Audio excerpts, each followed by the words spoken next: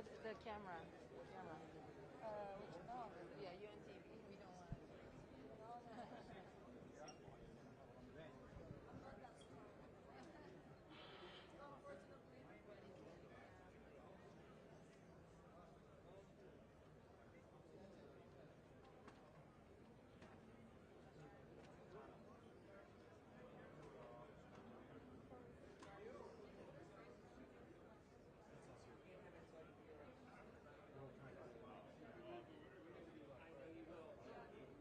Can we switch spots? If you can go like that, that's fine.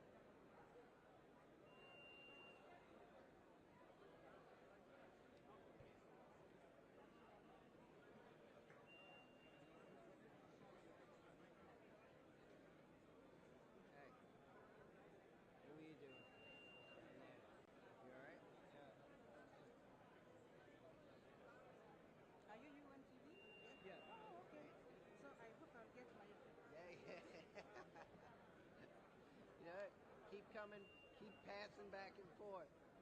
This is Pamela. We are always communicating. Yes. I'm always sending for the credentials, you know? Yeah. Yeah. Okay. You just Pamela.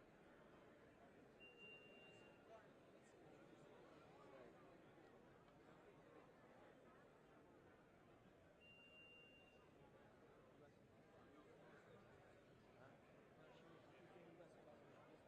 Yeah.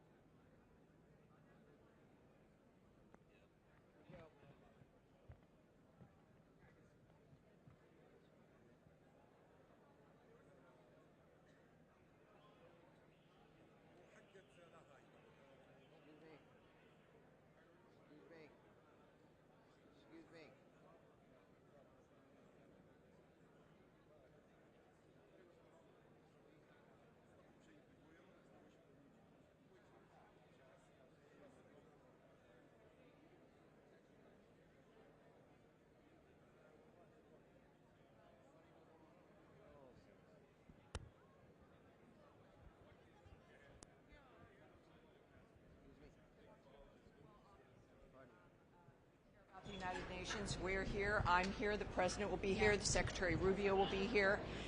They're transparent. They've been very clear. The President obviously loves New York. We recognize the importance of the UN, the importance of the world working together, but it must be functional, efficient. It must reach the people who really needs it. It must be rapid. As the Secretary of State has said, Marco Rubio, we must operate at the speed of relevancy. So it's because we can, is why you're going to hear messages about reform and restoration, things that will take us into the future. Do you think the President will address the peace in DRC? I'm not going to. I'm not going to get ahead of the President. He will address everything of importance to us. It's clear. He's made a difference in the world. He'll continue to. It's going to be a very exciting day. The door is open to the future.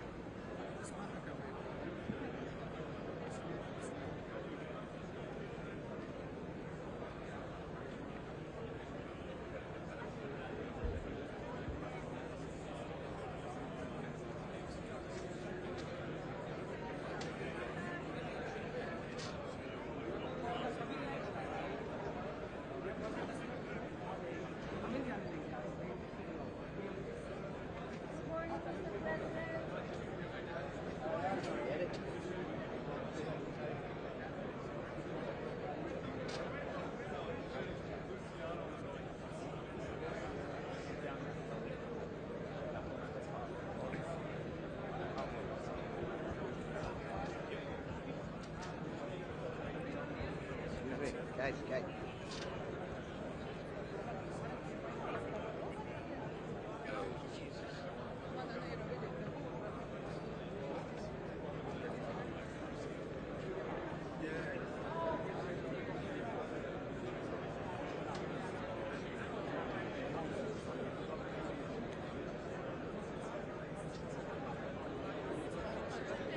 Pode só interpreta e tá fazendo.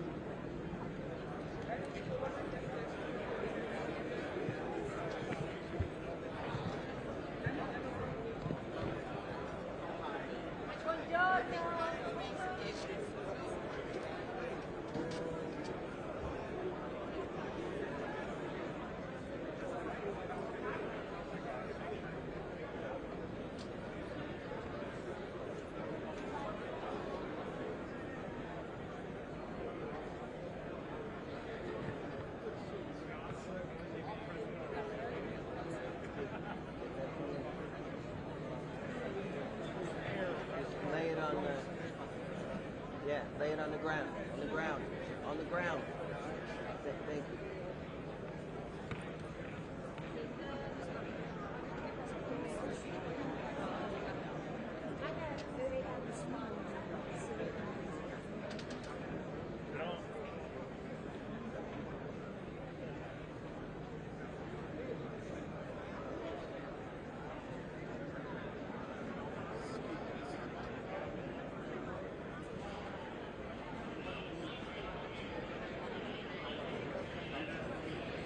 Yeah, he disappeared before.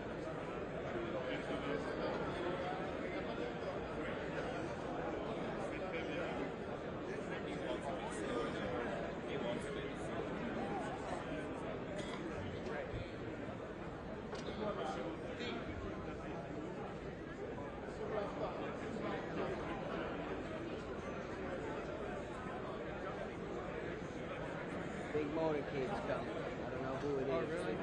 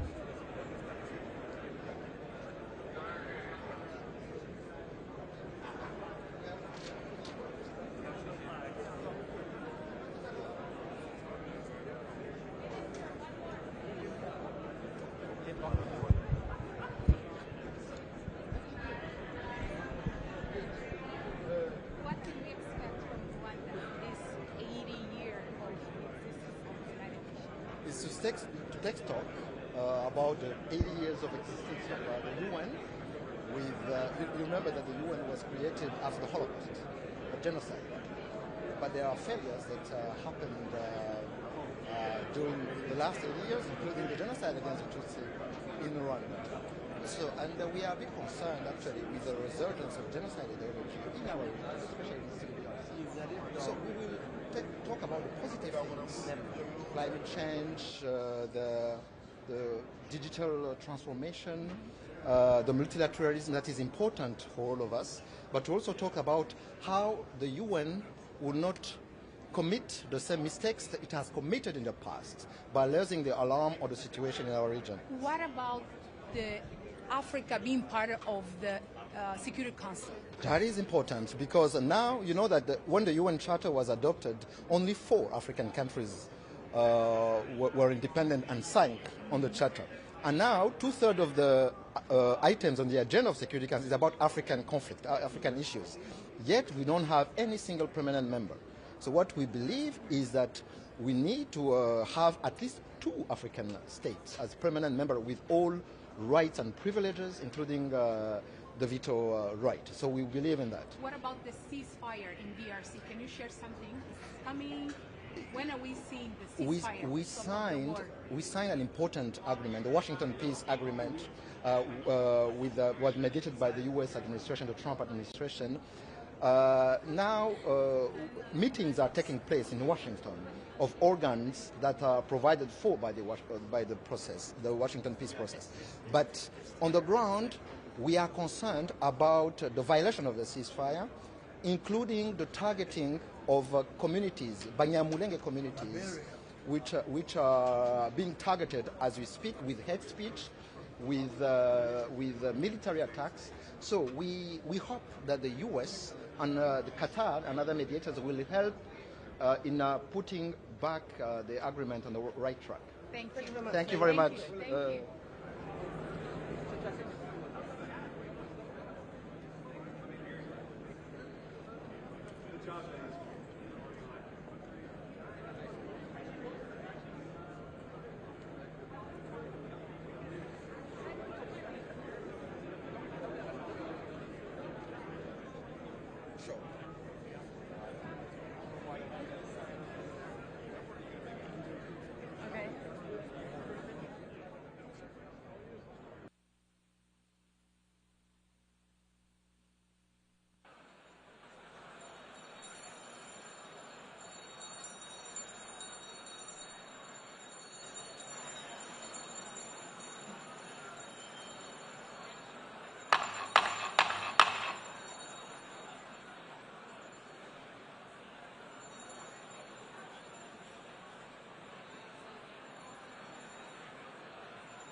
Name the aisles, actually.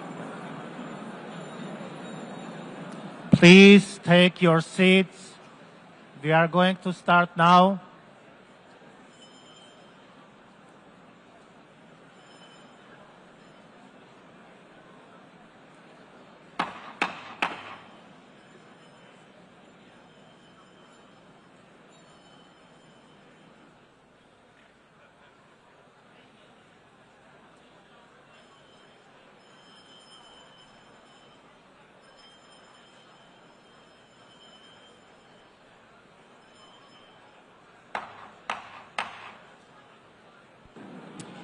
Good morning.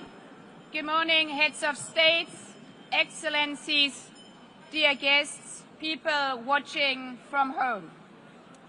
The 4th plenary meeting of the General Assembly is called to order. After our intense Monday, today starts the general debate of the 80th session. Before proceeding to the general debate, the Assembly will hear an introduction by Secretary General of his annual report on the work of the organization. Under Agenda Item 110, in accordance with Resolution 51/241 of 31st July 1997. Please take your seat. I now give the floor to the Secretary General of the United Nations, His Excellency Antonio Guterres.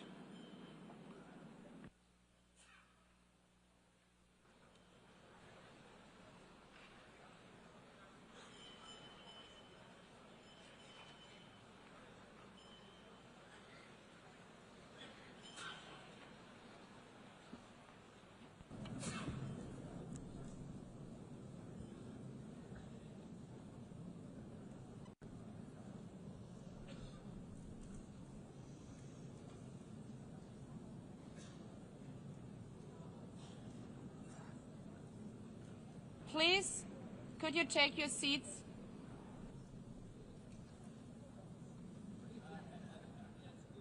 Let me begin with two words we have not been able to say often enough in this hall. Madam President.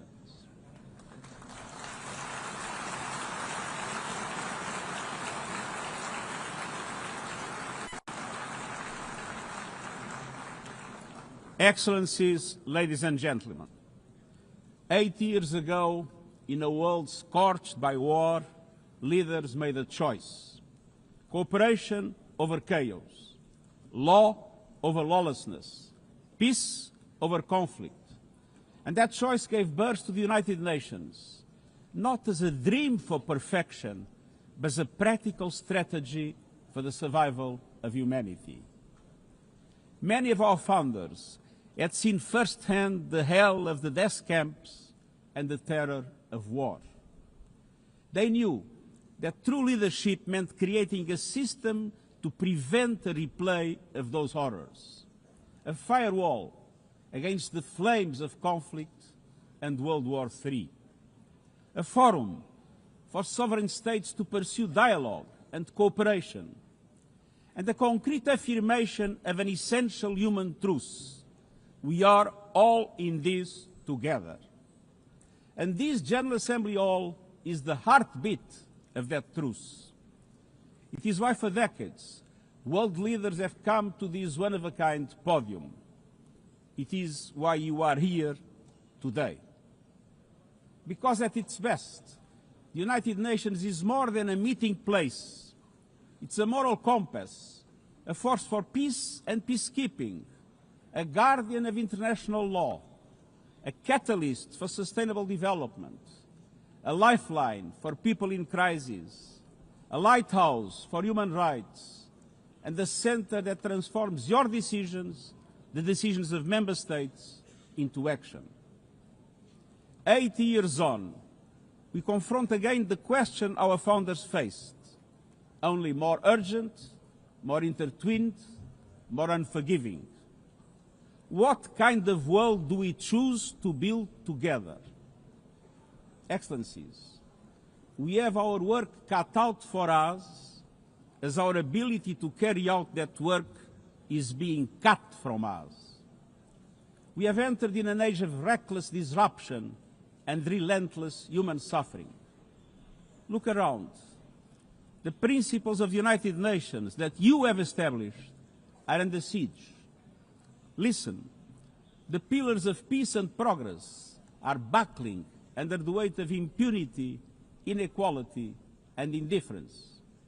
Sovereign nations invaded, hunger weaponized, truth silence, rising smoke from bombed-out cities, rising anger in fractured societies, rising seas swallowing coastlines. Each one a warning, each one a question: what kind of world will we choose? A world of raw power or a world of laws? A world that is a scramble for self-interest or a world where nations come together?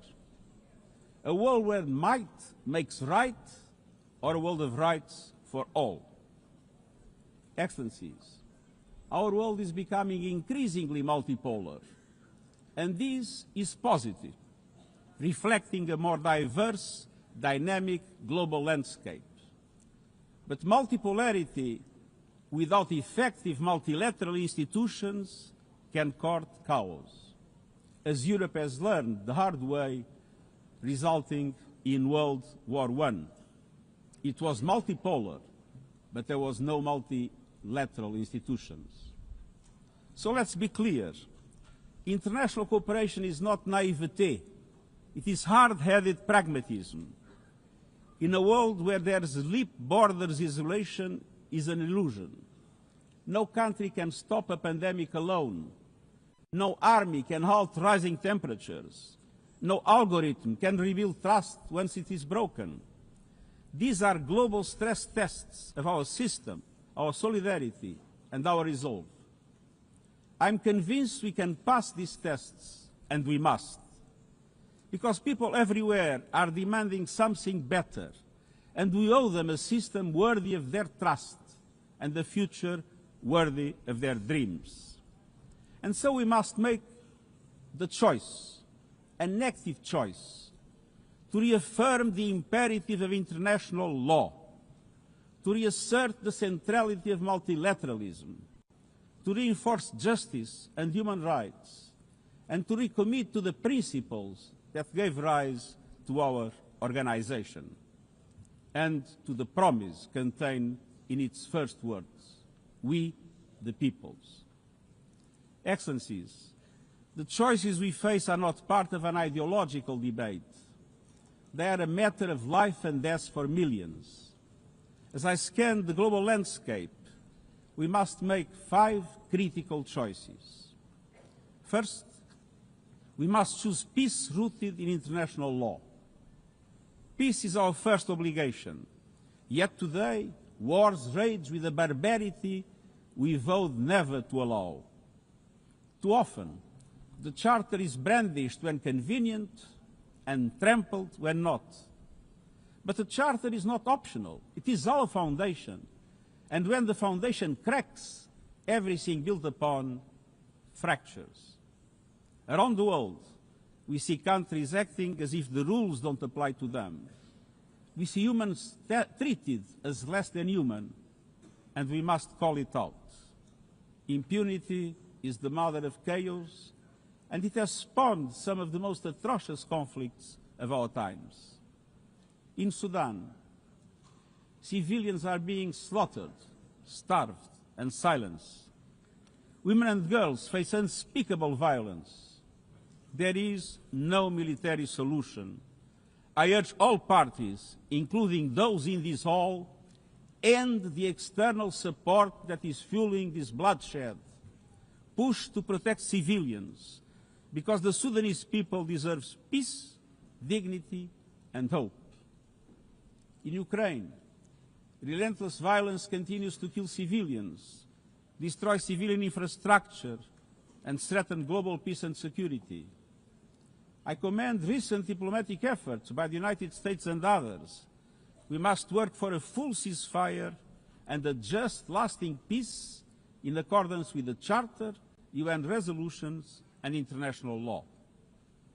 In Gaza, the horrors are approaching a third monstrous year. They are the result of decisions that defy basic humanity. The scale of death and destruction are beyond any other conflict in my years as Secretary General. The International Court of Justice has issued legally binding provisional measures in the case named Application of the Convention on the Prevention and Punishment of the Crime of Genocide in the Gaza Strip. Since then, a famine has been declared and the killing has intensified. The measures stipulated by the ICJ must be implemented fully and immediately.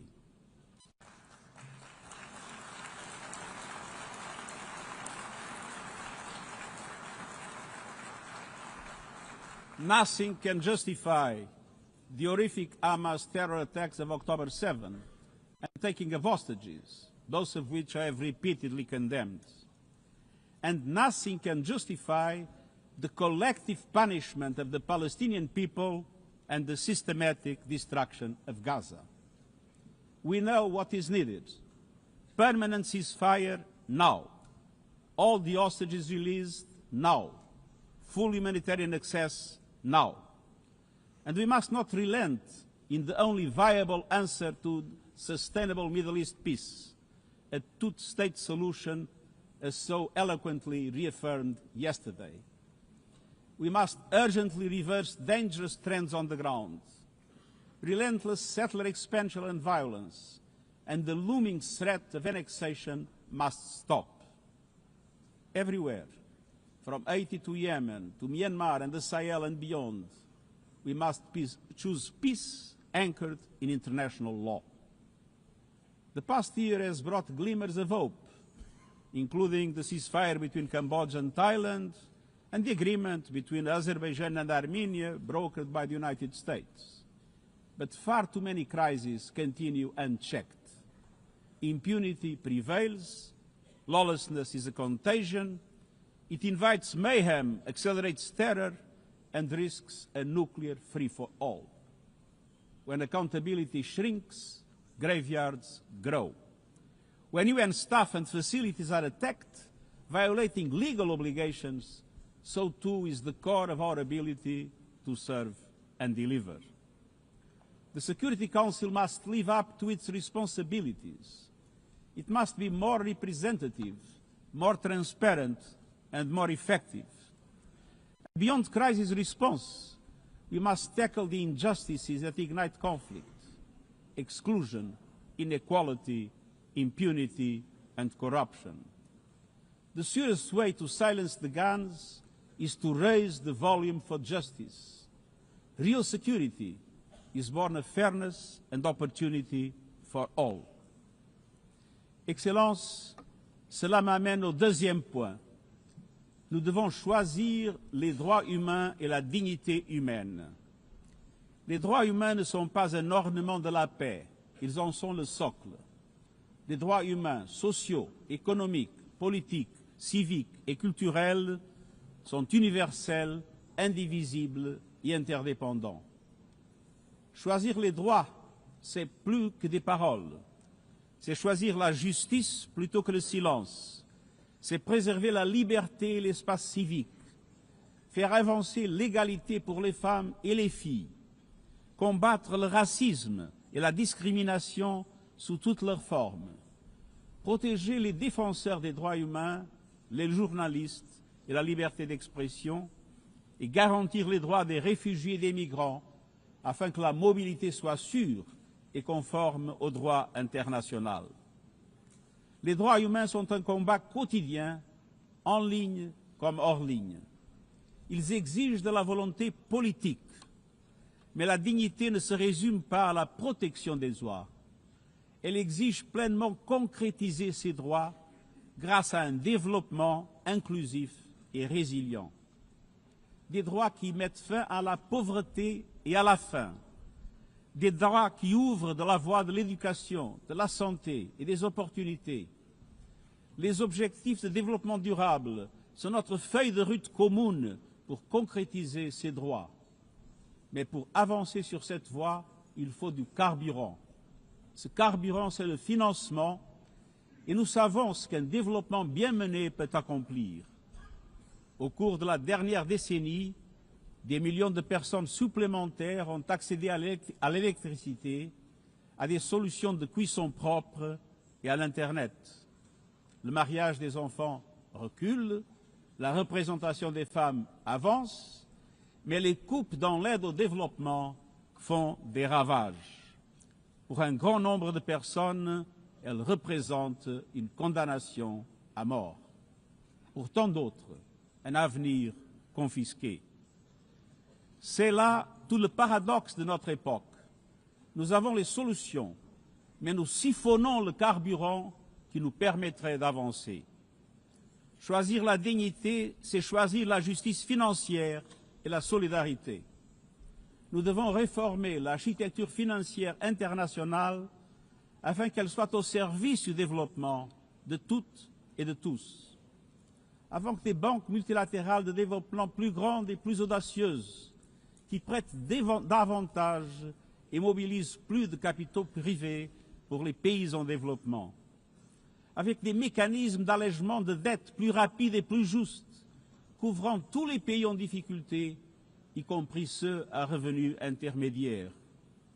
une protection des ressources nationales en s'attaquant aux flux financiers illicites et aux pratiques fiscales abusives qui volent aux sociétés leur avenir, et des institutions financières mondiales à l'image du monde d'aujourd'hui, avec une participation bien plus forte des pays en développement dans sa composition et ses décisions.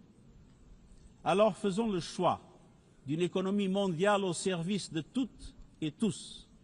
Faisons le choix des droits humains et de la dignité et donnons-nous les moyens d'une transition juste pour les peuples e la planeta. Excelências, esto nos leva a la tercera opción. Debemos elegir la justicia climática. La crisis climática se está acelerando, pero las soluciones también. El futuro de la energía limpia ya no es una promesa lejana, ya está aquí. Ningún gobierno, industria o interés especial puede detenerlo.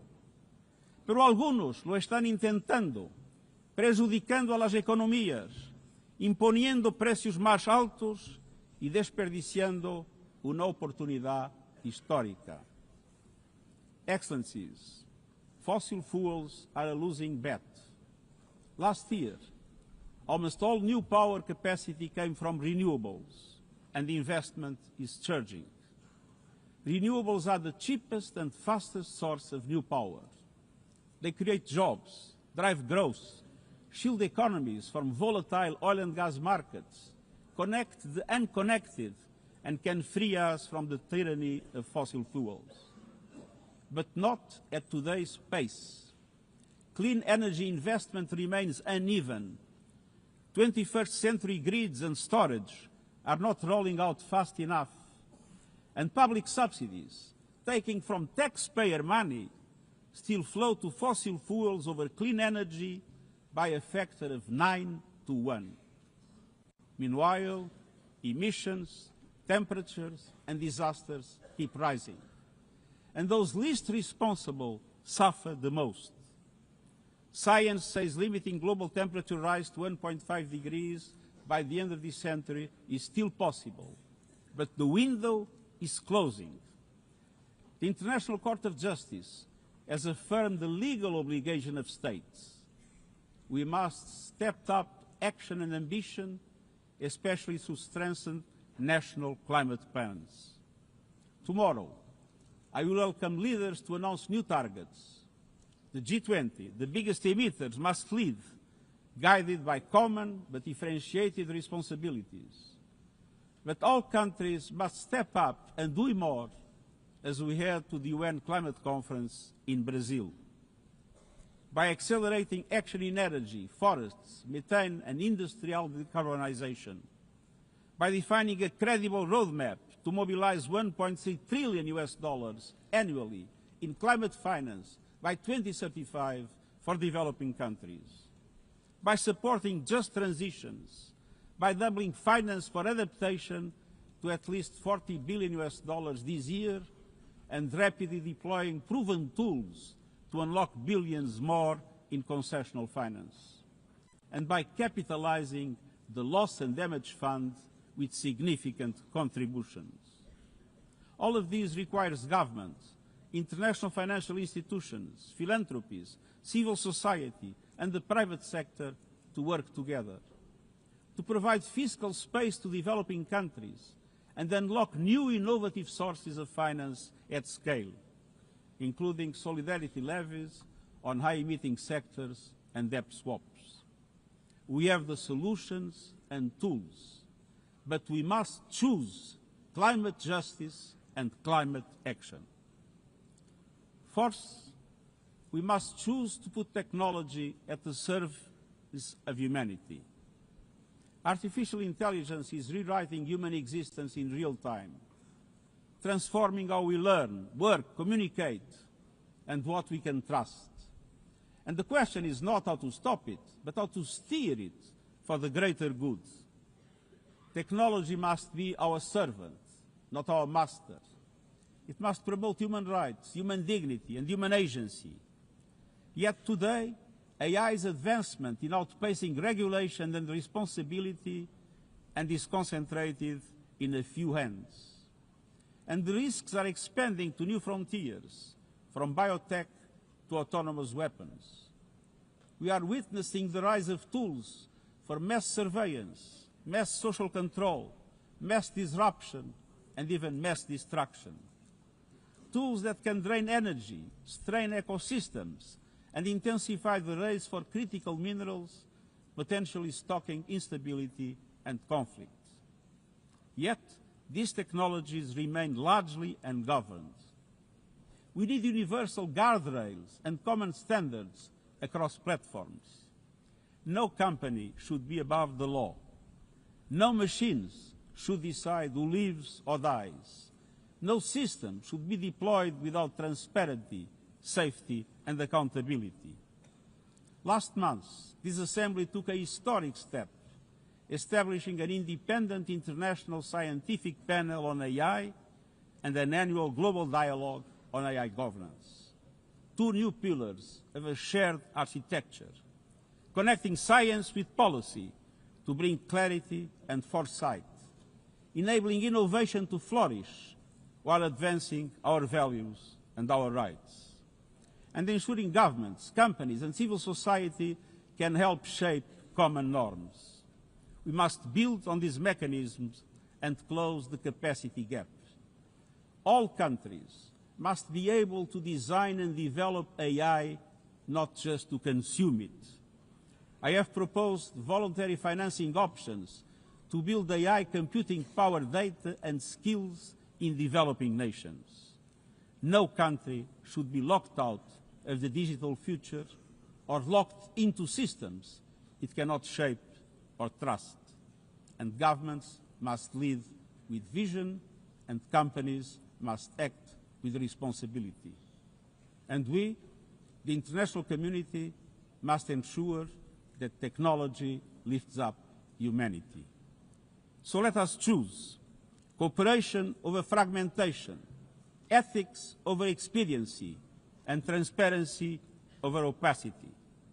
Technology will not wait for us, but we can still choose what it serves. So let us choose wisely. Fifth and finally, to meet all these goals, we must choose to strengthen the United Nations for the 21st century. The forces shaking our world are also testing the foundations of the United Nations system. We are being hit by rising geopolitical tensions and divisions, chronic uncertainty, and mounting financial strain. But those who depend on the United Nations must not be made to bear the cost, especially now, when for every dollar invested to support our core work to build peace, the world spends $750 on weapons of war. This is not only unsustainable, it is indefensible. In this moment of crisis, the United Nations has never been more essential. The world needs our unique legitimacy, our convening power, our vision to unite nations, to bridge divides and confront the challenges before us. The Pact for the Future has shown your determination to build a United Nations that is stronger, more inclusive, and more effective. That is the logic and the urgency of our UN80 initiative. We are moving swiftly and decisively. I put forward concrete proposals, a revised budget for 2026 that strengthens accountability, improves delivery, and cuts costs. Practical reforms to implement mandates more effectively and efficiently with greater impact. And ideas to spark a paradigm shift in the structure of the UN and how its parts work together. Most of these decisions rest with you, the Member States, and we will move forward in full respect of the established procedures. Together, let us choose to invest in a United Nations that adapts, innovates, and is empowered to deliver for people everywhere. Excellencies, my overriding message comes down to this. Now is the time to choose. It's not enough to know what the right choices are. I urge you to make them. I grew up in a world where choices were few. I was raised in the darkness of dictatorship, where fear silenced voices and hope was nearly crushed. Yet, even the bleakest hours, especially then, I discovered a truth that has never left me. Power does not reside in the hands of those who dominate or divide. Real power resides from people, from our shared resolve to uphold dignity, to defend equality, to believe fiercely in our common humanity and the potential of every human being. I learned early to persevere, to speak out, to refuse to surrender, no matter the challenge, no matter the obstacle, no matter the hour. We must and we will overcome. Because in a world of many choices, there is one choice we must never make, the choice to give up. We must never give up. That is my promise to you, for peace, for dignity, for justice, for humanity, for the world we know is possible when we work as one. I will never, ever give up. Thank you.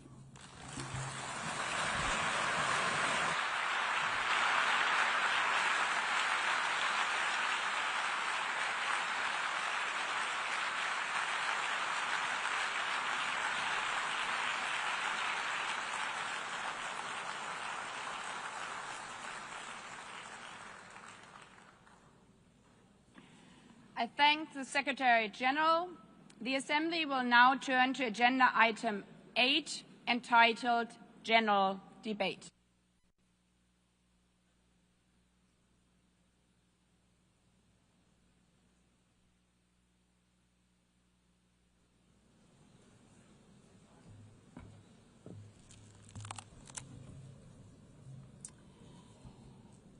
"80 years.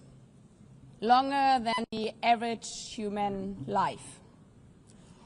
This anniversary of the United Nations should have been a moment of celebration. But this is not an ordinary year.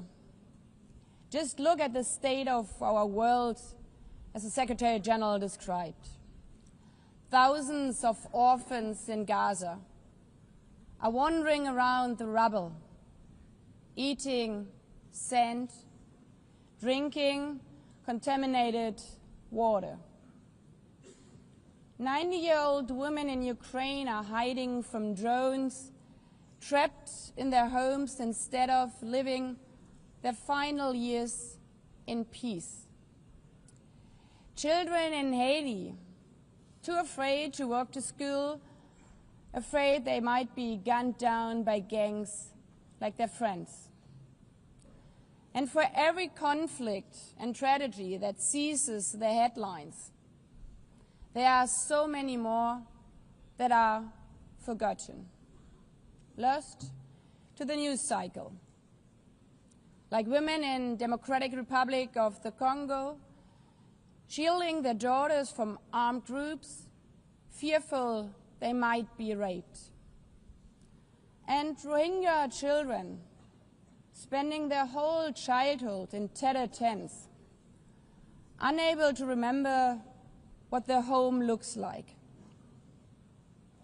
Faced with these realities, now is not the time to celebrate, but to ask ourselves, where is the United Nations? Distinguished heads of state and government, Mr. Secretary General, Excellencies, ladies and gentlemen, people out there in the world watching us. Clearly, we have to do better. But what we should not let cynics allow to weaponize these failures, to argue that our institution is a waste of money, outdated, irrelevant. When the principles of the Charter are ignored, is it the UN that has failed? when tanks rolled into Ukraine? Was it because Article 2 of the Charter is not clear enough about sovereignty and territorial integrity? When civilians, children, are killed in Gaza, is it humanitarian law at fault for failing to protect them?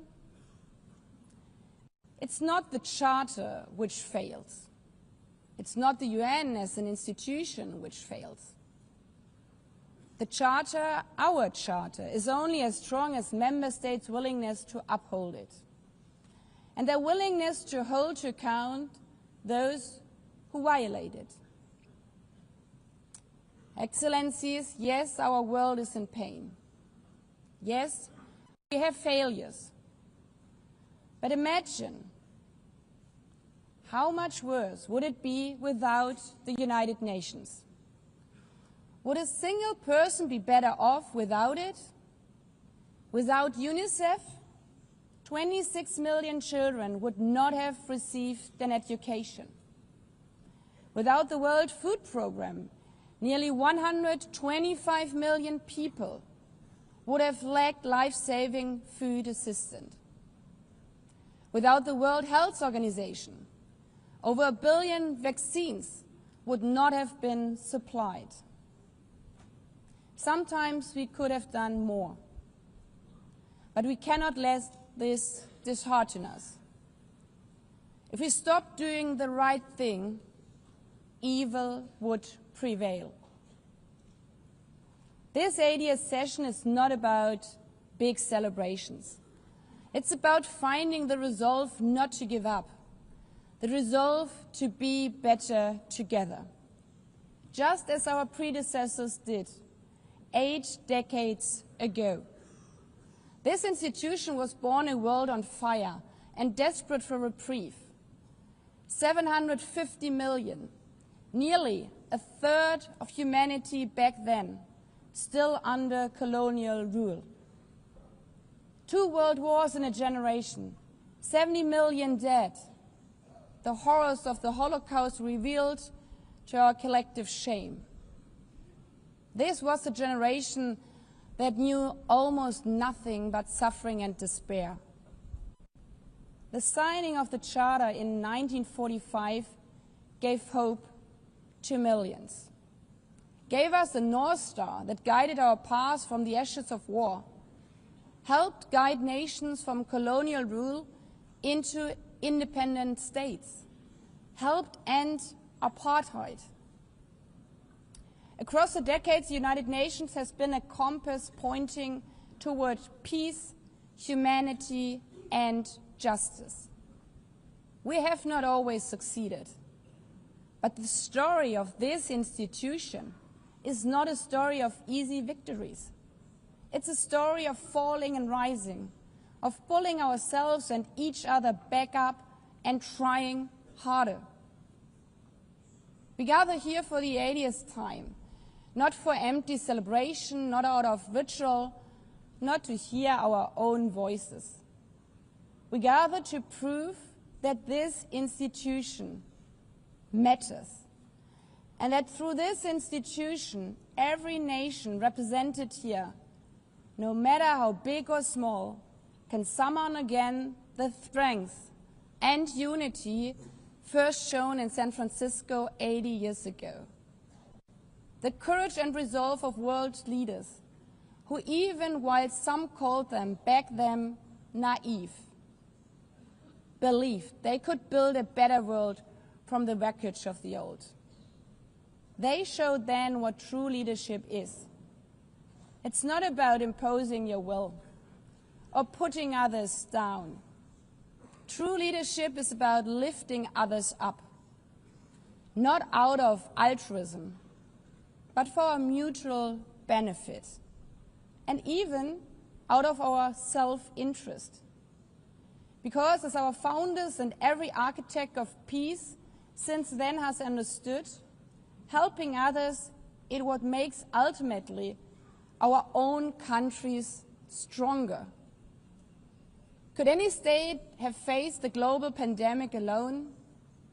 the virus did not have any passport. We were only able to solve it at the end with the support of the World Health Organization. The climate crisis does not stop at borders. CO2 emissions anywhere affect people everywhere. Even the wealthiest cities in the world cannot shield themselves from wildfires.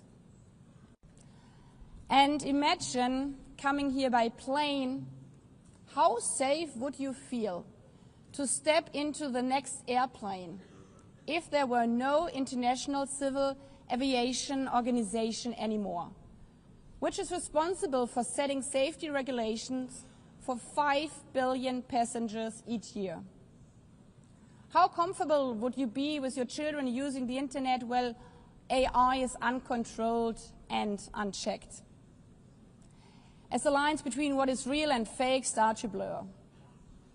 In this globalized, digitalized world, we work together or we suffer alone. Excellencies, the theme of this milestone session and the high-level week is therefore better together. 80 years and more for peace, development, and human rights. Will living up to that be easy? No. But this hall was not built for easy times. It was built to come together to confront the hardest topics. This session is a session where the high-level week is about resolving differences. We showed some of it yesterday already. But even the House of Dialogue and Diplomacy needs a renovation. That is why the UN80 initiative and the wider reform process are not luxuries, but necessities. We are literally now at a crossroads, a make it or break it moment, politically, financially. Therefore, we have to deliver a United Nations that is agile, cost-effective, and fit for purpose. Member States have to give the Secretary General and this process their full support, because reform cannot stop in New York. It must carry through to every capital. That includes delivering the Pact for the Future and accelerating progress on the Sustainable Development Goals. Again, this is not about charity.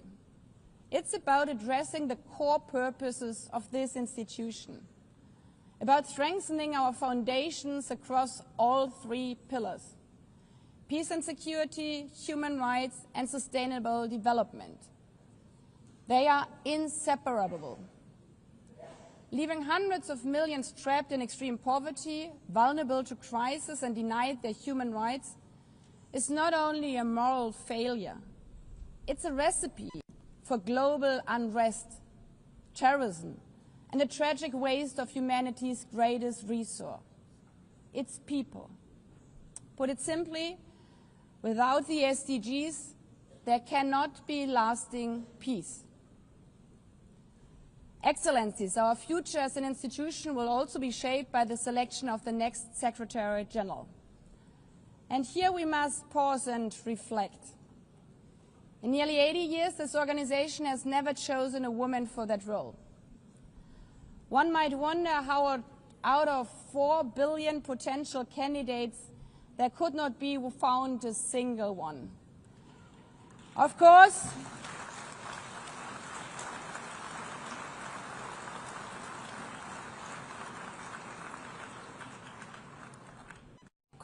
the choice rests with member states. But those of you having been there yesterday celebrating Beijing, one strong female leader after the other from all our continents. Like 80 years ago, we are standing at a crossroads. And it's up to us, to every single member state, to live up to the same leadership as your predecessors did, to act when action is needed, to uphold the principles of our Charter, to be better together, to show the people around the world that this United Nation is there. Today, tomorrow, and for the next 8 decades. Because, after all, it's the life insurance for every country.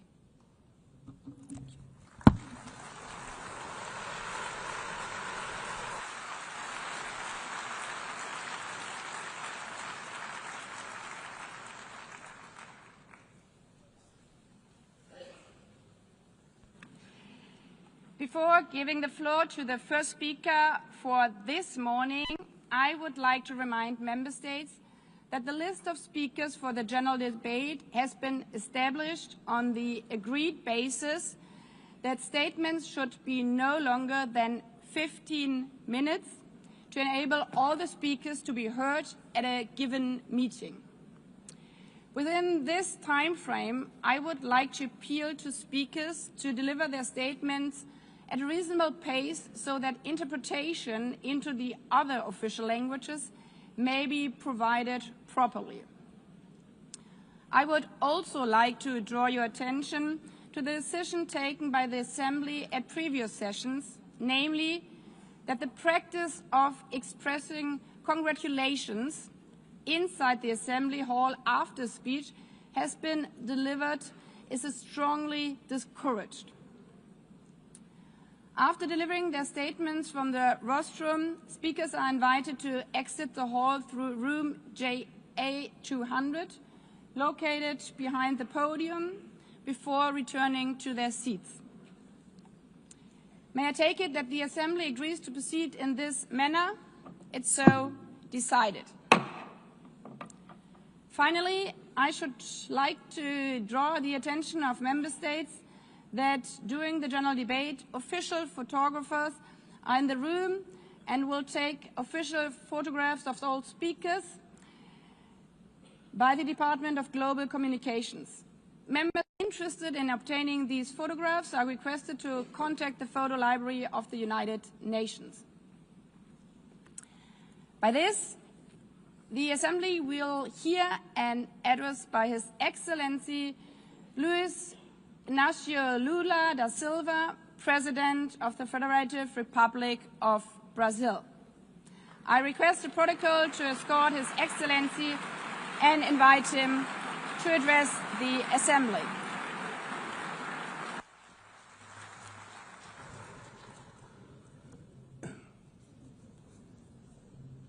Senhora Presidente da Assembleia Geral, Ana Helena Barbuch, Senhor Secretário-Geral Antônio Guterres, caros chefes de Estado e de governos, representantes dos Estados-membros aqui reunidos. Este deveria ser um momento de celebração das Nações Unidas. Criada no fim da guerra, a ONU simboliza a expressão mais...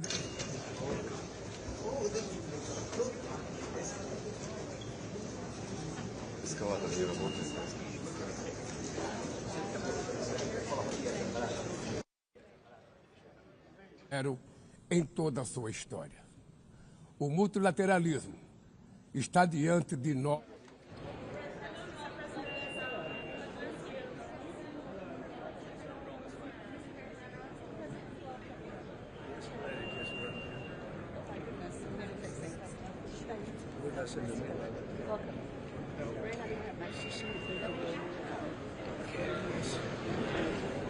Everyone's waiting?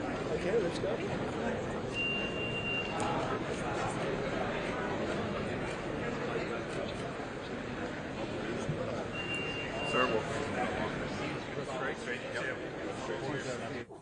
O autoritarismo se fortalece quando nos omitimos frente à arbitrariedade. Quando a sociedade internacional vacila na defesa da paz, da soberania e do direito, as consequências são trágicas. Em todo o mundo, forças antidemocráticas tentam subjugar as instituições e sufocar as liberdades. Cultuam a violência, exaltam a ignorância, atuam como milícias físicas e digitais e cerceiam a imprensa. Mesmo sob ataques sem precedentes, o Brasil optou por resistir e defender sua democracia, reconquistada há 40 anos pelo seu povo, depois de 2 décadas de governos ditatoriais. Não há justificativa para as medidas unilaterais e arbitrárias contra nossas instituições e nossa economia. A agressão contra a independência do Poder Judiciário é inaceitável. Esta ingerência em assuntos internos conta com o auxílio de uma extrema-direita subserviente e saudosa de antigas hegemonias. Falsos patriotas arquitetam e promovem publicamente ações contra o Brasil. Não há pacificação com impunidade. Há poucos dias, e pela primeira vez em 525 anos de nossa história, um ex-chefe de Estado foi condenado por atentar contra o Estado democrático de direito. Foi investigado, indiciado e julgado, e responsabilizado pelos seus atos em um processo minucioso. Teve amplo direito de defesa, prerrogativa que as ditaduras negam às suas vítimas. Diante dos olhos do mundo, o Brasil deu um recado a todos os candidatos autocratas e àqueles que os apoiam. Nossa democracia e nossa soberania são inegociáveis. Seguiremos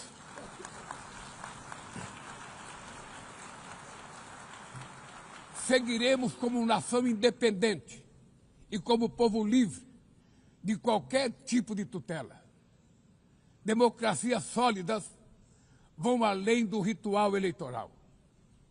Seu vigor pressupõe a redução das desigualdades, a garantia dos direitos mais elementares, a alimentação, a segurança, o trabalho, a moradia, a educação e a saúde.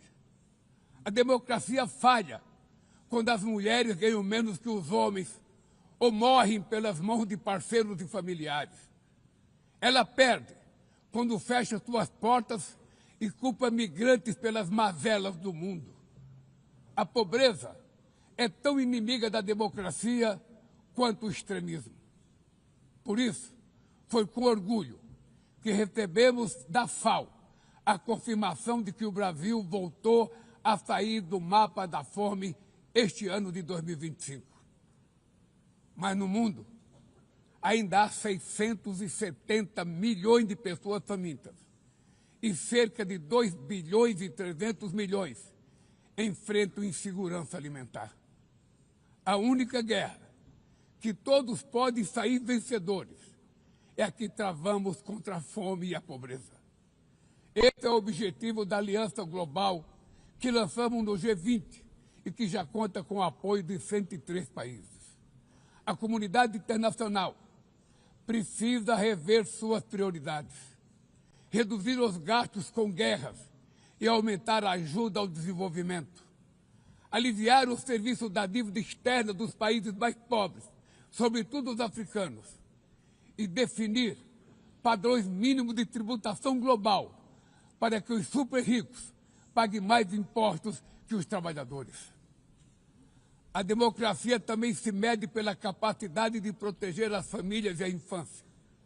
As plataformas digitais trazem possibilidade de nos aproximar como jamais havíamos imaginado, mas têm sido usadas para semear intolerância, misoginia, xenofobia e desinformação.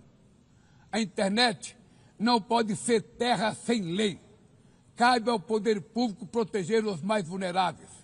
Regular não é restringir a liberdade de expressão, é garantir que o que já é ilegal no mundo real seja tratado assim também no ambiente digital, no ambiente virtual.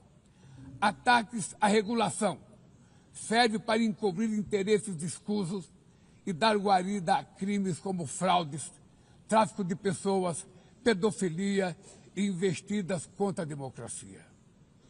O parlamento brasileiro, corretamente, apressou-se em abordar esse problema.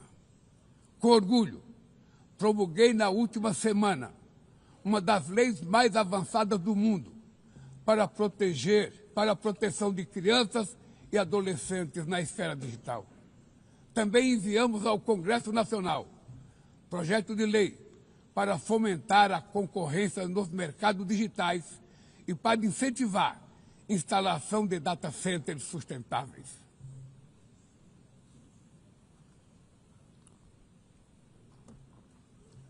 Para mitigar os riscos da inteligência artificial, apostamos na construção de uma governança multilateral em linha com o Pacto Digital Global aprovado neste plenário o ano passado. Senhoras e senhores, na América Latina e Caribe, vivemos um momento de crescente polarização e instabilidade. Manter a região como zona de paz sempre foi e é a nossa prioridade. Somos um continente livre de armas de destruição em massa, sem conflitos étnicos ou religiosos. É preocupante a equiparação entre a criminalidade e o terrorismo. A forma mais eficaz de combater o tráfico de drogas é a cooperação para reprimir a lavagem de dinheiro e limitar o comércio de armas. Usar força letal em situações que não constituem conflitos armados equivale a executar pessoas sem julgamento. Outras partes do planeta já testemunharam intervenções que causaram danos maiores do que se pretendia evitar, com graves consequências humanitárias. A via do diálogo não deve estar fechada na Venezuela. O Haiti tem direito a um futuro livre de violência e é inadmissível que Cuba seja listada como o país que patrocina o terrorismo. No conflito na Ucrânia,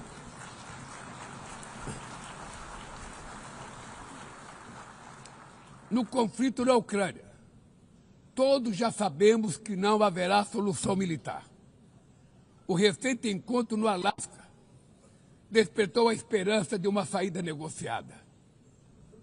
É preciso pavimentar caminhos para uma solução realista. Isso implica levar em conta as legítimas preocupações de segurança de todas as partes. A iniciativa africana e o grupo de amigos da paz, criado por China e Brasil, podem contribuir para promover o diálogo. Nenhuma situação é mais emblemática do que o uso desproporcional e ilegal da força do que a da Palestina.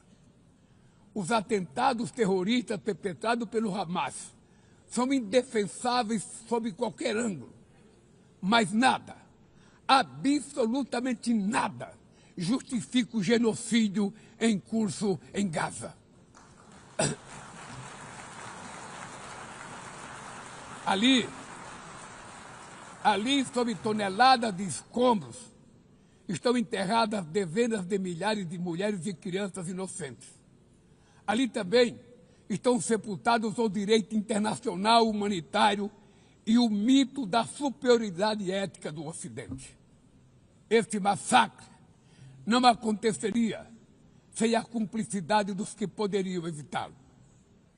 Em Gaza, fome é usado como arma de guerra e o deslocamento forçado de populações é praticado impunemente. Quero expressar minha admiração aos judeus que, dentro e fora de Israel, se opõem a esta punição coletiva. O povo palestino corre o risco de desaparecer. Só sobreviverá como um Estado independente integrado à comunidade internacional. Esta é a solução defendida por mais de 150 membros da ONU e afirmada ontem aqui, neste mesmo plenário, mas obstruída por um único veto. É lamentável que o presidente Mahmoud Abbas tenha sido impedido pelo país anfitrião de ocupar a bancada da Palestina nesse momento histórico.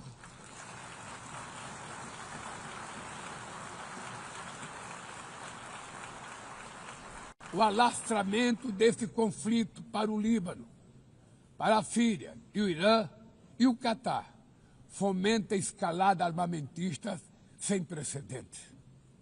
Senhoras Presidenta, bombas e armas nucleares não vão nos proteger da crise climática. O ano de 2024 foi o mais quente já registrado. A COP30 em Belém, no Brasil, será a COP da verdade. Será o momento de os líderes mundiais provarem a seriedade de seu compromisso com o planeta. Sem ter o quadro completo das contribuições nacionalmente determinadas, as chamadas NDCs, caminharemos de olhos vendados para um verdadeiro abismo. O Brasil se comprometeu a reduzir entre 59% e 67% suas emissões, abrangendo todos os gases de efeito estufa em todos os setores da economia. Nações em desenvolvimento enfrentam a mudança do clima ao mesmo tempo que lutam contra outros desafios. Enquanto isso, países ricos usufruem de padrão de vida obtido às custas de 200 anos de emissões de gases. Exigir maior ambição e maior acesso a recursos e tecnologias não é uma questão de caridade, é apenas uma questão de justiça. A corrida por minerais críticos essenciais para a transição energética não pode reproduzir a lógica predatória que marcou os últimos séculos. Em Belém, o mundo vai conhecer a realidade da Amazônia. O Brasil já reduziu pela metade o desmatamento na região nos 2 últimos anos. Erradicá-lo requer garantia, condições dignas de vida para seus milhões de habitantes. Fomentar o desenvolvimento sustentável é o objetivo do Fundo Florestas Tropicais para Sempre, que o Brasil pretende lançar para remunerar os países que mantêm suas florestas em pé. É chegado o momento de passar da fase da negociação para a etapa da implementação. O mundo deve muito ao regime criado pela Convenção do Clima, mas é necessário trazer o combate à mudança do clima para o coração da ONU, para que ela tenha a atenção que merece. Um conselho vinculado à Assembleia Geral, com força e legitimidade para monitorar compromissos, dará coerência à ação climática. Trata-se de um passo fundamental na direção de uma reforma mais abrangente da organização, que contemple também um Conselho de Segurança ampliado nas 2 categorias de seus membros. Poucas áreas retrocederam tanto como o sistema multilateral de comércio.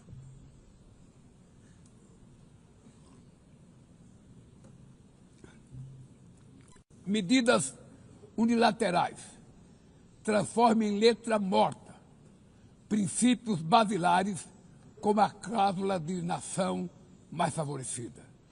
Desorganizam cadeias de valor e lançam a economia mundial em uma espiral perniciosa de preços altos e estagnação. É urgente refundar a OMC em bases modernas e flexíveis. Senhoras e senhores, este ano o mundo perdeu 2 personalidades excepcionais. O ex-presidente do Uruguai, Pepe Mujica, e o nosso querido Papa Francisco. Ambos encarnaram como ninguém os melhores valores humanistas. Suas vidas se entrelaçaram com as 8 décadas de existência da ONU. Se ainda estivesse entre nós, provavelmente usariam esta tribuna para lembrar que o autoritarismo, a degradação ambiental e a desigualdade não são inexoráveis. Que os únicos derrotados são os que cruzam os braços resignados. Que podemos vencer os falsos profetas de oligarcas que exploram o medo e monetizam o ódio. E que o amanhã é feito de escolhas diárias e é preciso coragem de agir para transformá-lo. No futuro que o Brasil vislumbra, não há espaço para a reedição de rivalidades ideológicas ou esfera de influência. A confrontação é inevitável. Precisamos de lideranças com clareza de visão, que entendam que a ordem internacional não é um jogo de soma zero. o século XXI será cada vez mais multipolar. Para se manter pacífico, não pode deixar de ser multilateral. O Brasil confere crescente importância à União Europeia, à União Africana, à ASEAN, à CELAC, aos BRICS e ao G20. A voz do Sul global deve ser respeitada e ouvida. A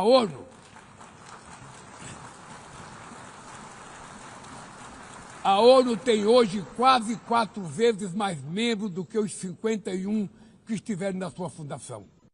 Nossa missão histórica é a de torná-la novamente portadora de esperanças e promotora da igualdade e da paz, do desenvolvimento sustentável e da diversidade e da tolerância.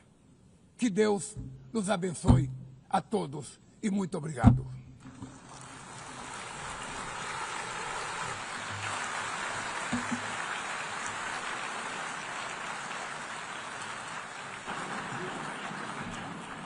On behalf of the Assembly, I wish to thank the President of the Federative Republic of Brazil,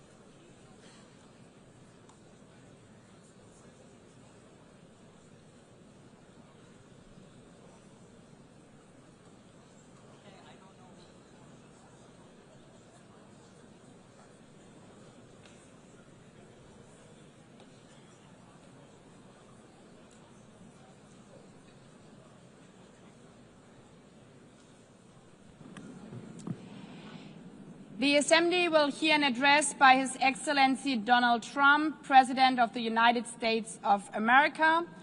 I request protocol to escort His Excellency and invite him to address the Assembly.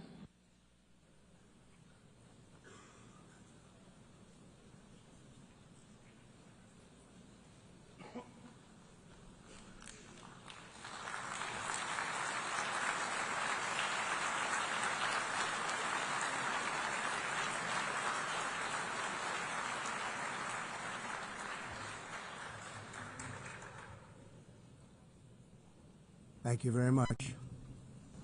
Very much appreciated.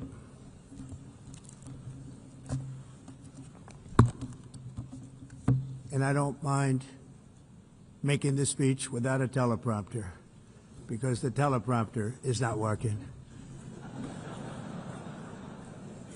I feel very happy to be up here with you nevertheless, and that way you speak more from the heart. I can only say that whoever's operating this teleprompter is in big trouble.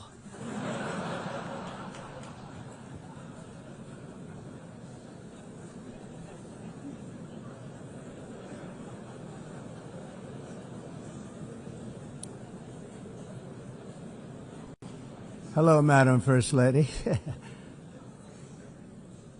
Thank you very much for being here. And Madam President, Mr. Secretary General, First Lady of the United States, distinguished delegates, ambassadors, and world leaders.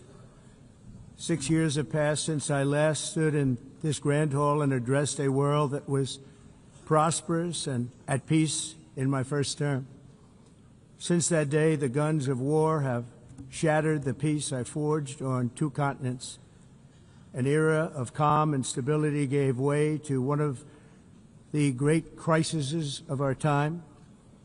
And here in the United States, 4 years of weakness, lawlessness, and radicalism under the last administration delivered our nation into a repeated set of disasters. 1 year ago, our country was in deep trouble, but today, just 8 months into my administration, We are the hottest country anywhere in the world, and there is no other country even close. America is blessed with the strongest economy, the strongest borders, the strongest military, the strongest friendships, and the strongest spirit of any nation on the face of the earth. This is indeed the golden age of America. We are rapidly reversing the economic calamity we inherited from the previous administration, including ruinous price increases and record-setting inflation like we've never had before. Under my leadership, energy costs are down, gasoline prices are down, grocery prices are down, mortgage rates are down, and inflation has been defeated. The only thing that's up is the stock market, which just hit a record high. In fact, it hit a record high 48 times in the last short period of time. Growth is surging, manufacturing is booming. The stock market, as I said, is doing better than it's ever done. And all of you in this room benefit by that, almost everybody. And importantly, workers' wages are rising at the fastest pace in more than 60 years. And that's what it's all about, isn't it? In 4 years of President Biden, we had less than $1 trillion of new investment into the United States. In just 8 months since I took office, we have secured commitments and money already paid for $17 trillion. Think of it, 4 years, less than $1 trillion, 8 months, much more than $17 trillion is being invested in the United States, and it's now pouring in from all parts of the world. We've implemented the largest tax cuts in American history and the largest regulation cuts in American history, making this once and again the best country on earth to do business. And many of the people in this room are investing in America, and it's turned out to be an awfully good investment during this 8-month period. In my first term, I built the greatest economy in the history of the world. We had the best economy ever, history of the world. And I'm doing the same thing again, but this time it's actually much bigger and even better. The numbers far surpass my record-setting first term. On our southern border, we have successfully repelled a colossal invasion, and for the last 4 months, and that's 4 months in a row, the number of illegal aliens admitted and entering our country has been 0. Hard to believe, because if you look back just a year ago, it was millions and millions of people pouring in from all over the world, from prisons, from mental institutions, drug dealers. All over the world they came. They just poured into our country with the ridiculous open border policy of the Biden administration. Our message is very simple. If you come illegally into the United States, you're going to jail, or you're going back to where you came from, or perhaps even further than that. You know what that means. I want to thank the country of El Salvador for the successful and professional job they've done in receiving and jailing so many criminals that entered our country. And it was under the previous administration that the number became record-setting, and they're all being taken out. We have no choice.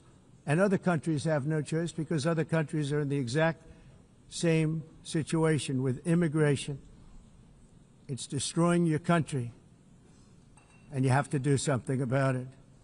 On the world stage, America is respected again like it has never been respected before. You think about 2 years ago, 3 years ago, 4 years ago, or 1 year ago, we were a laughingstock all over the world. At the NATO summit in June, virtually all NATO members formally committed to increase defense spending, at my request, from 2% to 5% of GDP, making our alliance far stronger and more powerful than it was ever before.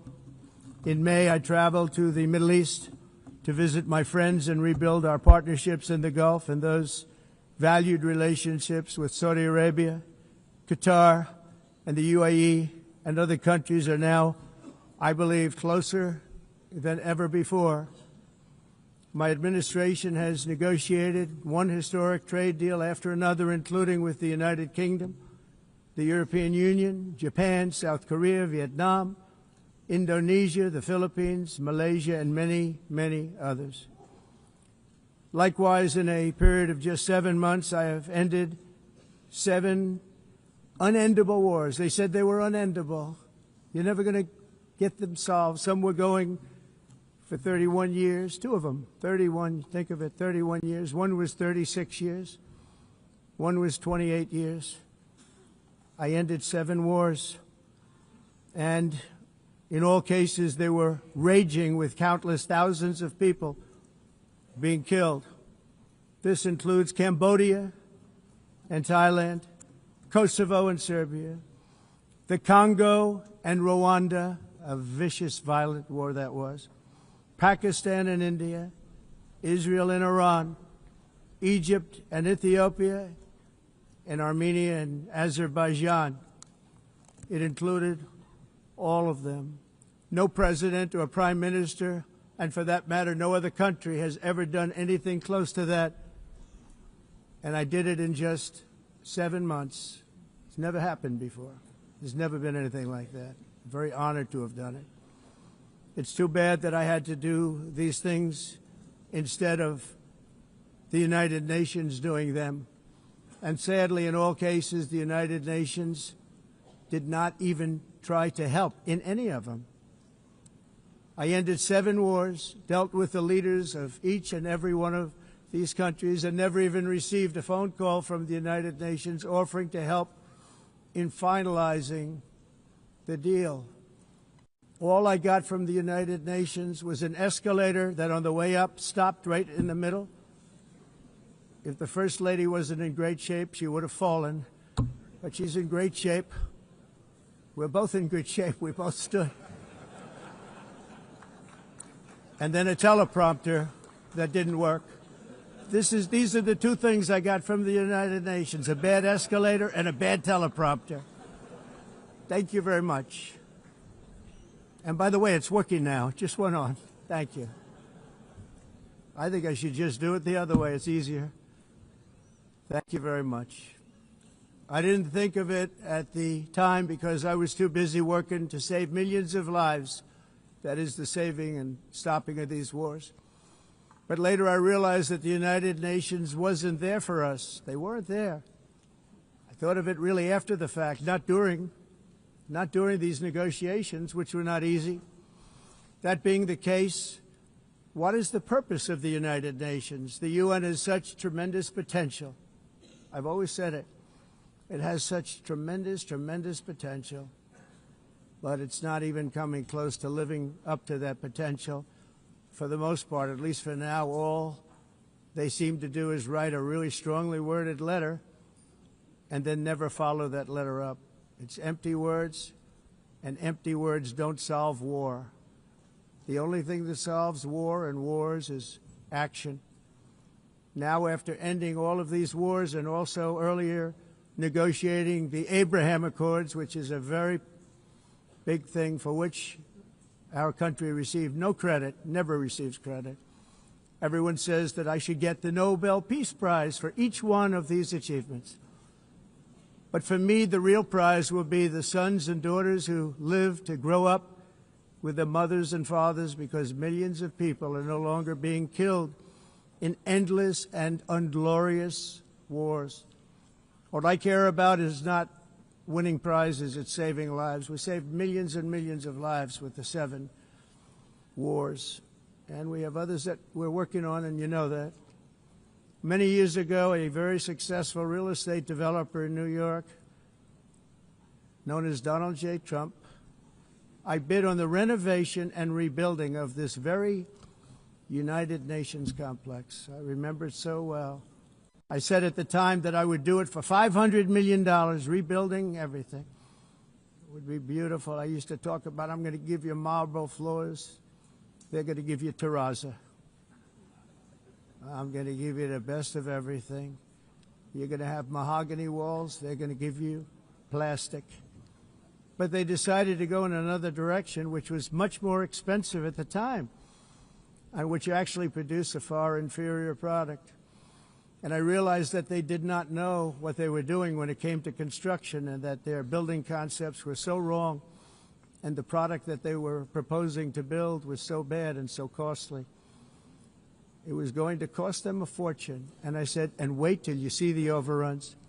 Well, I turned out to be right. They had massive cost overruns and spent between $2 and $4 billion on the building and did not even get the marble floors that I promised them.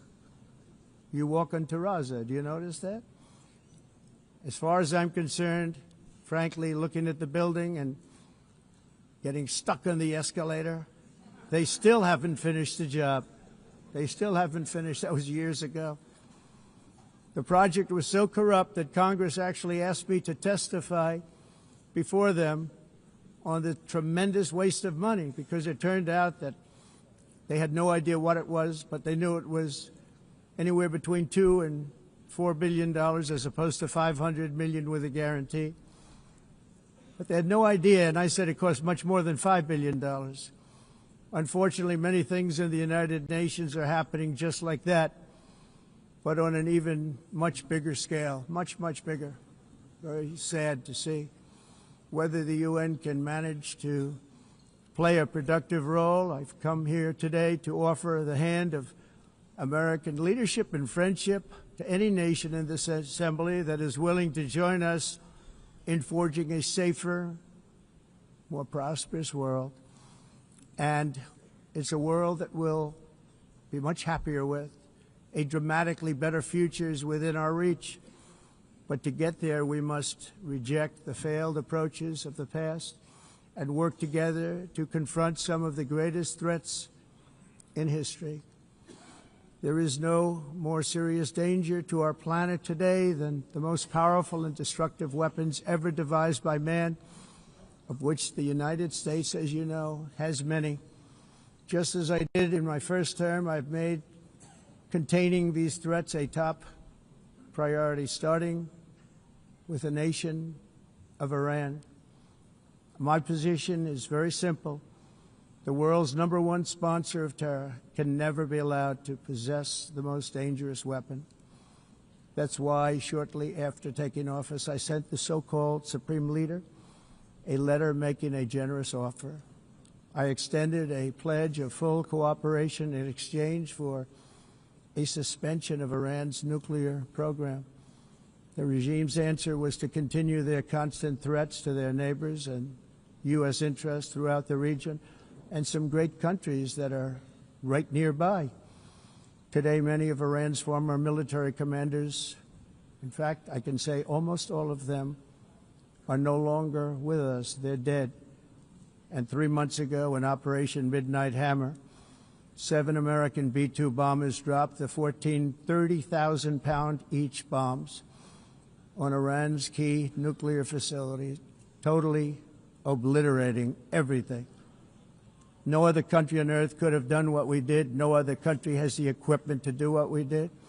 We have the greatest weapons on earth. We hate to use them. But we did something that for 22 years people wanted to do. With Iran's nuclear enrichment capacity demolished, I immediately brokered an end to the 12-day war, as it's called, between Israel and Iran, with both sides agreeing to fight no longer. As everyone knows, I have also been deeply engaged in seeking a ceasefire in Gaza. Have to get that done. Have to get it done. Unfortunately, Hamas has repeatedly rejected reasonable offers to make peace. We can't forget October 7th, can we? Now, as if to encourage continued conflict, some of this body is seeking to unilaterally recognize a Palestinian state.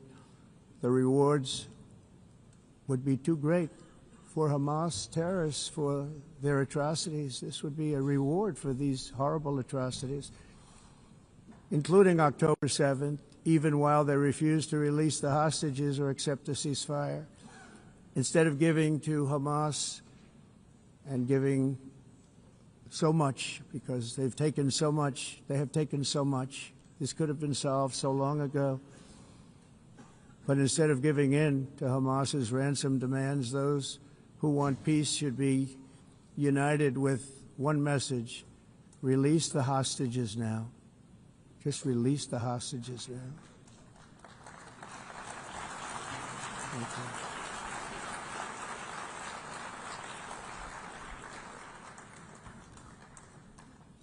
Thank you. As we have got to come together, and we will come together, going to get it done, we have to stop the war in Gaza immediately. We have to stop it. We have to get it done. We have to negotiate, immediately have to negotiate peace. We got to get the hostages back. We want all 20 back. We don't want 2 and 4. As you know, I got, along with Steve Witkoff and others that helped us, Marco Rubio, we got most of them back. We were involved in all of them. But I always said the last 20 are going to be the hardest, and that's exactly what happened. We have to get them back now. We don't want to get back 2, and then another 2, and then 1, and then 3. Have this process. No, we want them all back, and we want the actually 38 dead bodies back too. Those parents came to me, and they want them back, and they want them back very quickly and very badly, as though they were alive. They want them. They want them every bit as much as if their son or daughter were alive. I've also been working relentlessly, stopping the killing in Ukraine. I thought that would be, of the 7 wars that I stopped, I thought that would be the easiest because of my relationship with President Putin, which had always been a good one. I thought that was going to be the easiest one. But, you know, in war, you never know what's going to happen. There are always lots of surprises, both good and bad. Everyone thought Russia would win this war in 3 days, but it didn't work out that way. It was supposed to be just a quick little skirmish. It's not making Russia look good. It's making them look bad. No matter what happens from here on out, this was something that should have taken a matter of days, certainly less than a week, and they've been fighting for 3.5 years and killing anywhere from 5,000 to 7,000 young soldiers, mostly soldiers, on both sides, every single week, from 5,000 to 7,000 dead young people, and some in cities, much smaller numbers, where rockets are shot, where drones are dropped. This war would never have started if I were president. This was a war that should have never happened. It shows you what leadership is, what bad leadership can do to a country. Look what happened to the United States, and look where we are right now in just a short period of time. The only question now is how many more lives will be needlessly lost on both sides. China and India are the primary funders of the ongoing war by continuing to purchase Russian oil. But inexcusably, even NATO countries have not cut off much Russian energy and Russian energy products, which, as you know, I found out about 2 weeks ago, and I wasn't happy. Think of it. They're funding the war against themselves. Who the hell ever heard of that one? In the event that Russia is not ready to make a deal to end the war, then the United States is fully prepared to impose a very strong round of powerful tariffs, which would stop the bloodshed, I believe, very quickly. But for those tariffs to be effective, European nations, all of you are gathered here right now, would have to join us in adopting the exact same measures. I mean, you're much closer to this. We have an ocean in between. You're right there. And Europe has to step it up. They can't be doing what they're doing. They're buying oil and gas from Russia while they're fighting Russia. It's embarrassing to them, and it was very embarrassing to them when I found out about it, I can tell you that. They have to immediately cease all energy purchases from Russia. Otherwise, we're all wasting a lot of time. So I'm ready to discuss this. We're going to discuss it today with the European nations, all gathered here. I'm sure they're thrilled to hear me speak about it, but that's the way it is. I like to speak my mind and speak the truth. As we seek to reduce the threat of dangerous weapons today, I'm also calling on every nation to join us in ending the development of biological weapons once and for all, and biological is terrible, and nuclear is even beyond, and we include nuclear in that. We want to have a cessation of the development of nuclear weapons. We know, and I get to view it all the time. Sir, would you like to see? And I look at weapons that are so powerful that we just can't ever use them. If we ever use them, the world literally might come to an end. There would be no United Nations to be talking about. There would be no nothing. Just a few years ago, reckless experiments overseas gave us a devastating global pandemic. Yet despite that worldwide catastrophe, many countries are continuing extremely risky research into bioweapons and man-made pathogens. This is unbelievably dangerous. To prevent potential disasters, I'm announcing today that my administration will lead an international effort to enforce biological weapons convention, which is going to be meeting with the top leaders of the world by pioneering an AI verification system that everyone can trust. Hopefully the UN can play a constructive role, and it will also be one of the early projects under AI. Let's see how good it is, because a lot of people are saying it could be one of the great things ever, but it also can be dangerous, but it could be put to tremendous use and tremendous good, and this would be an example of that. Not only is the UN not solving the problems it should, too often, it's actually creating new problems for us to solve. The best example is the #1 political issue of our time, the crisis of uncontrolled migration. It's uncontrolled. Your countries are being ruined. The United Nations is funding an assault on Western countries and their borders. In 2024, the UN budgeted $372 million in cash assistance to support an estimated 624,000 migrants journeying into the United States.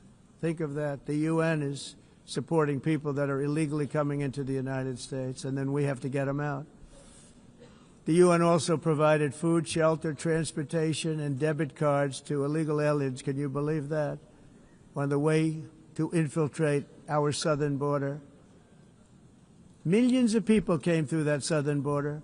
Just a year ago, millions and millions of people were pouring in, 25 million altogether over the 4 years of the incompetent Biden administration. And now we have it stopped, totally stopped. In fact, they're not even coming anymore because they know they can't get through. But what took place is totally unacceptable. The UN is supposed to stop invasions, not create them and not finance them. In the United States, we reject the idea that mass numbers of people from foreign lands can be permitted to travel halfway around the world, trample our borders, violate our sovereignty, cause unmitigated crime, and deplete our social safety net. We have reasserted that America belongs to the American people, and I encourage all countries to take their own stand in defense of their citizens as well. You have to do that because I see it. I'm not mentioning names. I see it, and I can call every single one of them out. You're destroying your countries. They're being destroyed. Europe is in serious trouble. They've been invaded by a force of illegal aliens like nobody's ever seen before. Illegal aliens are pouring into Europe. Nobody is ever, and nobody's doing anything to change it, to get them out. It's not sustainable. And because they choose to be politically correct, they're doing just absolutely nothing about it. And I have to say, I look at London, where you have a terrible mayor, terrible, terrible mayor, and it's been so changed, so changed. Now they want to go to Sharia law, but you're in a different country. You can't do that. Both the immigration and their suicidal energy ideas will be the death of Western Europe if something is not done immediately. This cannot be sustained. What makes the world so beautiful is that each country is unique. But to stay this way, every sovereign nation must have the right to control their own borders. You have the right to control your borders, as we do now, and to limit the sheer numbers of migrants entering their countries and paid for by the people of that nation that were there and that built that particular nation at the time. They put their blood, sweat, tears, money into that country, and now they're being ruined. Proud nations must be allowed to protect their communities and prevent their societies from being overwhelmed by people they have never seen before, with different customs, religions, with different everything. Where migrants have violated laws, lodged false asylum claims, or claimed refugee status for illegitimate reasons, they should, in many cases, be immediately sent home. And while we will always have a big heart for places and people that are struggling and truly compassionate, answers will be given. We have to solve the problem, and we have to solve it in their countries, not create new problems in our countries. And we are very helpful to a lot of countries that are just not able to send their people anymore. They used to send them to us in caravans of 25,000, 30,000 people each. These massive caravans of people pouring into our country, totally unchecked and unvetted. But not anymore. According to the Council of Europe, in 2024, almost 50% of inmates in German prisons were foreign nationals or migrants. In Austria, the number was 53% of the people in prisons were from places that weren't from where they are now. In Greece, the number was 54%, and in Switzerland, beautiful Switzerland, 72% of the people in prisons are from outside of Switzerland. When your prisons are filled with so-called asylum seekers who repaid kindness, and that's what they did, they repaid kindness with crime, it's time to end the failed experiment of open borders. You have to end it now. I can tell you. I'm really good at this stuff. Your countries are going to hell. In America, we've taken bold action to swiftly shut down uncontrolled migration. Once we started detaining and deporting everyone who crossed the border and removing illegal aliens from the United States, they simply stopped coming. They're not coming anymore. We're getting a lot of credit, but they're not coming anymore. This was a humanitarian act for all involved, because on the trips up, thousands of people a week were dying. Women were being raped. Nobody's ever seen anything like it. Raped, horribly beaten, raped. On the trip up, the journey up, it was a long walk. It was a long, arduous journey, indeed. And it was also a historic victory against human trafficking throughout the region. What we did was a victory, and we saved so many lives of people that wouldn't make the journey. That journey was loaded up with death. Loaded up with death. Dead bodies all along the roads of jungles to get up. They go through jungles, they go through areas so hot you couldn't breathe. They were dying of suffocation, areas so hot that you couldn't breathe. Dead bodies all over. By them not coming, we're saving tremendous numbers of lives. My people have done a fantastic job in doing what they did, and the American public agrees with it. I mean, I was very proud to see this morning I have the highest poll numbers I've ever had. Part of it is because of what we've done on the border. I guess the other part is what we've done on the economy. Joe Biden's policies empowered murderous gangs, human smugglers, child traffickers, drug cartels, and prisoners from all over the world. The previous administration also lost nearly 300,000 children. Think of that. They lost more than 300,000 children, little children, who were trafficked into the United States on the Biden watch, many of whom have been raped, exploited, and abused, and sold. Sold. Nobody talks about that. The fake news doesn't write about it. With many others, young children who are missing or dead. And we found a lot of these children, and we're sending them back, and we've been sending them back to their parents. They said, nobody knows who they are. They said, where do you come from? And they'll give us a country, and we'll find out, and we'll figure it out, and we'll bring them back to their homes. And the mother and father rush to the door, and their tears in their eyes. They can't believe that they're seeing their son or daughter, their little son or daughter again. We've done almost 30,000 of them so far. Any system that results in the mass trafficking of children is inherently evil. Yet that is exactly what the globalist migration agenda has done, and it's what it's all about. In America, those days, as you know, are over. The Trump administration is working, and we are continuing to work to track down the villains that are causing this problem, and also, as I said, to get back the 30,000 we've already returned. Now I think we're going to have another. We're going to find a lot. You're not going to find all of them. 300, more than 300,000. They're lost or they're dead. They're lost or they're dead because of the animals that did this. To protect our citizens, I've also designated multiple savage drug cartels as far as, and you see this, and you see it happening right before your eyes. Let's put it this way, people don't like taking big loads of drugs in boats anymore. There aren't too many boats that are traveling on the seas by Venezuela. They tend not to want to travel very quickly anymore. And we've virtually stopped drugs coming into our country by sea. We call them the water drugs. They kill hundreds of thousands of people. I've also designated multiple savage drug cartels as far as foreign terrorist organizations, along with two bloodthirsty transnational gangs, probably the worst gangs anywhere in the world, MS-13 and Tren de Aragua. Tren de Aragua is from Venezuela, by the way. Such organizations torture, maim, mutilate, and murder with impunity. They're the enemies of all humanity. For this reason, we've recently begun using the supreme power of the United States military to destroy Venezuelan terrorists and trafficking networks led by Nicolas Maduro. To every terrorist thug smuggling poisonous drugs into the United States of America, please be warned that we will blow you out of existence. That's what we're doing. We have no choice. Can't let it happen. They're destroying. I believe we lost 300,000 people last year to drugs, 300,000. Fentanyl and other drugs.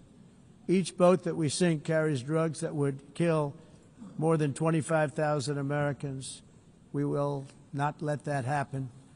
Energy is another area where the United States is now thriving like never before. We're getting rid of the falsely named renewables. By the way, they're a joke. They don't work.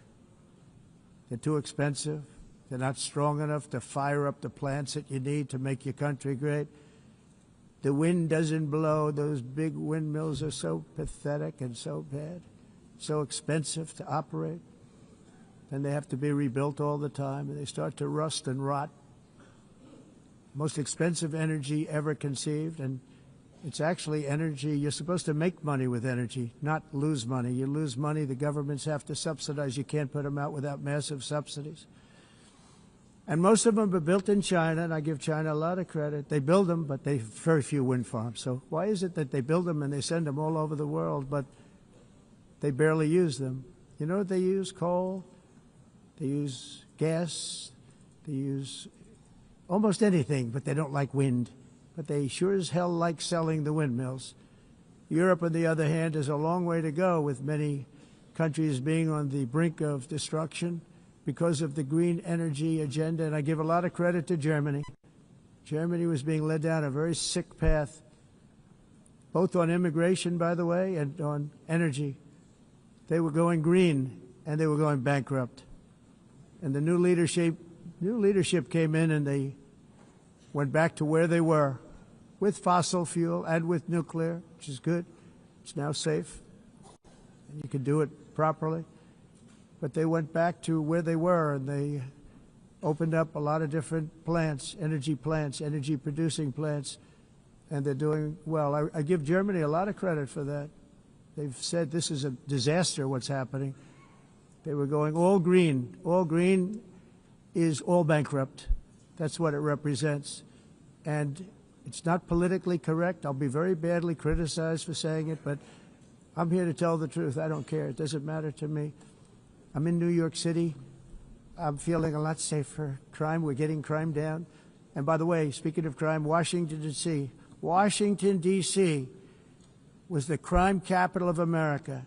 Now it's a totally, after 12 days, it's a totally safe city. Everyone's going out to dinner. They're going out to restaurants. Your wife can walk down the middle of the street with or without you. Nothing's going to happen. My people have done a fantastic job. And yes, I called in the National Guard, and the National Guard took care of business. And they weren't politically correct, but they took care of business. We got 1,700 career criminals out, brought them back to where they came from, the countries where they came from, or put them in jails. Washington, D.C. is now a totally safe city again, and I welcome you to come. In fact, we'll have dinner together at a local restaurant, and we'll be able to walk. We don't have to go by an armor-plated vehicle. We'll walk right over there from the White House. They've given up their powerful edge, a lot of the countries that we're talking about, in oil and gas, such as essentially closing the great North Sea oil. Oh, the North Sea, I know it so well. Aberdeen was the oil capital of Europe, and there's tremendous oil that hasn't been found in the North Sea. Tremendous oil. And I was with the Prime Minister I respect and like a lot, and I said, you're sitting with the greatest asset. They essentially closed it by making it so highly taxed that no developer, no oil company can go there. They have tremendous oil left, and more importantly, they have tremendous oil that hasn't even been found yet. And what a tremendous asset for the United Kingdom. And I hope the Prime Minister is listening, because I told it to him 3 days in a row. That's all he heard. North Sea oil, North Sea, because I want to see them do well. I want to stop seeing them ruining that beautiful Scottish and English countryside with windmills and massive solar panels that go 7 miles by 7 miles, taking away farmland. But we're not letting this happen in America. In 1982, the executive director of the United Nations Environmental Program predicted that by the year 2000, climate change would cause a global catastrophe. He said that it will be irreversible, as any nuclear holocaust would be. This is what they said at the United Nations. What happened? Here we are. Another UN official stated in 1989 that within a decade, entire nations could be wiped off the map by global warming. Not happening. You know, it used to be global cooling. If you look back years ago in the 1920s and the 1930s, they said, global cooling will kill the world. We have to do something. Then they said global warming will kill the world, but then it started getting cooler, so now they could just call it climate change, because that way they can't miss. It's climate change, because if it goes higher or lower, whatever the hell happens, there's climate change. It's the greatest con job ever perpetrated on the world, in my opinion. Climate change, no matter what happens, you're involved in that. No more global warming, no more global cooling. All of these predictions made by the United Nations and many others, often for bad reasons, were wrong. They were made by stupid people that have cost their countries fortunes and given those same countries no chance for success. If you don't get away from this green scam, your country is going to fail. And I'm really good at predicting things, you know. They actually said during the campaign they had a hat, the best-selling hat. Trump was right about everything. And I don't say that in a braggadocious way, but it's true. I've been right about everything. And I'm telling you that if you don't get away from the green energy scam, your country is going to fail. And if you don't stop people that you've never seen before, that you have nothing in common with, your country is going to fail.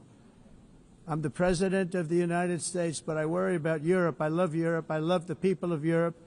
And I hate to see it being devastated by energy and immigration. This double-tailed monster destroys everything in its wake, and they cannot let that happen any longer. You're doing it because you want to be nice. You want to be politically correct, and you're destroying your heritage.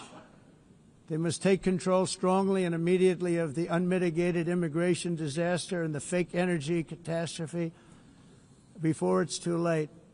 The carbon footprint is a hoax made up by people with evil intentions, and they're heading down a path of total destruction. You know, the carbon footprint was a big, big thing a few years ago, I remember hearing about the carbon footprint, and then President Obama would get into Air Force One, a massive Boeing 747, and not a new one, an old one with old engines that spew everything into the atmosphere.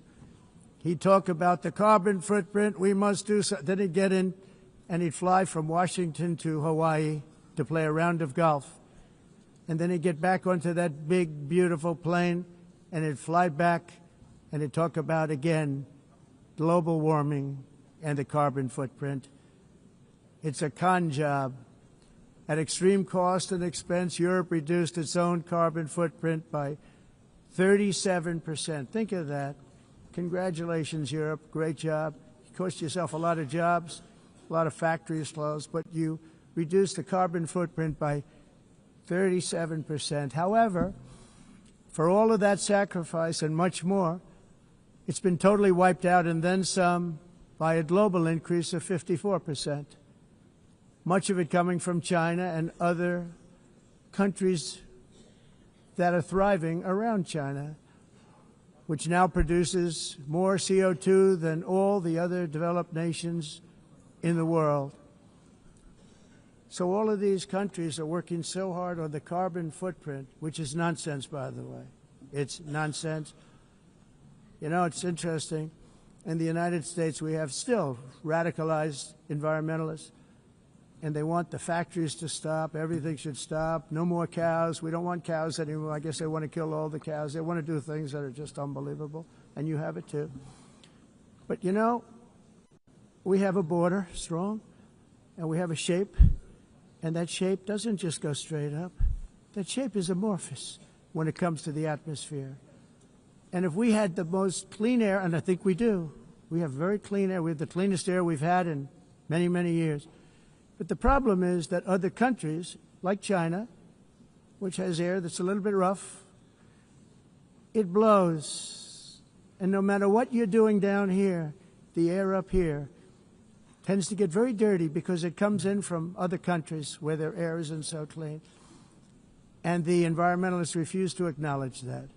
Same thing with garbage. In Asia, they dump much of their garbage right into the ocean.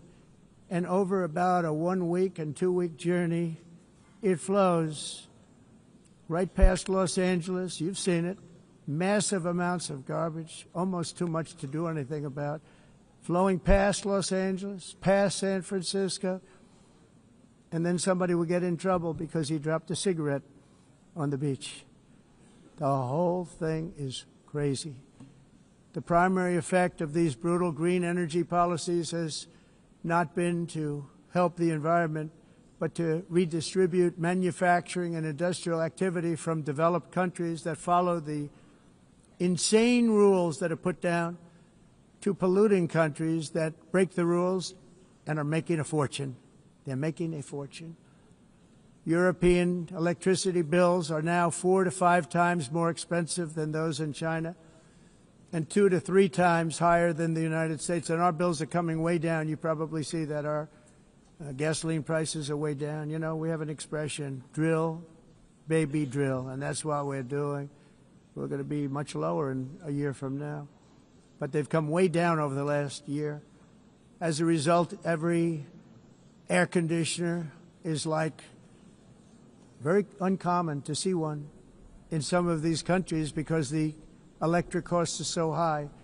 So while the U.S. has approximately 1,300 heat-related deaths annually, that's a lot, Europe loses more than 175,000 people to heat deaths each year because the costs are so expensive you can't turn on an air conditioner. What is that all about? That's not Europe. That's not the Europe that I love and know. All in the name of pretending to stop the global warming hoax.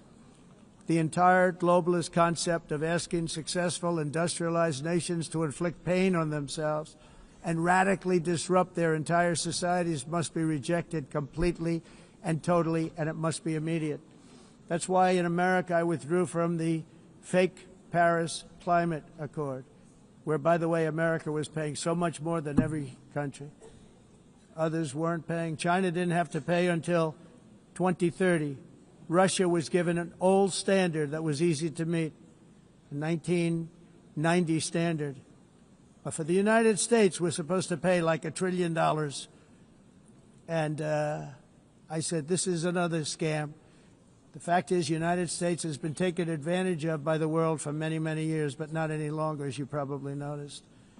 I unleashed massive energy production and signed historic executive orders to hunt for oil, but we don't have to do much hunting because we have the most oil of any nation anywhere, oil and gas in the world. And if you add coal, we have the most of any nation in the world. Clean, I call it clean, beautiful coal. You can do things today with coal that you couldn't have done 10 years ago, 15 years. So I have a little standing order in the White House. Never use the word coal, only use the words clean, beautiful coal. Sounds much better, doesn't it? But we stand ready to provide any country with abundant, affordable energy supplies if you need them, when most of you do. We're proudly exporting energy all over the world. We're now the largest exporter. In the United States, we want trade and robust commerce with all nations, everybody. We want to help nations. We're going to help nations. But it must also be fair and reciprocal. The challenge with trade is much the same with climate. The countries that followed the rules, all their factories have been plundered. It's really sad to watch. They've been broken. They've been broken by countries that broke the rules. That's why the United States is now applying tariffs to other countries, and much as these tariffs were for many years applied to us, uncontrollably applied to us. We've used tariffs as a defense mechanism under the Trump administration, including my first term, where hundreds of billions of dollars in tariffs were taken in. And by the way, we had the lowest inflation, and now we have very low inflation. The only thing different is that we have hundreds of billions of dollars flowing into our country.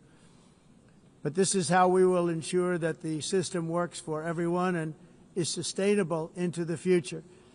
We're also using tariffs to defend our sovereignty and security throughout the world, including against nations that have taken advantage of former U.S. administrations for decades, including the most corrupt, incompetent administration in history, the sleepy Joe Biden administration.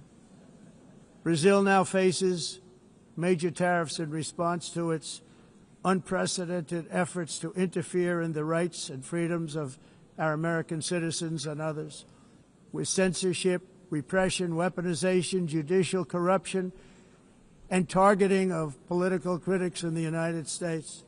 I have a little problem saying this because I must tell you, I was walking in and the leader of Brazil was walking out. We saw him and I saw him, he saw me, and we embraced. And then I'm saying, can you believe I'm going to be saying this in just 2 minutes? We actually agreed that we would meet next week. We didn't have much time to talk, like about 20 seconds. They were in retrospect, I'm glad I waited because this thing didn't work out too well. But we did talk. We had a good talk, and we agreed to meet next week, if that's of interest. But he seemed like a very nice man, actually. He liked me, I liked him. But if you, and I only do business with people I like. When I don't like them, I don't like them. But we had, at least for about 39 seconds, we had excellent chemistry. It's a good sign. But also in the past, Brazil, can you believe this, unfairly tariffed our nation, but now because of our tariffs, we are hitting them back, and we're hitting them back very hard. As president, I will always defend our national sovereignty and the rights of American citizens. So I'm very sorry to say this, that Brazil is doing poorly and will continue to do poorly. They can only do well when they're working with us. Without us, they will fail, just as others have failed. It's true. Next year, the United States will celebrate the 250th anniversary of our glorious independence, a testament to enduring power and American freedom and spirit. We will also be proudly hosting the 2026 FIFA World Cup, and shortly thereafter, the 2028 Olympics, which is going to be very exciting. I hope you all come. I hope that countless people from all over the globe will take part of these these will be great celebrations of liberty and human achievement, and that together we all can rejoice in the miracles of history that began in July 4th, 1776, when we founded the light to all nations. And it's something really that an amazing thing came out of that date. It's called the United States of America. In honor of this momentous anniversary, I hope that all countries who find inspiration in our example will join us in renewing our commitment, values, and those values really that we hold so dear. Together, let us defend free speech and free expression. Let us protect religious liberty, including for the most persecuted religion on the planet today. It's called Christianity. And let us safeguard our sovereignty and cherish qualities that have made each of our nations so special, incredible, and extraordinary. In closing, I just want to repeat that immigration and the high cost of so-called green renewable energy is destroying a large part of the free world and a large part of our planet. Countries that cherish freedom are fading fast because of their policies on these two subjects. You need strong borders and traditional energy sources if you are going to be great again. Whether you have come from north or south, east or west, near or far, every leader in this beautiful hall today represents a rich culture, a noble history, and a proud heritage that makes each nation majestic and unique, unlike anything else in human history or any other place on the face of the earth. From London to Lima, from Rome to Athens, from Paris to Seoul, from Cairo to Tokyo and Amsterdam to right here in New York City, we stand on the shoulders of the leaders and legends, generals and giants, heroes and titans who won and built our beloved nations, all of our nations, with their own courage, strength, spirit, and skill. Our ancestors climbed mountains, conquered oceans, crossed deserts, and trekked over wide open plains. They charged into thunderous battles, plunged into grave dangers, and they were soldiers and farmers and workers and warriors and explorers and patriots. They built towns into cities, tribes into kingdoms, ideas into industries, and small islands into mighty empires. You're a part of all of that. They were champions for their people who never gave up and who never, ever gave in. Their values defined our national identities. Their visions forged our magnificent destiny. Everybody in this room is a part of it in your own way. Each of us inherits the deeds and the myths, the triumphs, the legacies of our own heroes and founders who so bravely showed us the way. Our ancestors gave everything for homelands that they defended with pride, with sweat, with blood, with life, and with death. Now the righteous task of protecting the nations that they built belongs to each and every one of us. So together let us uphold our sacred duty to our people and to our citizens. Let us protect their borders, ensure their safety, preserve their cultures, treasure, and traditions, and fight, fight, fight for their precious dreams and their cherished freedoms. And in friendship and really a beautiful vision, let us all work together to build a bright, beautiful planet, a planet that we all share, a planet of peace and a world that is richer, better, and more beautiful than ever before. That can happen. It will happen.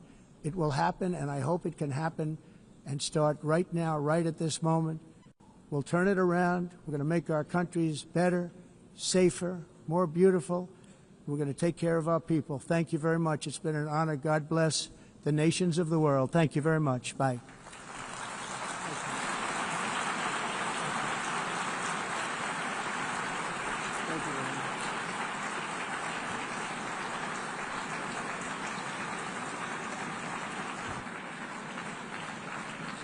On behalf of the Assembly, I wish to thank the President of the United States,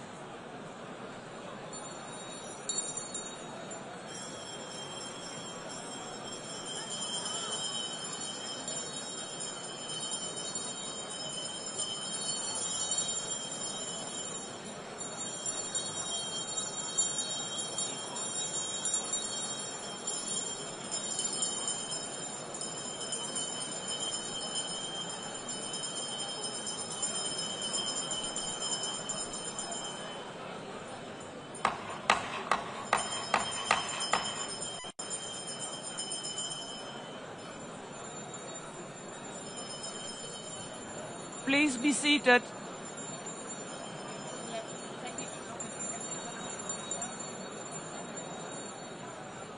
Please be seated.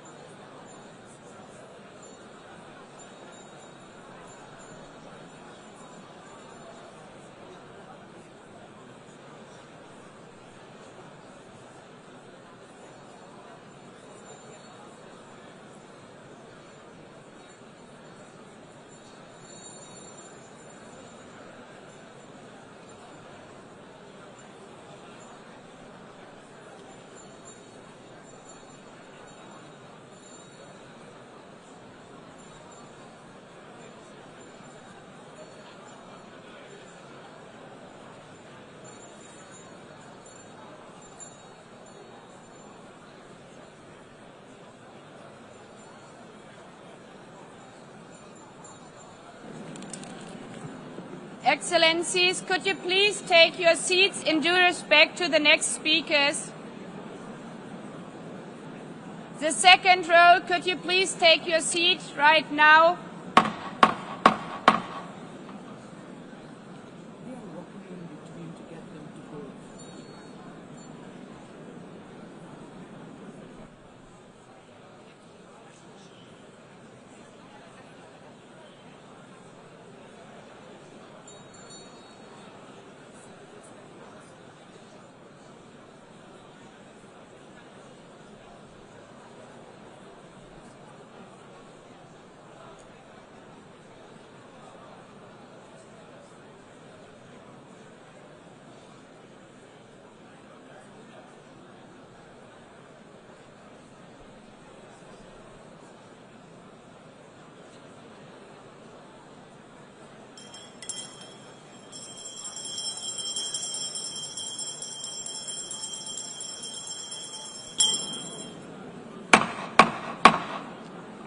Please take a seat now. With due respect to the next speakers, I would kindly ask you, gentlemen in the left row, please take your seats. We will continue.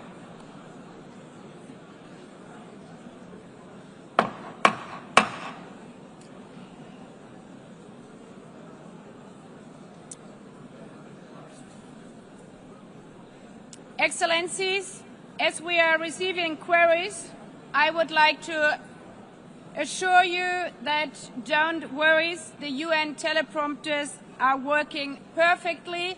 And by this technical note, I would like to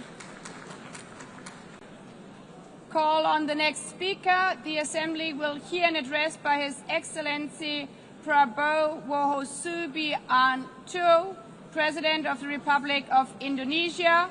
I request protocol to escort His Excellency and invite him to address the Assembly.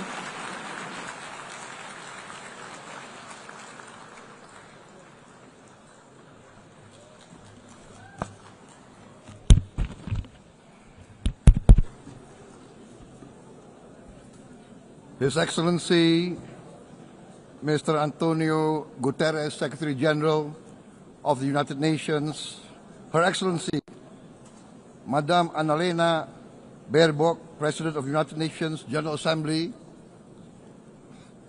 His Excellency Mr. Moses Abelian, Under-Secretary General for General Assembly and Management, Excellencies, Heads of States, Heads of Governments, distinguished delegates, ladies and gentlemen. It is indeed a great honor for me to stand in this august General Assembly Hall among leaders and representatives who represent almost all of humanity. We differ in race, religion, and nationality, yet we gather together today as one human family. We are here first and foremost as fellow human beings, each created equal, endowed with unalienable rights to life, liberty, and the pursuit of happiness. The words of the United Nations Declaration of Independence have inspired democratic movements across continents, including the French Revolution, the Russian Revolution, the Mexican Revolution, the Chinese Revolution, and Indonesia's own struggle and journey to freedom. It also gave birth to the Universal Declaration of Human Rights, adopted by the United Nations in 1948.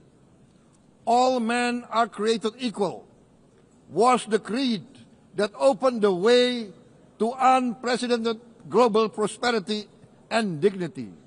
And yet, in our own era of scientific and technological triumphs, an era capable of ending hunger, poverty, and environmental ruin, we also continue to face today grave dangers, challenges, and uncertainties. Human folly, fueled by fear, racism, hatred, oppression, and apartheid, threatens our common future. My country knows this pain. For centuries, Indonesians lived under colonial domination, oppression, and slavery. We were treated less than dogs in our own homeland. We Indonesians know what it means to be denied justice and what it means to live in apartheid, to live in poverty, and to be denied equal opportunity. We also knew what solidarity can do.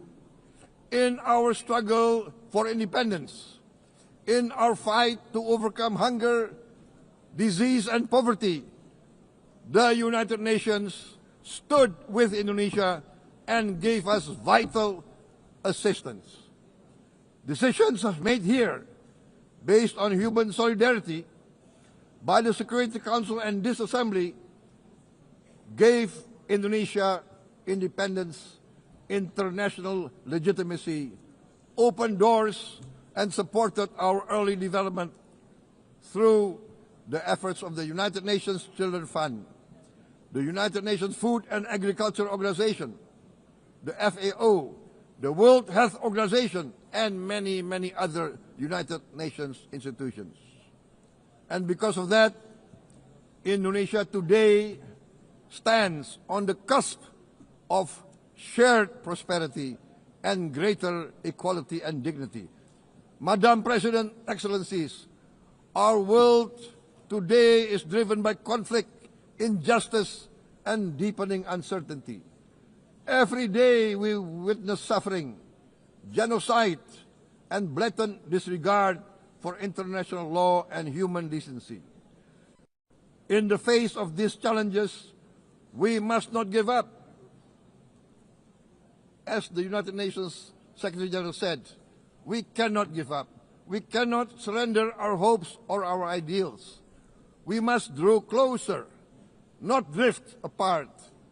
Together we must strive to achieve our hopes, our dreams. The United Nations was born from the ashes of the Second World War that claimed scores of millions of lives. It was created to secure peace, security, justice, and freedom for all. We remain committed to internationalism, to multilateralism, and to every effort that strengthens this great institution. Today, Indonesia is nearer than ever before to meeting the sustainable development goals of ending extreme poverty and hunger. Because years ago, this very chamber chose to listen and uphold social and economic justice. We will never forget. And today, we must never be silent while Palestinians are denied that same justice and legitimacy in this very hall. Excellencies, Thucydides warned, the strong do what they can, the weak suffer what they must. We must reject this doctrine. The United Nations exist to reject this doctrine. We must stand for all, the strong and the weak. Might cannot be right. Right must be right. Indonesia today is one of the largest contributors to United Peacekeeping Forces. We believe in the United Nations. We will continue to serve where peace needs guardians, not with just words, but with boots on the ground. If and when the United Nations Security Council and this great assembly decide Indonesia is prepared to deploy 20,000 or even more of our sons and daughters to help secure peace in Gaza or elsewhere, in Ukraine, in Sudan, in Libya, everywhere when the peace needs to be enforced, peace needs to be guarded, we are ready. We will take our share of the burden, not only with our sons and daughters, we are also willing to contribute financially to support the great mission to achieve peace by the United Nations. Madam President, Excellencies, I propose to this Assembly a message of hope and optimism, grounded in action and execution. Today, we heard the speech of Madam President, the President of the United Nations General Assembly. Yes, it is true what she said. Without the International Civil Aviation Organization, will we be here today? Will we sit in this great hall? Without the United Nations, we cannot be safe. No country can feel secure. We need the United Nations, and Indonesia will continue to support the United Nations, even though we still struggle. But we know the world needs a strong United Nations. The world's population is growing. Our planet is under strain. Food, energy, and water insecurity haunt many nations. We choose to answer these challenges directly at home and to help abroad wherever we can. This year, Indonesia recorded the highest rice production and grain reserves in our history. We are now self-sufficient in rice, and we are starting now to export rice to other nations in need, including providing rice for Palestine. We are building resilient food supply chains, strengthening farmer productivity, investing in climate-smart agriculture to ensure food security for our children and for the children of the world. We are confident in a few years' time, Indonesia will be the granary of the world.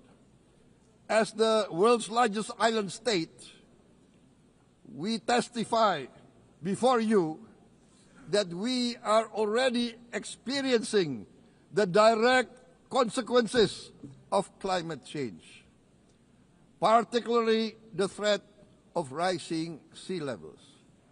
The sea level on the north coast of our capital city is increasing by 5 centimeters every year.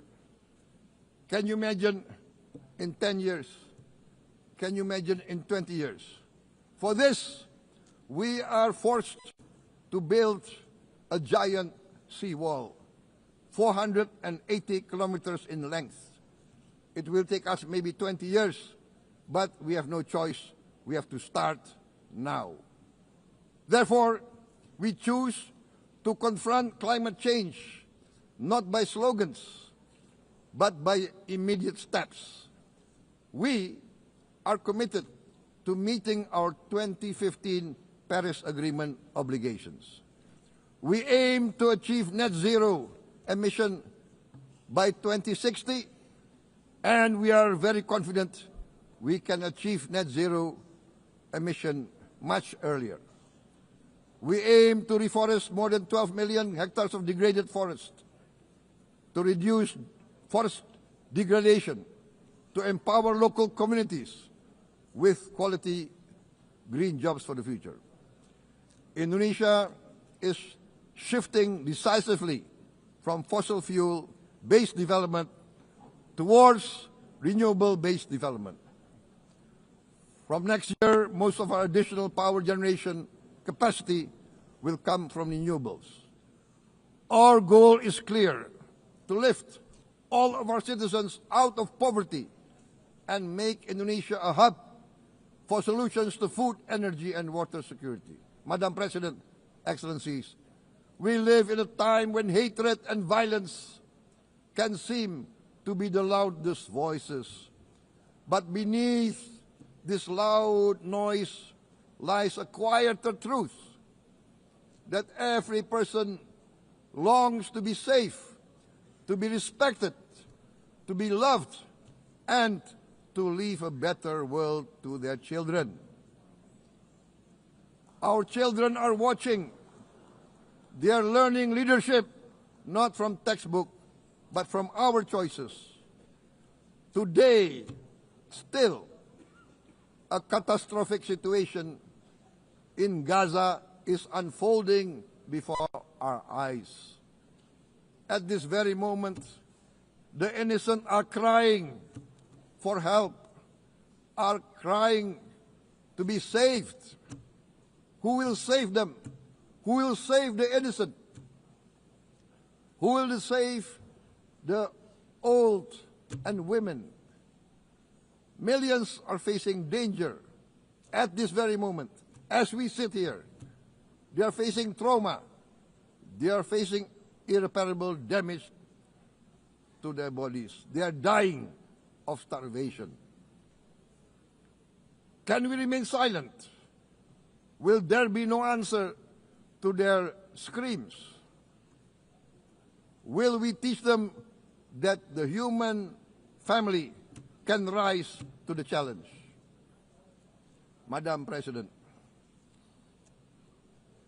we must act now. Many speakers said that.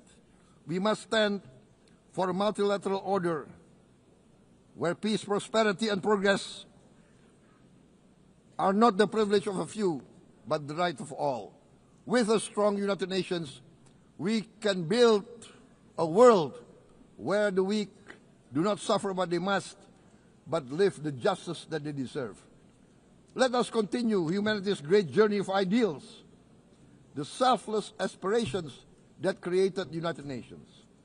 Let us use science to uplift, not use science to destroy. Let rising nations help others to lift themselves.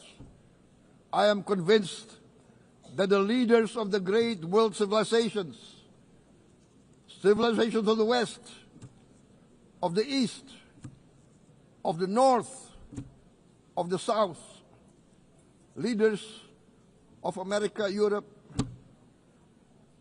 of India, China, the Islamic world, the whole world, I am convinced they will rise to their role demanded by history. We are all hopeful that the leaders of the world will show great statesmanship, great wisdom, restraint, humility, overcome hate, overcome suspicion. Madam President, distinguished delegates, we are greatly heartened by the events of the last few days, where significant leading countries of the world have chosen to side with history, to choose the right side of history, the path of the moral high ground, the path of rectitude, the path of justice, the path of humanity, to shun hatred, to overcome suspicion, and to avoid the use of violence. The use of violence will beget violence.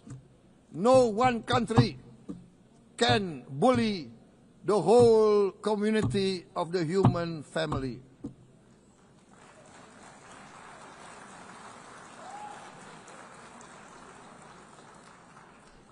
We may be weak individually, but the sense of oppression, the sense of injustice has proven in the history of mankind that this sense of injustice, this sense of oppression will unite into a strong force that will overcome this oppression, that will overcome this injustice. To close, I would like to reiterate again Indonesia's complete support for the two-state solution in Palestine. We must have an independent Palestine, but we must also recognize, we must also respect, and we must also guarantee the safety and security of Israel. Only then we can have real peace, and no longer hate and no longer suspicion. The only solution is this two-state solution. Two descendants of Abraham must live in reconciliation, peace, and harmony. Arabs, Jews, Muslims, Christians, Hindus, Buddhists, all religions, we must live as one human family. Indonesia is committed to being part of making this vision a reality. Is this a dream? Maybe, but this is the beautiful dream that we must work together towards. Let us work towards this noble goal. Let us continue humanity's journey of hope, a journey started by our forefathers, a journey that we must complete. Thank you. Wassalamualaikum warahmatullahi wabarakatuh.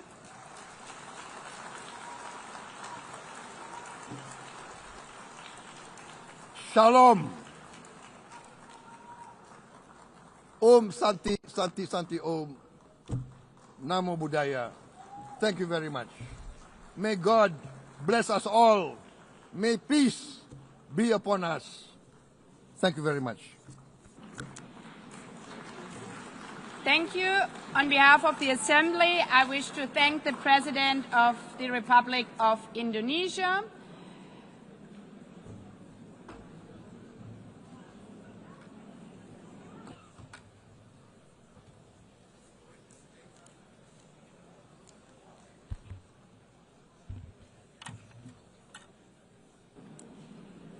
The Assembly will hear an address by His Excellency Recep Tayyip Erdogan, President of the Republic of Turkey. I request protocol to escort His Excellency and invite him to address the Assembly.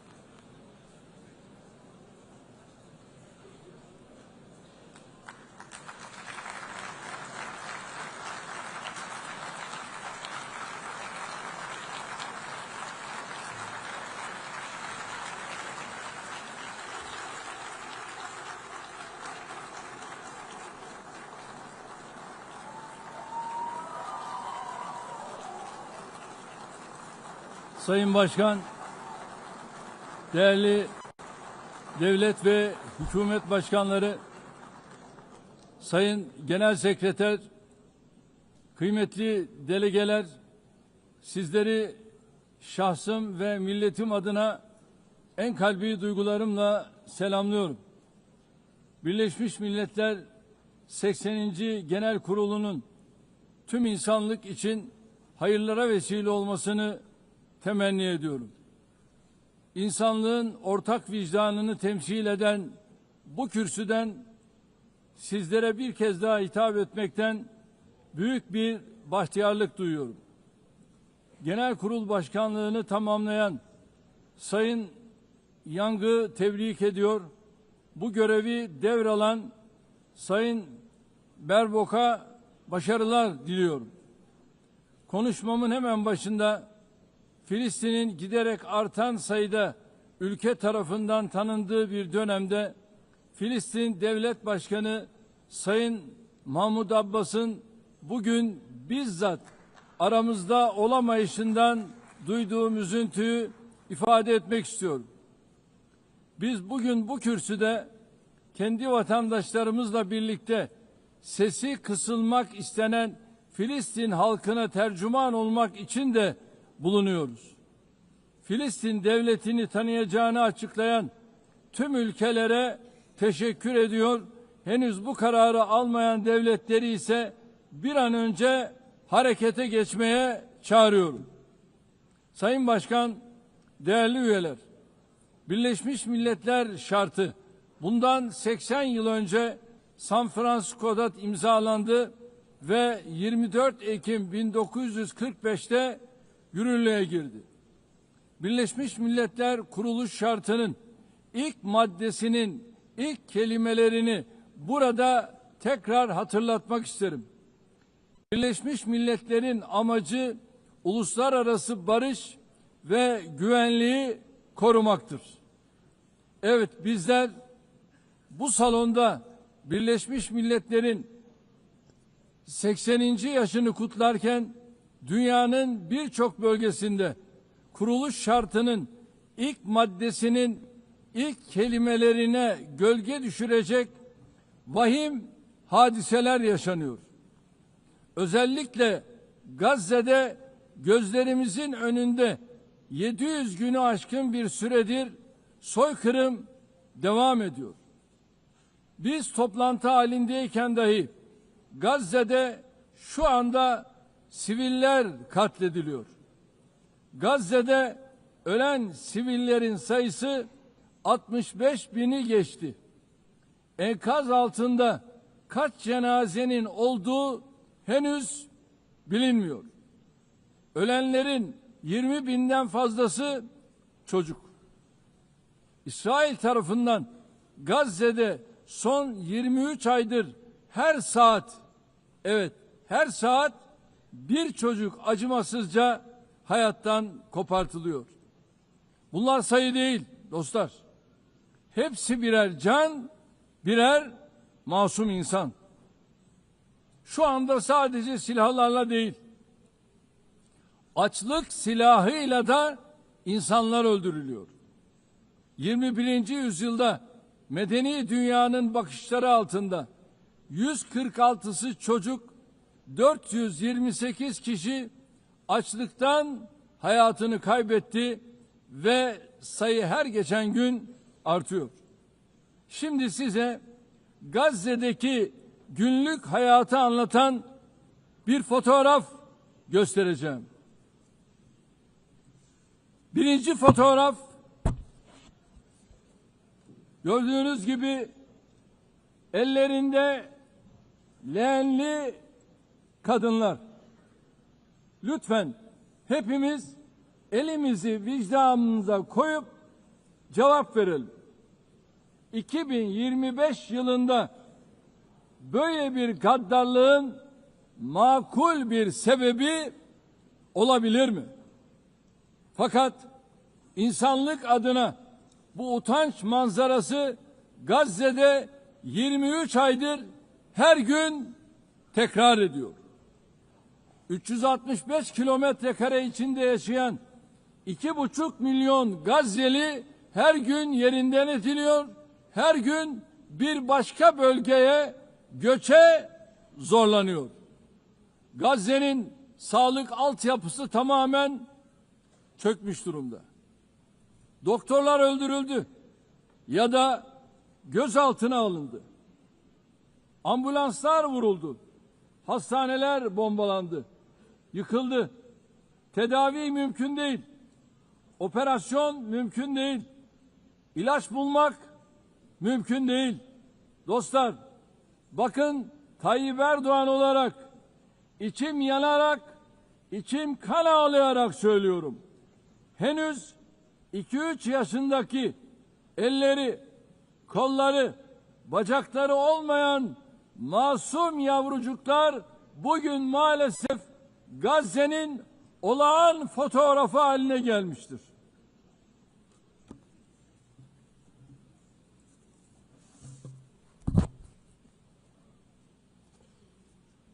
Buna hangi vicdan dayanır?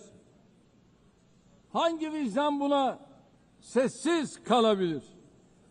Çocukların açlıktan, ilaçsızlıktan öldüğü bir dünyada huzur olur mu? Hepimiz anne babayız. Üzerine titrediğimiz evlatlarımız, torunlarımız var. Burada, Amerika'da, Avrupa'da, dünyanın her yerinde bir çocuğun eline küçük bir diken batsa anne babaların yüreği yanıyor, ama Gazze'de çocukların elleri, kolları, bacakları anestezi yapılmadan ampute ediliyor. Kimse kusura bakmasın ama bu insanlığın dip noktasıdır. İnsanlık tarihi son bir asırda böyle bir vahşet görmemiştir. Her şey gözümüzün önünde cereyan ediyor. Gazze'deki soykırım medya, sosyal medya aracılığıyla her an canlı olarak yayınlanıyor.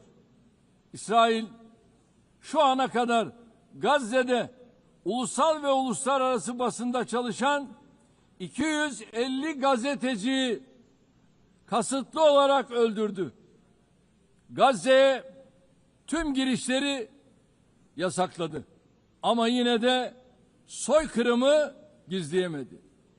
Filistin topraklarında devam eden soykırıma her fırsatta dikkatleri çeken Genel Sekreter Sayın Guterres'i gönülden destekliyorum. Cesareti için kendisini bir kez daha tebrik ediyorum.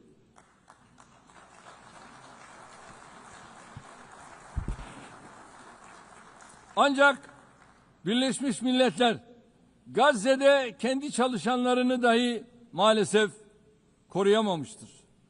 Gazze'de insanlara yardım için koşturan 500 kişi öldürülmüştür. Ve bunların 326'sı Birleşmiş Milletler personelidir. Sayın Başkan, değerli üyeler, bakınız, soykırım tıpkı Holocaust gibi insanların toplu halde iması için kullanılan utanç verici, insanlık dışı, barbarca bir kavramdır. Oysa bugün Gazze'de sadece insanlar öldürülmüyor.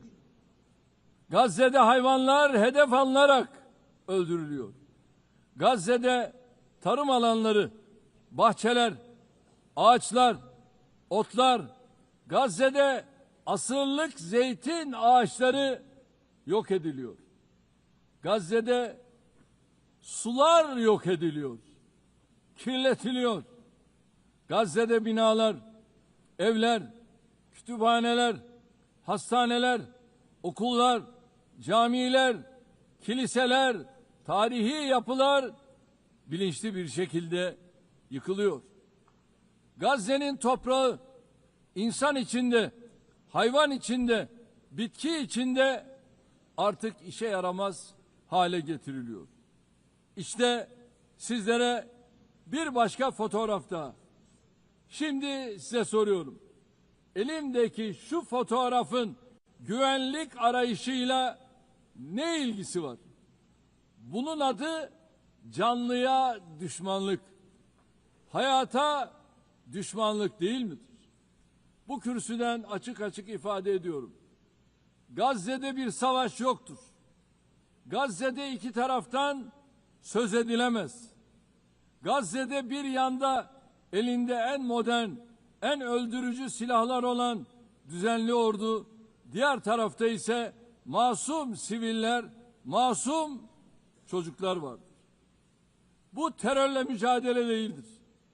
Bu 7 Ekim olayı öne sürülerek yürütülen bir işgal, tehcir, sürgün, soykırım, daha doğrusu bir toplu kıyım politikasıdır.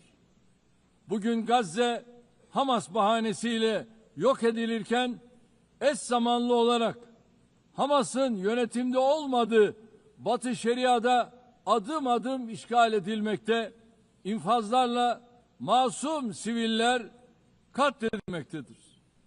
Üstelik İsrail Gazze ve Batı Şeria ile sınırlı kalmıyor, Suriye'ye, İran'a, Yemen'e, Lübnan'a saldırılar düzenleyerek bölge barışını da tehdit ediyor. En son arabulucu Katar'da ateşkes müzakereleri için toplantı yapan heyete İsrail saldırısı gerçekleşmiştir. Katar'a yönelik saldırı göstermiştir ki İsrail yönetimi tamamen kontrolü kaybetmiştir.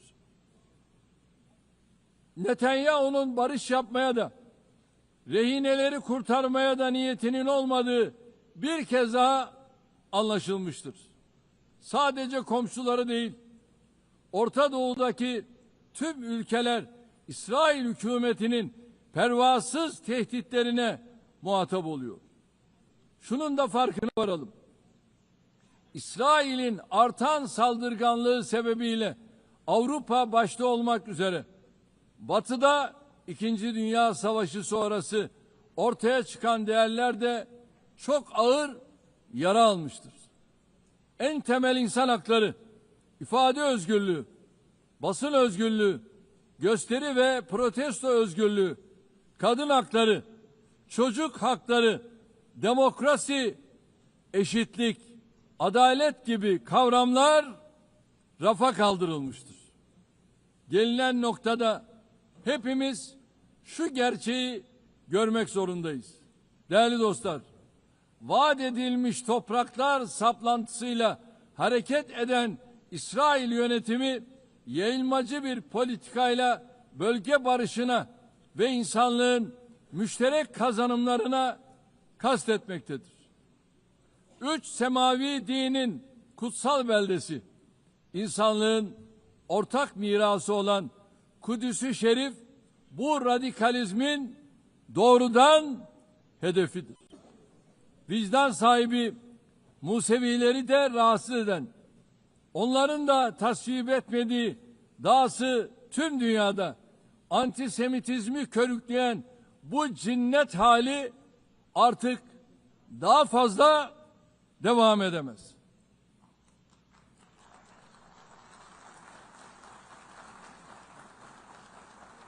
Gazze'de ateşkes bir an önce sağlanmalı, saldırılar durmalı, insani yardımların engelsiz girişine mutlaka izin verilmelidir.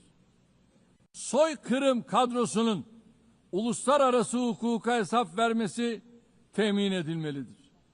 İnşallah bu mutlaka gerçekleşecektir. Gazze'de yaşanan barbarlığa karşı sesini yükseltmeyen, tavır almayan herkes bu vahşetin sorumluluğuna ortaktır. Buradan bütün devlet ve hükümet başkanlarına samimiyetle sesleniyorum. Gün bugündür. Gün insanlık adına Filistinli mazlumların yanında dimdik durma günüdür. Halklarınız Gazze'deki barbarlığa tepki gösterirken gelin sizler de adım adım cesaretinizi gösterin. Çocukları büyüttüğü Gazze'ye karşı insanlık görevinizi yerine getirin. Bu vesileyle dünyanın farklı ülkelerinde Gazze'li mazlumlara sahip çıkmak için meydanları dolduran Gazze'li masumlara destek olmak için denizlere yelken açan akademisyeniyle, sanatçısıyla, siyasetçisiyle, aktivistiyle, öğrencisiyle tüm Filistin savunucularına en kalbi selamlarımı yolluyorum.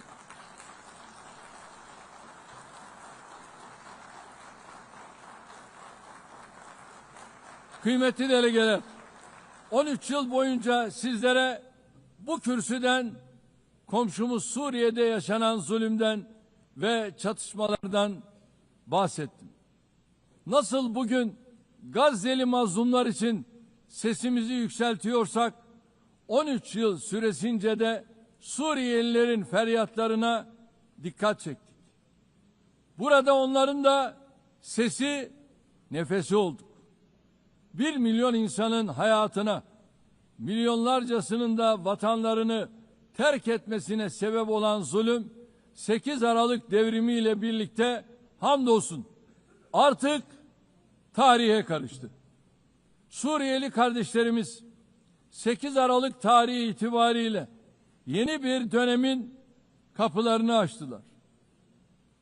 Eli kanlı bir rejime karşı mücadeleyi kazanan Suriye halkı, inanıyorum ki büyük bedeller ödeyerek elde ettikleri zaferi de inşallah menziline ulaştıracaktır. DAEŞ başta olmak üzere terörün hiçbir çeşidinin olmadığı, güvenliğin tesis edildiği bir ve bütün Suriye vizyonunu tüm imkanlarımızla destekleyeceğiz. Suriye'de istikrar kökleştikçe hiç şüphesiz bunun kazananı Suriyelilerle birlikte tüm komşu ülkeler, tüm bölgemiz olacaktır. Körfez'deki kardeş ülkelere de Suriye'nin toparlanmasına verdikleri katkılar için teşekkürlerimi iletiyorum.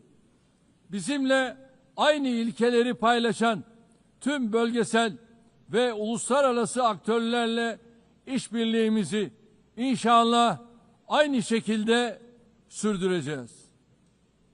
Değerli dostlar, komşumuz İran'la ilgili nükleer dosyanın bir an evvel diplomasi yoluyla çözülmesini temenni ediyoruz.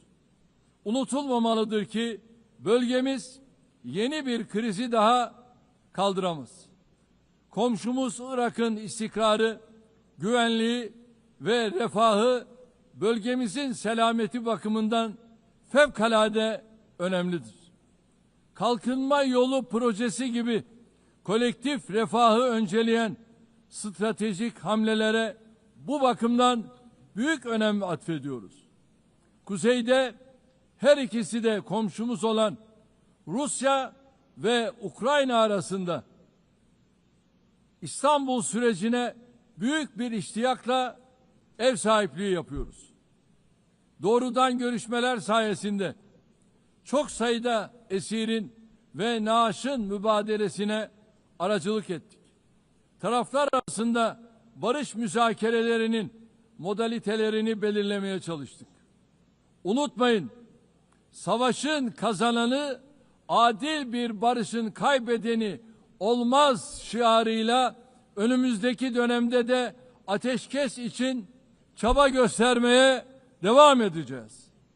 Azerbaycan ve Ermenistan arasında barışın tesisi için tarafları en başından bu yana cesaretlendirdik. 8 Ağustos tarihinde iki ülke arasında kalıcı barışa giden adımların atılmasından memnuniyet duyuyoruz. Azerbaycan Cumhurbaşkanı Sayın Aliyev ile Ermenistan Başbakanı Sayın Paşinyan başta olmak üzere sürece katkıda bulunan Amerikan Başkanı Sayın Trump'ı burada bir kez daha tebrik ediyorum. Bu vesileyle ülkemizle Ermenistan arasındaki normalleşme sürecinin kendi rayında ilerlediğini de ifade etmek isterim. Diğer bir arabuluculuk faaliyetimiz olan Ankara süreci kapsamında Somali ile Etiyopya arasındaki ihtilafın halline yönelik gayretlerimizi sürdürüyoruz. Tarafların bu girişimi hızla başarıyla neticelendirmelerini temenni ediyorum. Değerli delegeler, Karadeniz'de güvenliğin teminatı olan Montreux Sözleşmesi'ni tam 89 yıldır tarafsızlık içinde harfiyen uygulamaktayız. Ege Denizi'ni ve Doğu Akdeniz'i ilgili tüm tarafların meşru menfaatlerine riayet edilen bir istikrar ve refah havzası olarak görmek istiyoruz. Enerji ve çevre başta olmak üzere her konuda yapıcı işbirliğine hazırız. Komşularımızdan da aynısını bekliyoruz.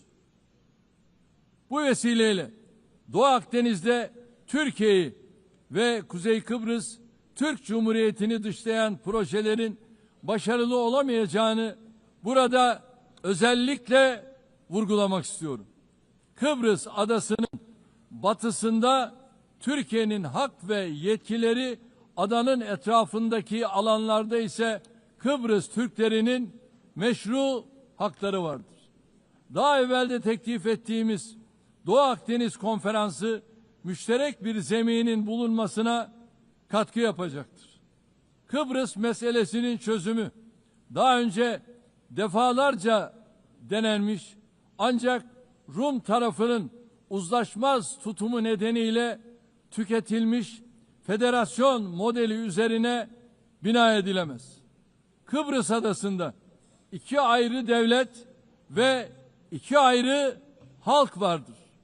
Kıbrıs Türkleri adanın eşit sahibidir ve azınlık olmayı kabul etmeyecektir. Uluslararası toplum Kıbrıs Türklerinin yarım asırdır maruz bırakıldıkları haksız izolasyona artık son vermelidir. Son 3 Birleşmiş Milletler Genel Kurulu'nda yaptığım çağrıyı bugün bir kere daha tekrarlıyor. Uluslararası toplumu Kuzey Kıbrıs Türk Cumhuriyeti'ni tanımaya, diplomatik, siyasi ve ekonomik ilişkiler kurmaya davet ediyorum. Sayın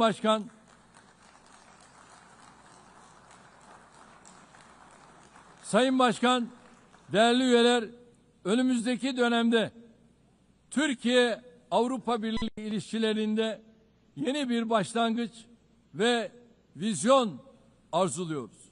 Bu vizyon günü kurtaran değil, ufku yeniden tayin eden, ortak geleceğimizi şekillendiren bir vizyon olmalıdır.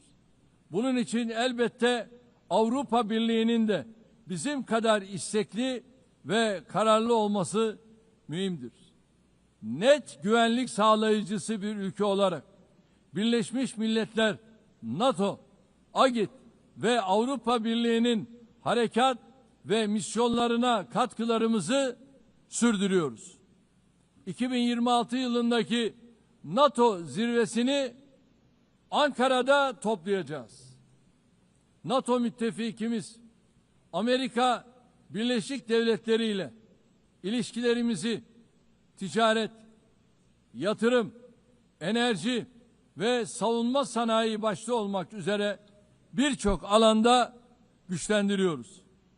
Atayurdumuz Orta Asya'daki kardeş ülkelerimizin barış, istikrar ve refahı bizim için vazgeçilmezdir. Türk Devletleri Teşkilatımız bölgesel bir çatı olmanın ötesine geçerek küresel bir aktör olma yolunda ilerliyor. Köklü beşeri bağlarımızın olduğu Balkanlarda barışın ve istikrarın sürmesi için yoğun gayret içindeyiz. Temmuz ayında ihdas ettiğimiz Balkan Barış Platformu bu yöndeki çabalarımızın en yeni örneğidir. KFOR komutanlığı görevini de bu yıl Ekim ayında bir kez daha üstleneceğiz. Afganistan'daki yönetimin toplumu kuşatıcı, dikkate alan bir anlayış sergilemesi temel arzumuzdur. Yeniden toparlanma sürecinde uluslararası toplumun Afgan halkını yalnız bırakmamasıdır. Türkiye ve Türk milleti olarak Afgan kardeşlerimizin her daim yanında olmaya devam edeceğiz. Değerli dostlar, Güney Asya'da barış ve istikrarın muhafazasını son derece önemli görüyoruz. Nisan ayında Pakistan ve Hindistan arasındaki çatışmaya varan bu gerilimde varılan ateşkesten memnuniyet duyuyoruz. İki ülke arasında terörle mücadelede işbirliğini önemsiyoruz. Keşmir meselesinin Birleşmiş Milletler Güvenlik Konseyi kararları temelinde Keşmirli kardeşlerimizin beklentileri ekseninde diyalogla çözülmesini destekliyoruz. Afrika kıtasıyla eğitimden sağlığa, altyapıdan ticarete kadar geniş bir yelpazede ilişkilerimiz yıldan yıla güçleniyor. Somali'nin terörle mücadelesine gereken her türlü desteği verirken insani yardım faaliyetlerimizi de sürdürüyoruz. Sudan'da 2 yılı aşkın süredir devam eden çatışma ortamı bizleri ziyadesiyle üzmektedir. Sudan'da akan kanın durması ve sürdürülebilir barışın tesis edilmesi uluslararası toplumun ortak sorumluluğudur. Bizim bu yöndeki çabalarımız devam edecektir. Büyük Göller bölgesi yıllardır süren istikrarsızlık ve çatışmalardan ziyadesiyle müzdarip olmuştur. Kongo Demokratik Cumhuriyeti'nin doğusunda yaşanan çatışmalar bir an önce çözülmelidir. Amerika'nın arabuluculuğu ve Katar'ın kolaylaştırıcılığında yürütülen gayretleri samimiyetle destekliyoruz. Batı Afrika'da bilhassa sahil havzasında artan terör faaliyetlerini de endişeyle takip ediyoruz. Tarihi bağlarımızın bulunduğu bu bölge halklarının huzura ve istikrara kavuşmaları için çabalarımız devam edecektir. İlhamını çift başlı Selçuklu Kartalı'ndan alan bizim de 360 derecelik yaklaşımla yürüttüğümüz Türk dış politikasında Asya ülkeleriyle ilişkilerimiz büyük stratejik öneme sahiptir. Yeniden Asya girişimimiz çerçevesinde ASEAN başta olmak üzere bölgesel kuruluşlarla angajmanımız giderek derinleşiyor. Latin Amerika ve Karayipler bölgesiyle münasebetlerimizi ortaklık ruhuyla ve kazan yaklaşımıyla geliştirmeye büyük önem atfediyoruz. Bölgedeki tüm ülkelerle kurmuş olduğumuz dostane bağları daha ileriye taşıma irademiz bakidir. Kıymetli delegeler, uluslararası ticarette artan korumacılık eğilimleri ve tedarik zincirlerinde yaşanan kırılmalar dünya ekonomisinde esaslı değişimlere yol açıyor. Mevcut sınamalarla başarılı mücadele için Dünya Ticaret Örgütü'nün yer aldığı kurallara dayalı uluslararası ticaretin reforme edilmesini destekliyoruz. Ucuz, güvenli ve sürdürülebilir enerjiye erişimi özellikle gelişmekte olan ülkelerin kalkınma hedeflerinin gerçekleştirilmesi için vazgeçilmez buluyorum. Çin'den Avrupa'ya uzanan ve stratejik önemi haiz Hazar geçişli Doğu-Batı ortak koridoru projesini ilerletiyoruz. Modern ulaştırma altyapımız ve Bakü-Tiflis-Kars hattıyla dünya ticaretinin gelişimine katkı sunuyoruz. Tabiata saygılı bir gelecek inşa etme hedefiyle çıktığımız yolda 2053 net sıfır emisyon hedefine doğru kararlılıkla ilerliyoruz.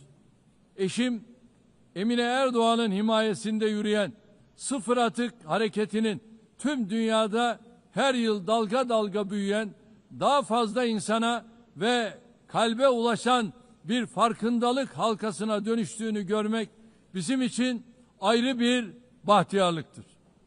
Bu süreçte gelişmiş ülkelerin sorumluluklarını yerine getirmesi artık bir tercihten öte yükümlülük haline gelmiştir.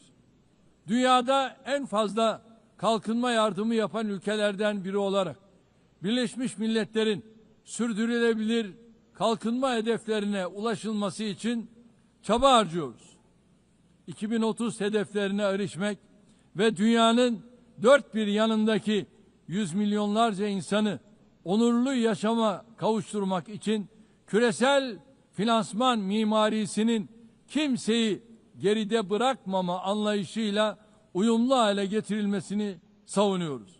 Burada şunu da özellikle dikkatinizi çekerek söylemek istiyorum.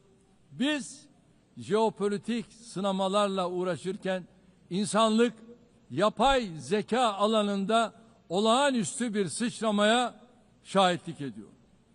Çığır açan bu teknolojilerin dönüştürücü gücü ve sunduğu nimetlerden hiçbir toplumun mahrum bırakılmaması gerekiyor.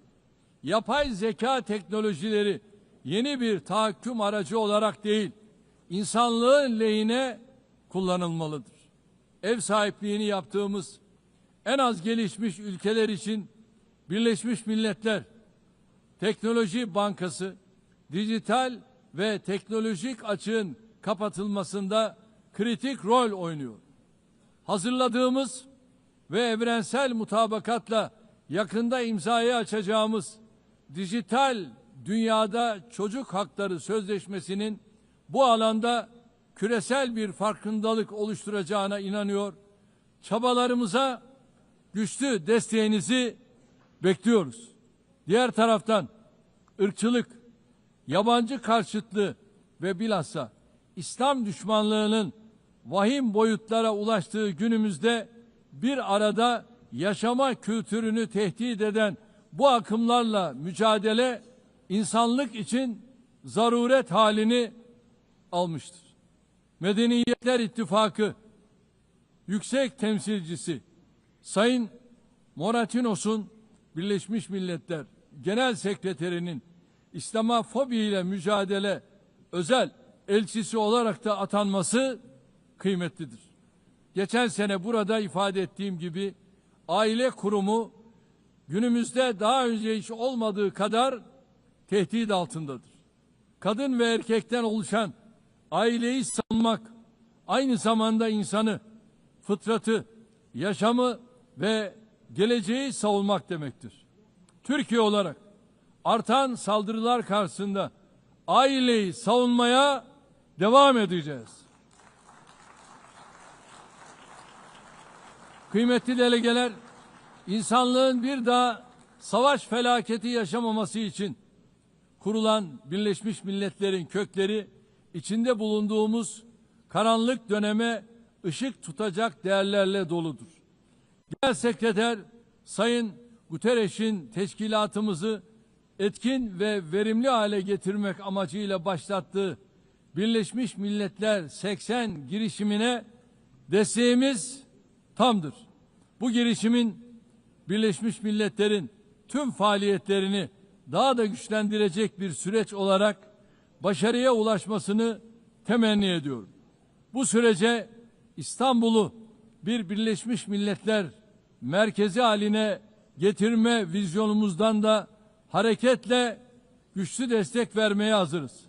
80. yılda Birleşmiş Milletleri kuruluş ruhuna döndürecek adımları atmak hepimizin ortak sorumluluğudur.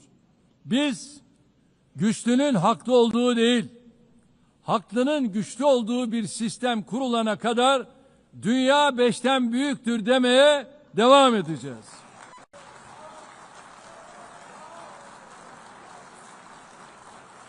Görevimiz sistemi terk etmek değil, onarmak, yeniden işler hale getirmektir. Hiç şüphesiz daha adil bir dünya mümkündür.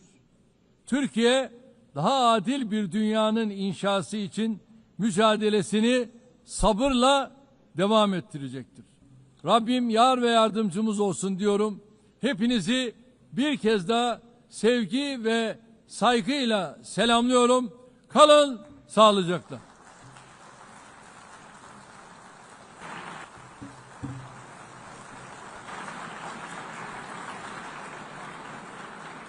On behalf of the Assembly, I wish to thank the President of the Republic of Turkey.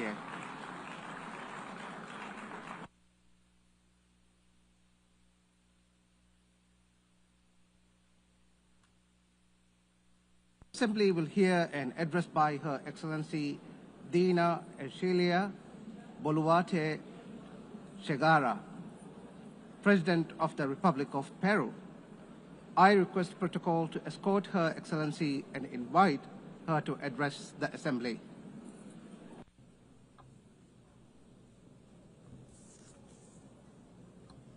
Señora Presidenta de la Asamblea General, Ana Elena Barboc. Señor Secretario General de las Naciones Unidas, Antonio Guterres. Señoras y señores, jefes de Estado y señoras presentes en esta magna asamblea. El Perú es el centro y cuna de grandes civilizaciones milenarias, siendo la última el imperio de los incas, que dejó un legado de grandeza.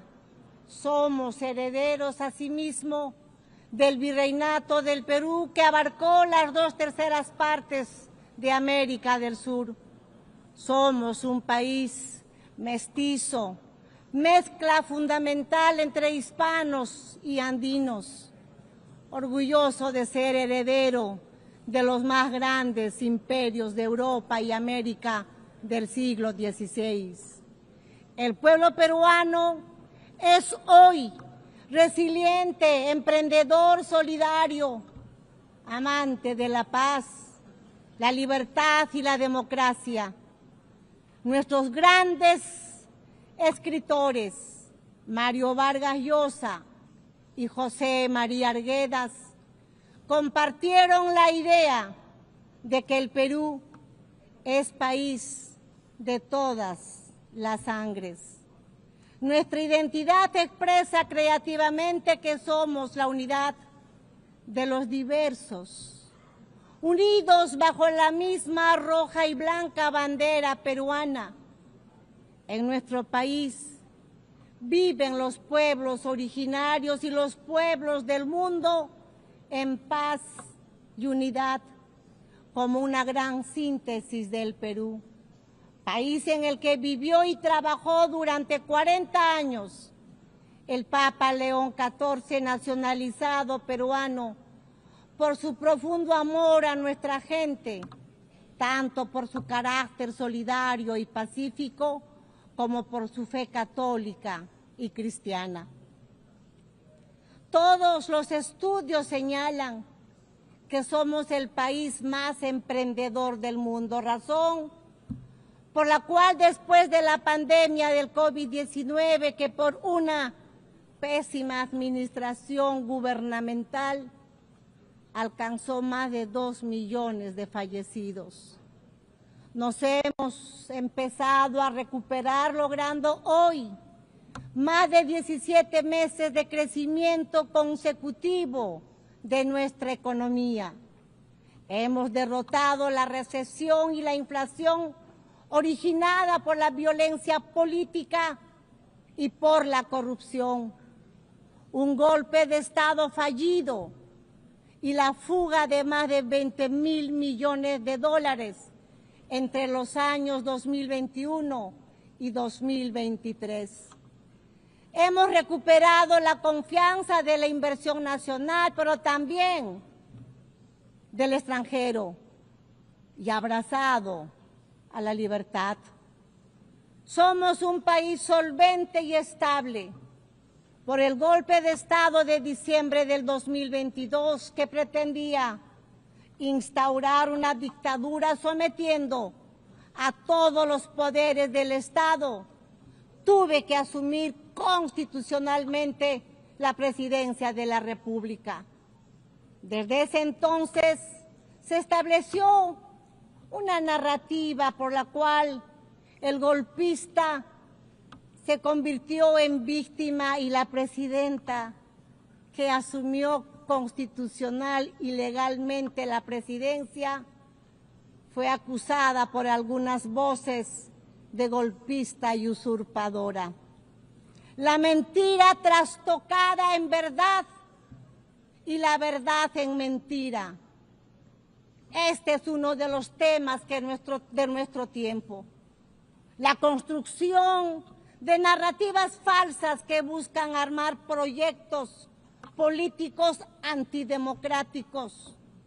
La reflexión es que las ideologías de odio, con sus proyectos de estados fallidos que crecen como estados todopoderosos, requieren para imponerse una narrativa falsa para lograr su objetivo por medio de la violencia que en el poder aplasta las libertades, aplasta los medios de comunicación, a la oposición democrática, viola los derechos humanos y da inicio al control, confiscación y expropiación de las empresas privadas, creando una burocracia corrupta que destruye la economía, la sociedad y la moral pública. El primer paso para todo ello es la construcción de un relato en el que se miente, se engaña y se manipula. La ideología del odio de clases es muy hábil en trastocar la realidad y construir falsos relatos, pues utiliza el método totalitario de repetir ad infinitum una mentira, como se hiciera en el mundo antes de la Segunda Guerra Mundial y como se viene haciendo nuevamente porque el totalitarismo se renueva, se presenta con otros rostros, porque lo que sigue siendo una grave amenaza para los países y para el mundo. El cínico relato se ve reforzado por el intervencionismo en los asuntos internos de los países, apoyando y difundiendo falsedades para destruir la democracia y eliminar la libertad. En el Perú hemos superado una fuerte, organizada y persistente violencia política que pretendía la vuelta al gobierno del golpista, y desde el año 2024 se ha logrado avanzar en el restablecimiento de la estabilidad y la confianza, razón por la cual la economía peruana logró crecer ese año 3,3% y en el presente año 2025 está superando un crecimiento del 3,5%, previéndose que el año 2026 se mantenga la tendencia de la expansión económica. El gobierno garantiza 3 años de crecimiento económico encabezando las cifras en Sudamérica. La inflación que tenemos es inferior al 2% anual.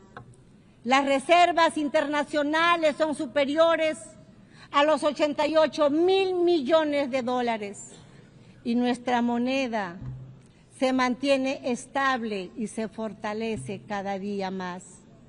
Nuestra deuda externa es menor al 32,2% del PBI, una de las más bajas de América y del mundo. Nuestro déficit fiscal este año será de 2,2% anual. Señora Presidenta de esta magna Asamblea, el 24 de octubre se creó las Naciones Unidas, después de la Segunda Guerra Mundial, cuando se logró derrotar a uno de los mayores proyectos políticos totalitarios, construido bajo una ideología de odio que produjo el más grave genocidio en la historia de la humanidad, el Holocausto, que jamás debemos olvidar. Esa nefasta guerra causó la muerte de 60 millones de seres humanos. Toda ideología de odio, el odio de clases y su elevación a principio y motor de la historia, el odio racial, el nacionalista, el odio religioso, étnico, el odio a las mujeres, entre otros, son los causantes de los peores crímenes en la historia humana. Las ideologías de odio construyen relatos como verdades absolutas que instrumentalizan a las personas y a los pueblos.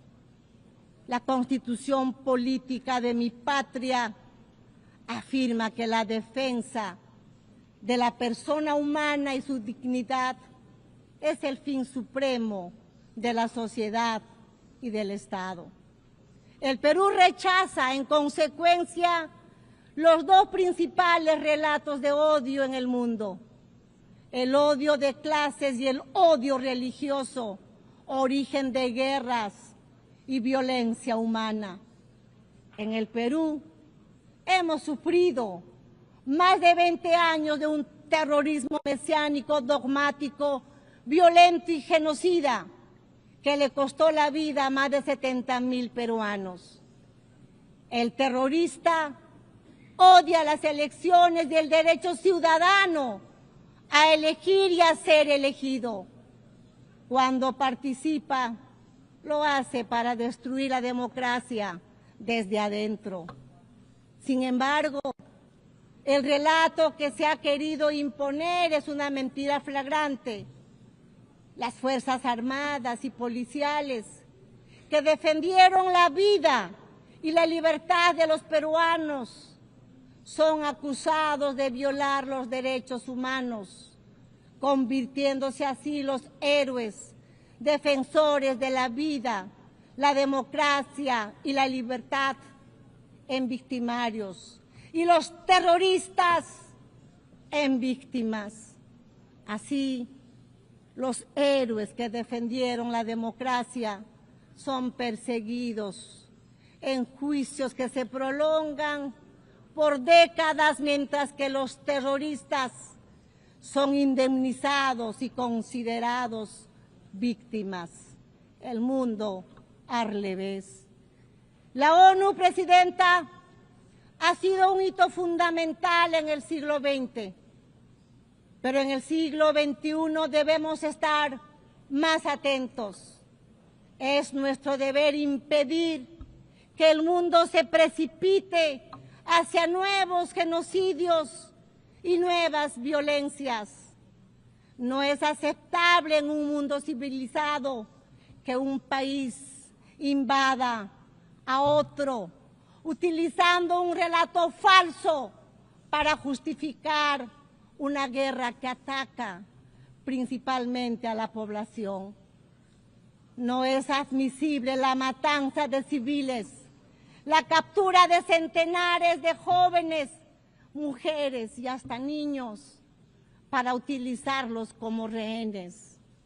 Vivimos ante la amenaza del crimen internacional organizado.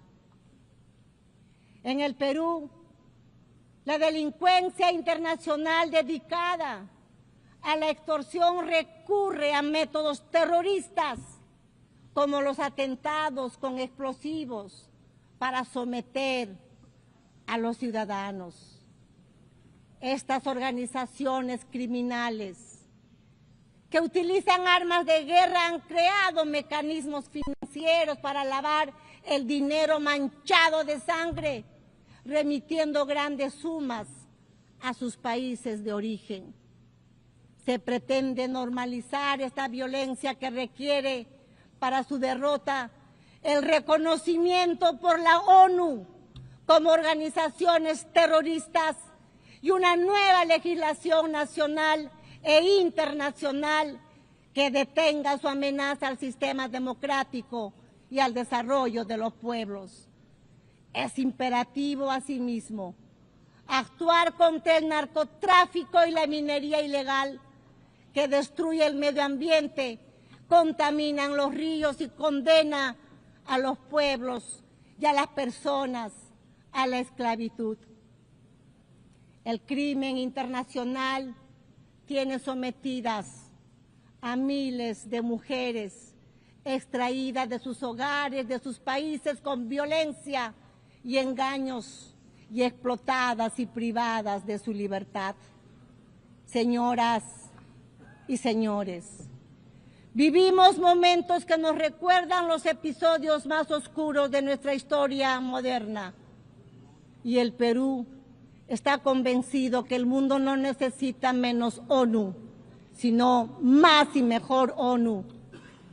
Una que esté acorde con los tiempos en los que las ideologías de odio que tanto daño causaron y causan a la humanidad se han refugiado en la mentira, en las informaciones falsas y en la penetración de las sociedades democráticas. El Perú, como miembro fundador, está comprometido con un sistema multilateral abierto, basado en el derecho internacional y los principios de la Carta de Naciones Unidas. El pilar, el modelo, la ONU, pero es momento de hacer un alto y mirar lo que está pasando en el mundo a nuestro alrededor.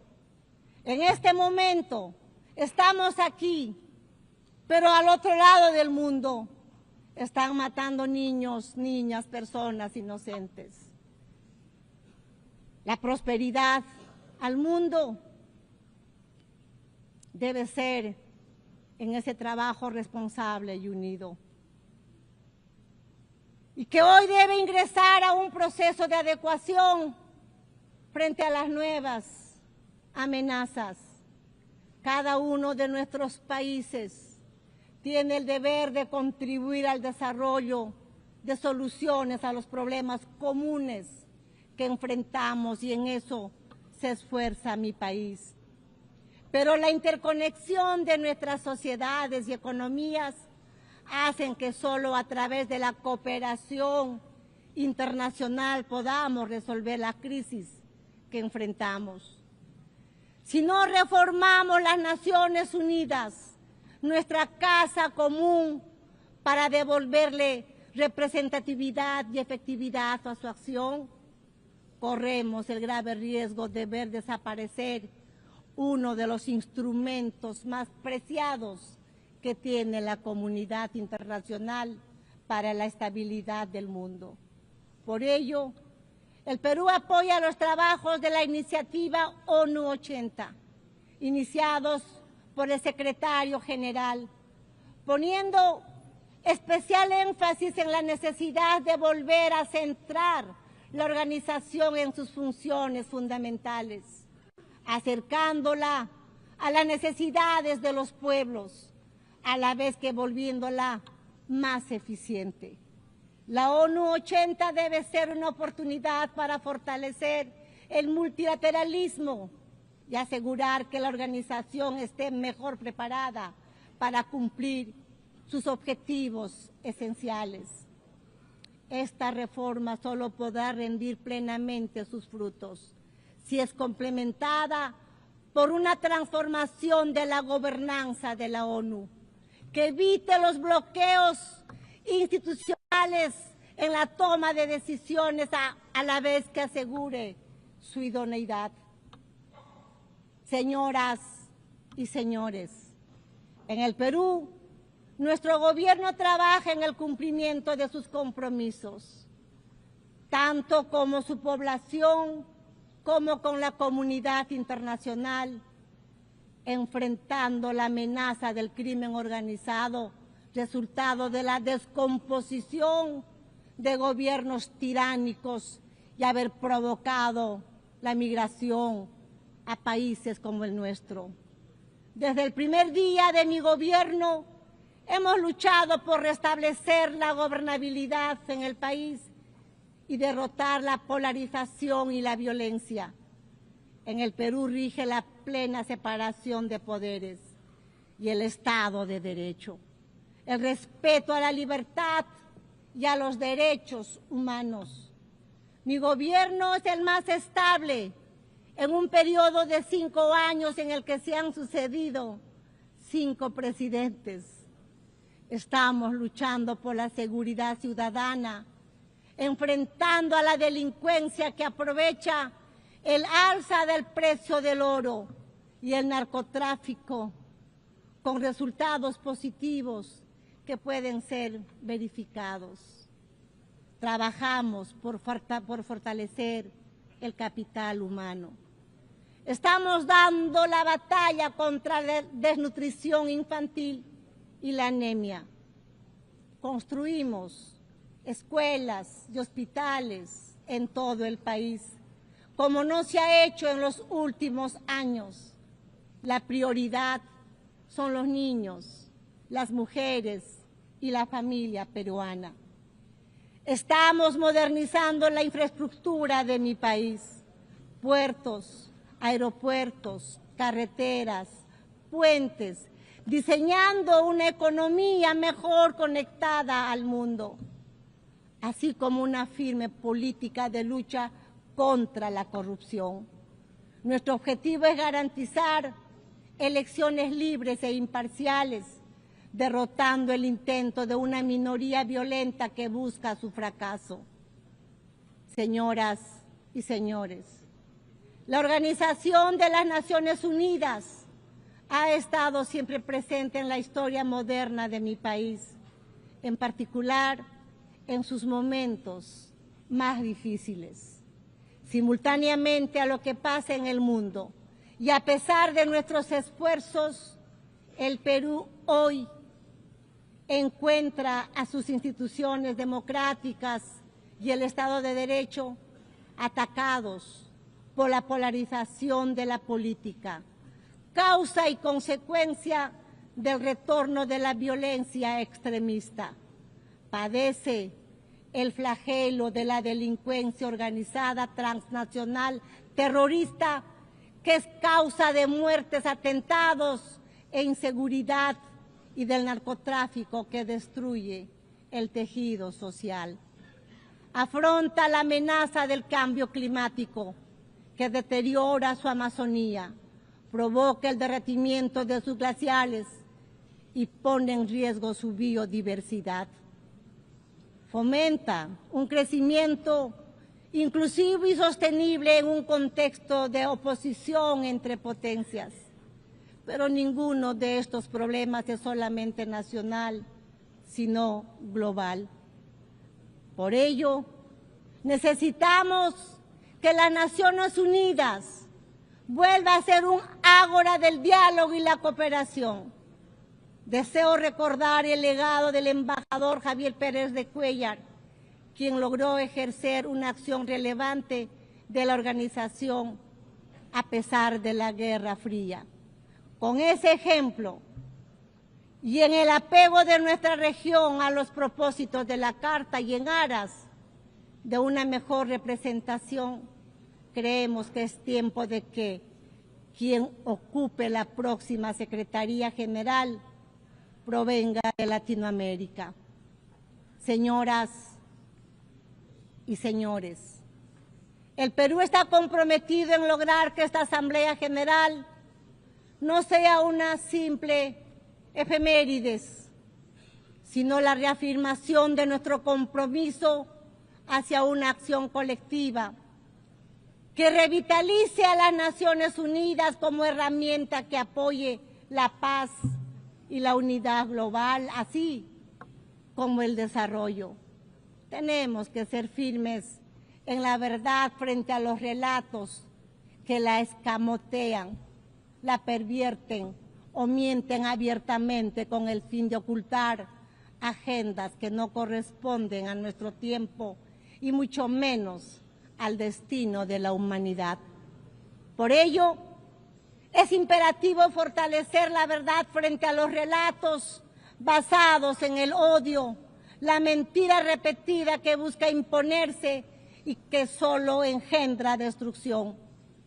Pese a todos los obstáculos, la verdad se abre paso y nos hace libres.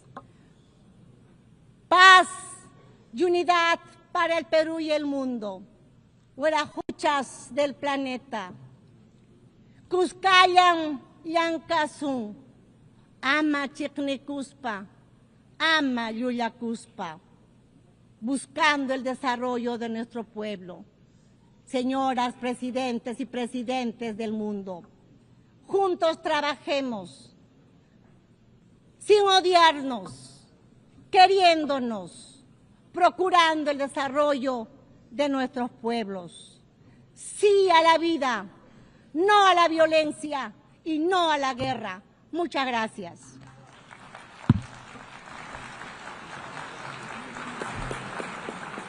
On behalf of the General Assembly, I wish to thank the President of the Republic of Peru.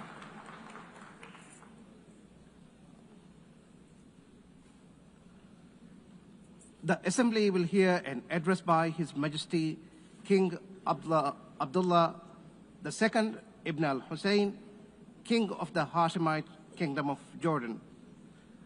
I request protocol to escort His Majesty and invite him to address the Assembly.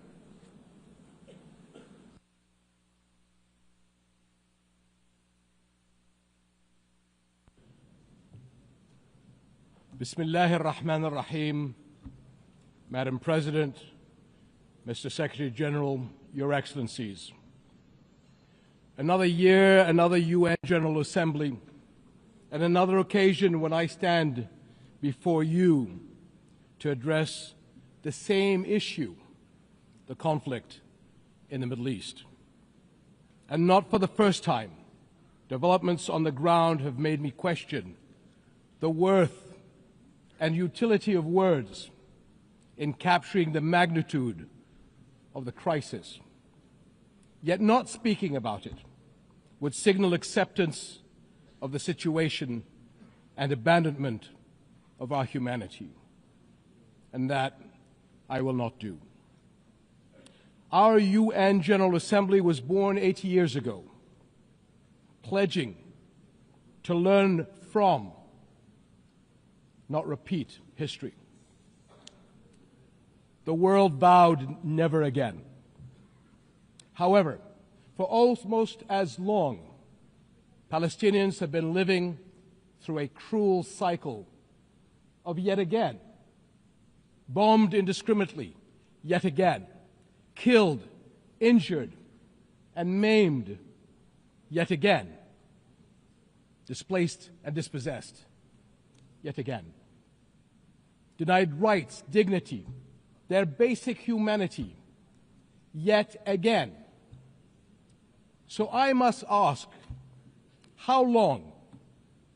How long will it be before we find a resolution to this conflict, one that safeguards the rights of all sides and allows a level of normalcy in the lives of the families at its core? How long will it be before I stand before you and speak not of suffering and devastation in my region, but of prospect, prosperity, and potential? Sadly, this is not the only conflict in our world. And some may say that other wars are also devastating. But the Palestinian-Israeli conflict remains unique. It is the longest standing conflict in the world. An illegal occupation of a helpless population by a self-declared democratic nation, and a flagrant violation of repeated UN resolutions, international law, and human rights conventions. A failure that should have elicited outrage and action, especially from major democracies. Instead, it has been met with decades of inertia.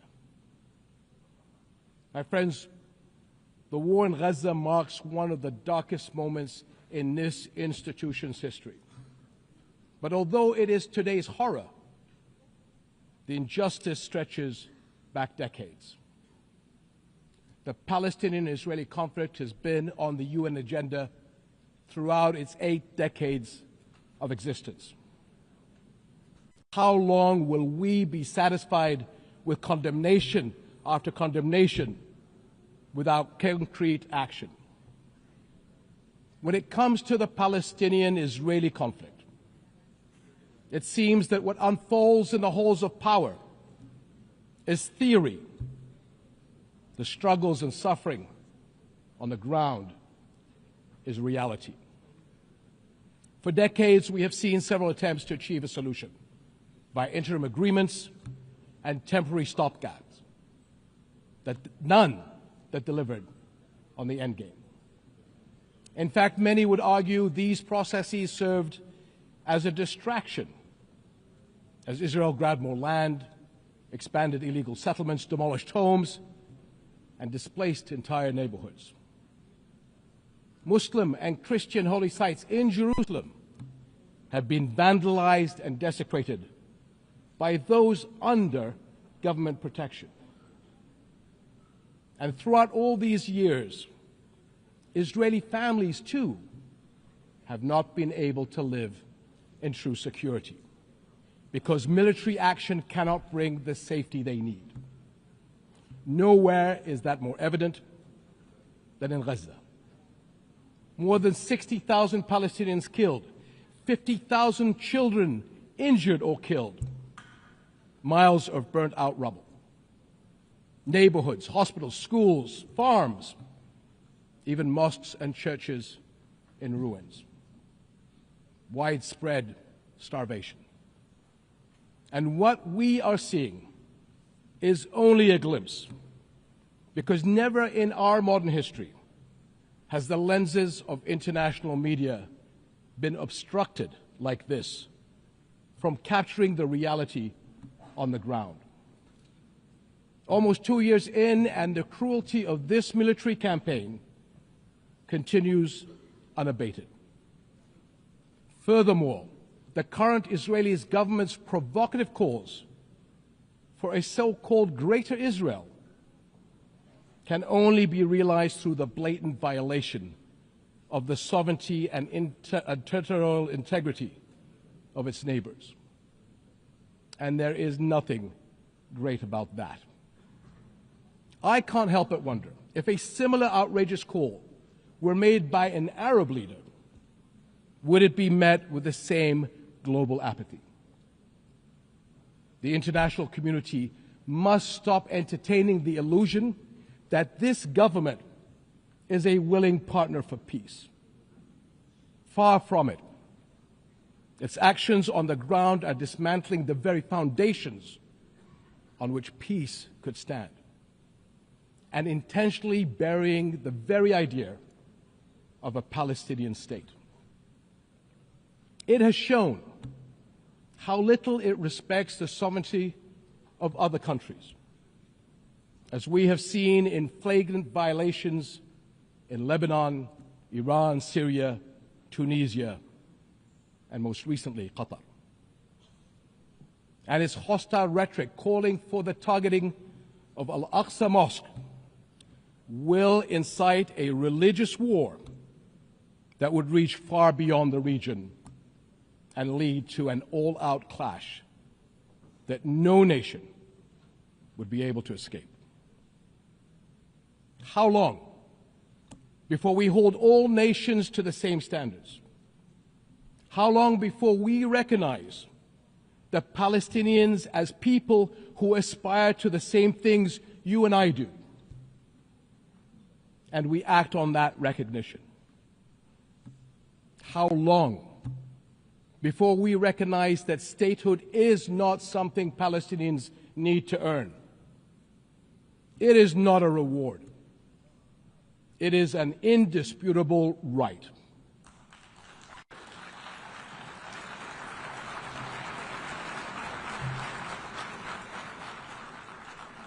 In Jordan, we are determined to work for a world in which people are secure in their homes, are safe to practice their faiths, and are able to live and thrive in dignity. As custodians of Muslim and Christian holy sites in Jerusalem, we safeguard these holy places against actions that violate the city's legal and historical status quo. Compromising the delicate balance in the holy city will turn it into a tinderbox that ignites global conflict. And Jordan is serving as the main base for international humanitarian response in Gaza, working by all possible means to provide critical supplies of aid and food. And we appreciate our regional and international partners. I'm also immensely proud of the many Jordanians, including men and women of Jordan Armed Forces, who are at the heart of this effort. Ground convoys, aircraft crews, doctors, nurses, and mobile medical staff who work even under fire to provide relief. These and countless others carry forward Jordan's deep heritage of compassion and generosity to people in grave need. My friends, amid such darkness, there is a glimmer on the horizon. We are seeing more nations stepping up on behalf of a permanent ceasefire in Gaza, one that ensures the release of all hostages, unhindered humanitarian aid, and support for the Palestinian people as they rebuild. We all know that force is no foundation for security. It is a prelude for greater violence. Repeated wars are teaching generations of Israelis and Palestinians that their only recourse is the gun. Security will only come when Palestine and Israel begin to coexist. Seems I have the same problem as President Trump. Begin to coexist side by side. This is the two-state solution, in line with international law and UN resolutions. An independent and viable Palestinian state with East Jerusalem as its capital, alongside a secure Israel living in peace with its neighbors. For almost a quarter of a century, this has been the promise of the Arab Peace Initiative, in which Arab and Muslim partners around the globe extended their hand. My friends, for the past 2 years, we have finally seen the world's conscience stirring in the courage of ordinary people from every walk of life and every corner of the globe, raising their voices as one and declaring, it has been too long.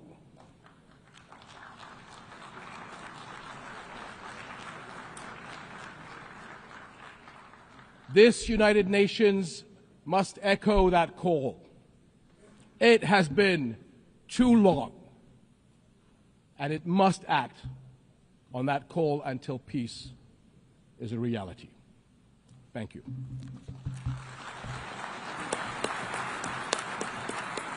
On behalf of the Assembly, I wish to thank the King of the Hashemite Kingdom of Jordan. The Assembly Assembly will hear an address by His Excellency Lee Jae-myung, President of the Republic of Korea. I request protocol to escort His Excellency and invite him to address the Assembly.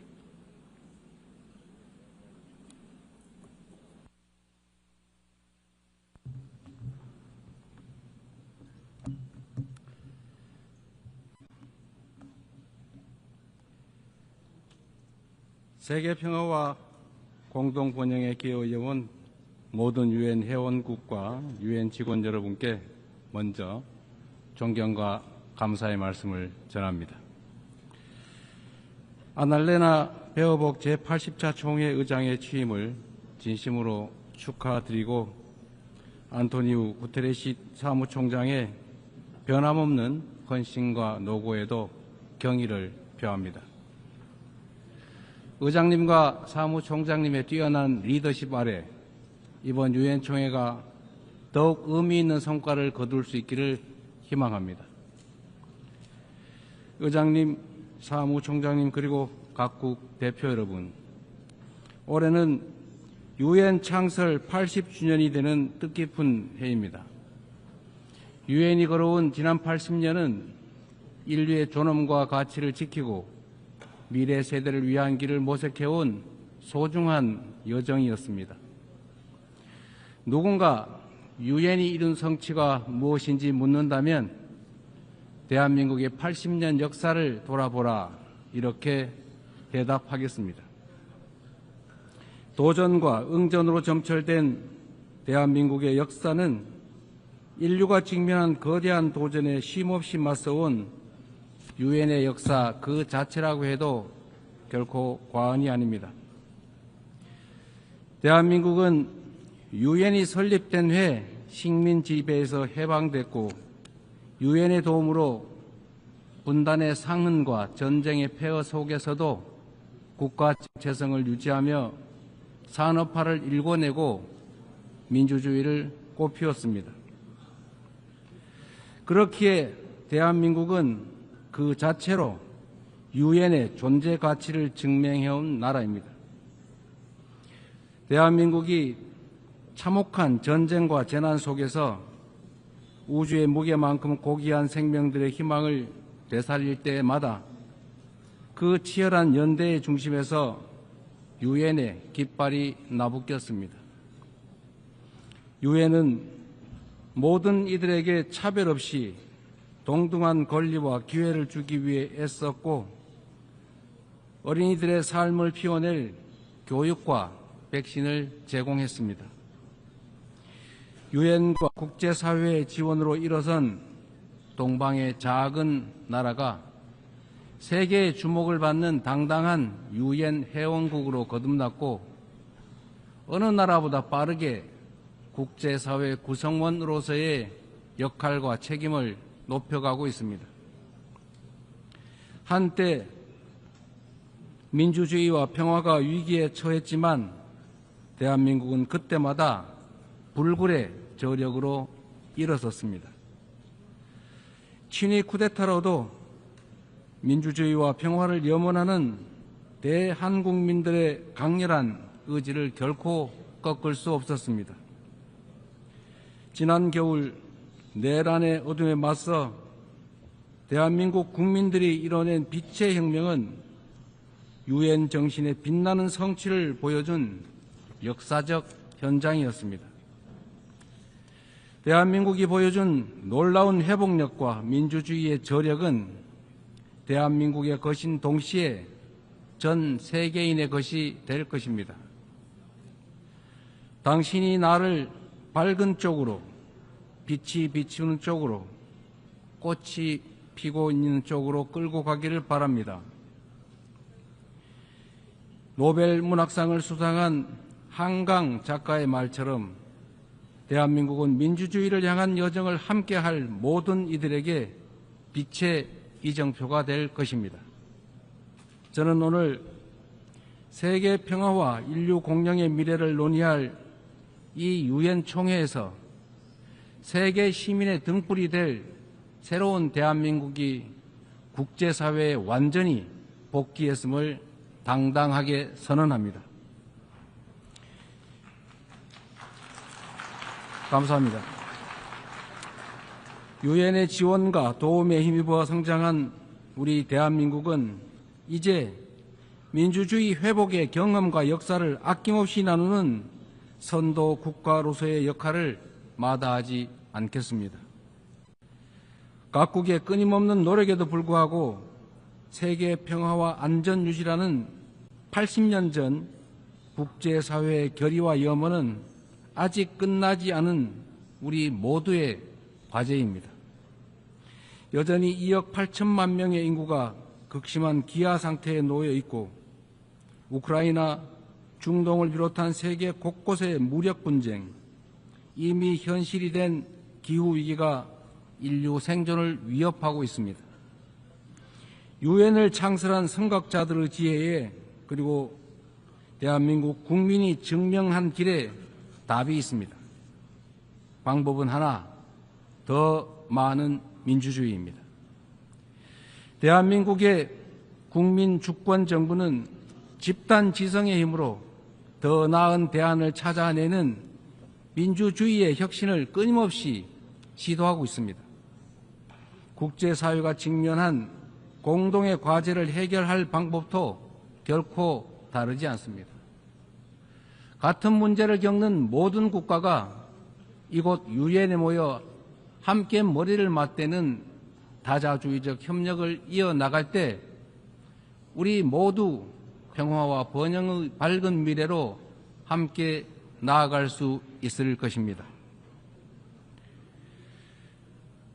총장이 제시한 UN 80 이니셔티브가 이 시대적 요구에 발맞춰 유엔의 진화와 발전을 이뤄낼 비전으로 자리 잡기를 기대합니다. 유엔 안전보장이사회 또한 변화된 국제 환경을 반영해서 비상임 이사국을 확대하고 효과성과 대표성을 제고할 수 있기를 희망합니다. 대한민국은 2024년에서 25년 임기의 안보리 이사국으로서 안보리가 국제 평화와 안보 위협에 능동적으로 대응할 수 있도록 노력하고 있습니다. 의장님, 총장님, 그리고 존경하는 각국 대표단 여러분, 민주주의를 회복한 대한민국은 이제 더 나은 미래를 꿈꿉니다. 대한민국은 유엔이 표방하는 자유와 인권, 포용과 연대의 가치를 굳건하게 수호하는 글로벌 책임 강국으로서의 역할을 다해 나갈 것입니다. 대한민국에 거주하는 내 외국인 모두가 사회의 동등한 구성원으로서 삶의 모든 현장에서 존중받을 수 있도록 제도와 문화를 더욱 발전시켜 나갈 것입니다. 대한민국은 인권 존중의 가치를 실현하면서 국제사회와의 협력을 강화하고 또 주도해 갈 것입니다. 당장의 생존이 위급한 시대에 연대와 상생, 협력이란 다소 생경하게 느껴질 수도 있습니다. 하지만 인류는 언제나 깊은 절망만큼 높은 희망을 꿈꾸었고 더 나은 내일을 향한 열정으로 지금의 진보를 이뤄냈습니다. 어려운 시기일수록 인류 보편 가치에 대한 믿음이라는 유엔의 기본 정신으로 돌아가야 합니다.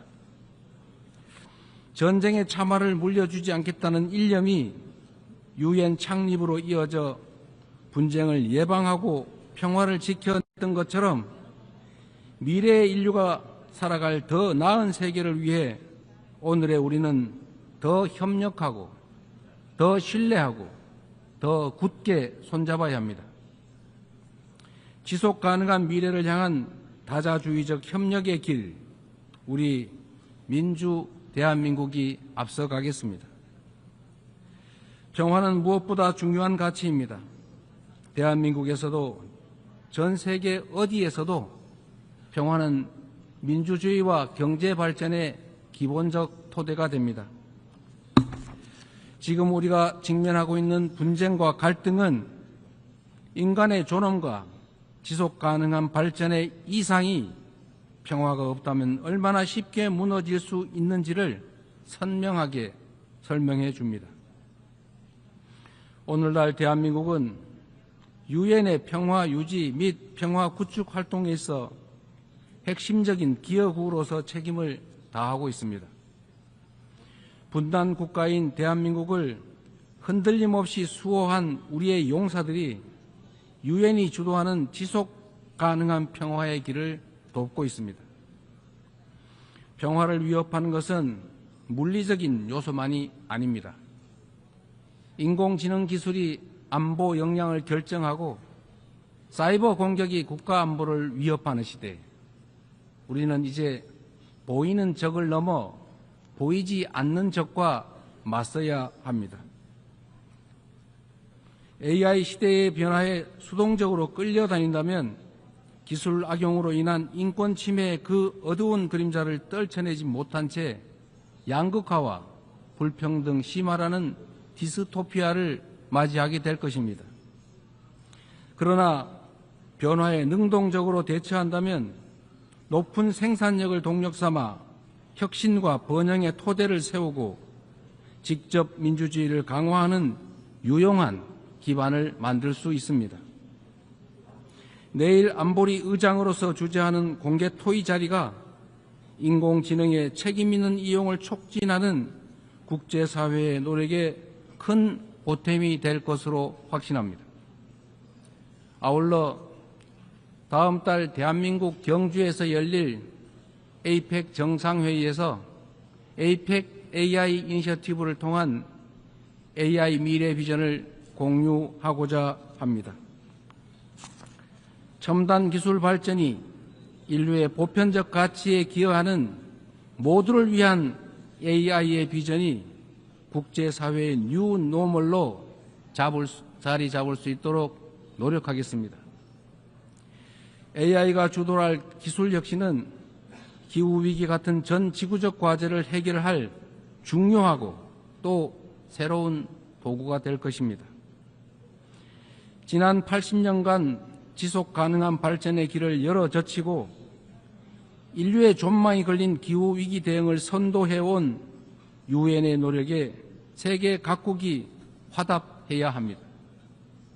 대한민국은 과학기술과 디지털 혁신을 활용해 에너지 효율을 높이고 재생에너지 비중을 확대하면서 에너지 대전환을 추진하고 있습니다. 올해 안으로 책임감 있는 국가 온실가스 감축 목표를 제출하여 국제사회의 단합된 의지에 동참할 것입니다. 2028년 칠레와 공동 개최하는 제4차 유엔 해양총회에서도 지속 가능한 해양 발전을 위한 실질적 연대를 구축할 수 있도록 할 것입니다. 이처럼 전 지구적 과제에 적극 대처하는 우리 대한민국의 노력은 지속 가능한 발전이라는 인류 공동의 약속을 실현하겠다는 확고한 의지를 바탕으로 한 것입니다. 10년 전 유엔이 지속 가능한 발전 목표를 수립한 이래 국제사회는 빈곤 퇴치와 불평등 해소를 위한 여러 진전을 이뤄냈습니다. 그러나 개발 재원에 대한 수요는 지속적으로 늘어나고 가장 취약한 이들은 여전히 고통 속에 놓여 있습니다. 엄중한 현실을 직시하고 새로운 변화를 만들어냅시다. 글로벌 개발 거버넌스를 구조적으로 개혁하는 동시에 재원의 질을 높이는 방향으로 나아가야 합니다. 원조받던 나라에서 원조하는 나라로 성장하고 도약한 대한민국의 사례가 더 많이 나올 수 있도록 함께 힘을 모아주실 것으로 믿습니다. 올해는 유엔 창설 80주년이자 한반도 분단 80주년입니다. 새로운 도전과 함께 미완의 과제가 우리를 기다리고 있습니다. 민주 대한민국은 평화 공존, 공동 성장의 한반도를 향한 새로운 여정을 시작합니다. 그 첫걸음은 남북 간 무너진 신뢰를 회복하고 상호 존중의 자세로 전환하는 것입니다. 대한민국 정부는 상대의 체제를 존중하고 어떠한 형태의 흡수 통일도 추구하지 않을 것이며 일체의 적대 행위를 할 뜻이 없음을 다시 한번 분명하게 밝힙니다.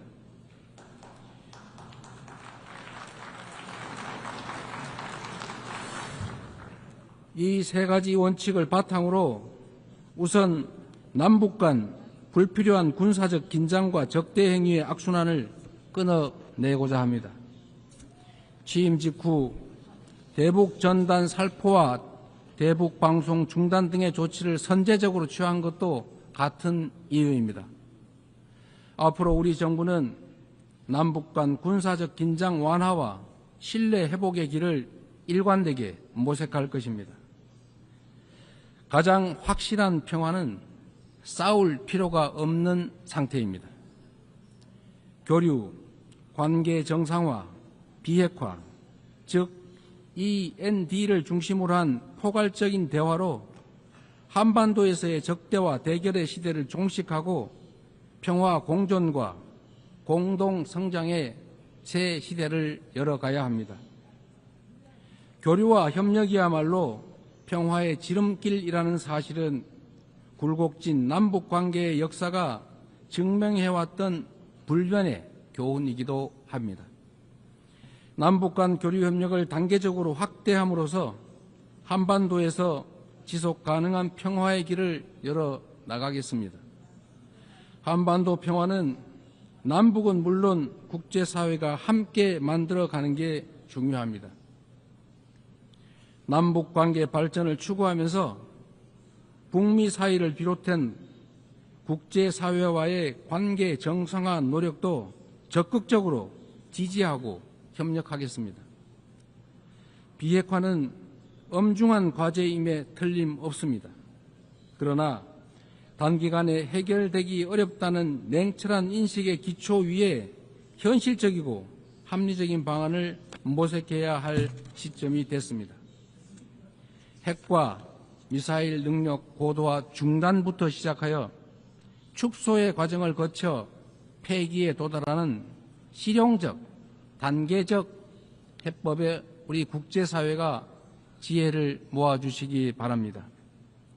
한반도에서의 항구적 평화 실현은 분쟁으로 고통받는 인류에게 새로운 희망과 가능성을 제공할 것입니다. 대한민국은 END 이니셔티브로 한반도의 냉전을 끝내고 세계 평화와 번영에 기여하기 위한 책임과 역할을 다하겠습니다. 서로 다른 나라의 국민이 상호 협력하며 전 지구적인 도전을 함께 헤쳐나가는 미래가 꿈같은 장밋빛 전망처럼 들릴 수도 있습니다. 그러나 이는 결코 불가능한 꿈이 아닙니다. 평화란 단순히 무력 충돌이 없는 상태가 아니라 다름을 존중하며 함께 살아가는 공동체를 실현하는 것입니다. 다양성에 대한 존중과 열망이 우리 안에 살아있는 한 언제든 연대하고 서로를 포용할 수 있습니다. 국경과 언어, 문화적 차이를 넘어 K컬처가 전 세계인을 하나로 연결하고 있습니다. K컬처의 성공과 확산은 모든 배경의 차이를 넘어 인류 보편의 공감이 가능하다는 점을 입증하고 있습니다. 연대와 상생, 배려의 에너지를 모아 새로운 민주공화국을 열어낸 대한민국은 지속 가능한 미래, 인류의 새 역사를 향해 나아갈 준비를 마쳤습니다. 험난한 여정이 예상되지만 시련이 있어도 도전을 멈추지 않았기에 인류는 한 단계씩 성장하며 오늘 여기까지 올 수 있었습니다. 민주주의의 위기 앞에서 대한민국 국민이 들었던 오색빛 응원봉처럼 국제사회와 유엔이 인류의 미래를 밝힐 희망의 등불을 함께 들어주십시오. 평화, 공존과 공동 성장이라는 한반도의 새 시대를 향해 그리고 함께하는 더 나은 미래의 세계를 향해 우리 대한민국이 맨 앞에서 담대하게 나아가겠습니다. 긴 시간 경청해 주셔서 감사합니다. On behalf of the Assembly, I wish to thank the President of the Republic of Korea.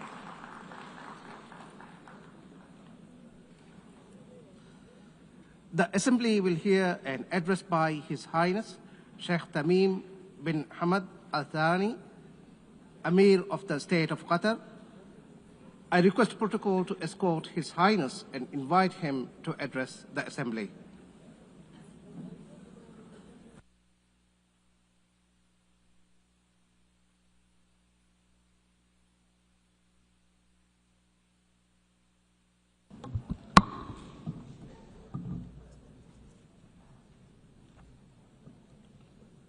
بسم الله الرحمن الرحيم.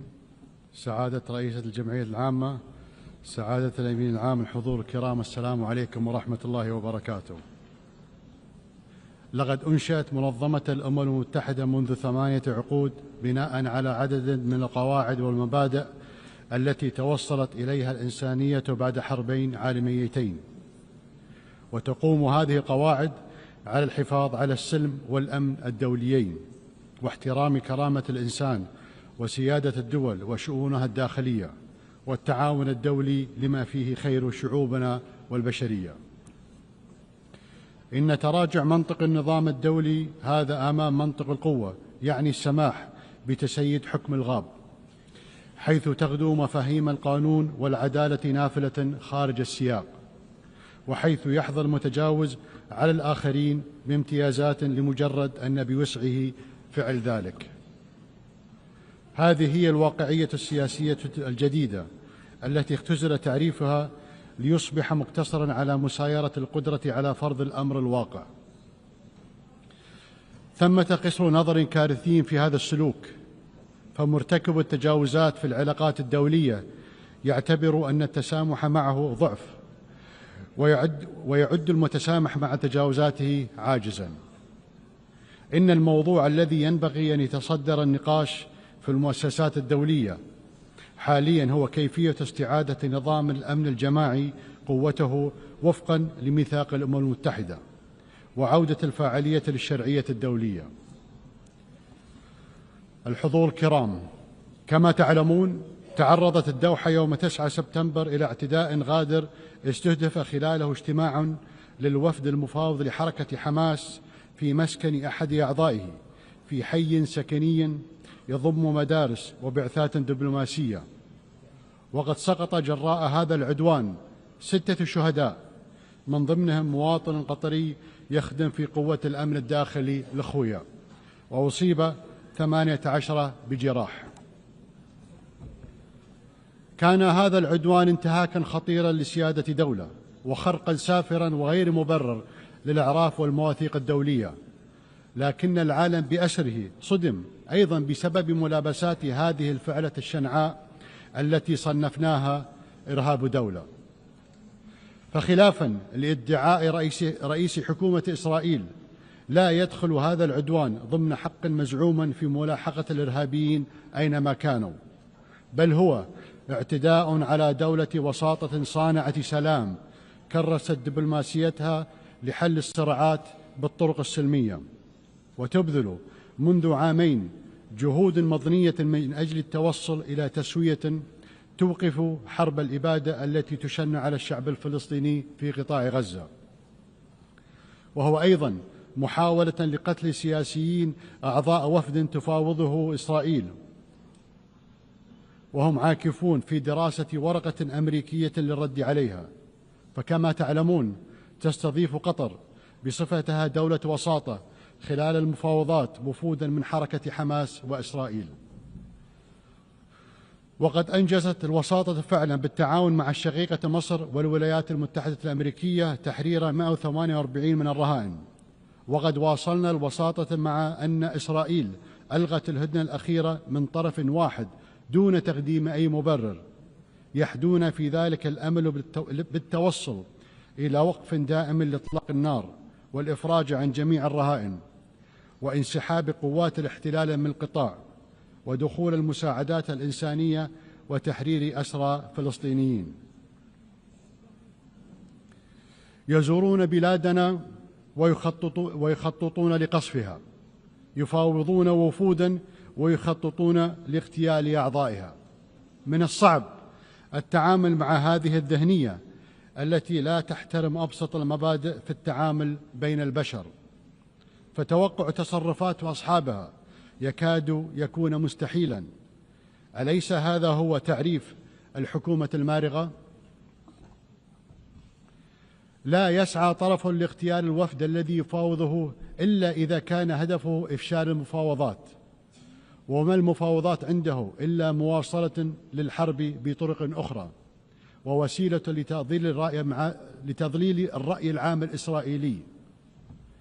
إذا كان ثمن تحرير الرهائن الإسرائيليين هو وقف الحرب، فإن حكومة إسرائيل تتخلى عن تحريرهم، فهدفها الحقيقي هو تدمير غزة، بحيث يستحيل فيها السكن والعمل والتعليم والعلاج، أي تنعدم مقومات الحياة الإنسانية، وذلك تمهيدا لتهجير سكانها. لهذا السبب يريد رئيسها مواصلة الحرب. إنه يؤمن بما يسمى أرض إسرائيل الكاملة، وهو يعتبر أن الحرب فرصة لتوسيع المستوطنات وتغيير الوضع القائم في الحرم القدسي الشريف، كما يخطط لعمليات ضم في الضفة الغربية. لم يعد هناك شك في أن التطهير العرقي وتغيير واقع المناطق المحتلة بل وفرض وقائع جديدة على الإقليم هو هدف هذه الحرب.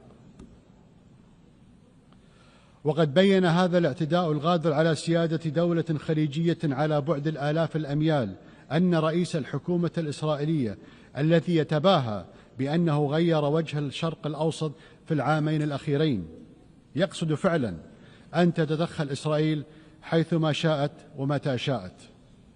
إنه يحلم أن تصبح المنطقة العربية منطقة نفوذ إسرائيلي، وقد حذرت الدول العربية والإسلامية التي تنادت وعقدت مؤتمر قمة في الدوحة من عواقب هذا الوهم الخطير. ليست إسرائيل دولة ديمقراطية في محيط معاد كما يدعي قادتها، بل هي في الحقيقة معادية لمحيطها وضالعة في بناء نظام فصل عنصري وفي حرب إبادة.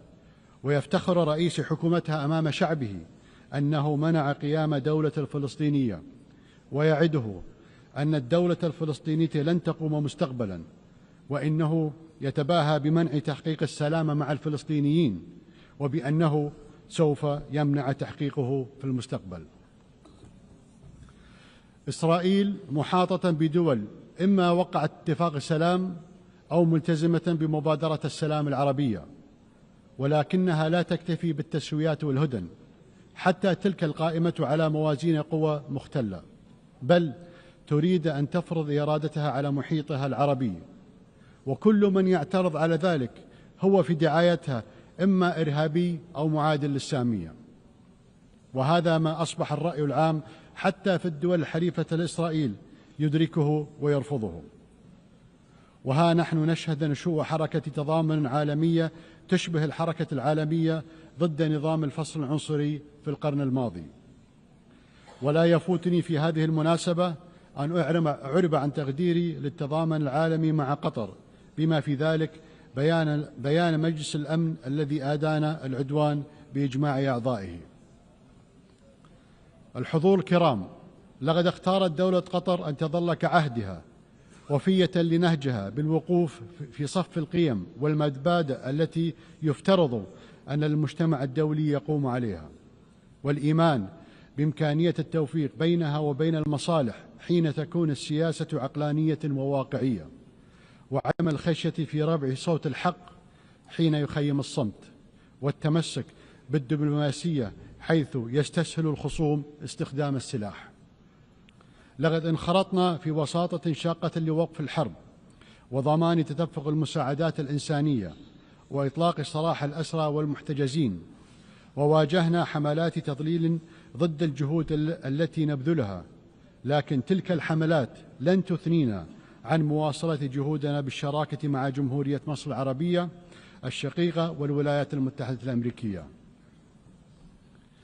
إن قناعتنا راسخة بأنه لا يمكن تحقيق السلام في منطقتنا دون اتخاذ المجتمع الدولي ولا سيما مجلس الأمن موقفا حازما بالانتقال من انقياده لإيقاع الاحتلال في فرض الوقائع في حروبه المتتالية إلى حل القضية الفلسطينية على أساس إنهاء احتلال الأراضي الفلسطينية والسماح للشعب الفلسطيني بممارسة حقه في تغيير مصيره وإقامة دولته المستقلة وعاصمتها القدس الشرقية على حدود عام 1967 وفقا للقرارات الشرعية الدولية وحل الدولتين الذي توافق عليه المجتمع الدولي.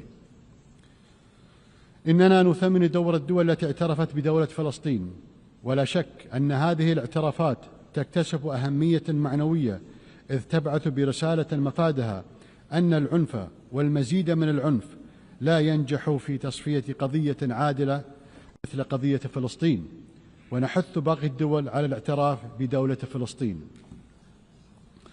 وإيمانا منا بأن عدم الاستقرار لا يعرف حدودا وأن الإنسانية مصيرها مترابط، فقد واصلت دولة قطر جهودها الدبلوماسية للإسهام في حل أزمات أخرى كالحرب في أوكرانيا والحروب في أفريقيا، وقد أثمرت المثابرة في هذه الجهود مع شركائنا في القارة الإفريقية عن خطوات نوعية نحو إحلال السلام، كان أبرزها التوقيع على إعلان المبادئ في الدوحة بين حكومة جمهورية الكونغو الديمقراطية وتحالف نهر الكونغو حركة 23 مارس دعما لمسار تقوده الولايات المتحدة لاتفاق سلام شامل في الشرق البلاد.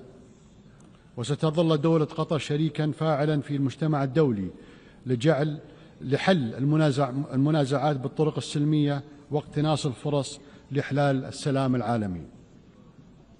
الحضور الكرام، ما زالت بعض الدول في منطقتنا تعاني من غياب الاستقرار والأمن، ولكن ما يبعث على الأمل حدوث بعض التطورات الإيجابية.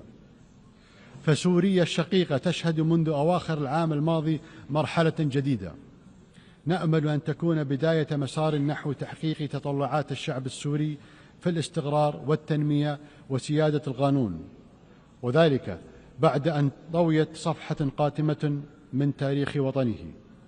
وقد وقفت قطر إلى جانب الشعب السوري على نحو مثابر طوال السنوات السابقة، وكنت أذكر بقضيته من على هذا المنبر حتى حين بدا وكأنها أسقطت من جدول أعمال السياسة الدولية.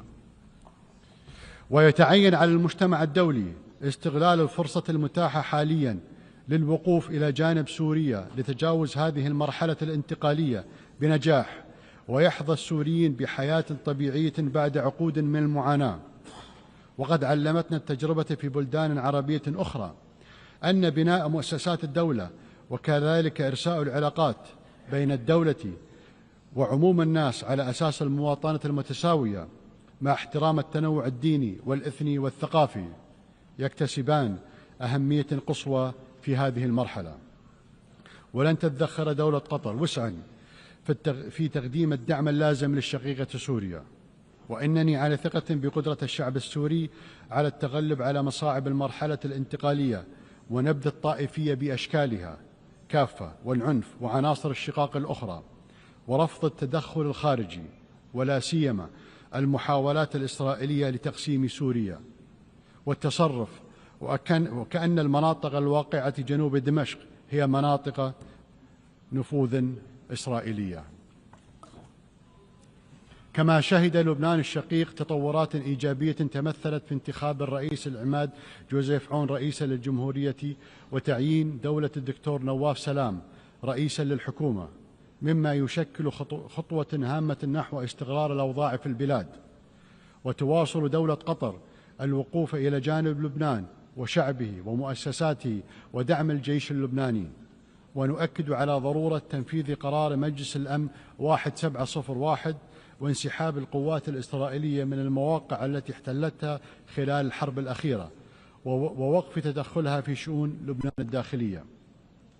وبالنسبة للسودان الشقيق فإن شعبه ما زال يعاني من أزمة إنسانية غير مسبوغة نتيجة استمرار العنف، ونحن ندعو مجددا جميع الأطراف إلى إعلاء المصلحة الوطنية العليا والانخراط في حوار شامل يقود إلى سلام مستدام ويحفظ وحدة السودان واستغلاله وسيادته ويحقق تطلعات شعبه في الأمن والاستقرار والتنمية. ونعرب عن دعمنا للجهود الإقليمية والدولية الرامية إلى تحقيق هذه الغاية. الحضور الكرام، لطالما كانت الدوحة عاصمة عالمية تحتضن الفعاليات الكبرى السياسية والاقتصادية والرياضية، ومركزا يجمع القادة وصناع القرار من مختلف أنحاء العالم للتشاور وصياغة حلول واقعية للتحديات العالمية المشتركة. وسوف تستضيف مؤتمر القمة العالمي الثاني للتنمية الاجتماعية خلال الفترة من 4 إلى 6 نوفمبر 2025، ونتطلع للترحيب بكم خلال هذا المؤتمر. ولا شك أن ثقة المجتمع الدولي بنا إنما تقوم على سجل من النجاحات التنظيمية التي حققتها دولة قطر على مر السنوات. وبناء على هذا الإرث الراسخ قدمت ملف ترشحها لاستضافة دورة الألعاب الأولمبية 2036، إيمانا منا بأن الرياضة ليست مجرد منافسة بل جسر يربط بين الشعوب ومنصة لترسيخ قيم السلام والتفاهم. ولقد أثبت تنظيمنا لبطولة كأس العالم لكرة القدم 2022 أننا قادرون على جعل الأحداث الرياضية الكبرى ساحة للتواصل والتقارب بين الثقافات المختلفة. وختاما، إن دولة قطر وهي تعي جسامة التحديات التي يواجهها المجتمع الدولي تؤكد أنها ستظل وفية لالتزاماتها في مناصرة الحق وبناء جسور السلام وتعزيز العدالة في العلاقات الدولية. أشكركم والسلام عليكم ورحمة الله وبركاته.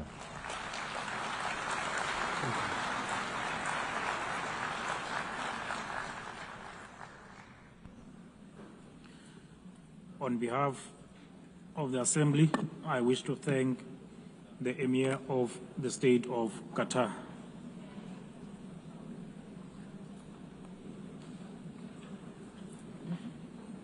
The Assembly will now hear an address by Her Excellency Jennifer Gillings-Simons, the President of the Republic of Suriname.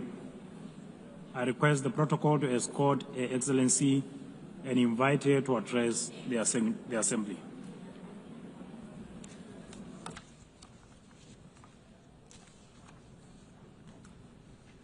Good morning.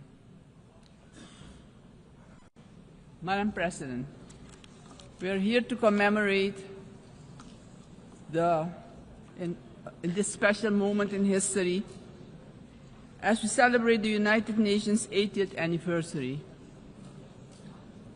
And this 80th anniversary of the General Assembly coincides with the 50th anniversary of the independence of the Republic of Suriname and our membership of this organization. On behalf of the government and the people of the Republic of Suriname, I express sincere congratulations to the international community on this occasion. It is clear that a journey that spans over 80 years cannot be and has not been without challenges. The United Nations played, in some instances, an important role in ending colonial rule, worked on advancing human rights, and often provided hope and a future to the most vulnerable in our global community. This is also the organization that provided a voice to the global community and worked to establish a balanced world order aimed at adopting a framework for sustainable development agenda and contribute significantly to advancing human rights, more specifically the rights of women and children. The organization promoted education for all and universal access to health care. In some instances, the peaceful resolution of conflicts was achieved, preventing misery and saving human lives.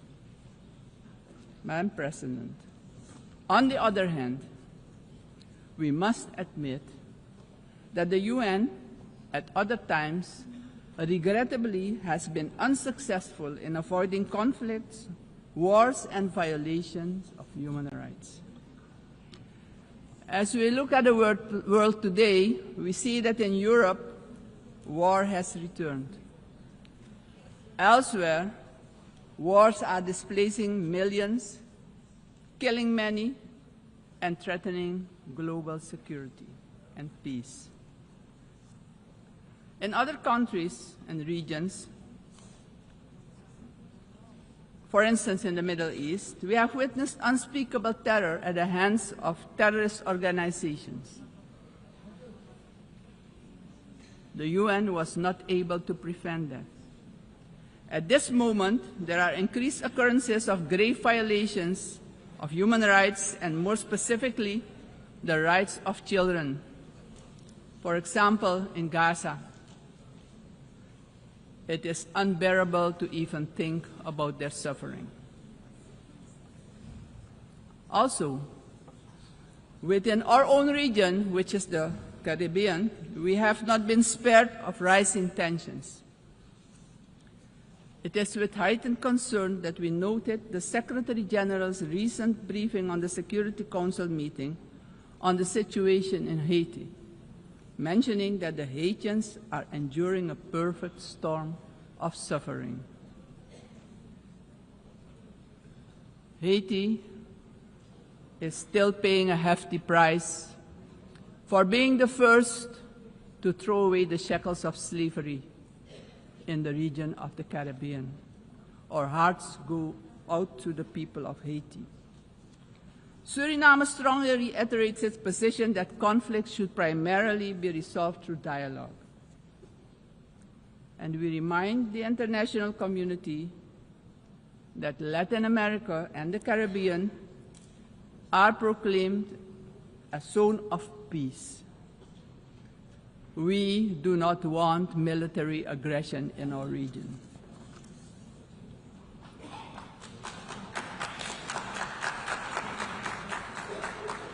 Madam President,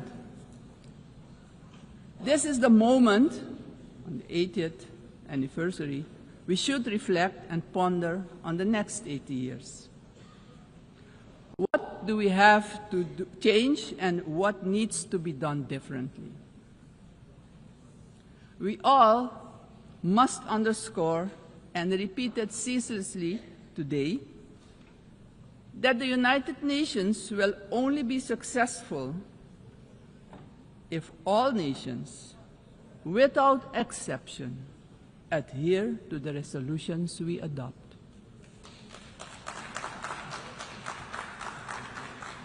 We can only keep the peace if we stop allowing that the votes of all the countries in the world can be nullified by one veto. Today, partially because of the work done by our organization, some poor countries have developed substantially, economically and otherwise. They have become powers who can't be ignored any longer. We have to remind ourselves that the world in which the United Nations was established 80 years ago does no longer exist. The task ahead, therefore, is that we, in the first place, renew our vows, recommit to the principles and objectives of the Charter of our organization, and recognize all the voices in the world, because people from all regions should have opportunities for a dignified life. Furthermore, the UN should adjust to the world we currently live in. This means, for example, The Security Council should expand to include all nations who exert major influence in the world.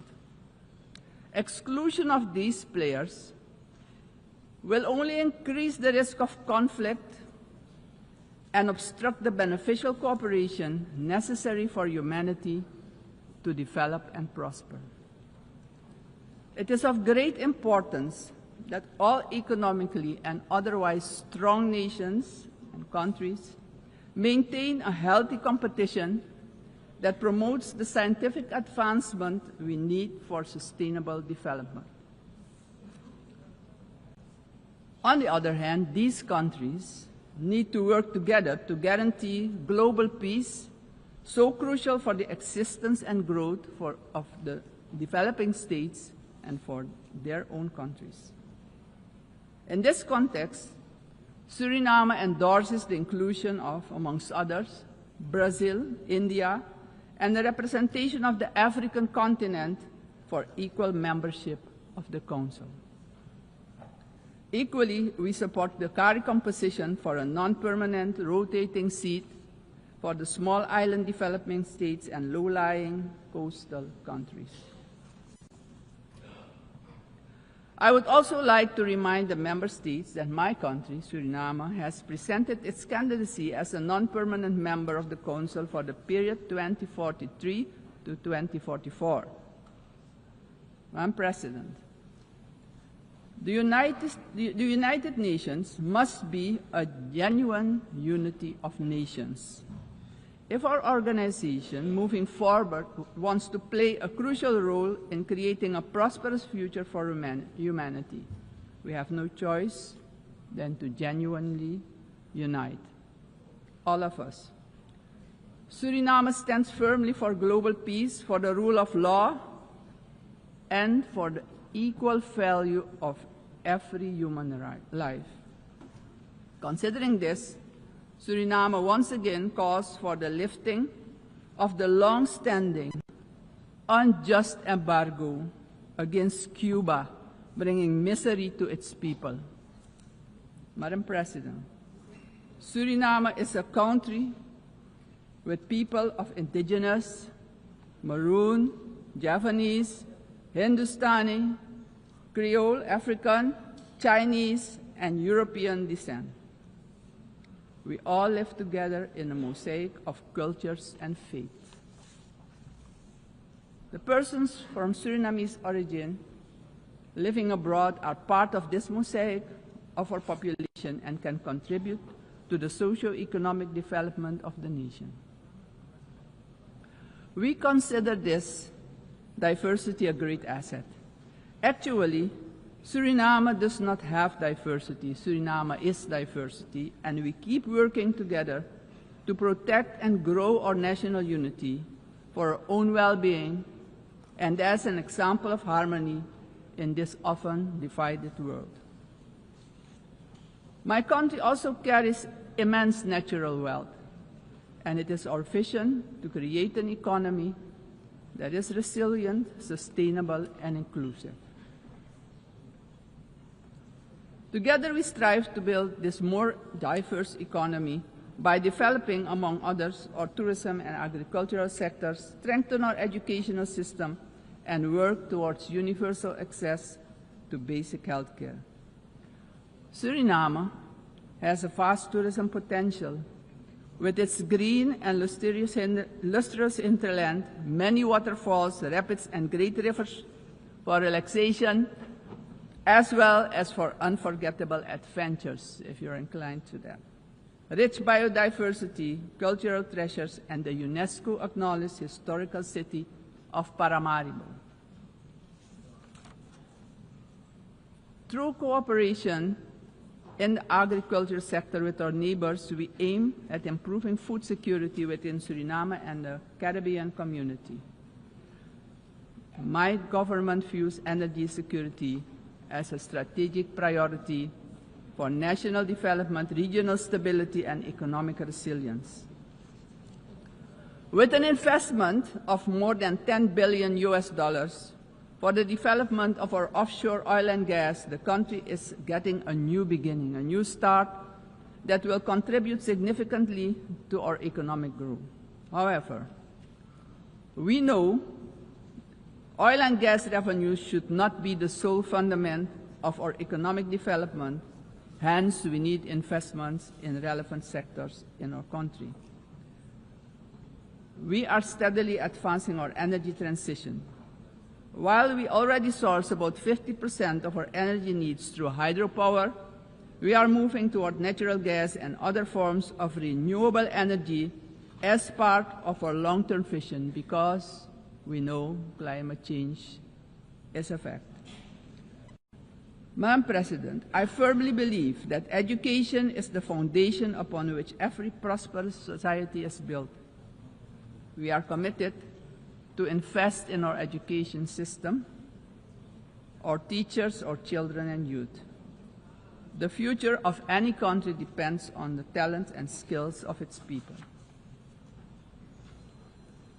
My country reaffirms strongly its commitment to upholding the rights of indigenous and tribal communities, ensuring that their livelihoods, tradition, knowledge systems are respected and preserved, and the acknowledgement of their collective land rights.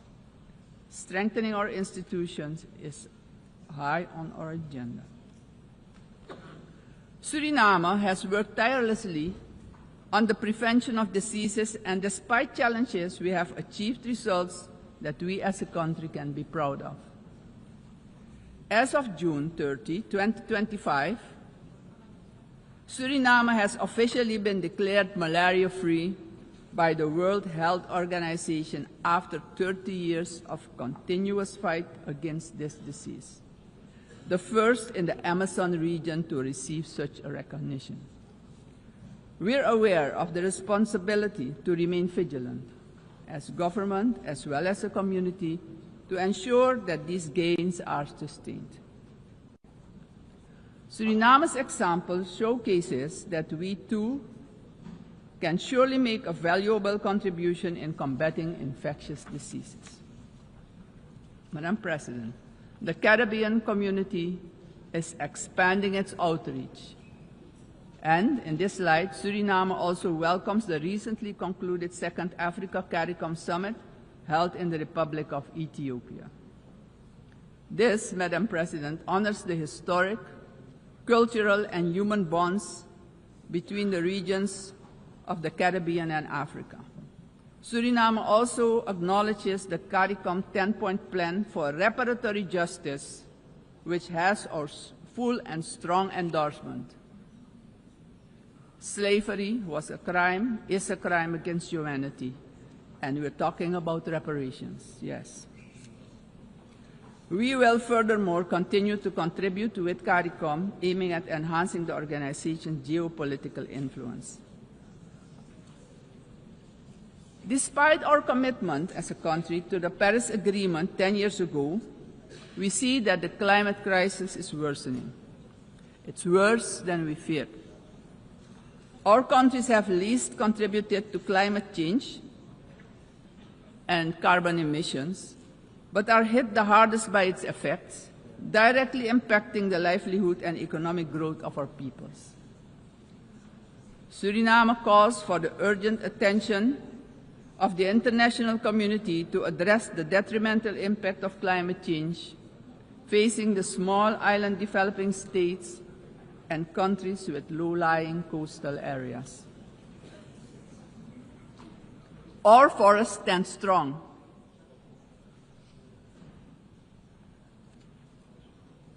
More than 90% of our land is covered by rainforest. And this makes us the most forested country in the world. Your eyes have never seen so much green. Suriname is one of the 3 carbon-negative countries on Earth. Since 1992, our forest has absorbed nearly 290 million tons of carbon, and each year we capture more than we emit, and we want to keep it that way. The protection and conservation of our forests has been a priority. It doesn't stand by default, but by design. We have been logging sustainably for decades, and did so with the Sustainable Tropical Rainforest Management System developed in Suriname, an ecological approach to forestry. Also, the indigenous and tribal communities protect the forest by their continued stewardship. We are proud of the way we did it, but pride alone does not pay the bills and does not develop the indigenous and tribal communities. Madam President, we must not forget that these forests, our forests, are in competition with vast resources such as gold, diamond, bauxite, and more. We will need to make difficult choices. We want to keep our forest coverage at a minimum of 90%. But we cannot do it alone. The time has come for the world's largest emitters to share this responsibility, not only with words, but with action, justice, and finance. Suriname strongly calls for global action, predictable climate finance for high forested, low deforestation countries, fair recognition of real carbon removals, and direct support for the communities who live in and protect these forests. Suriname, Madam President, therefore endorses the initiative of the COP30 presidency to launch the Tropical Forest Forever facility and calls upon the international community to contribute to its success. Suriname, as mentioned previously, takes pride in being an example of peaceful coexistence, having different cultures, religions, and the traditions to live together in respect and solidarity. This is our gift to the world. The second gift, because we also have a forest that is delivering services to the whole world. This gift proves that harmony can prevail. As stated upon our admission to the United Nations in 1975, our republic indicated our willingness to engage with the international community. My country reiterates its strong commitment to multilateralism, one of humanity's most important achievements, which needs our protection in this time of change. In closing, aggression and military force should be replaced with peaceful resolution and dialogue, because it doesn't solve problems, it creates destruction and misery. As a matter of urgency, I call on every member state to keep the peace, protect the planet and all human rights. Suriname has shown the world that living sustainably together is possible. We are really better together. Thank you, Grand Tanye, and may God be with you.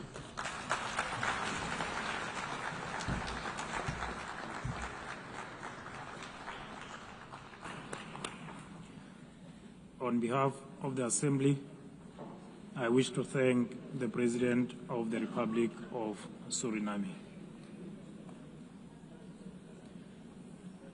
The Assembly will hear an address by His Excellency Katinas Nauseda, President of the Republic of Lithuania. I request protocol to escort His Excellency and invite him to address the Assembly.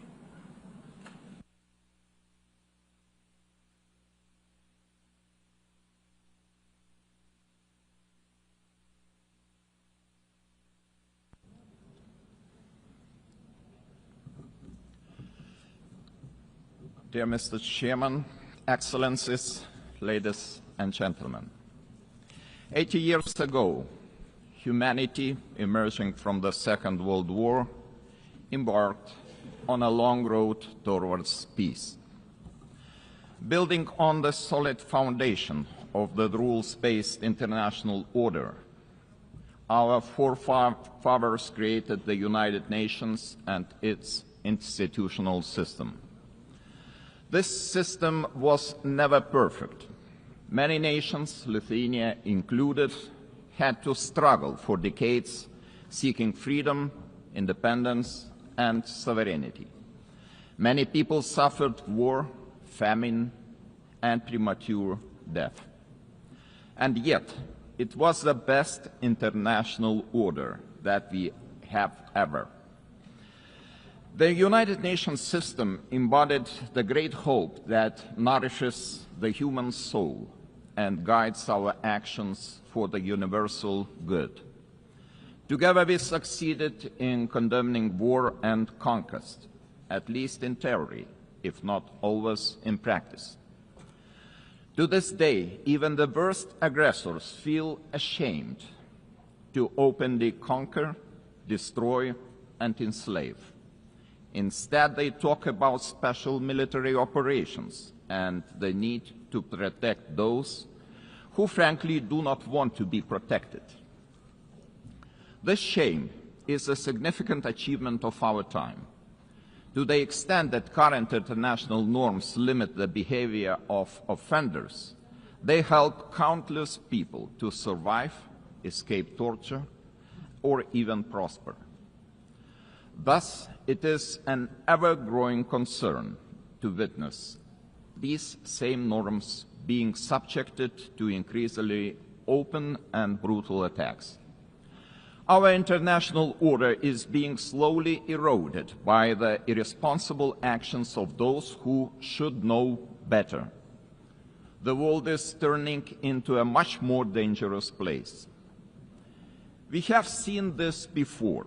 We cannot ignore the striking parallels between the present day and the events of 1938, a time when the world chose appeasement over international law and diplomacy over deterrence, culminating in the infamous Munich Pact.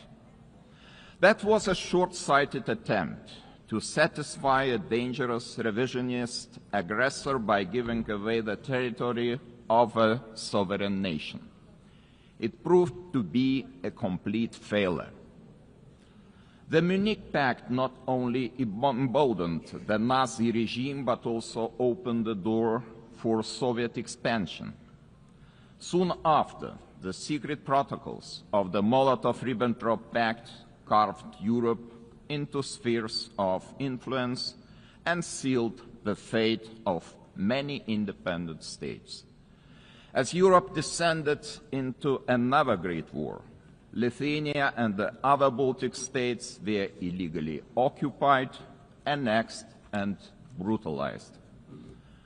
After regaining the independence 35 years ago, Lithuania feels a duty to guard the bitter memory of past mistakes. Never again will we place our hopes in appeasement. Never again will we stand aside. Never again shall Pandora's box be opened. In 1938, it was Czechoslovakia that was abandoned. Today, we cannot abandon Ukraine alone. The war in Ukraine is well into its 4th year. The international community has not done enough to stop aggressor. This is a quest that goes far beyond the usual lines that keep different nations apart. What matters is not the distinction between large and small, or between global North and global South nations, but the basic principles of the UN Charter, which guarantee peace and security across the globe. If one UN member is attacked with impunity year after year by a permanent member of the Security Council, What does that mean for the rest of us? When power replaces law and fear silences the truth, the foundations of the global order begin to crack. And then nobody can feel safe anymore. Ladies and gentlemen, the effects of Russia's war against Ukraine are being felt across the world. This war has sparked crises in energy, migration, and food security, while also deepening global poverty, hunger, environmental damage, and climate change. It all began with the illegal occupation of Crimea in 2014 and escalated into a full-scale invasion marked by systematic war crimes.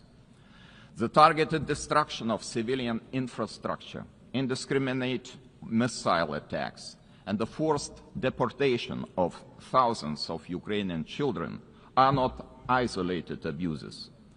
These are calculated efforts to erase Ukraine's identity and undermine its sovereignty and territorial integrity, all in open defiance of the United Nations Charter. Let me be clear, Lithuania will never recognize Russia's illegal occupation and annexation of Ukrainian lands. Ukraine's borders are not up for negotiation. Attempts to redraw them by force are unacceptable. The United Nations Charter is not a menu to pick from. It is a binding foundation of international order. Ukraine is also not the only target. Russia continues to occupy two Georgian regions, destabilizes Moldova, and uses proxies and mercenaries to spread instability across the Sahel, the Middle East, and beyond. These are not isolated episodes. They are part of a calculated policy to undermine international norms and export chaos for strategic gain. Russia is not acting alone. The countries enabling Russia's war against Ukraine also violate international law. They prolong the war and deepen unnecessary suffering. Their actions damage us all, every sovereign nation. Lithuania therefore calls on the international community to maintain strong political, military, humanitarian, and economic support for Ukraine. Having already provided more than 1 billion euros in assistance, half of which for reconstruction and long-term recovery, we are setting an example to follow. It is equally vital that the international community stop buying Russia's energy resources. Without all that oil and gas money, Moscow's war machine would finally stop. If history is any indicator, Russia will never stop using energy for its geopolitical goals.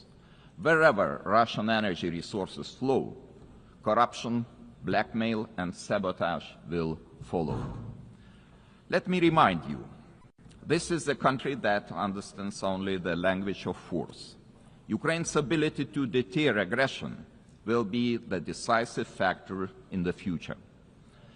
Moreover, peace will never be sustainable without justice. Russia's numerous war crimes, from mass killings and attacks on hospitals to the abduction, deportation, and indoctrination of children, demand accountability. My country strongly supports the Special Tribunal for the Crime of Aggression under the auspices of the Council of Europe. We call on all states to endorse this initiative. Accountability must have real consequences, legal, political, and financial. As a co-founder of Register of Damage for Ukraine, Lithuania calls on all eligible states to join this vital effort. Russia's frozen assets must eventually be used to help Ukraine defend itself and rebuild. I also cannot stress strongly enough that the return of all deported Ukrainian children and illegally detained civilians must be a global priority. We urge all states and institutions to strengthen international efforts and to ensure their safe homecoming. Ladies and gentlemen, as crucial as Russia's war of aggression against Ukraine is, it is only part of the broader global upheaval. Lithuania watches the current situation in the Middle East with deep concern. We join the international community in calling for the full and immediate implementation of the ceasefire in the Gaza Strip. To prevent starvation, humanitarian aid must be allowed to reach those in need without obstruction. At the same time, the unconditional release of all remaining Israeli hostages remains a crucial step towards ending hostilities. Lithuania is firmly committed to a just and lasting peace in the Middle East. We condemn all the actions that undermine this goal. The ongoing mediation efforts led by the United States, Qatar, and Egypt deserve our full support. There is no alternative but to revitalize a credible political process towards a two-state solution, ensuring that the State of Israel and an independent, democratic, contiguous, sovereign and viable State of Palestine can live side by side in peace, security and mutual recognition, with Jerusalem as the future capital of both states. Sadly, many states remain trapped in cycles of conflict, crisis and long-term fragility. It is our shared responsibility to support those in need as destabilization spreads far and wide across international borders, regions, and continents. Our attention must also focus on the growing challenge of disinformation, which is increasingly being used to undermine democratic institutions and destabilize entire nations and societies. Lithuania calls on all members of the international community to defend truth as the supreme value and to fight attempts to rewrite history. Historical memory must be preserved. Ladies and gentlemen, as we face high global uncertainty, one choice remains entirely clear.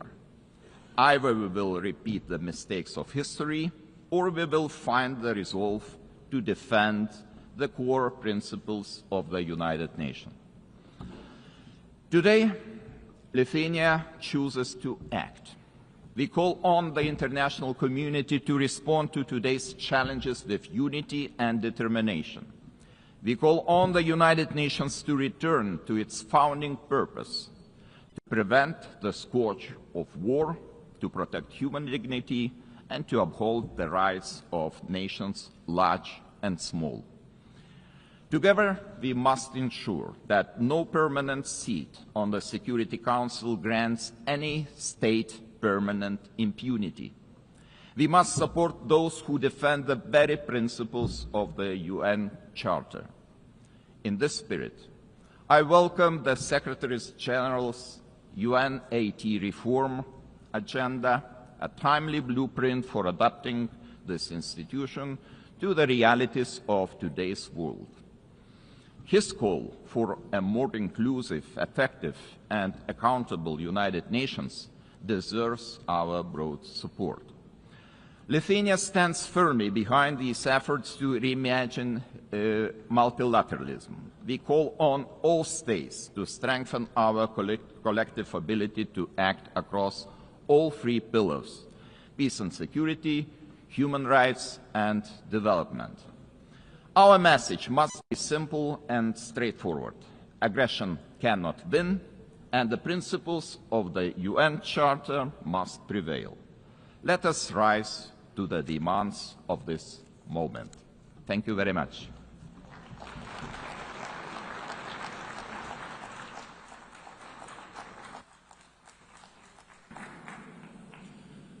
On behalf of the Assembly, I wish to thank His Excellency, the President of the Republic of Lithuania. The Assembly will hear an address by His Excellency Marcelo Rebelo da Sousa, the President of the Portuguese Republic. I request protocol to escort His Excellency and invite him to address the Assembly.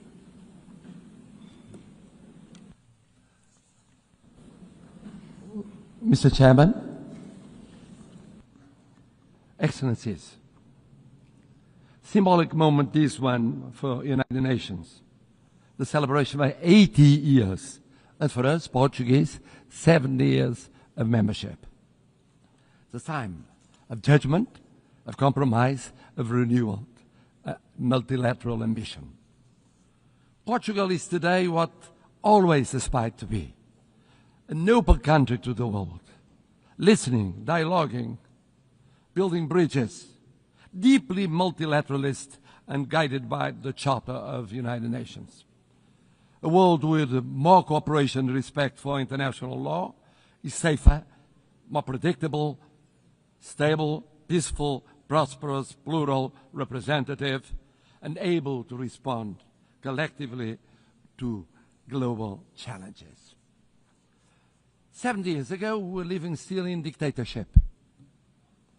And we found in this community the space to rediscover the real values and contributing to global solutions.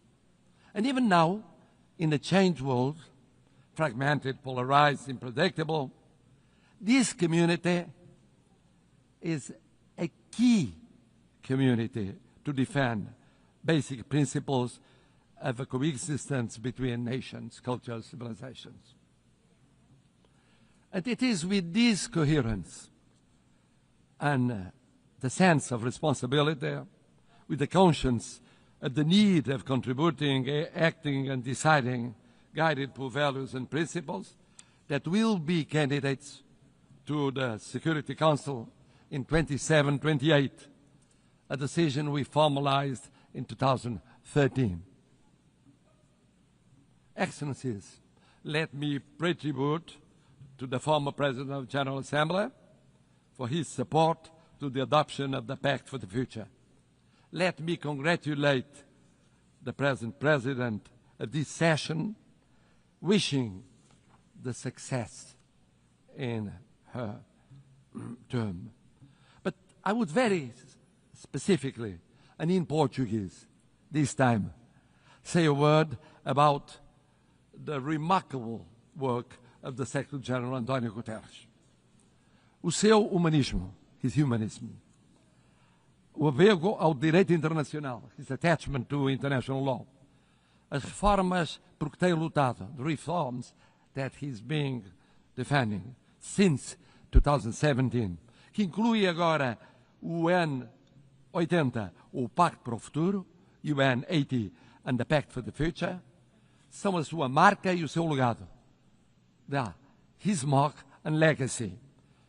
It is a pride for me, é orgulho para mim, having a Portuguese as Secretary-General of the United Nations, ter português como Secretário-Geral das Nações Unidas.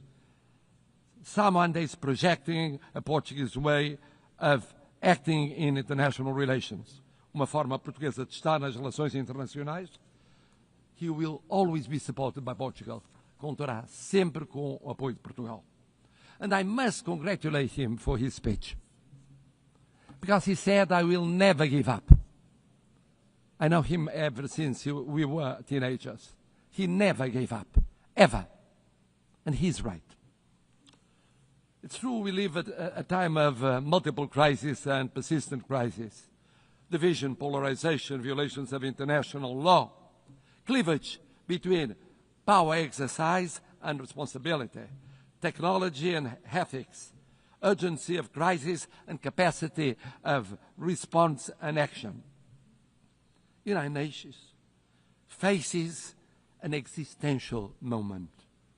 Without change, without renewal, the United Nations will be marginalized, and we could be left to the law of force. No G1, no G2, no G3, no G1+1 1 plus 2 or 2 plus 1 will be an alternative. No absence of multilateralism will avoid the need of multilateralism. The world is multipolar, will be multipolar. Just think of the situation in Ukraine or the situation in Middle East. In Ukraine, for years, and now for months, for 8 months, one is waiting the mediation of the most powerful in the world. Do we have a ceasefire? No, we don't. In the case of Middle East, we waited and waited for the intervention of the most powerful in the world. Did we have a ceasefire?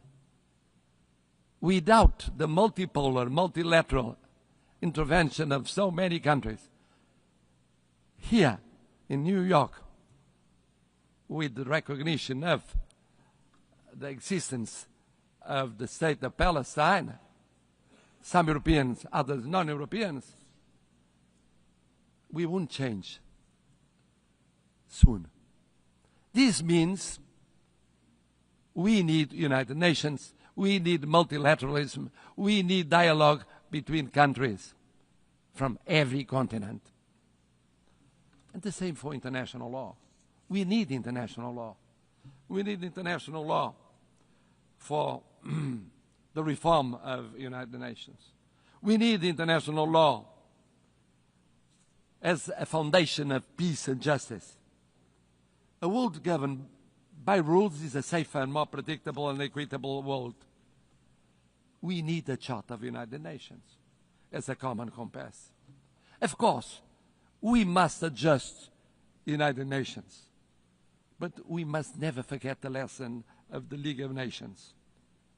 When one forgets the principles, when one abandons the principles on account of pure realpolitik, I mean the power or the powers of the moment, one forgets that no power is eternal. No personality is eternal. Empires went up and went down. We know by experience it.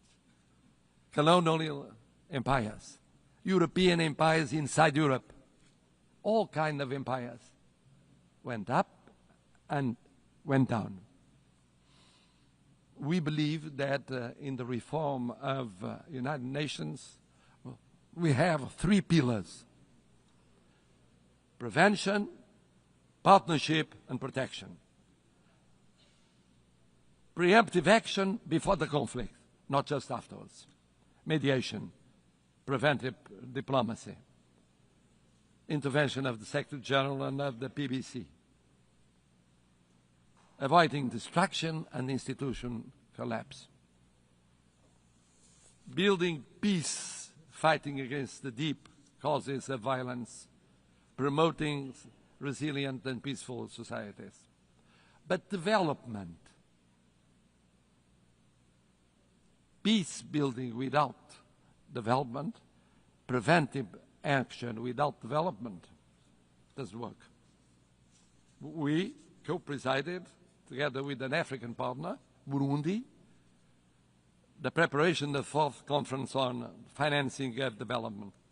Ideas, dialogue, determination, results. Without sustainable development, no lasting peace is possible. Never forget to implement the 2030 agenda and the reform of the international financial architecture. It's a priority involving the digital, the space, the artificial intelligence technologies as force for peace, not tools for domination. Bridging the digital and technological divides as central to build resilient societies. C'est aussi très fier que nous partageons la priorité des océans, la priorité du changement du climat. On peut parler contre le changement du climat, mais on admet tout de suite qu'il y a ce changement. Et c'est pourquoi on a préparé l'UNOC 2 à Lisbonne. On a été à l'UNOC 3 à Nice. On a renouvelé notre compromis avec la protection des océans. Des premiers États européens à ratifier le traité BBNG. Protégeant 27% de notre surface maritime, juste à une distance de 3% de l'objectif en 2030. Excellencies, speaking of the appeal of partnership, the United Nations must deepen partnerships, strategic partnerships with regional organizations. Portugal has the experience that is very specific. Nós temos a experiência da comunidade de países de língua portuguesa, the experience of the Portuguese-speaking community, present in 9 countries, 4 continents, 1 language, presentes em 9 países, 4 continentes, uma língua, uma plataforma com voz própria na ONU. Nós acolhemos o Fórum Global da Aliança das Civilizações. We received the Forum for the Alliance of Civilizations. Also, the UN Conference on Racism. Portugal organizou a primeira conferência da ONU sobre racismo. E promovemos a aplicação da Declaração de Durban em todo o mundo. Nós outros formamos parte da comunidade ibero-americana. Portugal se siente hermano de América Latina, compartiendo prioridades comunes como el multilateralismo inclusivo, el desarrollo sostenible y la cohesión social.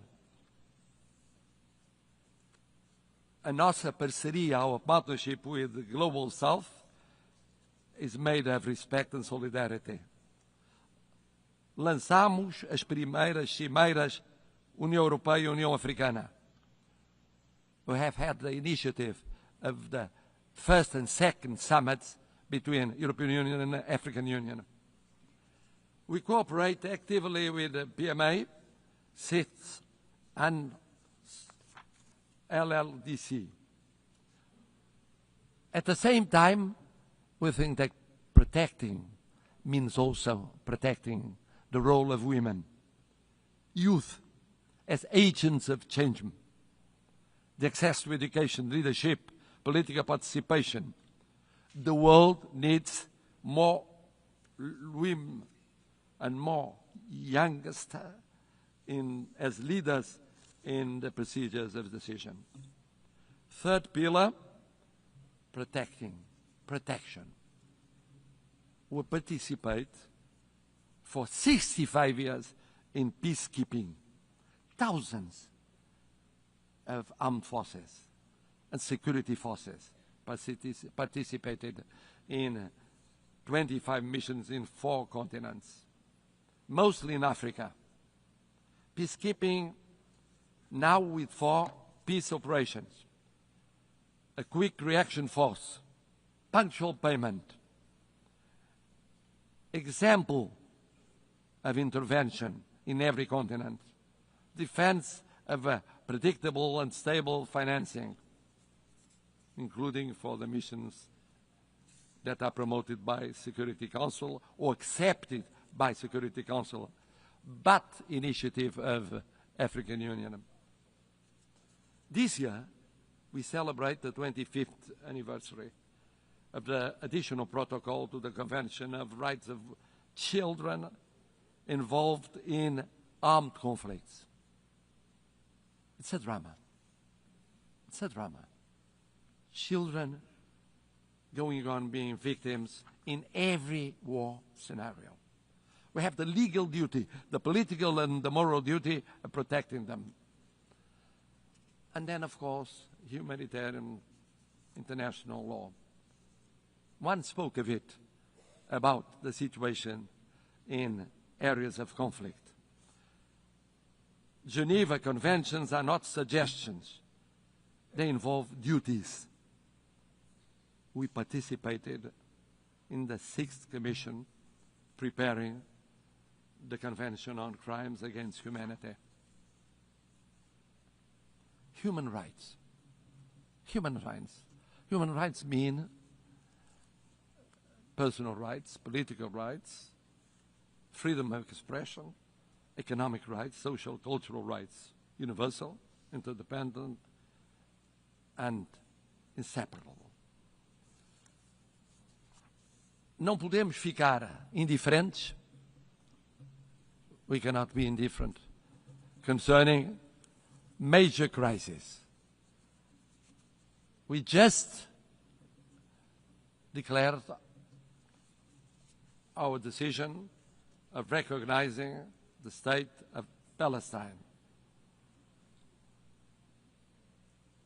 In the Middle East, now we think that the following step is creating conditions for a ceasefire, immediately releasing the hostages, humanitarian assistance, but also creating political, economic, and social conditions to strengthen the solution of two sovereign states, rebuilding economies and societies, giving an opportunity to peace, to the daily life of Israelis and Palestinians, so that they can live, not die. Live, not die. In Ukraine, sovereignty, independence, and integrity, with global total ceasefire, immediate and unconditional, first step for a fair peace, respecting international law and respecting the Charter of the United Nations. In Sudan, intervening to react much more quickly to perhaps the greatest humanitarian catastrophe in Africa. En Haïti, où les souffrances de la population ne sont plus tenables, face aux atrocités barbares des gangs criminels et le recrutement d'enfants soldats, une assistance décisive de l'ONU à la mission multinationale de soutien à la sécurité avant qu'il ne soit trop tard. Excelências, no momento em que assistimos ao maior número de conflitos armados desde a criação das Nações Unidas, estamos disponíveis para assumir responsabilidades acrescidas como uma voz global no Conselho de Segurança.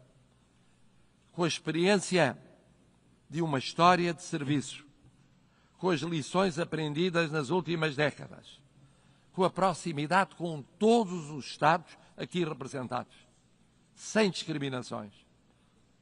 E por isso, no Conselho de Segurança, agiremos prevenindo, criando parcerias e protegendo, defendendo a reforma do Conselho de Segurança, tornando mais representativo e eficaz, refletindo a geopolítica do século XXI e não a de 1945, com presença africana permanente, CIDs representados e reconhecimento de grandes potências emergentes como o Brasil e a Índia, com mais transparência, Conselho mais plural e coerente com a letra e espírito da Carta. Em 2024, o Conselho reuniu mais vezes do que desde 1989 e, no entanto, tendo reunido mais vezes, menos deliberações aprovou e mais vetou deliberações, mesmo implicando o sofrimento de pessoas concretas em todo o mundo. É incompreensível que o uso do veto continue a paralisar decisões essenciais perante o sofrimento humano. A Carta é clara. Uma parte no conflito não pode ser juiz no próprio caso. Portugal apoia o Código de Conduta do Grupo ACT, as medidas de restrição ao uso do veto, todas as iniciativas que reforcem a transparência e prestação de contas dentro do Conselho. Excellencies, a last word. Portugal is presenting itself to the Security Council without hidden agendas, but rather with an agenda aligned with the values and objectives of the UN, with humility, but with confidence. contributing to a council that is more effective, representative, and close to those who expect protection from it. We are a predictable country, a bridge builder, a reliable partner, an uncompromising defender of the UN Charter.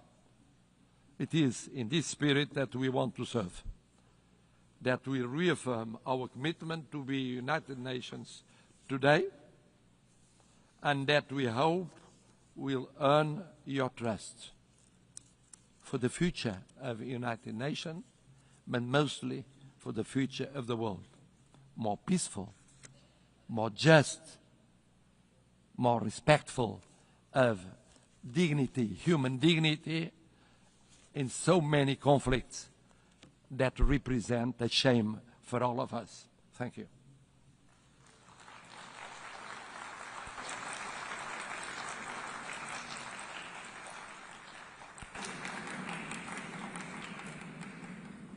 On behalf of the Assembly, I wish to thank His Excellency, the President of the Portuguese Republic.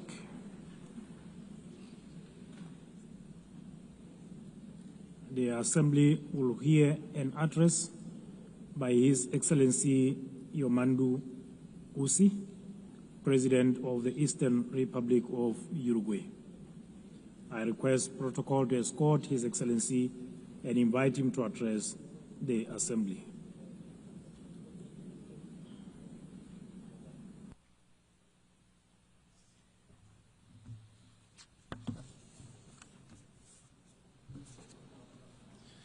Señora Presidenta de la Asamblea General, señor Secretario General, señores y señoras jefas y jefes de Estado y de Gobierno, señores representantes de organismos internacionales, delegaciones oficiales, señores y señoras.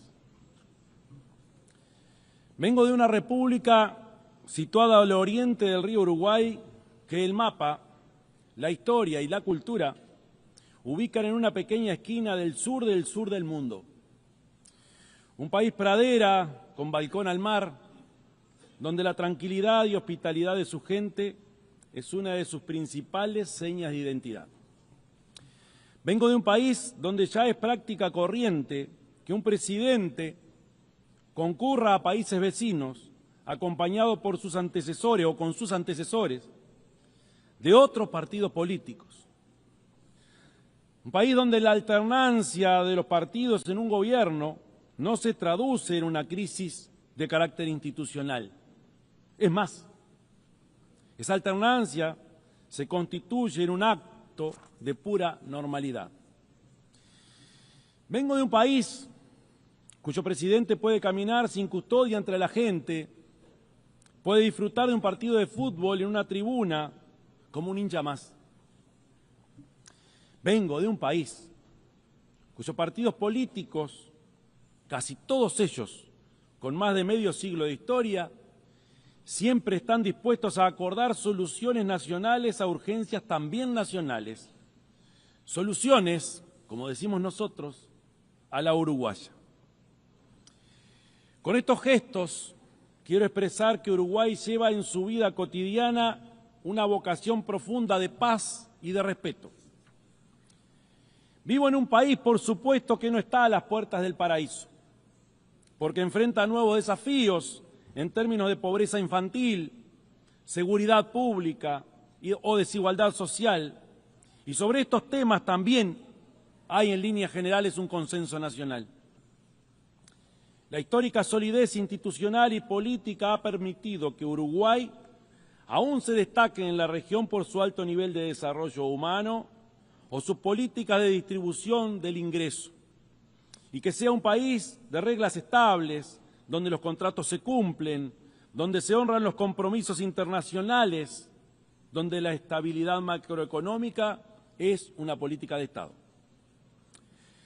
Pero esta acumulación positiva también se expresa más allá de nuestras fronteras. Porque Uruguay es reconocido en el mundo por su vocación de paz, su incansable lucha en pos de la solución pacífica de los conflictos, su respeto irrestricto al derecho internacional como a la mayor garantía para la soberanía de los pueblos y por ser una tierra fraterna y hospitalaria con los migrantes de todas las latitudes. Desde ese pequeño país que cultiva la tolerancia y el diálogo y cultiva el acuerdo como clave histórica de convivencia y que está inserto en un continente sin conflictos ni guerra entre estados, venimos a esta asamblea a sumar esfuerzos para contribuir con la estabilidad y la paz en el mundo cada vez más convulsionado y desafiante. La creciente tensión geopolítica y el aumento de conflictos, sumados al desfinanciamiento de los esfuerzos por un orden global pacífico y basado en reglas, plantea enormes retos a escala planetaria. Para ejemplificarlo, basta mencionar algunos datos. Según el Índice Global de Paz de 2025, en 2023 hubo 59 conflictos interestatales, el número más alto desde el fin de la Segunda Guerra Mundial. Para el 2024, el gasto militar global sufrió un aumento de casi un 10% en términos reales comparado con 2023, lo que representa el mayor incremento anual desde el fin de la Guerra Fría. Estamos hablando de un gasto militar de 2.7 o 2,7 millones de dólares. No solo se trata de un mayor aumento de conflictividad entre naciones, ni de un gasto militar que crece aceleradamente para sustentarlo. Se trata también de nuevas formas de crueldad y muerte que están adquiriendo las guerras actuales. Sabemos bien que desde el nacimiento mismo de las civilizaciones, la ausencia de violencia o la ausencia de guerra es quizás una quimera. Pero en nuestros días, los avances tecnológicos aplicados han desencadenado otras lógicas mucho más perversas, como el uso de prácticas militares destinadas a sembrar el miedo, el terror y la muerte en la población civil. Que quede muy claro, condenamos toda forma de terrorismo, ya que constituye, entre otras cosas, una despreciable actitud de cobardía. Existe otra lógica actual, y es la que nos lleva a que el objeto central o el objetivo central en las guerras actuales pareciera ser la práctica sistemática del exterminio. El fin nunca justificó los medios. Debemos desterrar aquel viejo precepto de que la guerra es la continuación de la política por otros medios. Toda guerra es criminal, sin importar dónde ocurra, sin importar el Dios que se invoque para justificarla, y merecerá siempre nuestra más visceral condena. Es cierto que toda nación tiene el derecho a un territorio y a un gobierno propios. Es cierto que tiene derecho a establecer un nivel de autodeterminación que le permita la convivencia con los demás pueblos. Eso es real. Y el valor de las Naciones Unidas es justamente garantizar que estos principios se concreten de manera pacífica y civilizada.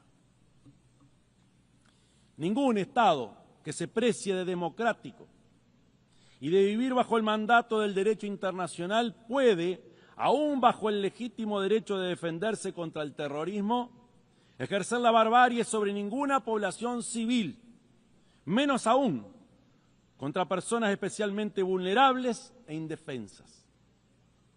Desde 1948, Uruguay ha mantenido una posición coherente y firme que va en línea con los principios de autodeterminación y coexistencia pacífica. Y bien conocidas son nuestras posturas históricas con respecto a los principales conflictos a escala mundial, en especial el que se desarrolla en Oriente Medio.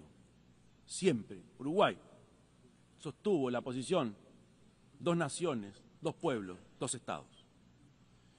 Y en este sentido, además, el gobierno uruguayo toma muy en serio los informes que desde la comunidad internacional se elaboran en referencia a los territorios palestinos e instamos a implementar las recomendaciones formuladas por la ONU e instamos a la suspensión inmediata de las operaciones militares, a la suspensión de las muertes de civiles inocentes e instamos a la liberación de los rehenes. En nuestro mundo también persisten y se agravan otros dramas más extendidos y permanentes, a tal punto que la Declaración Universal de Derechos Humanos, votada en el marco de esta Asamblea hace ya 77 años, constituye un manifiesto revolucionario ante los tiempos que estamos viviendo. Empezando por su artículo primero, que proclama: todos los seres humanos nacen libres e iguales en dignidad y derechos y, dotados como están de razón y conciencia, deben comportarse fraternalmente los unos con los otros. ¿Cuán lejos estamos de nuestros propios principios y compromisos cuando vemos que la distancia entre quienes más tienen y quienes más sufren es cada vez mayor? ¿Cuán lejos estamos cuando observamos que los principios de libertad e igualdad están cada vez más divorciados y que se suele hablar mucho más de un supuesto individuo libre que de sociedades igualitarias en términos de ingresos o goce de derechos? ¿Cuán lejos estamos del sentido humano cuando olvidamos que nuestra principal vocación debe ser estar del lado de las mayorías, poniendo oído ante cada problema o angustia de nuestros pueblos y entendiendo incluso y fundamentalmente al que piensa distinto? Señora Presidenta, vengo de un país con una tradición a prueba de toda trazabilidad y archivo en materia de política internacional. Esa tradición incluye un firme apoyo al multilateralismo en todas sus facetas, política, económica, cultural, como la mejor y única forma de enfrentar los desafíos a los que hacía de referencia. También incluye, por supuesto, el compromiso permanente con el derecho internacional, la apuesta al diálogo y la construcción de la paz, como una de nuestras mayores contribuciones en el contexto de un mundo fragmentado y polarizado. Todo el sistema político de mi país se enorgullece de contribuir decisivamente en tareas globales, como el mantenimiento de la paz y la seguridad internacionales, la consolidación y el desarrollo del derecho internacional mediante la participación en ámbitos de elaboración normativa y cortes internacionales, con el apoyo al desarme, la seguridad alimentaria, la salud global y el compromiso con el cambio climático. En este contexto, quiero destacar especialmente un compromiso histórico de mi país con el sistema multilateral de mantenimiento de la paz. En los últimos 35 años, y de manera ininterrumpida, Uruguay ha desplegado batallones en diversas operaciones de paz de las Naciones Unidas. A tal punto hemos asumido esta tarea que nos hemos convertido en el principal país de América Latina y el segundo per cápita a nivel mundial en contribuir a este tipo de misiones. Pero además, lo hemos hecho con una particularidad, porque nuestros contingentes se han especializado en la función más emblemática que llevan adelante estas operaciones de paz: la protección de civiles en conflictos armados. Bien saben las naciones que integran esta asamblea que mi pequeño país está muy lejos de caracterizarse por su poderío militar o su predominio económico. Y es allí, paradojalmente, que reside nuestra fortaleza, porque somos incapaces de estorbar a nadie. Por el contrario, nuestra fortaleza radica en capacidades intangibles, pero que este mundo mucho necesita, porque somos un país muy confiable en la promoción del diálogo y de la paz. En primer lugar, porque estos principios nos definen como república y se expresan en el respeto a la separación de poderes y el Estado de Derecho, la fortaleza del sistema democrático y el respeto y promoción de los derechos humanos y la equidad social, entre otros. Y en segundo lugar, porque esa ha sido nuestra conducta histórica en los foros internacionales. Ya en 1907, por ejemplo, mi país llevó una postura firme a la Conferencia de La Haya sobre el arbitraje como mecanismo esencial y obligatorio para resolver los conflictos entre Estados. Unos años después, 1921, Uruguay fue el primer Estado del mundo en aceptar la jurisdicción de la Corte Permanente de Justicia Internacional, predecesora de la Corte Internacional de Justicia. En función de estos y otros antecedentes históricos, me permito afirmar que Uruguay está en condiciones inmejorables de ofrecerse al mundo como un anfitrión de negociaciones, como promotor de redes de diálogo y mediación que conduzcan a la construcción de la paz y prevención de conflictos. Créanme que estamos preparados para este reto cada vez más urgente, para este reto cada vez más necesario. Entre otras razones, porque aprendimos, como dijo el presidente de mi país, José Mujica, que la tolerancia es el fundamento para poder vivir en paz. Muchas gracias.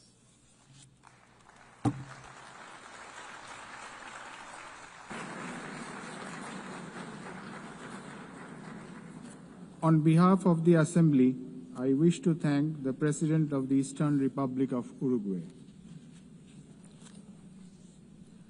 The Assembly will hear an address by Her Excellency Nataša Pirc-Musar, the President of the Republic of Slovenia. I request protocol to escort Her Excellency and invite her to address the Assembly.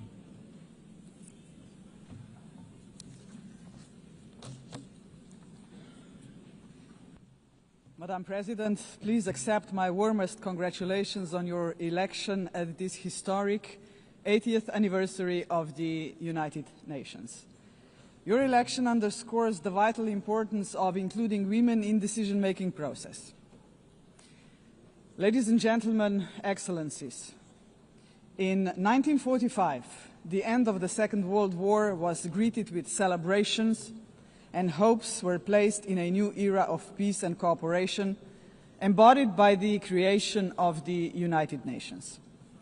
However, those hopes were soon overshadowed by the onset of the Cold War. When it ended in 1991, we once again dared to believe that this would pave the way to the vision of lasting peace, security and cooperation as enshrined in the UN Charter. Sadly, that vision has not materialized. In fact, the situation has worsened, and here is why. Firstly, the Security Council, envisioned as the very pillar of collective security, is failing to meet the expectations of the world, if it ever has. The Permanent Five were supposed to be role models for the rest of the world working for peace. Some work in their own interests instead. Secondly, the promise of the Sustainable Development Goals is faltering. Progress is lagging, and with cuts in development assistance, millions of the world's poorest are pushed further away from the access to even the most basic services. Thirdly, international law appears to stand at the precipice of irrelevance. The independence of elected international judges, the integrity of human rights institutions, personal security of human rights defenders, and the authority of this organization are under siege. Fourthly, the Genocide Convention risks becoming a relic of the past. Some states have put the International Criminal Court to its greatest challenge ever. Its prosecutors, whose only duty is the pursuit of justice, and its judges, whose responsibility is to uphold the law, our international law, now face sanctions and intimidation. as if the states that sanction them would prefer to shield the alleged perpetrators of atrocities rather than confront the truth and help deliver justice. Fifthly, the landmark opinion of the International Court of Justice affirming that international law obliges states to prevent harming the climate already feels obsolete. And finally, states are withdrawing from the Paris Climate Agreement, from the Ottawa Treaty, and from the UN agencies, or simply cutting their finances. Each such act chips away at the support for multilateralism, a system designed not for the powerful few, but for the benefit of all of us. Madam President, how are we to explain these trends to our electorates, to our people, and above all, to our children? Shall we tell them that this is the new normal, that might makes right, that the strong may seize what they want because they can, that they can kill with impunity because they can, that they may pollute, wage wars, and trample on international law just because they can? Are we prepared to look our children in the eyes and say, "This is the world you will inherit and there is nothing we can do about it"? With the adoption of the Pact for the Future last year, we have charted a path toward a stronger, more forward-looking United Nations. But we must now create the conditions to fulfill our commitments. One way forward is to establish a permanent advocacy network to give the Pact unconditional, sustained political support. To this end, I propose the creation of a global forum for the future, an inclusive movement of states committed to multilateralism, mutual respect, and the defense of our shared vision. A movement determined to stand up for the Pact and drive its implementation at every level. As states consider how to implement the Pact for the Future, some solutions may be seen as inconvenient today, but in the long run, ladies and gentlemen, they are not optional. They are systemically necessary. The first example is the reform of the Security Council. We all recognize that it is the principal organ entrusted with the maintenance of international peace and security. But what it is not, and must never be, is a body that stands above international law to defend the interests of some at the expense of others. Jus cogens norms must be safeguarded as a matter of principle. If the prohibitions against genocide and crimes against humanity are accepted as jus cogens norms, can any permanent member claim a legitimate veto right in such circumstances? Member states have attempted to address this question through many reform proposals, but with minimal progress. This is why we must dare to go further now. We, the General Assembly, must take a bold step and request an advisory opinion from the International Court of Justice on this very question. Second, we must confront the gap between our words and actions on gender equity. Progress has been made, but far too modestly. Over the past 80 years, 13% of leaders in multilateral organizations have been women. And no woman has ever served as Secretary General of the United Nations. And this, ladies and gentlemen, must change. So, Excellencies, ladies and gentlemen, let us make history. Today, the 80th session of the General Assembly is led by only the 5th woman to hold the presidency. By the end of this session, she would be joined by a Madam Secretary General-elect, a living proof to 4 billion women that even the most impossible job is not beyond their reach. But gender representation is not enough. What we must achieve is actual gender equity because it benefits not only women and girls, but entire societies. True equity requires systemic change, And so women's empowerment must remain at the heart of our global agenda. International organizations must weave a gender perspective into every strand of policy making. And that should be a result of effective participation of women and girls themselves. Electing a Madam Secretary General would be historic, but it must only be the beginning of a much deeper transformation. Madam President, the Pact for the Future sets out clearly what must be done to change our world for the better. I have mentioned only two of the many challenges we must confront decisively. But we can only succeed as a community if we accept that there is no future for humanity without a fundamental change. The mandate of the Global Forum for the Future would be to push towards such a change. This is why it must be inclusive. It must not be merely a coalition of countries. It must inspire hundreds of millions of people. For when it comes to human dignity, the constituency of like-minded individuals is vast, diverse, and knows no borders. Human dignity is indivisible. We must fight for it no matter how great the obstacles are. And there are many, we know that. Think of hunger.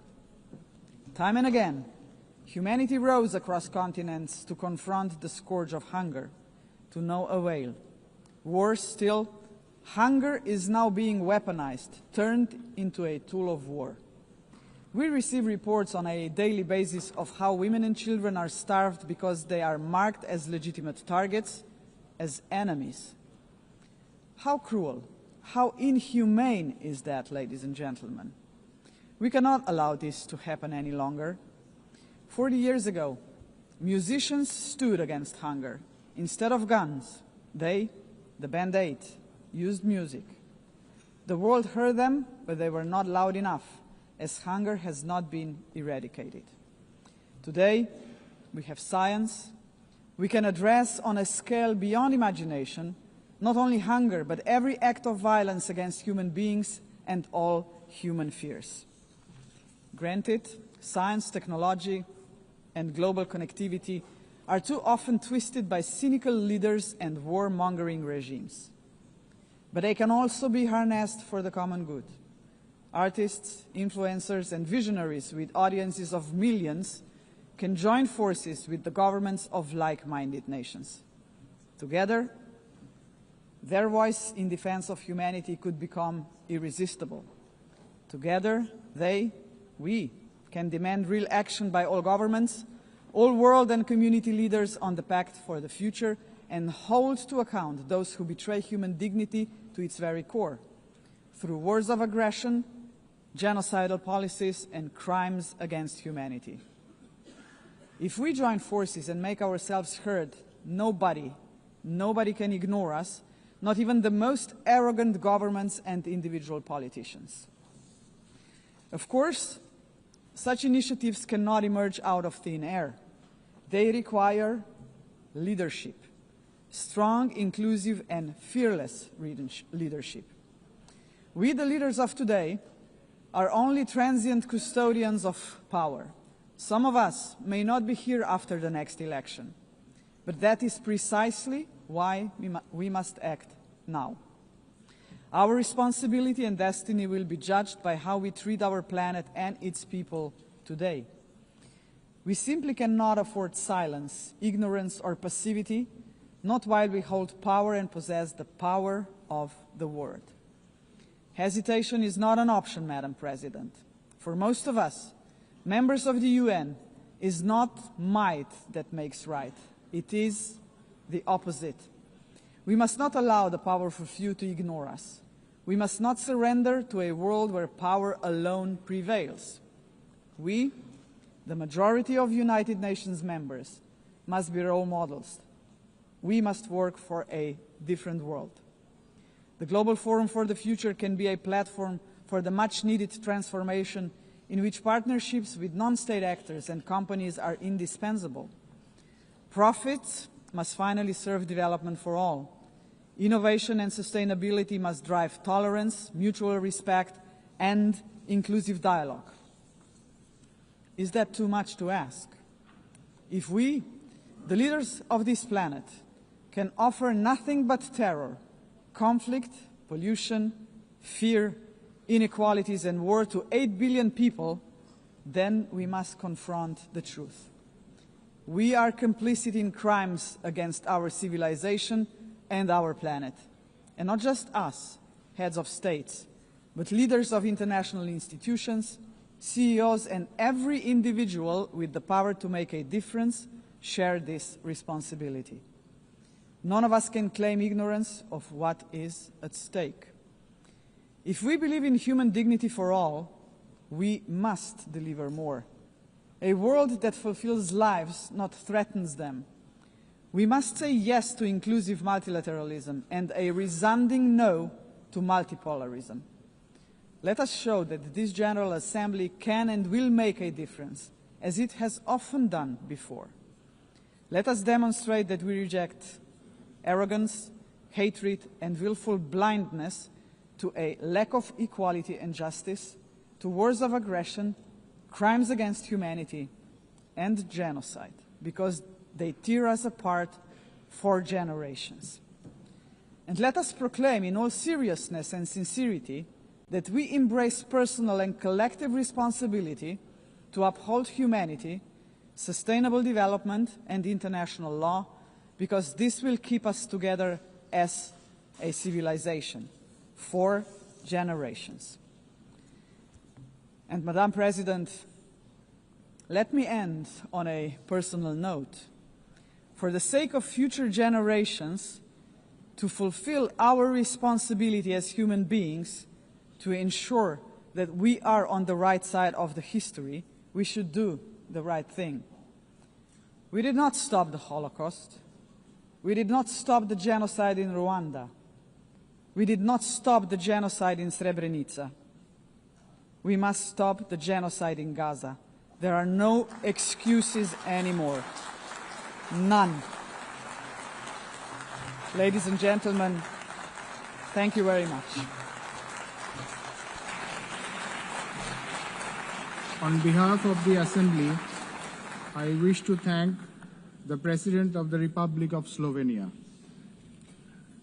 The Assembly will hear an address by His Excellency Kasim Jomart Tokayev, the President of the Republic of Kazakhstan. I request protocol to escort His Excellency and invite him to address the Assembly.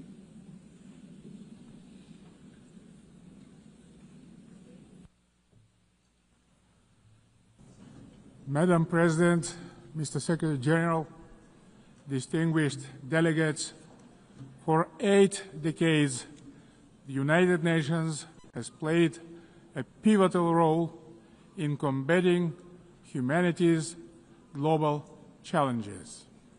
Over that time, it has led our common efforts on collective security, nuclear non-proliferation, peacekeeping, development, poverty reduction, sustainability, and human rights. But we must also face the truth. The world around us has changed profoundly and, unfortunately, not for the better.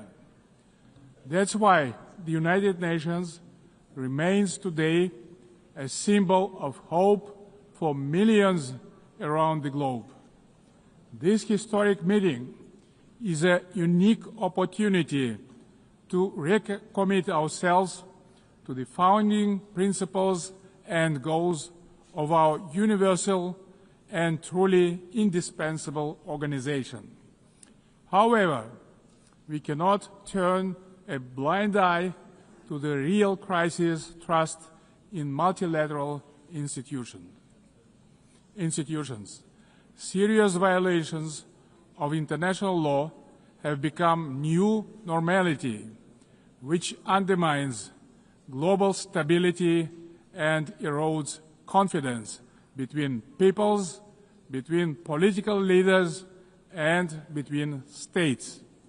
In this challenging time, we all must empower the United Nations to make it more adjustable to the realities of today's unpredictable world. The spirit of mutual understanding and eagerness to cooperate must prevail over dangerous warmongering. State leaders have a responsibility to move toward making peace. A failure of the current generation of leaders to act is not an option, because future generations will pay a much greater price.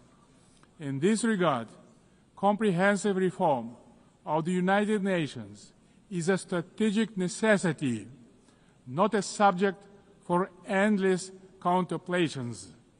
We need to establish a new group of truly dedicated people who will highly professionally and without any hesitations make concrete proposals for reforming the United Nations to make it better suited to the challenges of today and objectives of tomorrow. A central pillar of this bold effort to renew the United Nations should be a reform of the Security Council.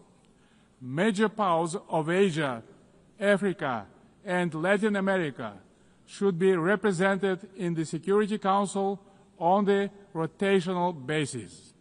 In addition, Kazakhstan strongly believes that the voices of responsible middle powers also need to be seriously amplified in the Security Council.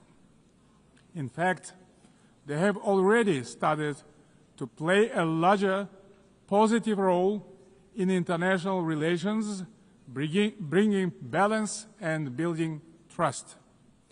They can act as bridges within the United Nations when major powers are divided or failing to resolve pressing issues of common concern.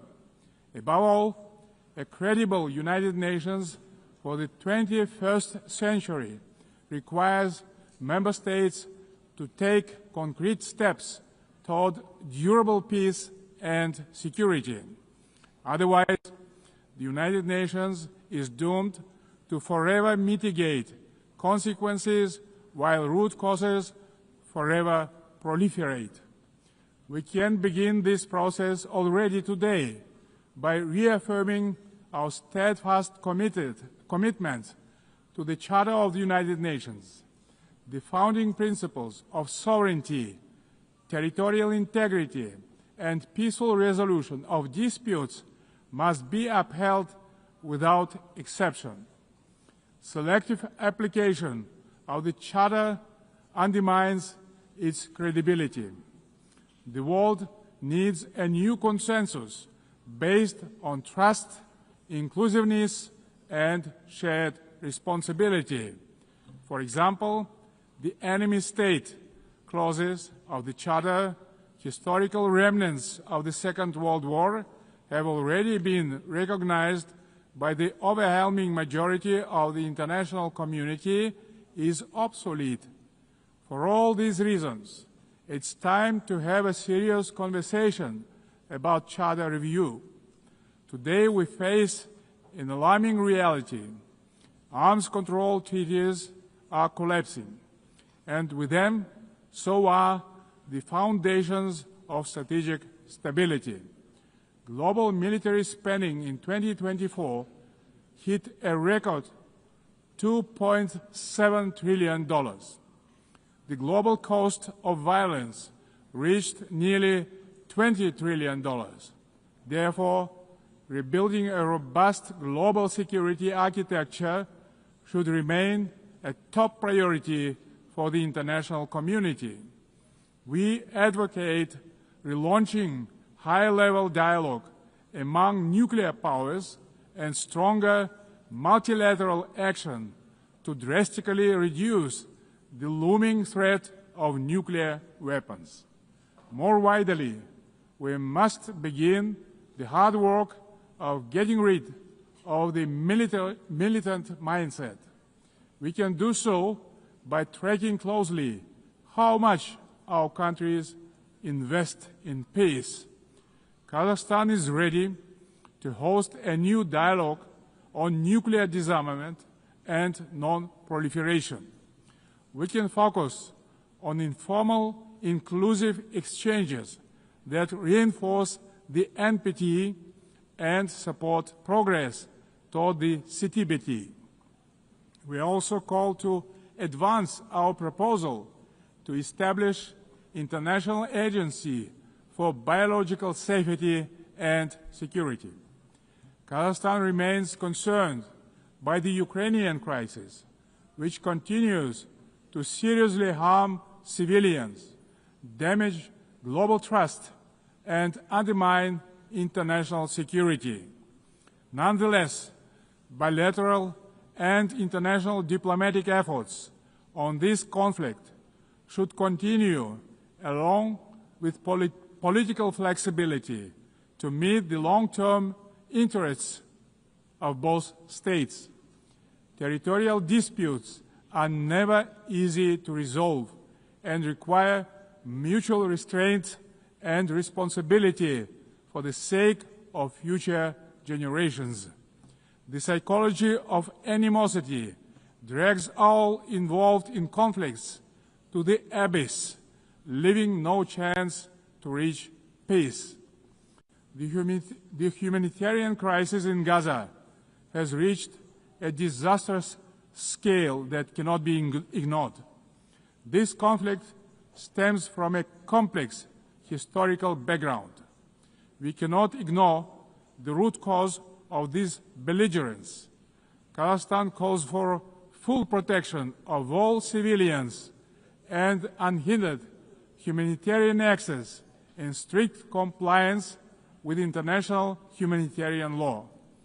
We reaffirm our support of the two-state solution, with the United Nations playing a central role. Kazakhstan acknowledges diplomatic initiatives aimed at regional reconciliation in the Middle East, including the Arab Peace Initiative, the New York Declaration, and the Abraham Accords, and others. They demonstrate that leadership and political will can turn division into cooperation and shared benefit.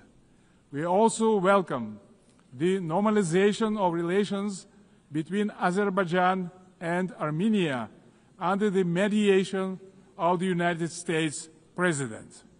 It shows that even entrenched conflicts can be settled through diplomacy and common sense. Guided by this principle, Kazakhstan consistently favors diplomacy over escalation and dialogue over force. Current geopolitical tensions sometimes tempt some leaders to claim that a clash of civilizations is inevitable. Yet, these divisions are not facts or fate. They are political choices. Global public goods such as science, medicine, sports, religion, and culture should not become subjects of geopolitical divisions and sanctions. These spheres of human activity bind us together under a humanitarian umbrella. When political leaders make irresponsible statements or take reckless decisions, manipulating religion and identity for political gain, they in fact seriously damage the trust and goodwill in striving for peace.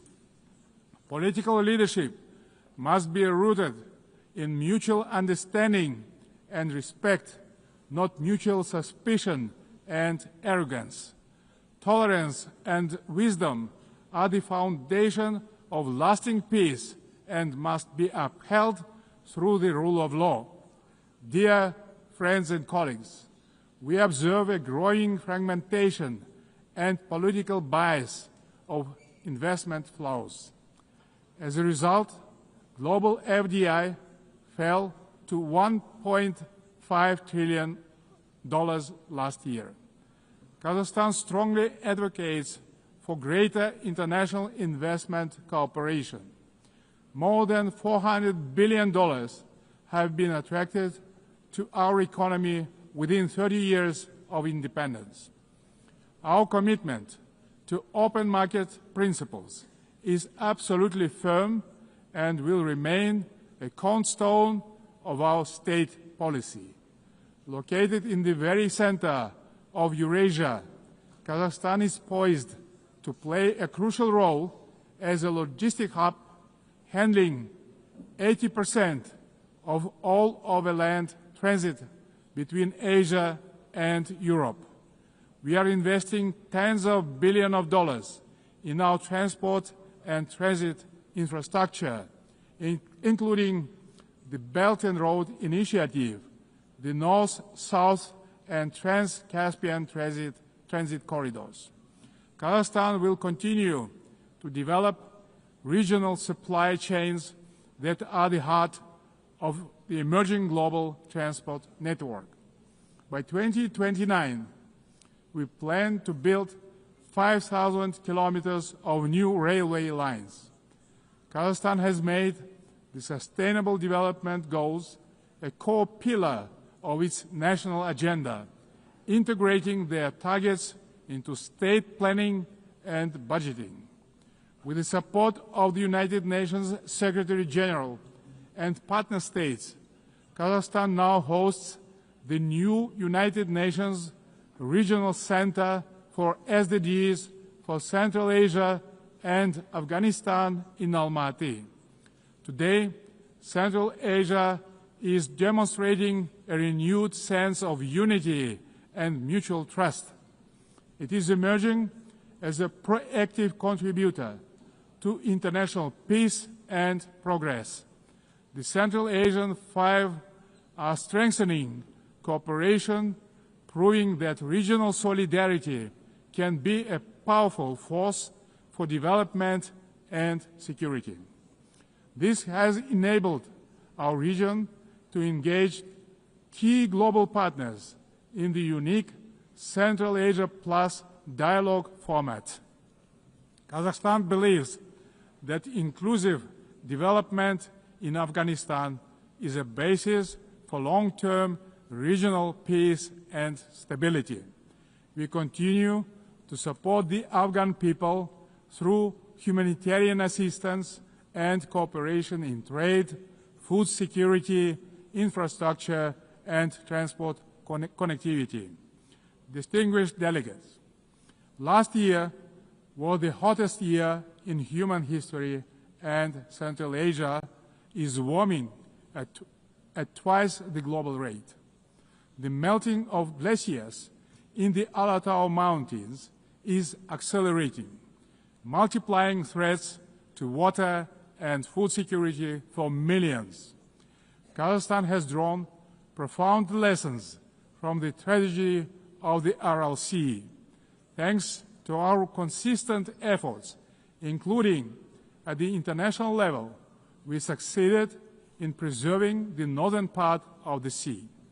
As the current chair of the International Fund for Saving the Aral Sea, Kazakhstan will continue to play a proactive role in this common priority. Meanwhile, the Caspian Sea is rapidly shrinking. It is no longer just a regional concern. It is a global warning signal. Therefore, we call for urgent steps to preserve the Caspian water resources with our partners across the region and the wider international community. Last year, Kazakhstan co-organized the One Water Summit with France, Saudi Arabia, and the World Bank. Looking forward, stronger coordination, investments, and sustainable solutions are urgently needed to prevent future water crises. To help advance this agenda, Kazakhstan will host a regional Ecological Summit in Astana in April next year, to be convened in partnership with the United Nations and other international organizations. As part of our broader environmental commitment, Kazakhstan is implementing a nationwide Clean Kazakhstan campaign. This national movement mobilizes millions of volunteers in cleanup actions, waste reduction, and eco-education. At this initiative of Kazakhstan, the United Nations declared 2026 the International Year of Volunteers for Sustainable Development. We invite all member states to collaborate on this important endeavor. In this spirit, I propose that the General Assembly adopt a resolution proclaiming April 22 as the International Day of Greening the Planet. Dear friends, Kazakhstan views artificial intelligence not as one more technological advancement, but as a major breakthrough that can be a true engine of human progress. Yet, as artificial intelligence accelerates, so do the related risks, specifically deepening technological, economic, and geopolitical divides. At the same time, we should not let ethical norms fall behind this rapid evolution. Pressing questions of fairness, accountability, and individual rights must be addressed with clarity and urgency. We must act collectively to ensure that every country can benefit from AI. Kazakhstan welcomes the establishment under UN auspices of the Global Dialogue on AI Governance. We stand ready to actively contribute to this platform to help ensure that AI remains safe, inclusive, and human-centered. In Kazakhstan, artificial intelligence will be integrated across all sectors of economy and public services. The basic infrastructure to deliver this plan is being built, and our bright young people are getting ready to turn this vision into reality. Our strategic goal is to transform Kazakhstan into a fully digital power within the next 3 years.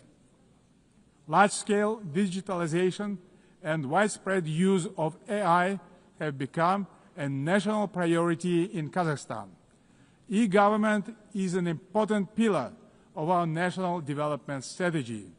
Around 90% of public services are already digitalized. Kazakhstan has recently launched its fastest national supercomputer ever. But AI and automation are expected to threaten jobs in many countries. That's why digital progress must go hand in hand with professional education. Therefore, Kazakhstan believes it is imperative not just to increase employment, but to valorize the technical professions. Ladies and gentlemen, amid global turbulence, Kazakhstan is pursuing a bold national renewal to build a truly just and fair state. Over the last 3 years, we have carried out large-scale political and economic reforms that are unprecedented in our part of the world. Through a national referendum, we introduced a single 7-year presidential term, thereby strengthening democratic accountability. We remain committed to the formula of strong president, influential parliament, and accountable government. Guided by strong wish to modernize Kazakhstan, I have proposed a single-chamber parliament for a national referendum to consider.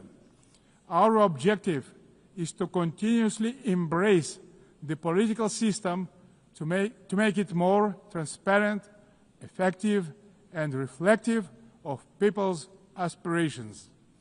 At the heart of these reforms lies a clear principle: law and order must prevail. We believe that only governance rooted in common sense and the rule of law can ensure public order and protect the rights of all citizens. It creates good conditions for international investment, trade, cooperation, and more broadly, the dynamic development of our country. The interests of law-abiding people and decent citizens must always come first, maintained through justice, accountability, and mutual respect. Kazakhstan's economy is showing clear signs of sustainability and resilience. This year, economic growth is expected to exceed 6%, underscoring the sustainability of our economy as the largest in our part of the world. But we are not complacent. We will continue our efforts to ensure a long-term growth. Kazakhstan's energy strategy is based on 4 pillars: oil and gas, coal, uranium, and critical minerals. These precious assets are the basis of reliable energy partnerships. Climate change and the green agenda cannot be accepted by all countries that have huge deposits like coal, which nowadays can be cleaned up by advanced technologies. That's why we have committed to decarbonize our country in 35 years. Renewable energy is not the single solution to all energy problems. Agriculture is another driver of our development with huge potential for global markets. Kazakhstan's grain export capacity has amounted to 12 million tons, reaching a great number of international markets, creating new opportunities for trade expansion using enhanced transport connectivity. We will continue our cooperation with all major international partners and regional stakeholders to further diversify our external trade and economy, making it more inclusive and resilient. Excellencies, we will remain firmly on this path, deepening governance reforms at home while supporting global governance abroad. Kazakhstan will continue to serve as a bridge builder and peacemaker. It will also continue to choose balance over domination, cooperation over confrontation, and peace over war. We stand ready in cooperation with other players, stakeholders in the international community to renew the promise of the United Nations as a beacon of peace, justice, and cooperation. Thank you very much. On behalf of the Assembly, I wish to thank the President of the Republic of Kazakhstan. The Assembly will hear an address by His Excellency Matamela Cyril Ramaphosa, President of the Republic of South Africa. I request protocol to escort His Excellency and invite him to address the Assembly.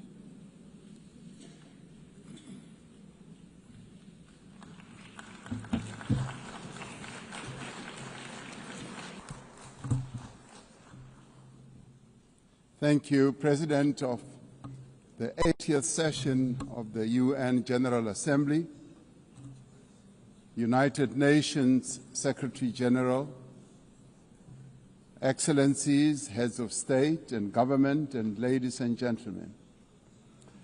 80 years ago, the United Nations was established to save succeeding generations of humanity from the scourge of war and to build a peaceful, prosperous, and just world arising from the devastation brought about by global conflict.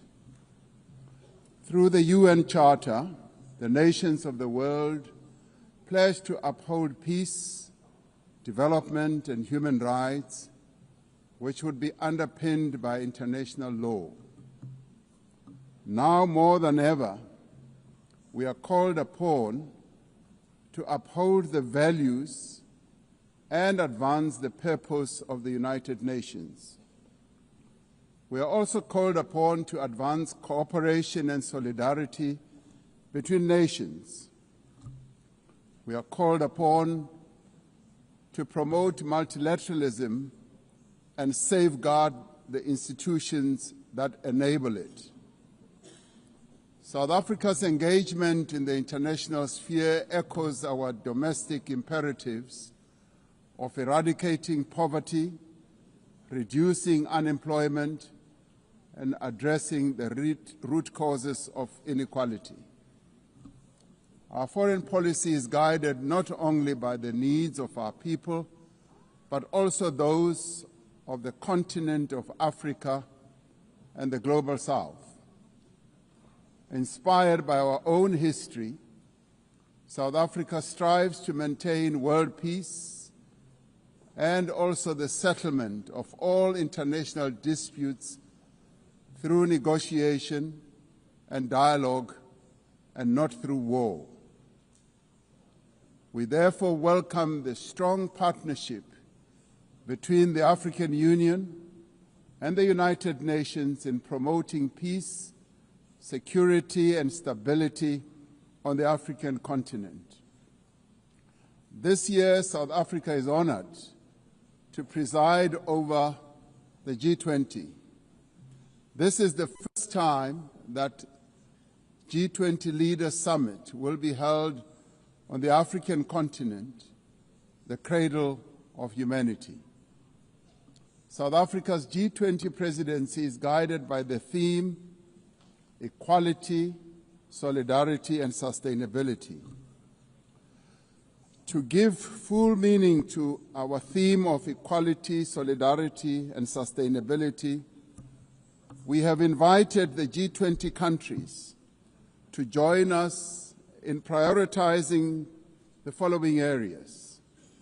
Firstly, in discussion to strengthen disaster resilience and response by addressing the increasing frequency and impact of climate-induced natural disasters. Secondly, to ensure that we have debt sustainability for low-income countries by crafting innovative ways to support countries to have low levels of debt to maintain economic stability. Thirdly, to discuss how to mobilize finance for a just energy transition by encouraging investments in renewable energy and sustainable technologies, without foregoing what we would call baseload energy sources. Fourthly, by harnessing critical minerals for inclusive growth and sustainable development through the value addition processes, that is, beneficiation of these minerals at the source where the minerals are extracted, to foster the development of communities where these minerals are found. These priorities reflect South Africa's commitment to addressing global challenges and promoting inclusive growth and sustainable development. Our country's G20 presidency is a significant opportunity for South Africa to advocate for Africa's development agenda and to amplify African voices in global economic governance for a continent that is irreversibly on the rise. As member states of the United Nations, we have all adopted the Sustainable Development Goals. However, many of these goals remain elusive. There are many reasons that hold many countries back from fulfilling and implementing these development goals. Some of these reasons are lack of sufficient financial resources that can finance the advance that these countries need to make to fulfill those goals. Many countries with developing economies, especially in Africa and the global south, do not have adequate capital to finance their development goals.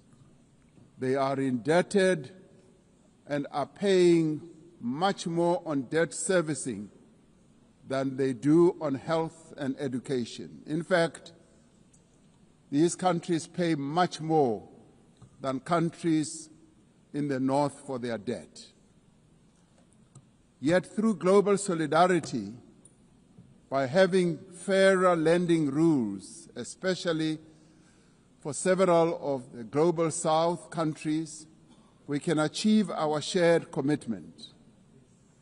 Through the G20 process, we are working towards building consensus on how this problem can be tackled, including the reform of international financial institutions, particularly multilateral development banks, to better tackle global challenges that many countries face.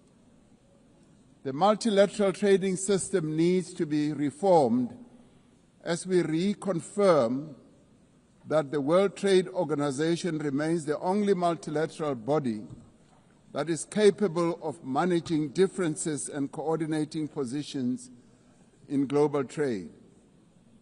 Trade is one of the most important instruments to mobilize domestic resources for development.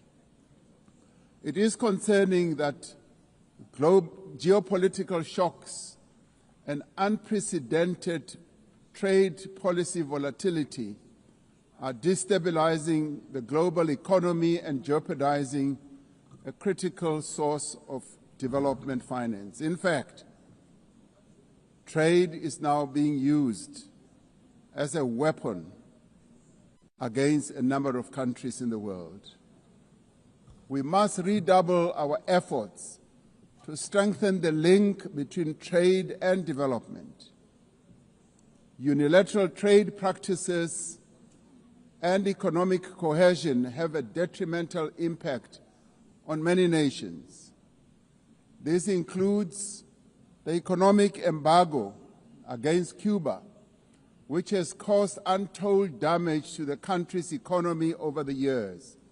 This unfair embargo must be lifted, and we want it lifted sooner rather than later.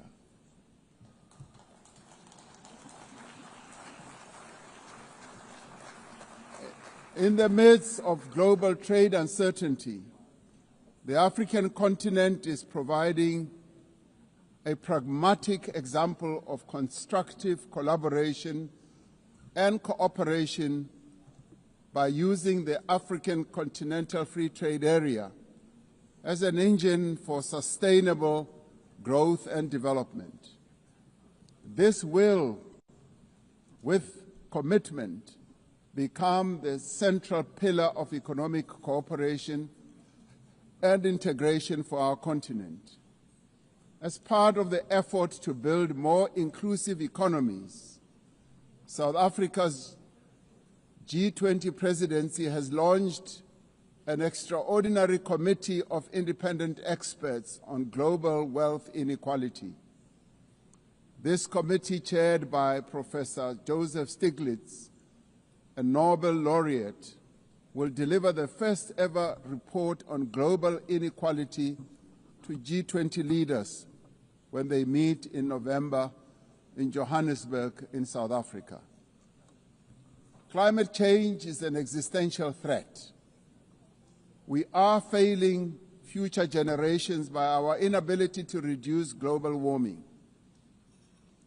Climate change is reversing economic growth and development gains in many countries, especially in the global south. Although Africa carries the least responsibility for climate change, many countries on the continent of Africa experience much of its harshest effects. Extreme weather events like floods and droughts are driving food insecurity, displacing populations, causing damage to infrastructure, and leading to the unnecessary loss of livelihoods. Member states must honor their undertakings and commitments in line with the guiding principle of common but differentiated responsibilities and respective capabilities. The Secretary General recently reported that global military expenditure has reached historic highs, just as the world is falling behind on its core development promises. We are building weapons when we should be building social infrastructure that advance the lives of our people. We are fighting wars that cause death and destruction when we should be fighting poverty and developing the livelihoods of vulnerable people. We must act decisively to silence all the guns everywhere to realize the goal of sustainable development and global peace.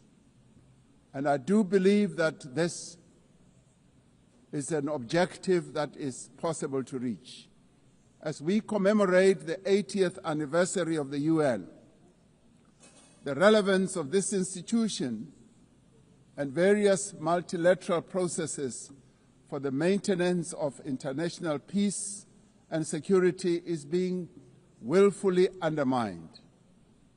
There is an increasing reliance on unilateral military action in contravention of international law. The United Nations Security Council has proven to be ineffective in its current form and composition in carrying out its charter mandate to maintain international peace and security. South Africa remains deeply concerned by the erosion of the credibility of the Security Council and its failures to ensure accountability and uphold international law.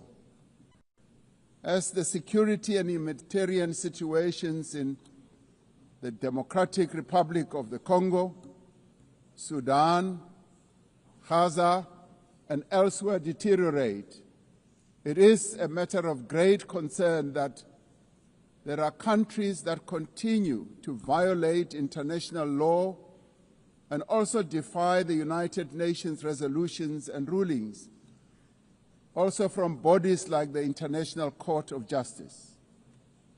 The establishment of the Hague Group and the Madrid Group aim to reaffirm the primacy of international law, promoting accountability and ensuring support for a just peace. We cannot and should not accept that members of this organization continue willfully to violate without consequence the charter that we have all agreed to uphold. Therefore, as nations that have pledged to uphold the UN Charter, we have the ultimate responsibility to ensure and protect the rights of the Palestinian people to self-determination, consistent with the case that South Africa brought before the International Court of Justice. There is growing global consensus. There is growing global consensus that Israel is committing genocide in Gaza. Just last week, the United Nations Independent International Commission of Inquiry found that Israel is responsible for the commission of genocide in Gaza. As Palestinians continue to face genocide and famine, we have a duty to act. South Africa has acted in the interest of saving lives by insisting that the International Court of Justice should make a ruling that indeed genocide is being committed in Gaza and that it should stop. And we stand here to say it must stop.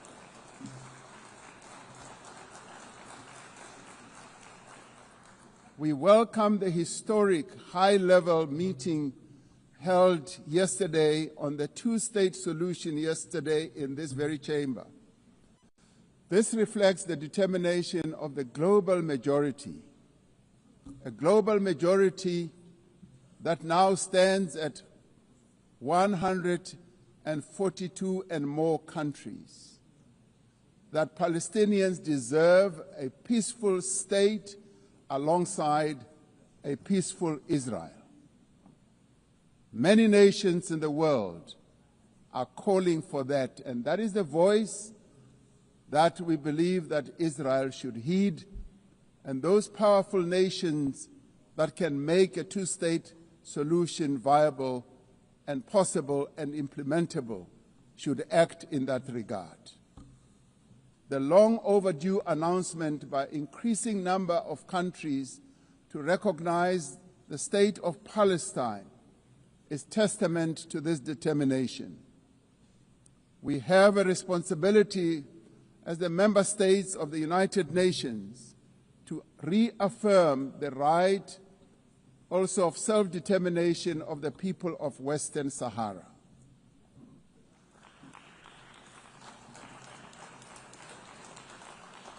The very first resolution of the United Nations General Assembly in January of 1946 called for the elimination of atomic weapons. The resolution was passed shortly after the catastrophic use of atomic bombs on Hiroshima and Nagasaki that killed thousands of people. Decades later, we have not made significant progress in the fulfillment of the commitment to nuclear disarmament. In 2026, next year, South Africa will be presiding over the first review conference of the Treaty on the Prohibition of Nuclear Weapons. This treaty reaffirms that there is no greater assurance of non-proliferation than the complete prohibition of nuclear weapons. I was glad to hear that a number of leaders stood here to speak against nuclear weapons and the use thereof. This year we celebrate the 30th anniversary of the Beijing Declaration and Platform for Action as a roadmap for the achievement of gender equality, the empowerment of the women and girls of the world. South Africa reaffirms its unwavering commitment to the empowerment of women and their full, equal, and meaningful participation in all spheres of life. Yes, we would support also the election of a female Secretary General of the United Nations. The Beijing conference milestone reminds us of our shared responsibility to advance human rights, dignity, and justice for all. We are all equal, men and women, and there is no reason that we continue to hold the women of the world backwards. The right to development must be central to the policies and operational activities of the United Nations and its specialized agencies, programs, as well as funds. It must be at the core of the policies and strategies of the international financial and multilateral trading systems. As we celebrate 80 years of the United Nations, we must seize the opportunity to build a better United Nations for the next 80 years. What is needed now is a stronger and more capable United Nations, a United Nations that is based on the renewed commitment to its founding principles. We must invigorate the negotiations on the Security Council reform at the intergovernmental negotiations in the General Assembly, including by initiating text-based negotiations. The Security Council must be accountable. It must also be representative. It must be democratic and effective in executing its mandate. We can no longer accept that a large portion of the world's population is not represented in the United Nations Security Council. My own continent, Africa, home to 1.4 billion people, as well as South America, are not represented in the United Nations Security Council. This is unjust, this is unacceptable, and it must end. We want representation in the Security Council. We look forward to working with the Secretary General on the UN 80 initiative to ensure that our organization works more effectively and efficiently. Mandates given by member states must be implemented, and the necessary structural changes and program realignment must be implemented across the UN system. In the face of the decrease in funding to the United Nations to fulfill its mandate, the UN 80 initiative is important to maintain the integrity of the multilateral system and to uphold international law. Lastly, I am reminded that our collective membership of the United Nations is our shared humanity in action. The United Nations at 80 compels us to reflect on our collective achievements and to chart a way forward, building an organization that is able to address our common challenges. We must rise to the occasion and do our utmost together to ensure the political, economic, and social freedom of all humanity. We must reaffirm that freedom is indivisible and that the denial of the rights of one person diminishes the freedom of all of us. We must reaffirm the equal dignity and worth of every person and must therefore leave no one behind and no country behind. I thank you. On behalf of the Assembly, I wish to thank the President of the Republic of South Africa. The Assembly will hear an address by His Excellency Shavkat Mirziyoyev, President of the Republic of Uzbekistan.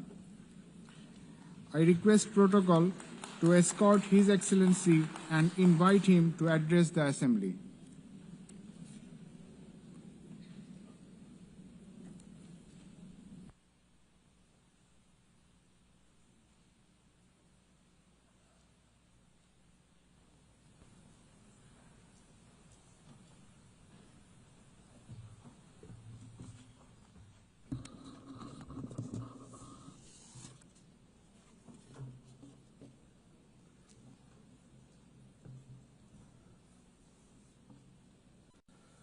Hurmatli rais xonimlari, hurmatli bosh kotib janoblari, delegatsiya rahbarlari, xonimlar va janoblar.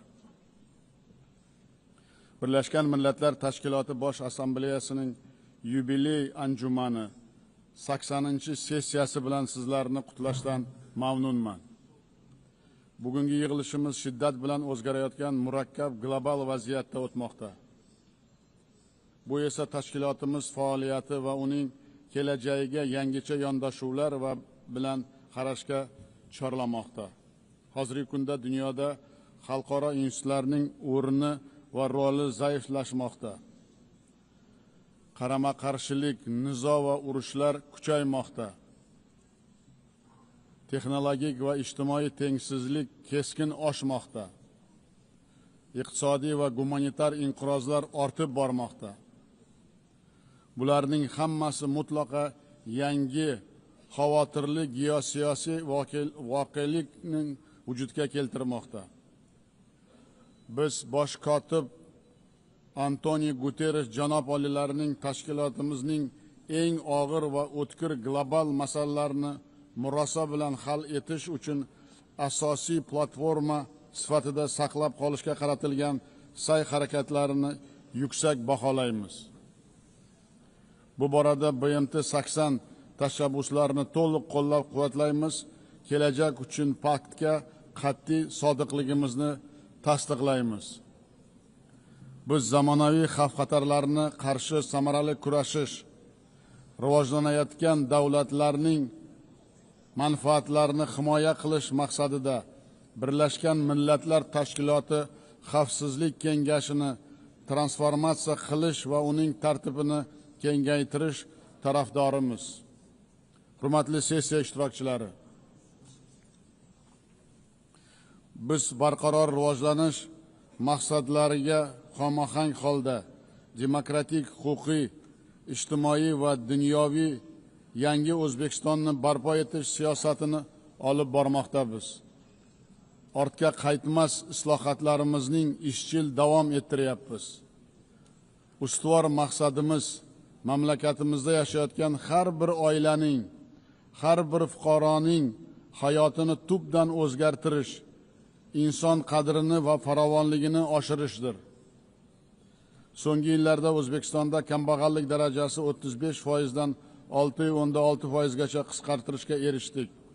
Bunga avvalo ta'lim va ilm-fan sohasini o'zgartirish, innovatsion tarmoqlar va texnologik sanoat korxonalarini barpo etish, yashil energetika va transport infratuzilmasini modernizatsiya qilish, kichik biznesni har tomonlama rivojlantirish va natijada millionlab ish o'rinlarini yaratish orqali erishmoqdamiz. Mamlakatimizda maktabgacha ta'lim qamrovi 27% dan 78% gacha oshdi. Yoshlarimizni oliy ta'lim bilan qamrovi esa 9% dan 42% ga yetdi. Eng asosiysi, o'qituvchi va ustozlik kasbining obro'si va nufuzini keskin oshirishga hal qiluvchi masala sifatida qaramoqdamiz. Pedagoglarning o'zaro tajriba va bilim almashish uchun yagona xalqaro platformani yaratish maqsadida O'zbekistonda butun jahon professional ta'lim sammitini o'tkazishni taklif etamiz. Shuningdek, mamlakatimizda ilg'or sog'liqni saqlash tizimini yaratmoqdamiz. Ertaga Birlashgan Millatlar Tashkiloti bosh qarorgohida tashabbusimiz bilan bolalar saratoni va boshqa og'ir kasalliklarga qarshi kurashga bag'ishlangan yuqori darajadagi tadbir o'tkaziladi. Unga barcha xorijiy hamkorlarimizni taklif etamiz. Yana bir muhim yo'nalish gender siyosati. Mamlakatimizning ijtimoiy, siyosiy va hayoti va tadbirkorlik sohasidagi xotin-qizlarning roli bundan buyon ham mustahkamlashni maqsad qilganmiz. Keng mintaqamiz miqyosida esa Osiyo xotin-qizlar forumini doimiy platformaga aylantirib, muntazam o'tkazib borish tarafdorimiz. Yana bir bor ta'kidlamoqchiman. Biz barqaror rivojlanish maqsadlariga erishish yo'lida olgan majburiyatlarimizga sodiqmiz. 2030-yilga borib daromadi o'rtadan yuqori bo'lgan mamlakatlar qatoriga kirishni niyat qilganmiz. Shu maqsadga ochiq va pragmatik siyosatimizni izchil davom ettiramiz.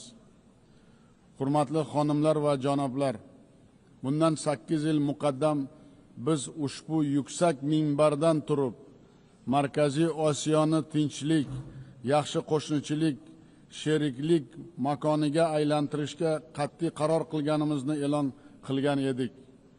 Bugun chuqur mamnuniyat bilan ta'kidlash mumkinki, biz bu strategik maqsadga erishdik. yopiq chegaralar, hal etilmagan bahs va nizolar davri tarixda qoldi. So'nggi yillarda mintaqamizda o'zaro savdo, investitsiyalar va transport tashuvlari hajmi 5 barobargacha ko'paydi. Biz qo'shma investitsiya jamg'armalari, chegara hududlarda savdo va sanoat zonalari, yirik infratuzilma loyihalarini amalga oshirmoqdamiz. Markaziy Osiyo davlat rahbarlari maslahat uchrashuvlari mintaqaviy integratsiyani chuqurlashtirish yo'lida samarali mexanizmga aylanganini ham umumiy yutug'imiz sifatida e'tirof etamiz. Shuni qat'iy ishonch bilan aytishim mumkinki, bugungi kunda yangi Markaziy Osiyoni shakllantirish jarayoni boshlandi. Mintaqamiz o'zining hamjihatligi, barqarorligini o'ziga xosligi bilan xalqaro munosabatlar tizimida alohida subyekt sifatida tobora mustahkam o'rin egallanmoqda. Maqsadlarimizga erishish uchun barcha xorijiy sheriklarimiz bilan o'zaro manfaatli aloqalarni kengaytirishga asosiy e'tibor qaratganmiz. Bu borada Birlashgan Millatlar Tashkiloti tuzilmalari bilan mintaqamizda qator yangi loyiha va dasturlarni amalga oshirishni taklif etamiz. Jumladan, ECOSOS va UNGA shafeligida Markaziy Osiyo davlatlarining iqtisodiy taraqqiyotini masalalariga bag'ishlangan xalqaro forum o'tkazish, UNIDO bilan sanoatda yashil texnologiyalar mintaqaviy hubini tashkil etish, mintaqamizda suv resurslaridan oqilona foydalanish, yashil makon barpo etish hamda demografik barqarorlikka erishish bo'yicha dasturlarni qabul qilish tashabbuslari bilan chiqamiz. Shu bilan birga Bosh assambleyaning Markaziy Osiyo mamlakatlarining mintaqaviy sheriklik va iqtisodiy integratsiyani chuqurlashtirish harakatlarini qo'llab-quvvatlashga doir rezolyutsiyasini qabul qilish taklif etamiz. Hurmatli delegatsiya rahbarlari, global va mintaqaviy xavfsizlik va barqaror rivojlanish haqida gapirganda albatta Afg'oniston to'g'risida to'xtalmaslik mumkin emas. Afg'on xalqining tinch va osuda hayotga bo'lgan intilishini qo'llab-quvvatlash uchun xalqaro hamjamiyat sa'y-harakatlarini birlashtirishi zarur. Shuni alohida ta'kidlashni istardimki, bu davlatning yakkalanib qolishiga yo'l qo'ymaslik o'ta muhimdir. Biz Afg'onistonda katta iqtisodiy va infratuzilma loyihalarini amalga oshirmoqchimiz. Ushbu mamlakat orqali xalqaro transport va energetika koridorlarini rivojlantirish bo'yicha tashkilotimizning alohida rezolyutsiyasini qabul qilishni taklif etamiz. G'azo sektoridagi tobora keskin yomonlashib borayotgan gumanitar inqirozini ham e'tibordan chetda qoldirib bo'lmaydi. Harbiy harakatlarni to'xtatish va siyosiy muzokaralarni davom ettirishga chaqiramiz. Biz BMTning rezolyutsiyasiga muvofiq ikki xalq uchun ikki davlat tamoyilini amalga oshirishning qat'iy tarafdorimiz. Ukraina atrofidagi vaziyat ham barchamizning jiddiy tashvishga solmoqda. Bu muammoning diplomatik yo'llar bilan hal etish bo'yicha yuqori darajadagi muloqotlar boshlanganini olqishlaymiz. Hurmatli anjuman ishtirokchilari, Markaziy Osiyoda global aksilterror strategiyasini bajarish bo'yicha samarali ishlar olib borilmoqda. BMTning terrorizmga qarshi kurash boshqarmasi bilan hamkorlikda reabilitatsiya va qayta integratsiya masalalari bo'yicha mintaqaviy kengash tuzilgan. Biz uni xalqaro kompetensiyalar markaziga aylantirishni taklif etamiz.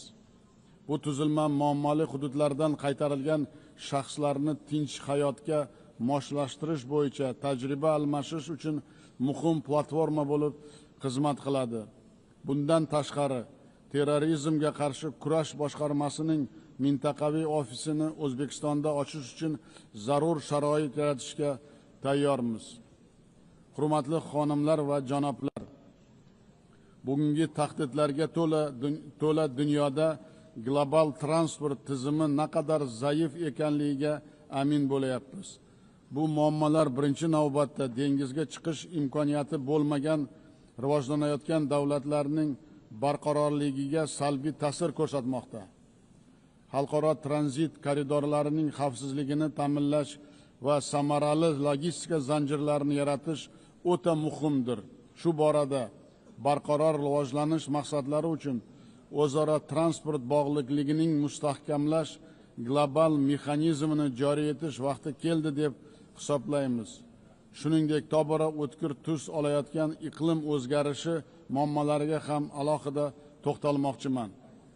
Jumladan Orol dengizini qurishini salbiy oqibatlarining jahon hamjamiyatining doimiy diqqat markazida bo'lishi lozim. Biz Orol bo'yi ekotizimining qayta tiklash bo'yicha ishlarni izchil davom ettiryapmiz. So'nggi yillarda dengizning qurigan tubida 2 million gektar maydonda sho'rga chidamli cho'l o'simliklari ekildi. 2030-yilgacha ushbu hududning 80% qismida yashil qoplamalar hosil qilinadi. Yana bir muhim muammo bu suv resurslarining taqchilligidir. Hozirda dunyo aholisining 2 milliarddan ortig'i toza ichimlik suvidan foydalanish imkoniyatiga ega emas. Biz mamlakatimizda suvni tejash bo'yicha butun jahon forumini o'tkazishni rejalashtirganmiz. Mazkur anjuman yakunlari bo'yicha suv inqirozini barqaror taraqqiyot uchun jiddiy tahdid sifatida belgilash mo'ljallanmoqda. Bu borada global darajada innovatsiya texnologiyalarini joriy etish uchun alohida yo'l xaritasini qabul qilish niyatdamiz. Ekologik o'zgarishlarning yana bir salbiy ko'rinishi iqlim migratsiyasining kuchayib borayotganidir. Afsuski ushbu yo'nalishda aniq xalqaro mexanizmlar va huquqiy baza hanuzgacha yaratilmagan. Biz bu jiddiy masalaga keng xalqaro sheriklik va muvofiqlashtirilgan siyosat yuritish bo'yicha global pakt qabul qilish tarafdorimiz. Hurmatli yig'ilish ishtirokchilari, mamlakatlar o'rtasida raqamli rivojlanish va sun'iy intellektdan foydalanishda tengsizlikning oldini olish juda muhim ahamiyatga ega. Sog'liqni saqlash, ta'lim va madaniyat sohalarida sun'iy intellektning amaliy yechimlari va modellarini beg'araz almashishga qaratilgan xalqaro hamkorlik mexanizm yaratishni taklif etamiz. Yana bir ustuvor masalaga alohida to'xtalmoqchiman. Ertangi kunimiz dunyoning taqdiri va farovonligi o'sib kelayotgan yosh avlod qo'lida. Yoshlarimizni qalbini va ongining tinchlik, gumanizm va do'stlik, o'zaro ishonch va hurmat bilan oliyjanob g'oyalari sindirish dolzarb vazifamizdir. Bu borada jahon yoshlarining tinchlik sari harakatining ta'sis etish va uning qarorgohini O'zbekistonda joylashtirish taklifini ilgari suramiz. Biz jamiyatimizdagi bag'ri kenglik siyosatini izchil amalga oshirmoqdamiz. Shu bilan birga islom ma'rifati g'oyalarini chuqur o'rganish va dunyoga targ'ib etish bo'yicha sa'y-harakatlarimizni faol davom ettiramiz. Yaqin oylarda keng mintaqamiz uchun noyob bo'lgan islom sivilizatsiya markazini ochamiz. Buyuk ajdodlarimiz, mutafakkir allomalar Imom Buxoriy, Imom Termiziy, Imom Matrudiy boy ma'naviy va ilmiy merosining alohida taqdimotini Birlashgan Millatlar Tashkilotida o'tkazish niyatdamiz. Hurmatli xonimlar va janoblar, yangi O'zbekiston barcha davlatlar bilan o'zaro hamjihatlik, ochiq muloqot va yaqin sheriklik tarafdoridir. Biz xalqlar, madaniyatlar va sivilizatsiyalar o'rtasidagi muloqotni mustahkamlash, umumbashariy maqsadlarni ro'yobga chiqarish yo'lida o'z hissamizni qo'shishga doim tayyormiz. E'tiborlaringiz uchun rahmat.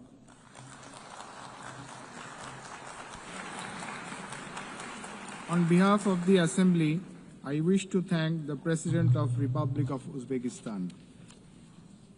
We have heard the last speaker in the general debate for this meeting. The next plenary meeting to continue with the general debate will be held immediately following the adjournment of this meeting. The meeting is adjourned.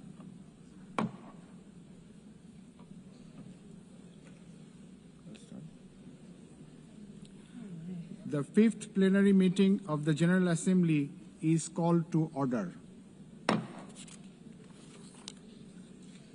The Assembly will hear an address by His Excellency Hurel Suk Ukna, President of Mongolia. I request protocol to escort His Excellency and invite him to address the Assembly.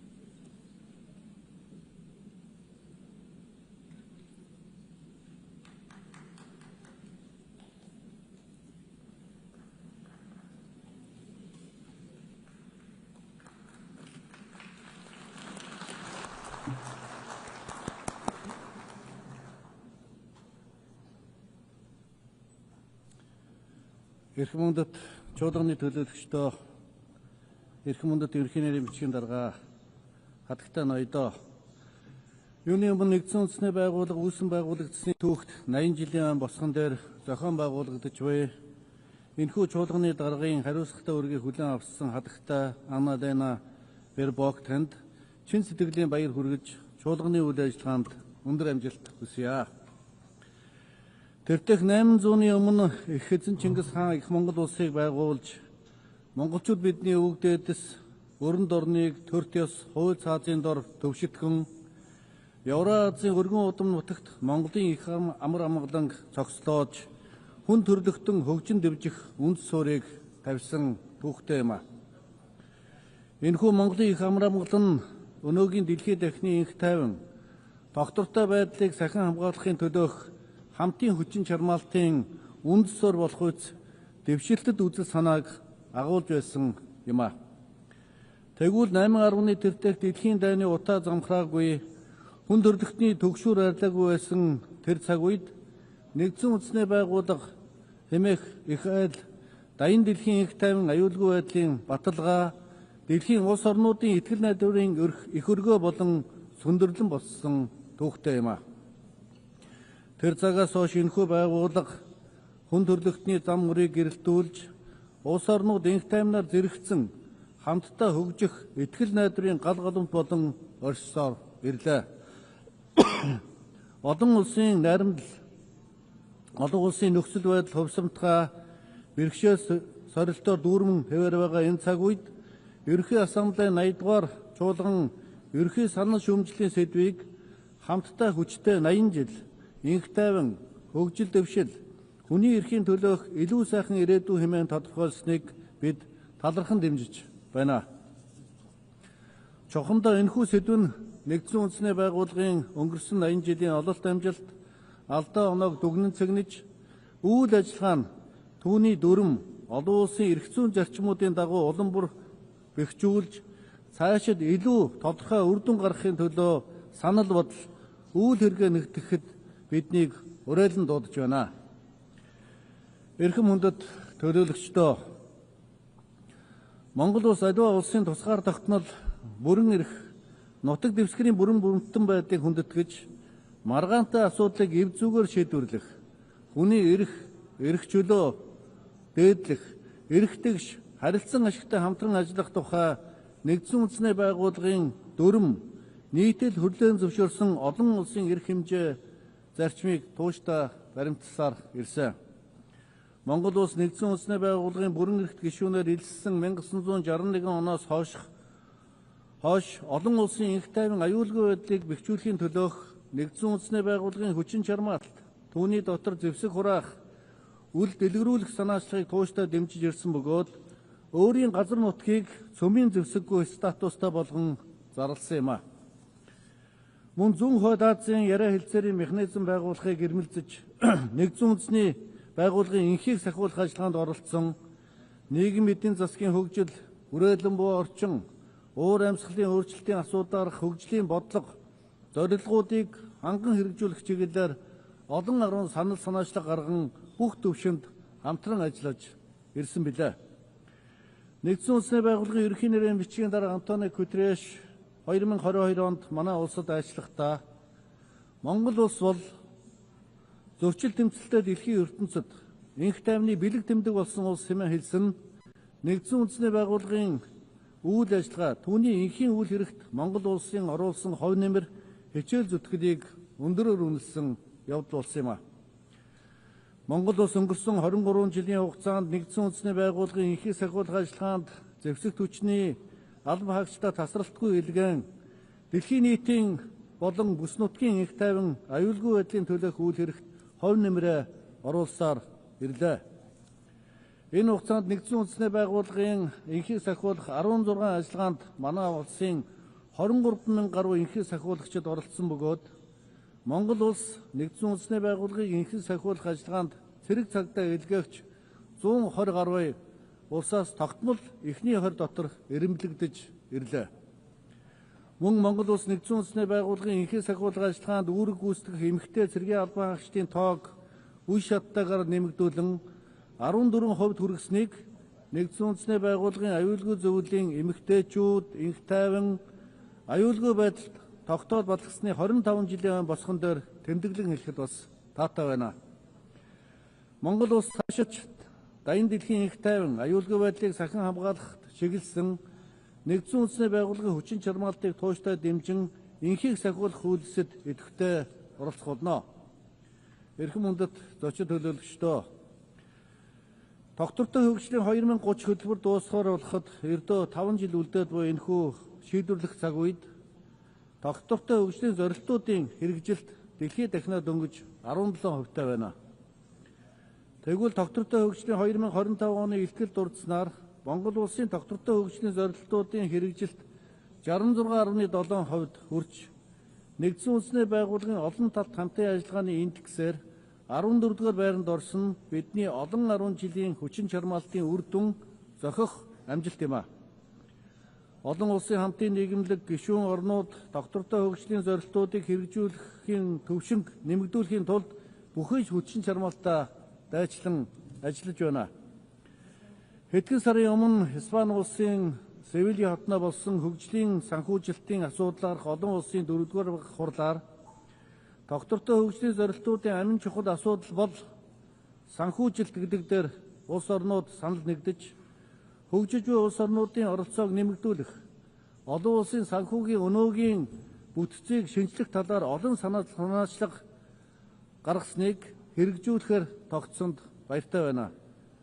Уг баг хурлаас баталсан Севилягийн үүрэг амлалт баримт бичгийг хэрэгжүүлэх ажлын хүрээнд олон улсын хөгжлийн хамтын ажиллагааг хамгийн хэрэгцээтэй нэн эмзэг бүлгийн хүмүүсийг дэмжин туслах, үүнтэй холбоотой сорилт бэрхшээлүүдийг шийдвэрлэхэд чиглүүлэх нь нэн чухал байна. Түүнчлэн Монгол улс нэгдсэн үндэсний байгууллагын хүрээнд далаад гарцгүй хөгжиж байгаа орнуудын ашиг сонирхлыг хамгаалах, эдгээр улс орнуудын тусгай хэрэгцээ шаардлага, онцлог байдлыг олон улсын хамтын нийгэмлэгт таниулах, тэдэнтэй хамтран эрх ашигаа хамгаалах, дэлхийн нийтэд дуу хоолойгоо хүргэх чиглэлээр идэвхтэй мандайлан ажилласаар ирснийг тэмдэглэн хэлэхэд бас таатай байна. Далаад гарцгүй хөгжиж буй орнуудын асуудлаарх нэгдсэн үндэсний байгууллагын 3-р баг хурал өнгөрсөн 8 сард Туркменстан улсын Аваза хотноо зохион байгуулагдаж 2024-өөс 2034 оны Авазагийн үйл ажиллагааны хөтөлбөрийг баталсан.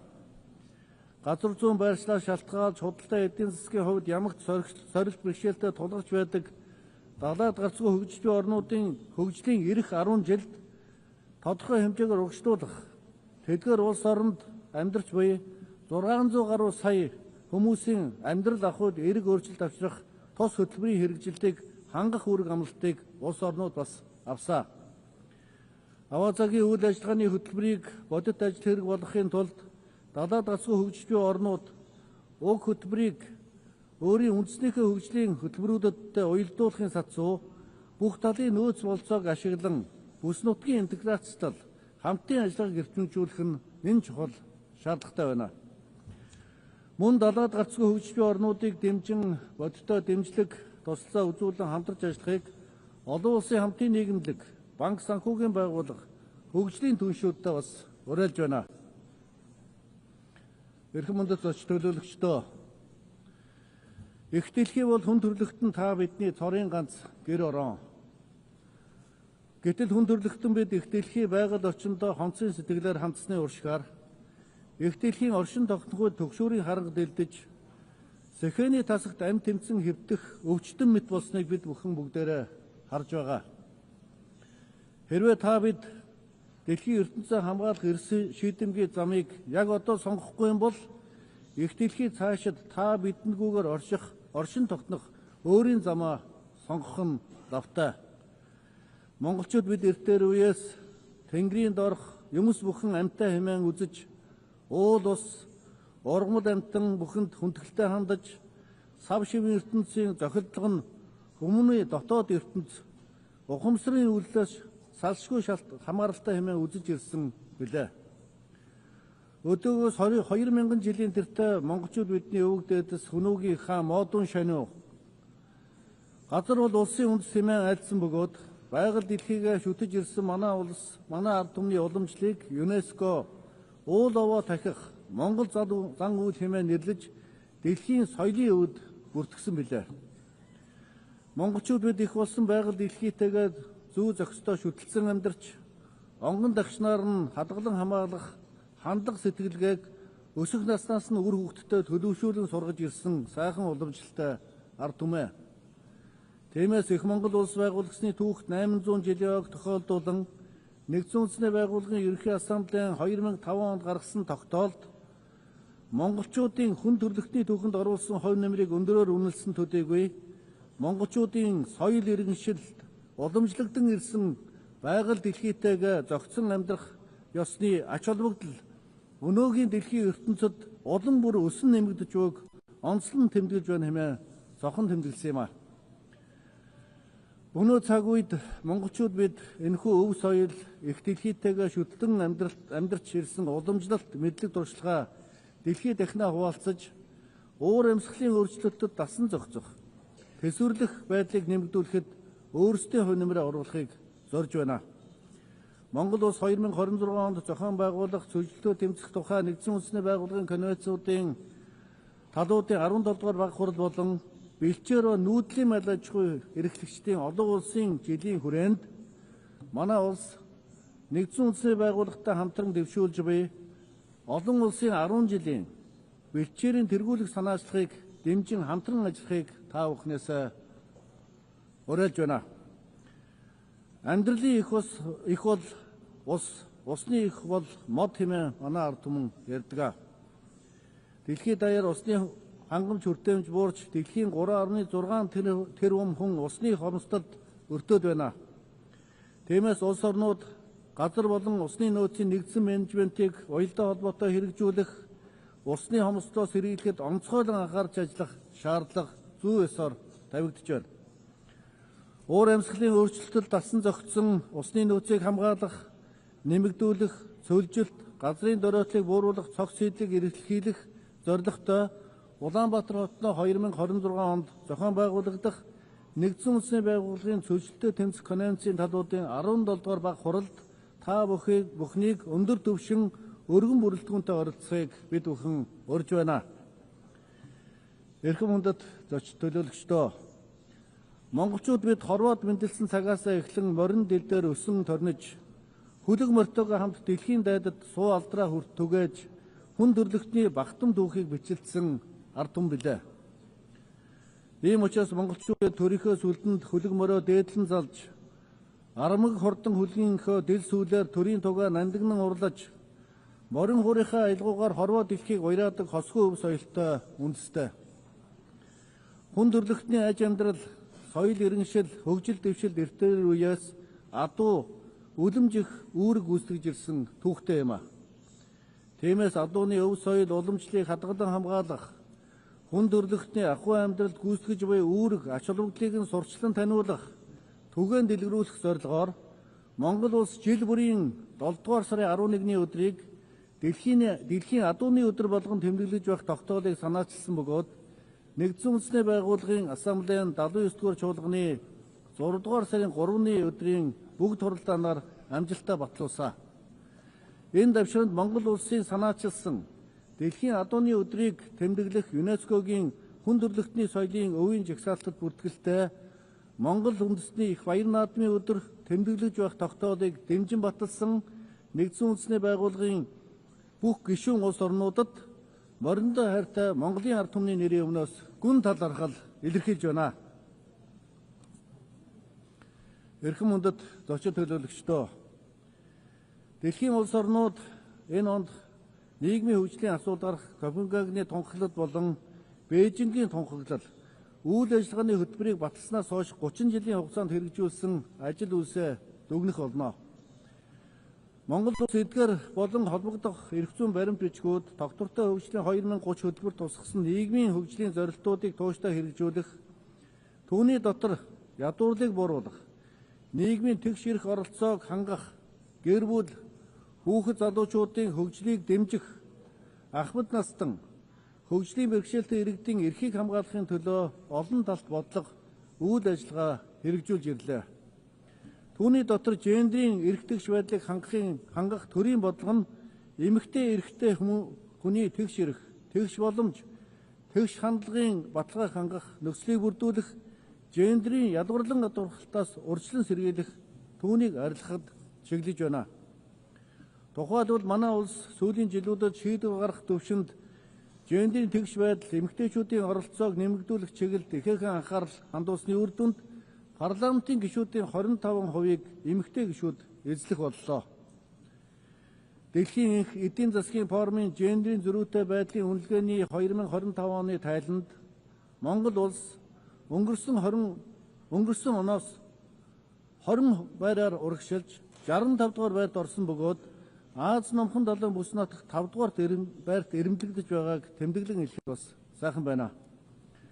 Монгол улс сүүлийн жилүүдэд эмэгтэйчүүдийн олон улсын арга хэмжээг уламжлал болгон эх орондоо амжилттай зохион байгуулж байгаа бөгөөд 2022 онд ихийг сахиулах эмэгтэйчүүдийн олон улсын баг хурлыг, 2023 онд гадаад хэргийн эмэгтэй саадны уулзалтыг, 2024 онд нэгдсэн үндэсний байгууллагатай хамтран дэлхийн эмэгтэйчүүдийн чуулга уулзалтыг Улаанбаатар хотноо зохион байгуулсан. Тэгвэл энэ оны 8 сард урам зориг өгөх, нөлөөлөл үзүүлэх, хөрөнгө оруулалт хийх гэсэн уран дор дэлхийн эмэгтэй бизнес эрхлэлийн чуулга уулзалтыг амжилттай зохион байгуулж явууллаа. Энэхүү арга хэмжээг дэмжин идэвхтэй санаачлагтай оролцсон нийт улс орнуудад бас гүн талархал илэрхийлье. Эмэгтэйчүүдийн нийгэм улсын мандаалалд үүрэг оролцоо бүх төвшөнд нэмэгдүүлэх чиглэлээр Монгол улс ямагт түншлэл, хамтын ажиллагаа, эв нэгдлийн бат бөх гүүр байх болно. Эрхэм мөндөд зочин төлөөлөгчдөө ертөнцид мөнхийн үргэлжилдэг цор ганц юм бол өөрчлөлт гэж эртний грекийн гүхаантан Геракл хэлсэн байдаг. Нэгдсэн үндэсний байгууллагын үе үеийн удирдлага, гишүүн улс орнуудын дэмжлэгтэйгээр энэхүү их айлын бүтэц үйл ажиллагааг бүх талаар ямагт өөрчлөн сайжруулахыг эрмэлзэж ирсэн түүхтэй билээ. Энэ хүрээнд нэгдсэн үндэсний байгууллагын ерхий нарийн бичгийн дарга Антонио Гутерришийн дэвшүүлсэн нэгдсэн үндэсний байгууллага 80 санаачлагыг Монгол улс талархан дэмжиж байна. Мөн нэгдсэн үндэсний байгууллагын удирдах албан тушаалд гендрийн тэгш байдлыг хангах нь нэгдсэн үндэсний байгууллагын шийдвэр гаргах үйл ажиллагааг илүү нээлттэй, тэнцвэртэй, хүртээмжтэй болгоход эерэг нөлөө үзүүлэх нь дамжиггүй. Тиймээс бид нэгдсэн үндэсний байгууллагын ерхий нарийн бичгийн даргад эмэгтэй хүн нэр дэвшүүлэх болон нэгдсэн үндэсний байгууллагын ерхий ассамблеийн чуулганы даргаа жил сөөлжүүлэн эмэгтэй хүн томдох тухай санаачлагыг бас дэмжиж байгаа юм а. Түүнчлэн Монгол улс нэгдсэн үндэсний байгууллагын дүрм олон улсын эрх зүйн хэм хэмжээний зарчмуудыг дээдлэн хэрэгжүүлж нэгдсэн үндэсний байгууллага төвтэй олон талт тогтолцоог хөгжүүлэх үйлсэд хувь нэмрээ оруулж нэгдсэн үндэсний байгууллагын шинжилэл тэр дундаа нэгдсэн үндэсний байгууллагын аюулгүйн зөвлөлийг өнөөгийн бодит байдалд нийцүүлж тэгш шудраг төлөөлөлтөй, хүртээмжтэй, ил тод, үр дүнтэй, ардчлан хариуцлагатай тогтолцоо болгон шинжилгээний төлөө байр сууриа дахин нотлон илэрхийлж байна. Өнөөдөр дэлхийн ертөнц зөрчил тэмцэлдээний мөргөлдөөний аянг цахилж, үл итгэлцлийн хан улам өндөрсөж, үл ойлголцны ангал улам гүнзгэрч байгаа энэ цаг үед олон улсын харилцааг талцал хуваагдал руу чиглүүлсэн олон туйлт бус харин аливаа улс орны үүх дүүх, соёл иргэншил, үндэсний язгуур эрх ашиг, хөгжлийн замлаас үүдэлтэй олон ургалч үзлийг хүндэтгсэн олон тулгуур зарчмаар цогцлон хөгжүүлэх нь улам чухал болж байна. Нэгдсэн үндэсний байгууллага одоогоос 80 жилийн өмнө хүн төрөлхтнийг дайн дажнаас ангижруулж, дайны дэлхийн инх тайван аюулгүй байдлыг сахин хамгаалах зорилгоор үүсэн байгуулагдсан түүхтэй юм а. Тэгвэл дэлхийн улс орнууд нэгэн дээвэр дор инх тайван, эв найрамдалтай зэрэгцэн орших үнд суурь болсон нэгдсэн үндэсний байгууллагыг ижилдэх ширхтээ, адил нөлөөтэй, олон тулгуурт гам бат багнаар бэхжүүлэн хүчрэгжүүлэх шаардлага бас зүй ёсоор тавигдж байна. Тиймээс бид бүхэн 8.10-ны тэртех нэгдсэн үндэсний байгууллагын анхлан тунхагласан эрхэм зорилго бүрэн хэрэгжиж чадсан эсхийг нухацтай эргцүүлэн бодож, 800-ны тэртээ улс орнуудад инх тайвнаар зэрэгцэн оршиж, хүн төрлөختөн хөгжин дэвжих үнд суурийг тавьсан Монголын их амар амгалангийн үзэл санааг шингэн Пагас глобалика буюу дэлхийн нийтийн амар амгалан тогтоож чадах хүчрэг нэгдсэн үндэсний байгууллага болохын төлөө бүх гишүүн улс орнууд хамтдаа зүтгэцгээе. Энэхүү экзэгтэй цаг үед дэлхийн улс орнуудын харилцсан ойлголцол, харилцсан итгэлцэл, харилцсан хүндлэлийг улам бэхжүүлж, дайн дажингүй, амар амгалан, инх тунх, тогтвортой, хамтдаа хөгжин дэвжихэд нэгдсэн үндэсний байгууллагын гүйцэтгэх үүрэг оролцоо урд урдаас улам илүү чухал болж байгааг нэгдсэн үндэсний байгууллага үүсэн байгуулагдсны түүхт 80 жилийн ойвор онцон тэмдэглэхийг бас үсэж байна. Монгол улс инхийг эрхэмлсэн, олон тулгуурт гадаад бодлогоо тууштай баримталж, олон улсын инх тайван, тогтвортой хөгжил бодиттой хувь нэмрээ оруулсаар ирсэн бөгөөд цаашид ч энэхүү хариуцлагатай үүргээ нэр төртөө биелүүлэх болно. Та бүхэнд нэгдсэн үндэсний байгууллага үүсэн байгуулагдсны түүхт 80 жилийн баярын мэндийг өргөн дэвшүүлье. Мөнх тэнгэр хүн төрлөختөн биднийг үн мөнхөд ивэж дайн дэлхий амар амгалан байх болтугай. Анхаарал тавьсанд баярлалаа.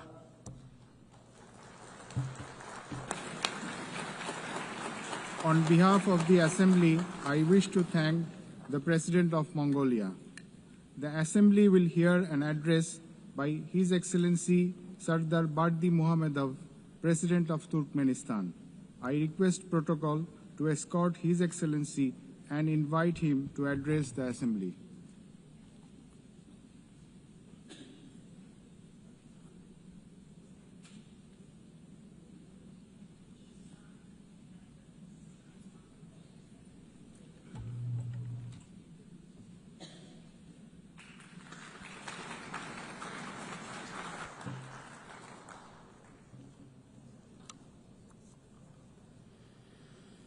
Уважаемый председатель, уважаемые главы, члены делегации, дамы и господа, прежде всего позвольте поздравить вас с началом 80-й сессии Генеральной Ассамблеи Организации Объединенных Наций и пожелать плодотворной работы.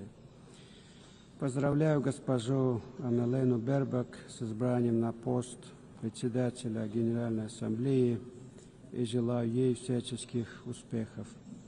Я также хотел бы адресовать слова признательности послу Филимону Янгу за умелое и эффективное руководство деятельностью Генеральной Ассамблеи в ходе предыдущей сессии.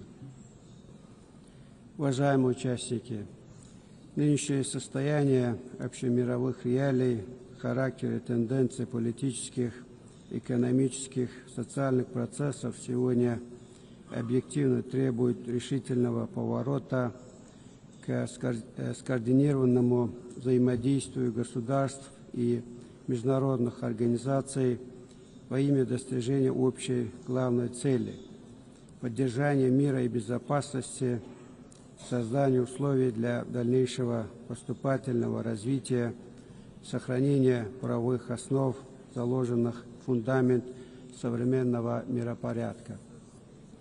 Именно под таким углом зрения Туркменистан рассматривает главной задачей 80-й сессии Генеральной Ассамблеи, возлагая на нее большие надежды в формировании прочной, сбалансированной и безопасной мировой архитектуры. Ключевым направлением сотрудничества Туркменистана с ООН является обеспечение международного мира и безопасности. Осознавая свою ответственность как постоянно нейтрального государства, Туркменистан готов приступить к реализации дальнейших практических шагов, направленных на создание атмосфере сотрудничества, взаимопонимания, уважительного диалога как главного и определяющего условия, способного обеспечить стабильность и устойчивое развитие в глобальном и региональном измерениях. Убеждены, что сегодня одним из самых эффективных механизмов продвижения и достижения этих задач является практическое использование принципов нейтралитета. В этой связи Туркменистан инициировал включение в повестку дня 80-й сессии Генеральной Ассамблеи ООН отдельного пункта, озаглавленного как «Нейтралитет во имя мира и безопасности». Считаем это важным с точки зрения растущего понимания мировым сообществом важности нейтралитета, осознания его потенциала и инструментариев в контексте миротворческой стратегии ООН. В развитии этой линии Туркменистан в ходе нынешней сессии предложит рассмотрение проекта резолюции «Роль и значимость политики нейтралитета в деле поддержания и укрепления международного мира, безопасности и процесса устойчивого развития». Как известно, нынешний год объявлен Генеральной Ассамблеей по инициативе Туркменистана Международным годом мира и доверия. Это знаковое событие совпадает с юбилеем образования ООН. В декабре нынешнего года в Туркменистане пройдет крупный международный форум высокого уровня, посвященный Году мира и доверия. Рассматриваем его как реальный вклад в достижение стратегических целей ООН. Рассчитываем на широкое и представительное международное участие. Считаем, что процесс сближения государственных подходов к тенденциям мирового развития, установлению и укреплению доверия и взаимопонимания должен иметь системный и последовательный характер. В этой связи Туркменистан инициирует проведение Всемирного саммита по вопросам культуры, мира и доверия. Одной из ключевых задач саммита видим разработку глобального кодекса международного доверия, который послужит универсальной основой для выстраивания отношений между странами на принципах уважения суверенитета и территориальной целостности, а также сотрудничества и совместного решения мировых проблем. Рассматриваем вопросы обеспечения всеобщего мира и взаимопонимания с неразрывной связи с цивилизационными аспектами современного развития, необходимостью сохранения и сближения культурных и духовных связей.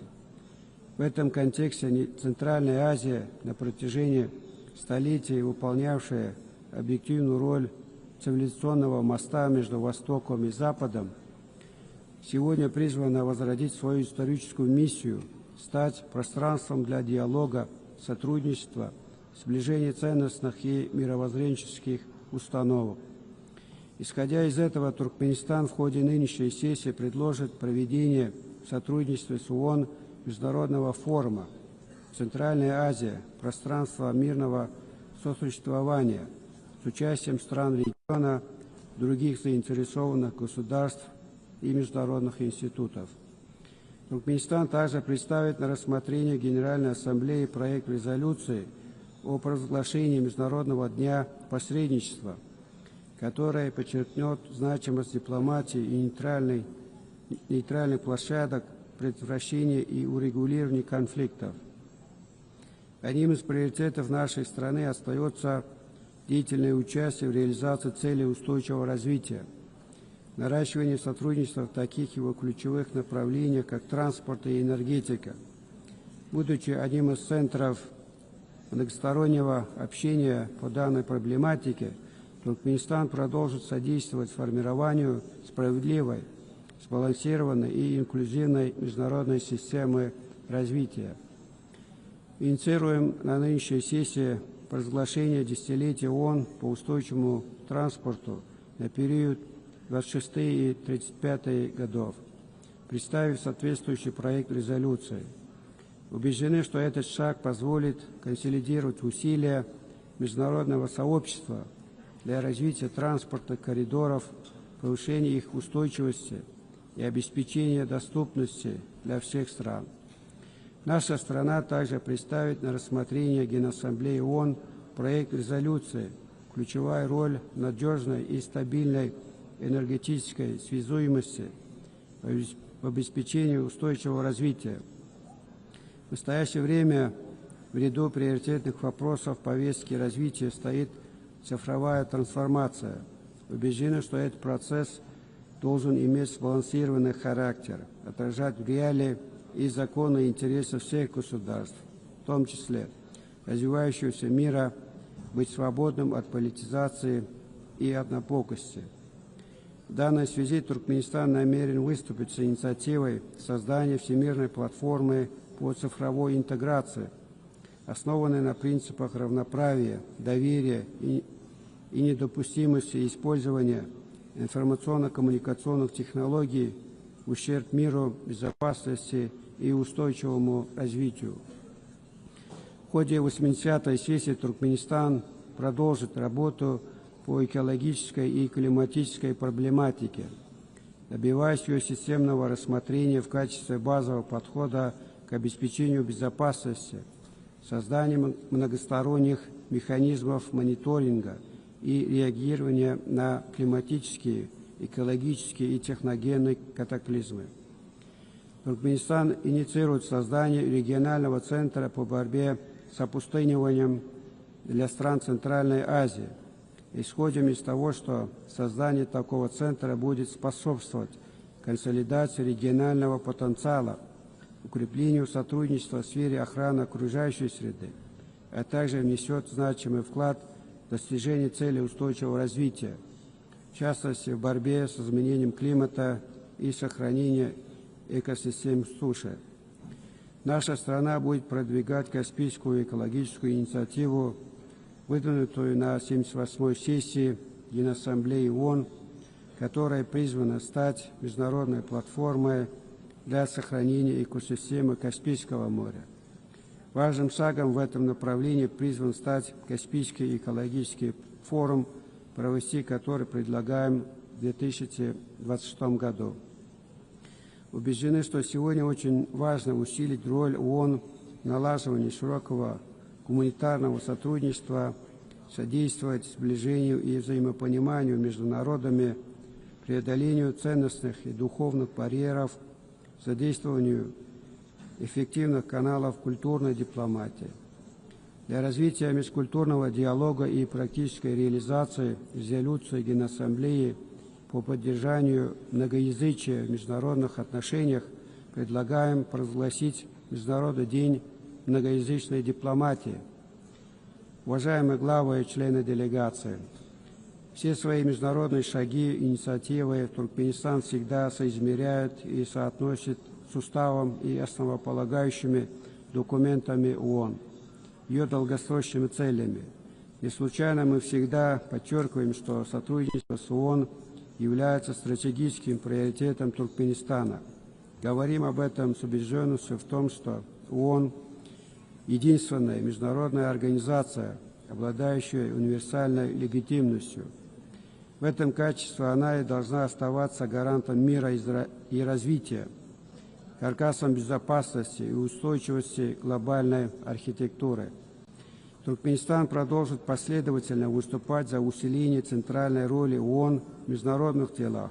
Ключевым фактором этого считаем укрепление верховенства международного права, совершенствование международной нормативной базы и повышение эффективности реализации конвенций, договоров, соглашений и других многосторонних документов ООН.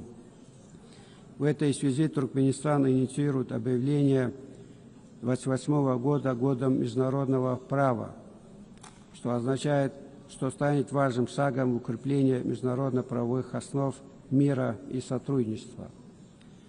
Дамы и господа, нынешнее заседание имеет для Туркменистана особую значимость. 30 лет назад в этих стенах Генеральная ассамблея Организации Объединенных Наций единогласно приняла резолюцию «Постоянный нейтралитет Туркменистана». Для нашей страны это было судьбоносное историческое событие. По сути, оно предопределило всю последующую внешнеполитическую и международную деятельность Туркменистана. Международное признание нашего нейтралитета также способствовало активизации внутреннего развития страны, обеспечивая для этого благоприятные внешние условия. Я бы хотел, пользуясь возможностью от имени народа Туркменистана, выразить государствам-членам ООН, всему мировому сообществу благодарность за принятое в декабре 1995 года решение о признании постоянного нейтралитета Туркменистана, подтвержденное 2 последующими резолюциями Генеральной Ассамблеи. Туркменистан всегда будет помнить об оказанном ему доверии, твердо следовать взятым на себя международным обязательствам. Я еще раз поздравляю все делегации с началом работы 80-й юбилейной сессии Генеральной Ассамблеи Организации Объединенных Наций и желаю успехов в укреплении нашего сотрудничества и взаимопонимания. Благодарю за внимание.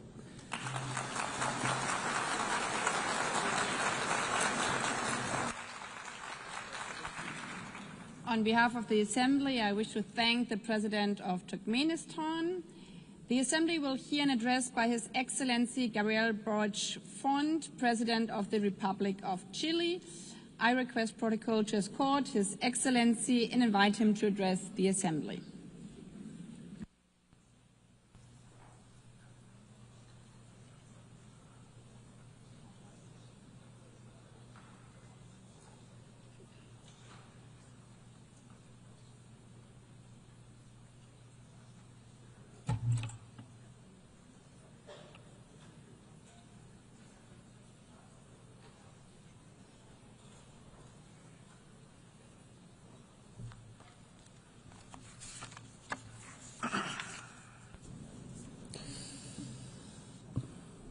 Estimada Presidenta, integrantes de la Asamblea General de Naciones Unidas, a los habitantes y pueblos del mundo. Son 80 años los que han transcurrido desde la creación de las Naciones Unidas. 80 años han pasado también desde que Gabriela Mistral, una mujer chilena, criada entre los cerros del Valle del Elqui, recibió el Premio Nobel de Literatura. Su voz de poeta, de profesora, de diplomática, sigue resonando en nuestra patria y en el mundo. Y fue justamente aquí, en Nueva York, en 1955, que el embajador chileno José Massa leyó el mensaje sobre los derechos humanos escrito por Gabriela Mistral, que decía: yo sería feliz si vuestro noble esfuerzo por obtener los derechos humanos fuese adoptado con toda lealtad por todas las naciones del mundo. Este triunfo será el mayor entre los alcanzados en nuestra época. ¿Hemos acaso alcanzado este triunfo? La respuesta es categórica: no. Y es que a estas alturas yo ya no sé qué decir de Gaza, porque muchos lo han dicho todo, desde esta tribuna y desde otras. Pero por sobre nuestras palabras, de quien quiera que vengan, resuenan las miradas muertas de quienes, siendo inocentes, han perdido la vida. Hoy, siendo 2025, son miles los seres humanos inocentes que pierden la vida solo por ser palestinos, tal como hace 80 años millones la perdían solo por ser judíos. Entonces, más que hablar de cifras, de condenas o de exigencias que resuenan entre estas paredes, quisiera hoy día hablar de humanidad. Gaza es una crisis global porque es una crisis de la humanidad. Y en esta sala, y quienes nos escuchan en sus casas, en sus delegaciones, en sus diversos países, somos justamente todos seres humanos. Por eso, cuando debajo de los escombros yacen niños y niñas, hay un dolor genuino en nuestra patria, en Chile. Y sé que es compartido en la gran mayoría de los países del mundo. Y uno de los problemas que enfrentamos como humanidad es que muchas veces el dolor engendra odio, pero debemos enfrentarlo y combatir con todas nuestras fuerzas al odio. Transformar las ansias de odiar en deseo de justicia, no hacer ninguna concesión a la violencia. Yo no quiero ver a Netanyahu destrozado por un misil junto a su familia. Quiero ver a Netanyahu y a los responsables del genocidio contra el pueblo palestino enfrentados a un tribunal de justicia internacional. En otro contexto, la guerra en Ucrania también nos violenta. Pero algunos se preguntarán, ¿qué tiene que ver con Chile lo que pasa en un país que queda tan lejos y cuyo idioma no entendemos? Algunos nos critican con estos argumentos en nuestra patria. Le respondemos que lo mismo tenemos que ver con la madre palestina acribillada cuando buscaba comida, o con el niño o la niña ucraniana raptada hoy día en Rusia. De nuevo, tiene que ver porque somos todos seres humanos. Y uno de los motivos por los que nos reunimos aquí, quizás el principal, es que seguimos teniendo fe en la humanidad.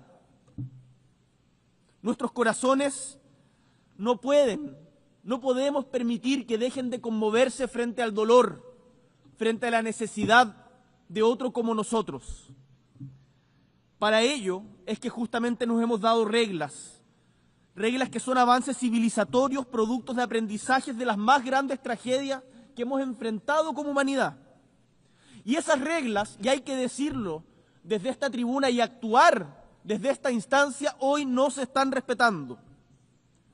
Porque digámoslo con fuerza, no está bien invitar a negociar a un país neutral y asesinar a tu contraparte violando la soberanía de ese país como se hizo en Doha, Qatar.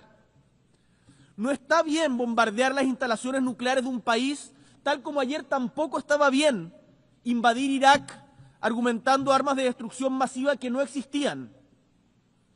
No está bien invadir un país soberano como Ucrania y después imponer una negociación sobre hechos consumados y que todos nos resignemos sin más a ello. Como nos recordaba el escritor francés Albert Camus a propósito de la experiencia de la Segunda Guerra Mundial, si no creemos en nada, si nada tiene sentido y no podemos invocar ningún valor, entonces todo está permitido. No hay ni bien ni mal y nada tiene importancia. Entonces, si aceptáramos aquello, tendríamos que admitir que la razón solo está del lado del que tiene éxito y la regla con la que evaluamos la humanidad sería solo la de la eficacia, o sea, la ley del más fuerte. Quiero decirles que en última instancia, este razonamiento es la justificación del asesinato. En un mundo así, la vida de un hombre o de una mujer o de sus hijos dependerá siempre del azar o de una benevolencia o maleficencia arbitraria. En un mundo así, todos quienes vivan sin condenarlo con todas sus fuerzas son de una manera tan homicidas como el que hace caer la bomba o el que aprieta el gatillo. Especialmente teniendo la voz y el poder de decir basta, como precisamente lo tenemos todos los líderes que estamos en esta sala. Tenemos una responsabilidad mayor. Nos negamos en dar la razón a quienes poseen la fuerza o el dinero, y cuando afirmamos esto se nos tilda de utópicos. ¿Pero qué es la historia sino un permanente viaje utópico? Habrá quienes prefieran solo emprender las tareas que dan resultado en el corto plazo, pero por lo general los atajos conducen a precipicios. Y es que No hace falta tener éxito en el sentido en que se entiende el éxito hoy, al menos en el mundo occidental, para seguir luchando por un mundo más justo. Porque sabemos que justamente esta porfía que compartimos, la que ha permitido cambiar el mundo para que haya más justicia, más libertad, más igualdad, más inclusión, más solidaridad. Por eso, estimados y estimadas, cuando se nos invita a la sumisión, cuando se afirma que la inteligencia está de más, cuando quieran demostrarnos, como han hecho algunos desde este podio, que se puede mentir para sacar ventaja, digámosle que no. No cedamos a la astucia, ni a la violencia, ni a la pasividad. Yo puedo y debo respetar a quien le guste más el color azul que el rojo, a quien profese una fe distinta a la mía, a quien crea que es mejor aumentar o disminuir impuestos según las circunstancias. En el fondo, puedo y debo respetar la diversidad de opiniones.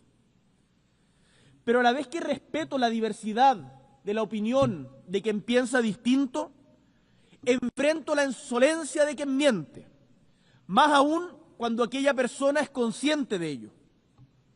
Por ejemplo, se ha afirmado en este mismo podio hoy día que no hay tal cosa como el calentamiento global.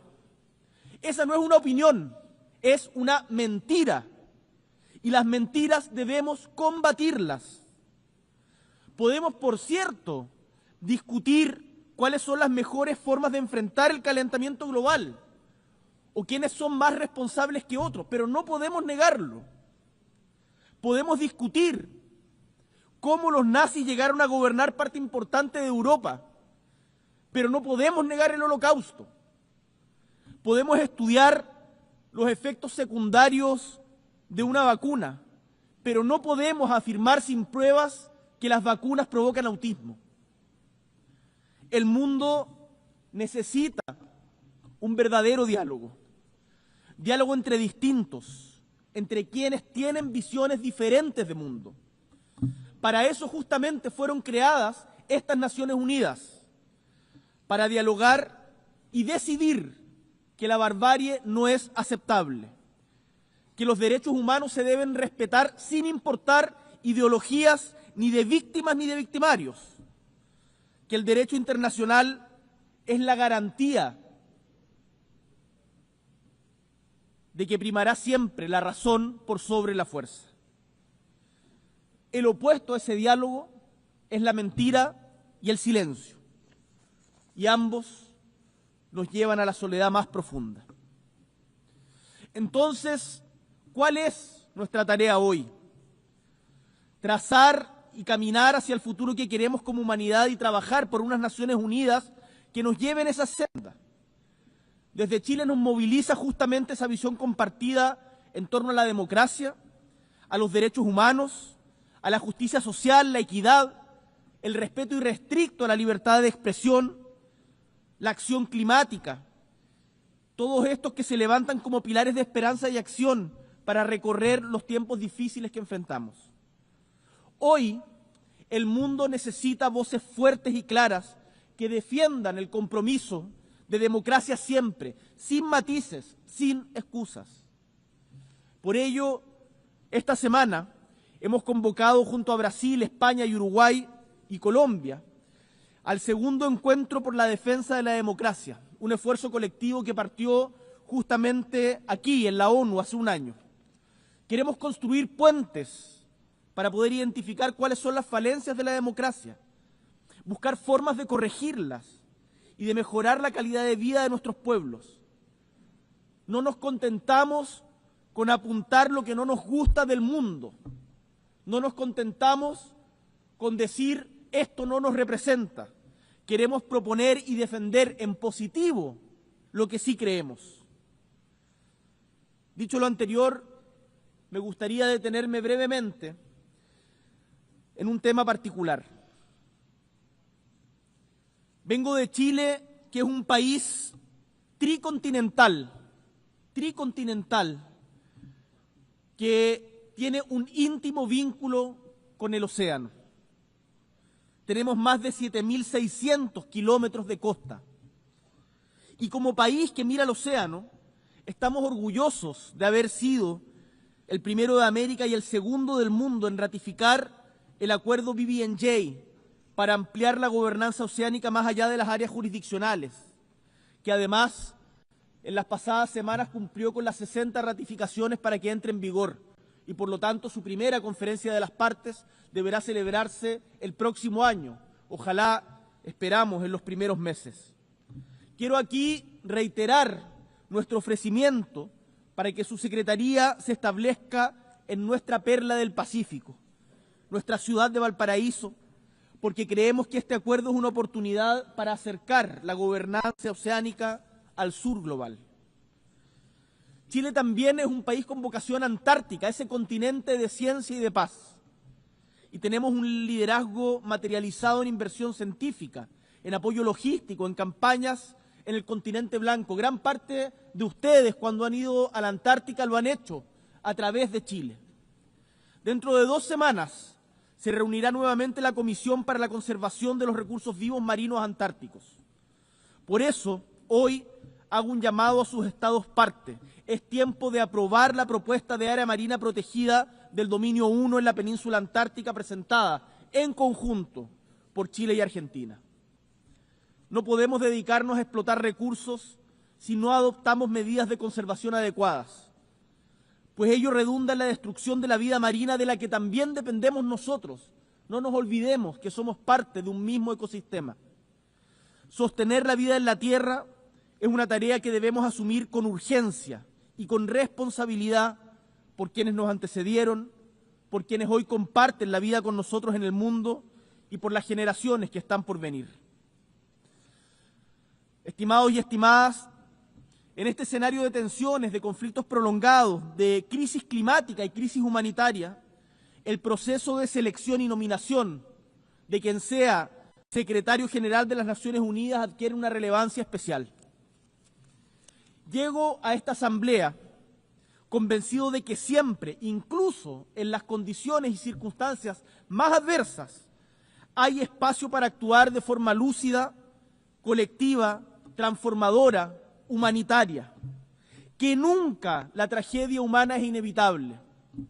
No vamos a renunciar a la esperanza de que los cambios en el mundo y que las Naciones Unidas requieren puedan suceder, porque justamente depende de nosotros. Quiero decirles que el equilibrio regional debe ser respetado en este proceso. Este es el tiempo de América Latina y el Caribe. Somos una región sin guerras, con una rica tradición diplomática, forjadora de consensos y un compromiso inquebrantable con la Carta de Naciones Unidas desde su fundación. Enfrentar el desequilibrio histórico de género en las Naciones Unidas, en donde nunca un secretario general ha sido mujer, es también un tema pendiente. 80 años de historia sin que una mujer haya sido la secretaria general de las Naciones Unidas. La ONU debe reflejar los avances del mundo y reconocer que una mujer al mando no es solo símbolo de equidad, sino que representa y hace realidad que la mujer, siendo la mitad de la población, más de la mitad de la población, puede ocupar todos los espacios del mundo y que ningún espacio le está vetado. Chile quiere contribuir activamente a este esfuerzo colectivo y por ello es para mí un tremendo honor anunciar desde aquí que Chile nominará a nuestra expresidenta Michelle Bachelet Jeria como candidata a la Secretaría General de Naciones Unidas, que además nos está acompañando en esta sesión. Michelle Bachelet no solo es una figura ampliamente conocida y respetada en el ámbito global, es una mujer con una biografía profundamente coherente con los valores que inspiran esta organización. Ha sido jefa de Estado de Chile en 2 ocasiones, por cierto, la primera mujer. Fue también ministra de Salud y de Defensa. Fue directora ejecutiva de ONU Mujeres y también alta comisionada de las Naciones Unidas para los Derechos Humanos. Michelle Bachelet ha gobernado, ha negociado, ha sanado y ha escuchado. Su trayectoria vital combina la empatía con la firmeza, la experiencia con la apertura y todas ellas con la capacidad ejecutiva de decidir, de hacer. En tiempos de fragmentación y desconfianza, tengo la convicción, y sé que esto es compartido en mi país, que Michelle Bachelet representa una figura capaz de tender puentes entre el norte y el sur, entre oriente y occidente, entre la urgencia de las soluciones y la defensa de los principios. Con su liderazgo, las Naciones Unidas podrán recuperar credibilidad, eficacia y propósito frente a los desafíos de nuestro tiempo, trabajando, por cierto, sobre el legado de Antonio Guterres, quien me consta ha dado lo mejor de sí por la dignidad de la humanidad toda desde esta institución. Con humildad y convicción, desde Chile, presentamos esta candidatura con la certeza de que Michelle Bachelet puede contribuir de manera decisiva a hacer de Naciones Unidas una vez más un espacio de encuentro, de soluciones y de esperanza activa para el mundo entero. Estimados y estimadas, son 80 años. Miramos estas décadas y apreciamos los enormes avances que ha tenido la gobernanza internacional. Pese a los desastres que enfrentamos, podemos decir también que hemos avanzado. Pero también nos atenaza la sensación de que estos avances están en peligro. ¿Quiénes serán los que tracen los mapas del futuro? Queremos creer que no serán los que agreden, los que descreen y debilitan a las instituciones multilaterales, los que humillan al más débil. Queremos creer que serán en conjunto todos los pueblos de la tierra, que juntos, representados en esta asamblea, lograremos delinear los caminos definitivos para que tengamos un futuro no solo posible y viable, sino digno y respetuoso para con todas las personas. Y para lograrlo, esta organización que emergió, recordémoslo, de las cenizas de la Segunda Guerra Mundial, después del fracaso de la Sociedad de las Naciones, esta organización es fundamental y su renovación, sus cambios son fundamentales y urgentes. Por eso, renovada y reformulada, pero con el mismo propósito, que en su pluralidad la comunidad internacional trabaje unida. En palabras de Víctor Jara, ese tremendo cantante chileno, artista chileno, por ese amor a la tierra que nos ha ayudado a vivir, amor a la paz para gozar la vida, amor a la libertad de todos y todas, para que existan mis hijas y mi hogar, y el barrio, y la ciudad, y los pueblos, sin yugos propios ni yugos extranjeros. Transitemos, estimados y estimadas, juntos, libres e iguales, diversos y semejantes, en el camino compartido de buscar la verdad, la belleza, la felicidad y la justicia.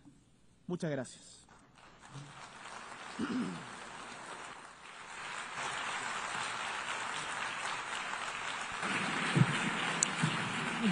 Muchas gracias. On behalf of the Assembly, I wish to thank the President of the Republic of Chile. The Assembly will hear an address by His Excellency Emmanuel Ramon, President of the Republic of Tajikistan. I request the protocol to escort His Excellency and invite him to address the Assembly.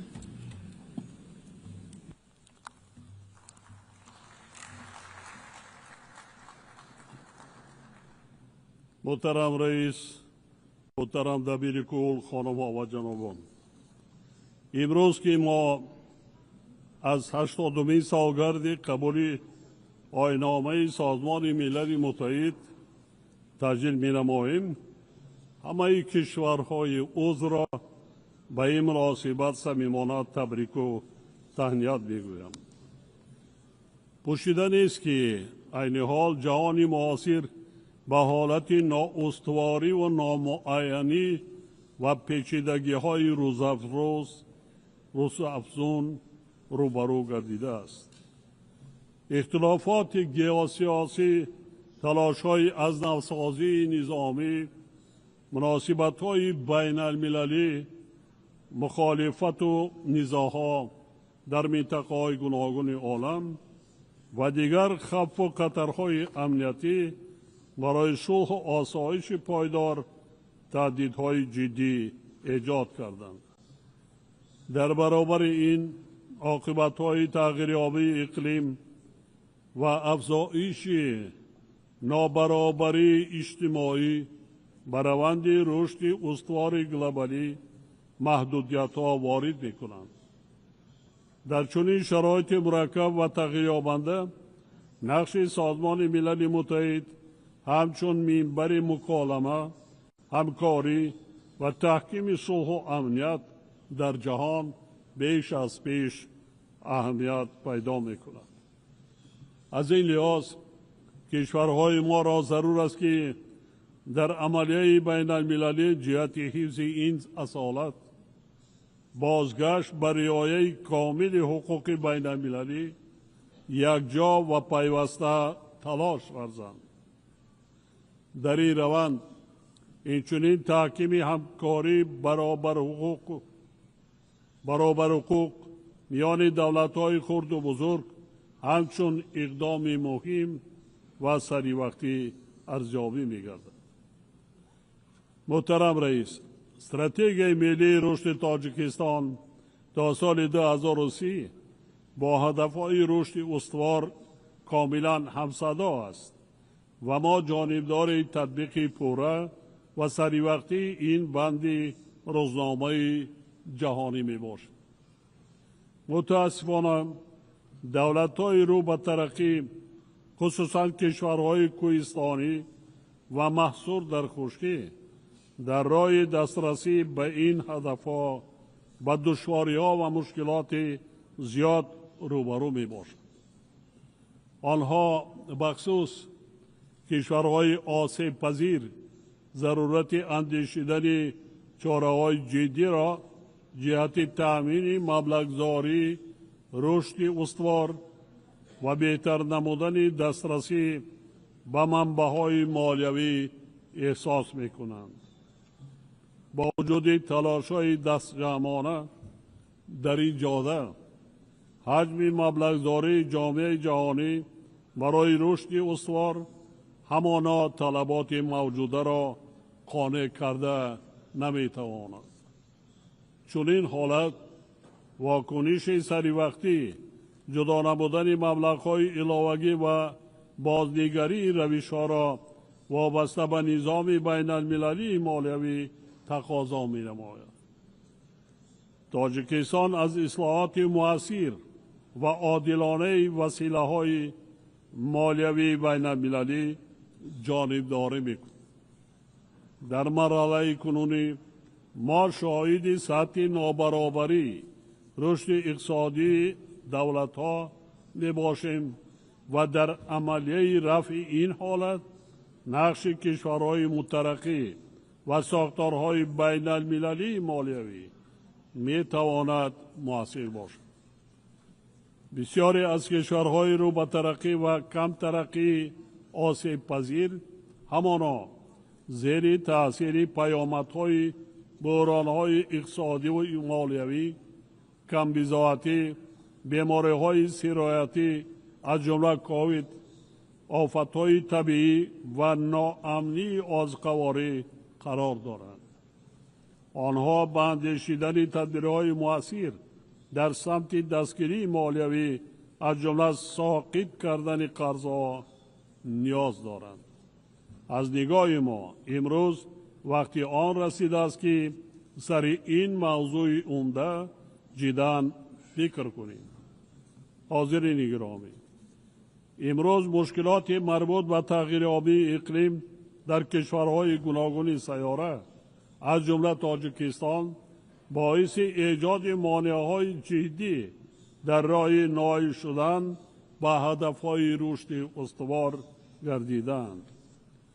کشور ما نیز که 93% حدودش از کوهستان عبارت است، از پیامدهای منفی این روند نگران میباشد.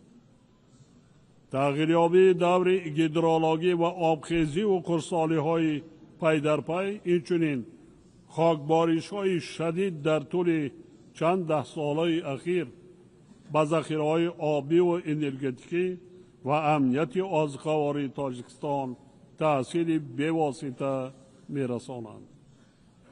ما بر اثر آفت‌های طبیعی مربوط به آب همه ساله ضرر جدی مادی و مالیوی می‌بینیم. متاسفانه این حادثه ها در اکثر موارد باعث تلفات جانی و از بین رفتن انفراستراکچور حیاتاً مهم می‌گردند. عاقبت‌های تغییریابی اقلیم و بالاروی حرارت باعث آبشوی با سرعت پیریخ‌ها و بد شدن حالت اکوسیستم‌های بحر و اقیانوس‌ها گردیدند. می‌خواهم یادآور شوم که تابستان سال جاری تاجیکستان از کنفرانس سطح بلند عاید به حفظ پیریخ‌ها در شهر دوشنبه میزبانی کرد. این همایش اهل جامعه جهانی را با مقصد بررسی مسائل مربوط به مشکلات کریاسفر گردی هم آورد. لازم به یادآوری است که تا امروز از 14,000 پیریخ تاجیکستان که یکی از سرچشمه‌های اساسی آب آشامیدنی در منطقه می باشد، زیاده از 1,300 عدد آن پر آب شده است و سرعت آبشوی پیریخ‌های ما در حال افزایش قرار دارد. این در حالی است که پیریخ‌ها و دیگر منبع‌های آب تاجیکستان تا 60% ذخیره‌های آب آسیای مرکزی را تشکیل می‌دهند.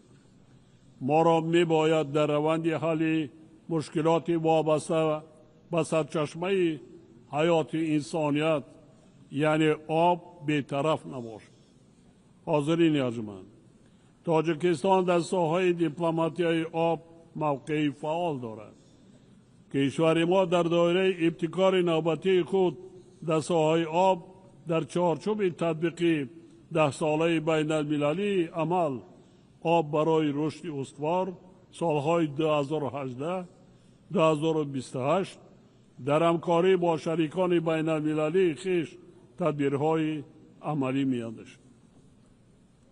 من از کشورهای عضو و جانبهای منفعتدار دعوت می‌نمایم تا در کار چاره‌بینی نوبتی روند آب دوشنبه کنفرانس بین المللی سطح بلند که سال آینده در تاجیکستان برگزار می‌گردد شرکت فعال داشته باشد. این چاره‌بینی بی‌شبهه به ادامه عزم و تلاش‌های مشترک ما در دایره روزنامه عمل عاید به آب تکانی تازه خواهد داشت. ما باور داریم که آن همچنین برای آمادگی به کنفرانس آب سال 2028 سازمان ملل در شهر دوشنبه زمینه استوار خواهد شد. محترم رئیس، اینستیتوت‌های قوی و معرفت حقوقی پایه جامعه عادلانه و استوار می باشد.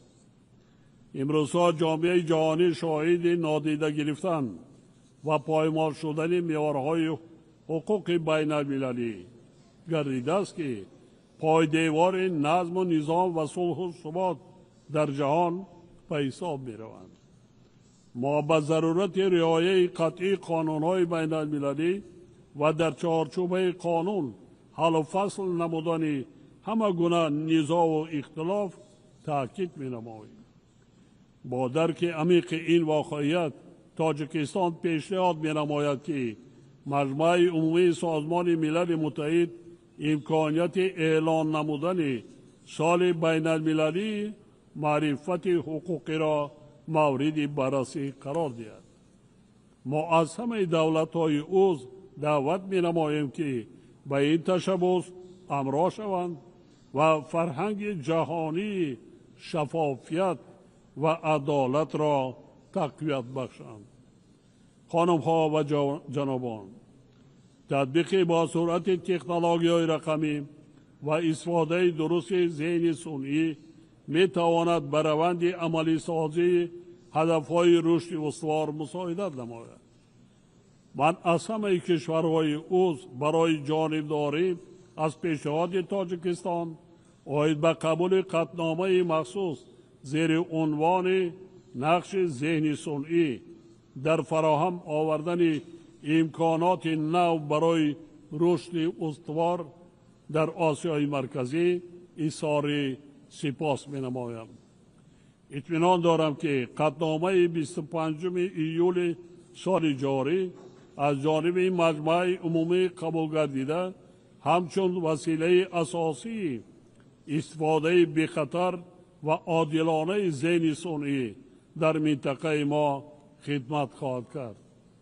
در این زمینه تأسیس مرکز منطقوی ذهن صنعی را در شهر دوشنبه صلاح کار می شمارم. این مرکز بی‌شبهه می تواند برای اندازی تشبث و لایه‌های مشترک کشورهای آسیای مرکزی در سمت ذهن صنعی مساعدت نماید.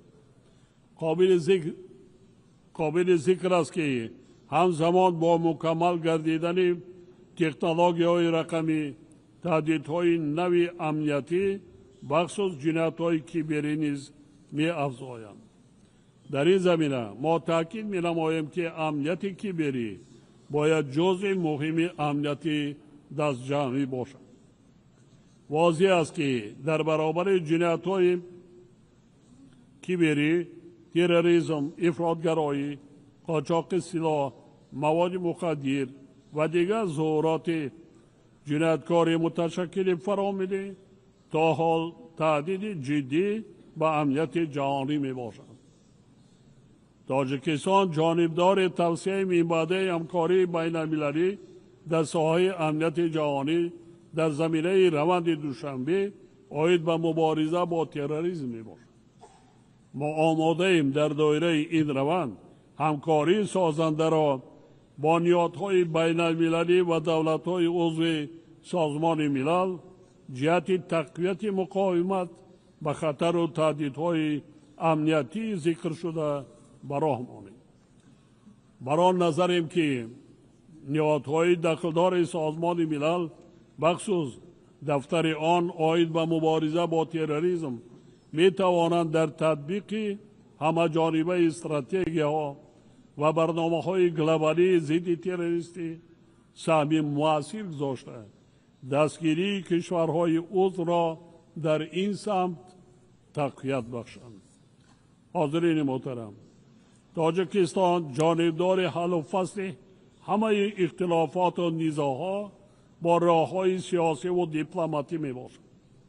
ما باید تلاش‌های خود را در راه رسیدن به صلح پایدار و فراگیر در اساس حقوق بین المللی دوچند تقویت بخشیم. یک سال پیش من از این منبر پیشنهاد کردم که قطعنامه مخصوص سازمان ملل آید به اعلان کردن 10 ساله تحکیم صلح به خاطر نسل‌های آینده مورد بررسی قرار داده شد. با گذشت یک سال مسئله قبول چنین قطعنامه اهمیتی باز هم بیشتر پیدا نموده است. در شرایط پرتضاد دنیای امروزه تشبث مذکور برای برآمدن همکاری در سطح بین المللی به خاطر رسیدن به صلح استوار شرایط فراهم خواهد آورد. من از تمام کشورهای عضو دعوت می نمایم که پیشنهاد مذکور را هم برای ثبات زندگی امروزه ما و هم حیات بهتری نسل‌های آینده دستگیری نماید. خانم ها و جنابان، ما موقع اصولی خود را در مسئله فلسطین تاکید میکنیم. برای نظریم که صلح پایدار در خاورمیانه تنها در اساس تطبیق قطعنامه‌های سازمان ملل و فرمول دو دولت امکان پذیر است.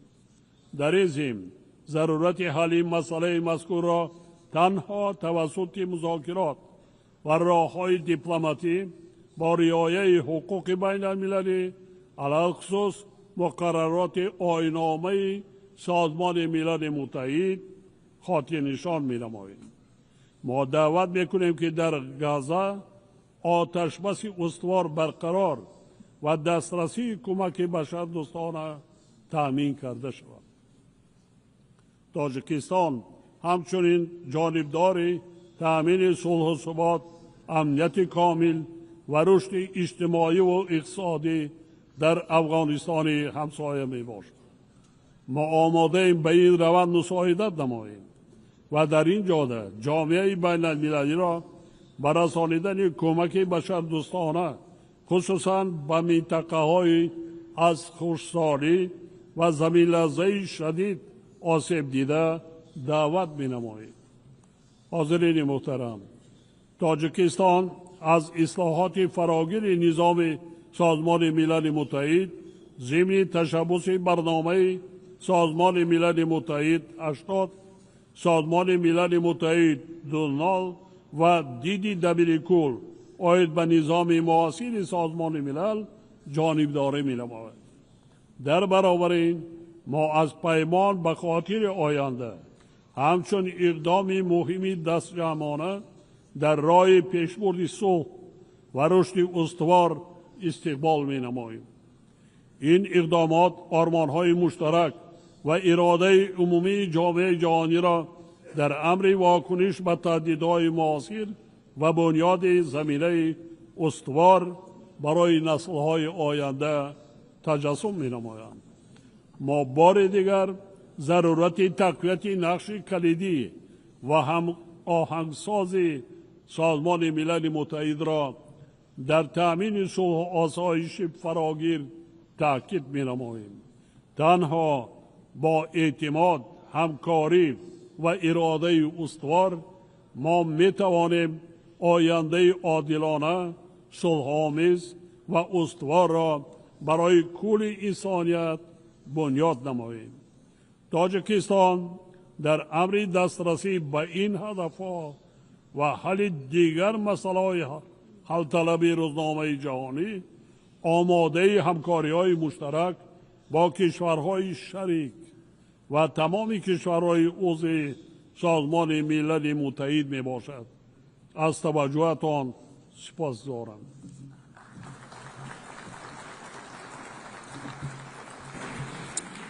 On behalf of the Assembly, I wish to thank the President of the Republic of Tajikistan.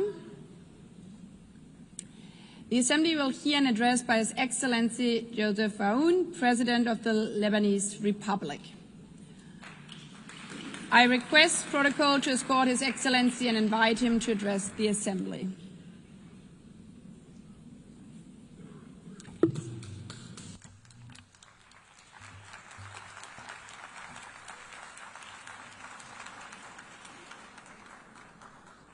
السيدة الرئيسة، السيد الأمين العام، زملائي السيدات والسادة رؤساء الدول والوفود، أقف الآن أمامكم متحدثا عن السلام والتنمية وحقوق الإنسان، فيما بعض أهلي يقتلون ومناطق من أرضي محتلة ووطني وشعبي معلقان بين الحياة والموت.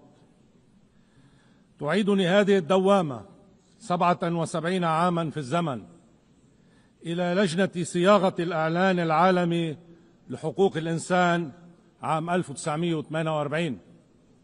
في ذات نقاش تدخلت الراحلة الكبيرة إليانور روزفلت مؤيدة لرأي أحد الأعضاء كي لا يظل وحيدا كما قالت للحاضرين.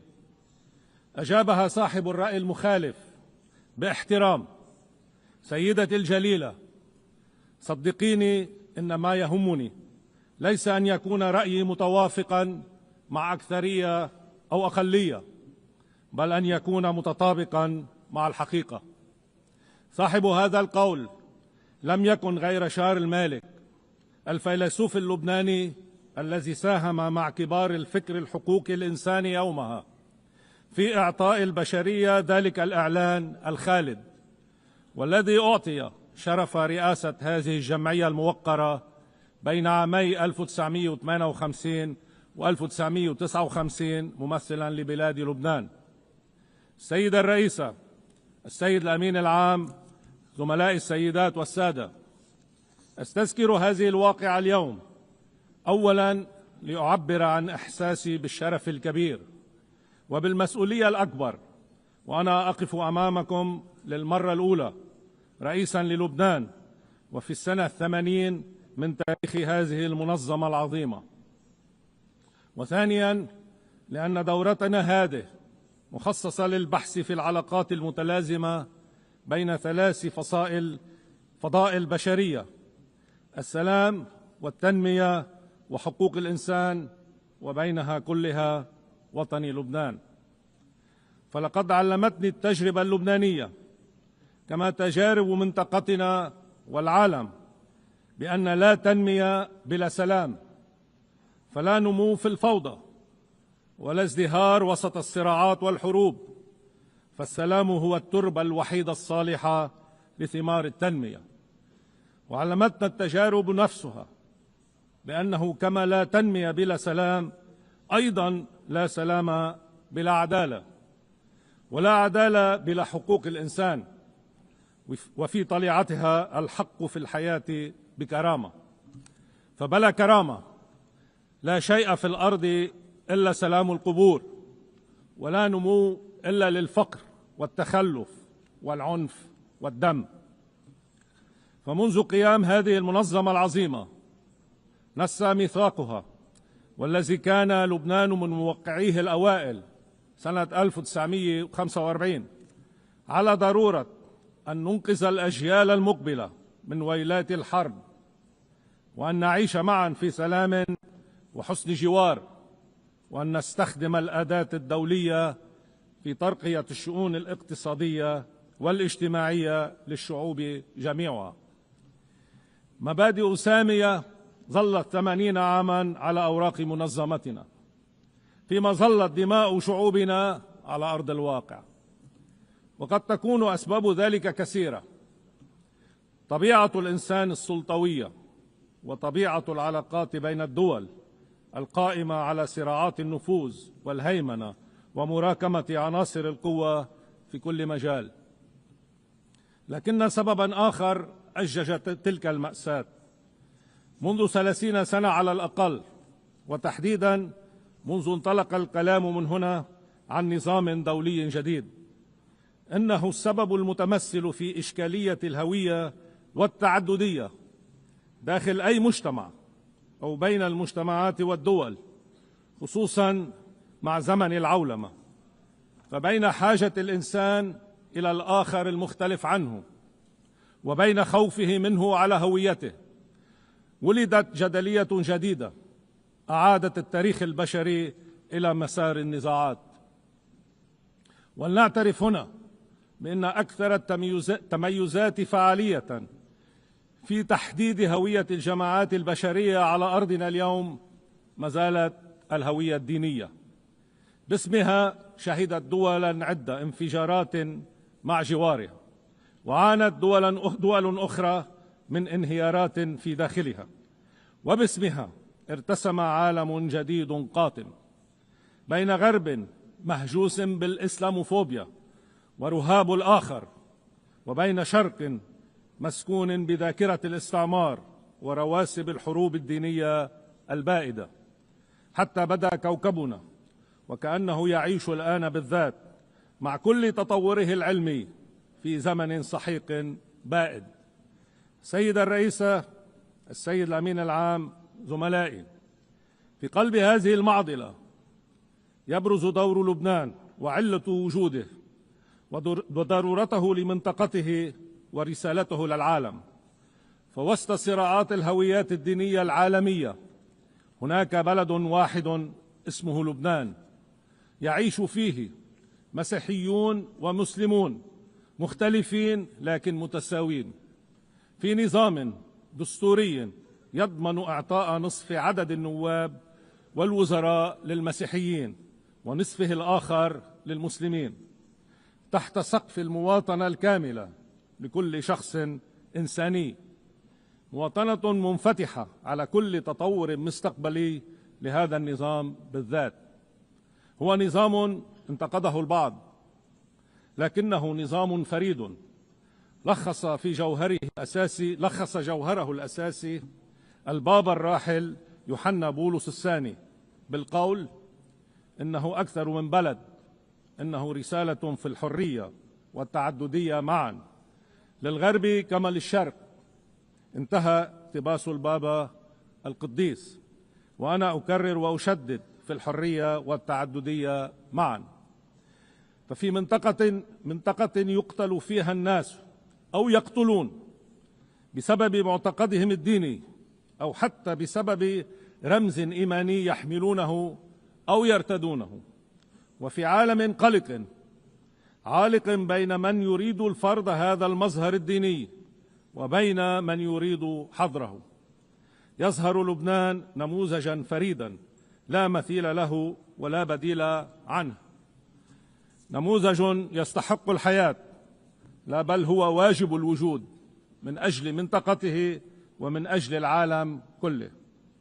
نموذج سمح لي أنا اللبناني العربي بأن أكون رئيس الدولة المسيحي الوحيد من أقصى آسيا حتى شواطئ أوروبا، وأن يكون وطني لبنان بلد العلمانية الإنسانية المدنية والمؤمنة في آن معا، بلا عقد من أي نوع ولا فرد أو حظر من أي صنف. نموذج يوجب على كل ملتزم بمستقبل أفضل للبشرية أن يطرح سؤالين اثنين حياله: أولا، لماذا هناك واجب دولي وأممي في الحفاظ على هذا اللبنان؟ وثانيا، كيف يمكن تحقيق ذلك؟ أولا، نعم، هناك واجب إنساني في الحفاظ على لبنان، لأنه إذا سقط هذا النموذج في العيش بين جماعتين مختلفتين دينيا ومتساويتين كليا، فما من مكان آخر على الأرض يصلح لتكرار هذه التجربة. فإذا زال المسيحي في لبنان سقطت تلك المعادلة وسقطت عدالتها، وإذا سقط المسلم في لبنان انتكست هذه المعادلة أيضا وانتكس اعتدالها. وإذا سقط لبنان بسقوط أي من الاثنين سيكون البديل حتما خطوط تماس في منطقتنا والعالم بين شتى أنواع التطرف والعنف الفكري والمادي وحتى الدموي. لا بل يمكنني الجزم الآن بأن الكثير من أسباب الحروب المخفية على وطن لبنان والكثير من أغراضها الخبيثة كانت لضرب هذا النموذج ولتبرير شرق مفروز الهويات مزروع بالعنصريات ومندلع الحروب أبدا. وإذا كانت للبعض مصلحة في ذلك، فإن مصلحة العالم والبشرية في سلام دولي تكمن في العكس تماما. فنجاح لبنان يجعل تجربته الحياتية نموذجا للجميع، وهذه التجربة النموذج ها هي اليوم تنبض صمودا وطاقة على الحياة ورفض الموت. أما المطلوب لإنقاذه فهو بكل بساطة موقف واضح داعم عمليا وميدانيا لتحرير أرضه ولفرض سيادة دولته وحدها فوقها بقواه الشرعية حصرا ودون سواها.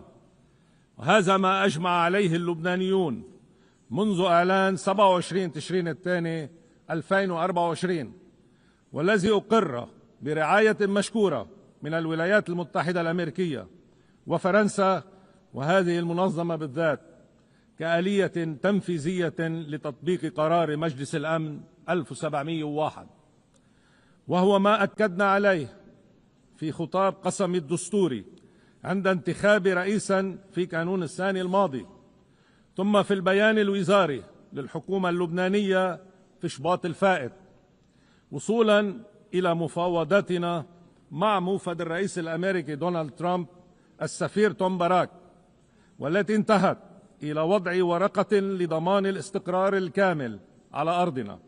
ما زلنا نلتزم بأهدافها، ونأمل أن يلتزم المعنيون بها على حدودنا. هذا كل ما يطلبه لبنان، أما الباقي فدعوني أصارحكم به أكثر. واسمحوا لي أن أفتخر بعض الشيء ببلدي وشعبي، فهما مستحقان. فنحن أيها السيدات والسادة بلد استثنائي فعلا وبكل المقاييس. نحن بلد يستقبل سنويا من أبنائه المنتشرين حول العالم أكثر من ثلث مقيميه، ما يجزم بأن اللبنانيين لن يتركوا وطنهم أبدا. نحن بلد ما من مشروع كبير في أي من بلدان منطقتنا إلا وخلفه توقيع لبناني، وما من حدث ثقافي أو فني أو معرفي في منطقتنا إلا ويحمل بصمة لبناني. وأكاد أجزم بأن ما من بلد من بلدان هذه المنظمة الكريمة إلا وفيها لبناني مبدع أو جالية لبنانية فاعلة متفاعلة مع مجتمعها الجديد، مندمجة مع أنظمته ومنسجمة مع قوانينه، منتجة خلاقة وفية لبلدها المضيف كما لبلدها الأصلي. ونحن سيداتي سادتي بلد قادر على مواكبة العصر، وقد انطلقنا في ذلك فعليا، فبدأنا تنفيذ برنامج متدرج للتعافي النقدي والاقتصادي يشمل تدقيقا ماليا شفافا وإعادة هيكلة مصرفية عادلة وتحديث الإدارة ومحاربة الفساد والجريمة المنظمة على أنواعها، بما يعيد ثقة اللبنانيين بدولتهم وثقة العالم بلبنان. كما أطلقنا مسار تحديث تشريعي يرسخ استقلالية الهيئات الناظمة للقطاعات المنتجة في الدولة، ويحسن استقلالية السلطة القضائية، ويعزز الامتثال للمعايير الدولية في مكافحة غسل الأموال وتمويل الإرهاب. وقد أقرت حكومتنا أخيرا انضمام لبنان إلى اتفاقية الأمم المتحدة للتنوع البيولوجي أو معاهدة المحيطات، ضمن تقليد تاريخي من انسجام لبنان مع منظومة الشرعية الدولية. كما نعمل بالتزامن على تعزيز الحريات العامة كافة ومكافحة خطاب الكراهية وتمكين الشباب والنساء في صنع القرار، فأوطاننا لا تزدهر إلا بقدر ما تتسع لكرامة مواطنيها جميعا. سيداتي سادتي، نحن بلد متجذر في الاستثمار في التعليم النوعي، وهو اليوم يوسع استثماره هذا إلى اقتصادات المعرفة كافة. بلد ستكتشف كل مشاريع الممرات التجارية الدولية أنه ممر إلزامي لها، وأن إنسانه ضرورة وشرط لها. نقوم بكل ما سبق فيما لبنان يواصل تحمل أعباء جمة نواجهها بجدية وبلا مكابرة ولا حالات إنكار. أولها استمرار وضع غير مستقر على حدودنا الجنوبية، حيث نطلب وقف الاعتداءات الإسرائيلية فورا وانسحاب الاحتلال من كامل أرضنا وإطلاق سراح أسرانا الذين لن ننساهم ولن نتركهم، وتطبيق القرار 1701 كاملا، وذلك باستمرار تفويض قوات اليونيفيل في إطار شراكتها مع الجيش اللبناني لفرض الأمن والاستقرار لمرحلة انتقالية. وفي هذا السياق أجدد الشكر لأعضاء مجلس الأمن على تبنيهم قرار التجديد لتلك القوات لمساعدتنا على استعادة الأمن والسلم الدوليين، لكن الأسباب العميقة لأزمتنا تتخطى تلك الحدود. لذلك أقول إن واجبنا الإنساني والأخلاقي والسياسي يوجب الدعوة إلى وقف فوري للمآسي المرتكبة في غزة، وإحياء مسار سياسي جاد يفضي إلى حل دائم وعادل للقضية الفلسطينية على قاعدة قرارات الشرعية الدولية ومبدأ حل الدولتين وحق الدولتين في الوجود متزامن الأمن وكرامة الحياة، تماما كما أقرت جمعيتكم العمومية أخيرا بغالبية 142 دولة من أصل 164 عبر إعلان نيويورك. ثاني الأعباء التي يتحملها لبنان راهنا حالة نزوح على أرضه هي الأكبر في التاريخ نسبة إلى عدد السكان، ورهاننا لهنا على شراكتنا مع الأمم المتحدة ووكالاتها المختصة وعلى الإخوة في سوريا في مفاوضاتنا معهم مباشرة، كما برعاية مشكورة من المملكة العربية السعودية للتوصل إلى اتفاقات وتفاهمات في مختلف مجالات علاقاتنا الثنائية تؤدي إلى استعادة سوريا لمواطنيها أعزاء آمنين، واستعادة لبنان وسوريا لعلاقات مميزة وحسن جوار وتعاون متكامل في شتى المجالات بما يتخطى التباسات كل الماضي ويمحوها. يبقى عبء ثالث هو إعادة أعمار ما هدمه العدوان الإسرائيلي على لبنان من بنى تحتية ضرورية لعودة الدولة اللبنانية إلى المناطق الحدودية ومن منازل وقرى جرفها العدوان، ولا استقرار بلا عودتها بهية أبية، إضافة إلى توفير المقدرات اللازمة لقواتنا المسلحة الشرعية للقيام بمهامها في الدفاع الحصري عن أرضنا، وهو ما نعول لتأمينه على المبادرات والتعهدات المعلنة لتنظيم مؤتمرات دولية مخصصة لذلك. سيداتي سادتي، في كل ما سبق أؤكد لكم أن لبنان لا يطلب امتيازا بل مسؤولية دولية عادلة منصفة تعيده إلى رسالته مستقرا للحرية والتعددية معا، وهو ما جعل جمعيتكم الموقرة تتبنى في 16 أيلول 2019 طلب لبنان إقامة أكاديمية الإنسان للطلاق والحوار على أرضه، قرار غيبته سلسلة أزمات الأعوام الماضية، لكننا قررنا إعادة إحيائه كي نؤكد لأنفسنا وللعالم أجمع أن لبنان قد عاد إلى مكانه تحت شمس الأمم وإلى مكانته في الأمم المتحدة منبرا لقيم الإنسان والإنسانية. سيداتي سادتي، أعود ختاما إلى بداية كلمتي، فأنا أحدثكم الآن عن السلام فيما بعض أهلي يقتلون وبعض أرضي يدمر، فالصراع ما زال شرسا بين أن يكون لبنان أرض حياة وفرح ومنصة لهما إلى منطقته والعالم، وبين أن يكون بؤرة موت ومستنقع حروب ومنطلقا لتفشيهما في كل جواره. نحن حسمنا قرارنا وسنجسد الخيار الأول وننفذه. ندائي لكم من أجل السلام في منطقتنا، من أجل خير الإنسان، كونوا معنا، لا تتركوا لبنان، وشكرا.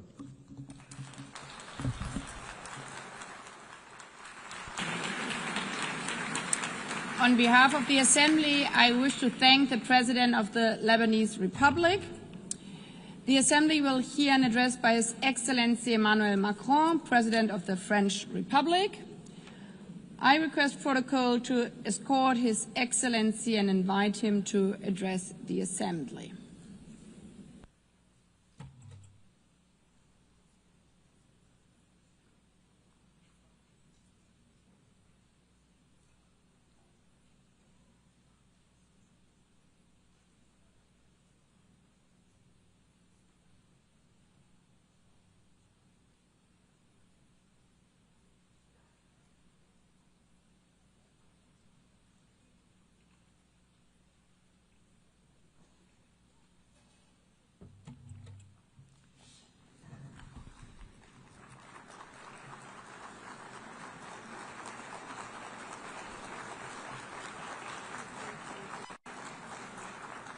Madame la Présidente de l'Assemblée générale, Monsieur le Secrétaire général, Madame la Secrétaire générale adjointe, Monsieur le Secrétaire général adjoint, Mesdames et Messieurs les chefs d'État et de gouvernement, Mesdames, Messieurs les ministres, Mesdames, Messieurs les ambassadrices, ambassadeurs et délégués, je suis heureux de m'exprimer une nouvelle fois devant vous lors de cette 80e session de l'Assemblée générale des Nations unies.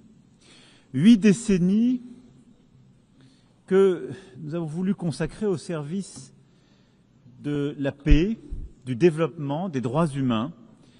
80 ans qui nous obligent à mesurer le chemin parcouru et à adapter notre pas à la marche du monde.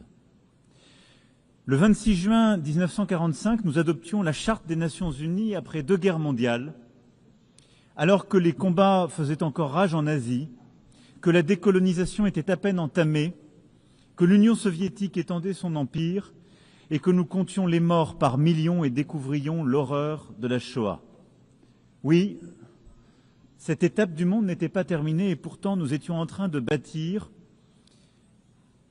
à coup de résolution et de détermination, cette volonté de préserver les générations futures du fléau de la guerre et proclamions notre foi dans les droits fondamentaux de l'homme et nous nous engagions à créer les conditions de la justice, à favoriser le progrès social, à pratiquer la tolérance et à vivre en paix les uns avec les autres.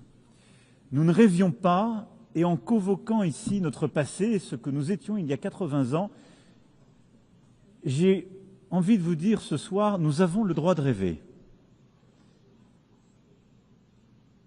Parce que notre monde d'aujourd'hui mérite la même détermination à agir ensemble.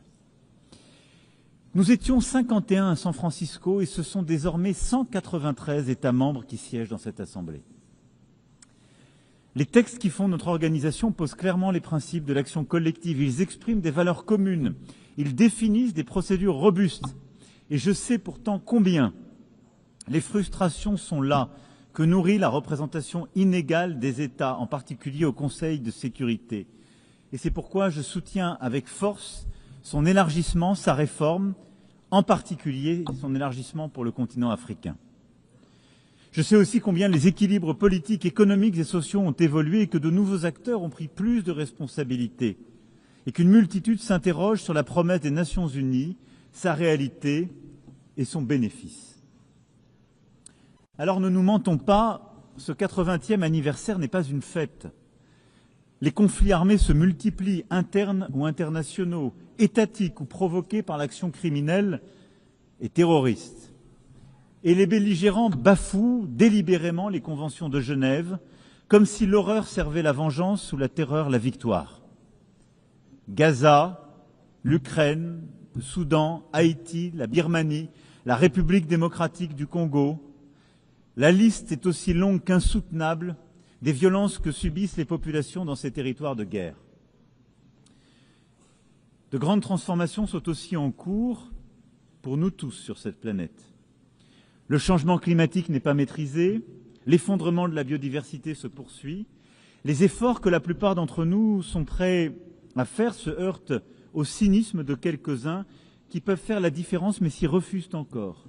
Et nous voyons l'accélération des technologies qui ouvrent d'immenses horizons, d'immenses opportunités, mais laissent aussi le champ libre à des forces d'autant plus dangereuses qu'elles ne sont pas régulées. Nous voyons le commerce mondial qui vit l'heure des guerres tarifaires, lesquelles s'ajoutent aux déséquilibres mondiaux. Cette alarme n'éteint pour autant pas l'espoir. Nos divisions n'empêchent pas que la Syrie s'est libérée de la dictature, que l'Ukraine tient bon et que la paix est possible dans la région des Grands Lacs. Nous avons aussi approuvé des traités et des accords ambitieux que certains pensaient impossibles. Un traité sur les pandémies, un traité pour protéger la haute mer, un autre pour financer le développement. C'est bien que la complexité du monde n'est pas une raison de renoncer à nos principes et nos ambitions. Et en quelque sorte, nous vivons un moment paradoxal où nous avons besoin, plus que jamais, de restaurer l'esprit de coopération qui a prévalu il y a 80 ans. Et où pour autant nous sommes en train de nous diviser, et où, il faut bien le dire, les divisions au sommet de l'ordre mondial. La fracturation du monde nous freine dans notre capacité collective à régler les grands conflits du moment ou à relever les défis qui supposent de nous entendre. La France est fière de compter parmi les peuples des Nations Unies et rend hommage à tous ceux qui les servent. Soldats sous casque bleu qui maintiennent la paix où personne ne va plus, travailleurs humanitaires et personnels de santé qui se portent au secours des plus fragiles, juristes, observateurs, rapporteurs qui témoignent de la réalité, imposent la force du droit et préviennent l'arbitraire. Et je voudrais ici aussi parler de temps et temps de nos ONG, de nos soignants, de nos journalistes, bien d'autres encore, qui témoignent que cette organisation est irremplaçable. C'est la raison pour laquelle ceux qui en sont les pires critiques sont aussi ceux qui veulent changer les règles du jeu, sûrs qu'ils sont de leur domination et plus intéressés à se partager le monde qu'à dégager les compromis nécessaires au bien commun. Au fond, le grand risque du moment que nous vivons, c'est le risque de voir l'état de fait l'emporter. C'est le risque de voir la loi du plus fort l'emporter. C'est le risque de voir l'égoïsme de quelques-uns l'emporter. C'est le risque de voir quelques-uns penser qu'à eux seuls, ils peuvent décider du cours du monde et d'oublier qu'il n'y a pas de communauté internationale sans un rapport respectueux entre pairs, sans une coopération entre pairs, qui seul rend possible la paix, qui seul rend possible de relever les défis du changement climatique, de la transformation technologique ou de la lutte contre les proliférations militaires. C'est pourquoi la priorité, 80 ans après, qui doit être la nôtre, est de savoir retrouver la sève de ce multilatéralisme efficace, d'une efficacité collective. Là où il faut bien le dire, l'anti-jeu, dirait-on ailleurs, de quelques-uns rend presque impossible l'efficacité de notre organisation collective. Il nous faut travailler ensemble pour retrouver ce multilatéralisme efficace. Et il est vain à cet égard de diviser le Nord du Sud, de penser qu'il y aurait un Occident uni face à un Sud global. Fantasme, récit du moment qui voudrait opposer bloc à bloc les uns aux autres. Ici, dans cette enceinte, il n'y a que des femmes et des hommes qui n'ont pas les mêmes religions, qui pensent différemment, dont les civilisations sont parfois différentes, mais qui ont décidé un beau jour que bâtir la paix, relever les défis, en particulier de l'inégalité ou des grandes transitions du monde, supposait qu'ils oublient ces différences pour coopérer tous ensemble. C'est pourquoi il nous faut consolider plutôt les règles existantes et les institutions qui garantissent notre autorité collective et cette efficacité. Les droits de l'homme restent le pilier central de l'édifice des Nations Unies et donnent leur cohérence à l'ensemble des mesures que nous prenons. Et dans cette période où les conflits se multiplient et s'étendent, ce sont aussi à des crises massives des droits humains que nous faisons face.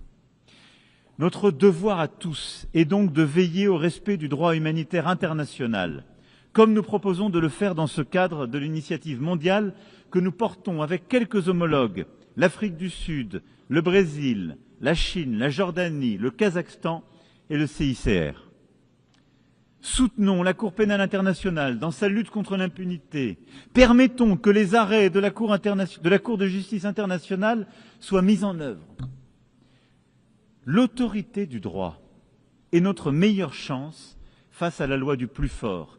L'application des principes est le seul remède aux deux poids, deux mesures que tant d'entre nous sont venus dénoncer à cette tribune, devant cette Assemblée, depuis que nous en avons fait le Parlement du monde. La paix et la sécurité sont pour tous. C'est pourquoi il est si important que l'Ukraine résiste à la Russie et obtienne une paix qui dissuade celle-ci de lui voler encore son territoire, ses enfants, ses richesses et son avenir. L'agression russe n'est pas le problème de l'Europe, mais celui de nous tous ici.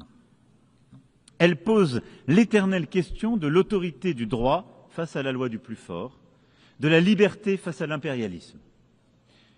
L'Ukraine n'a pas voulu la guerre.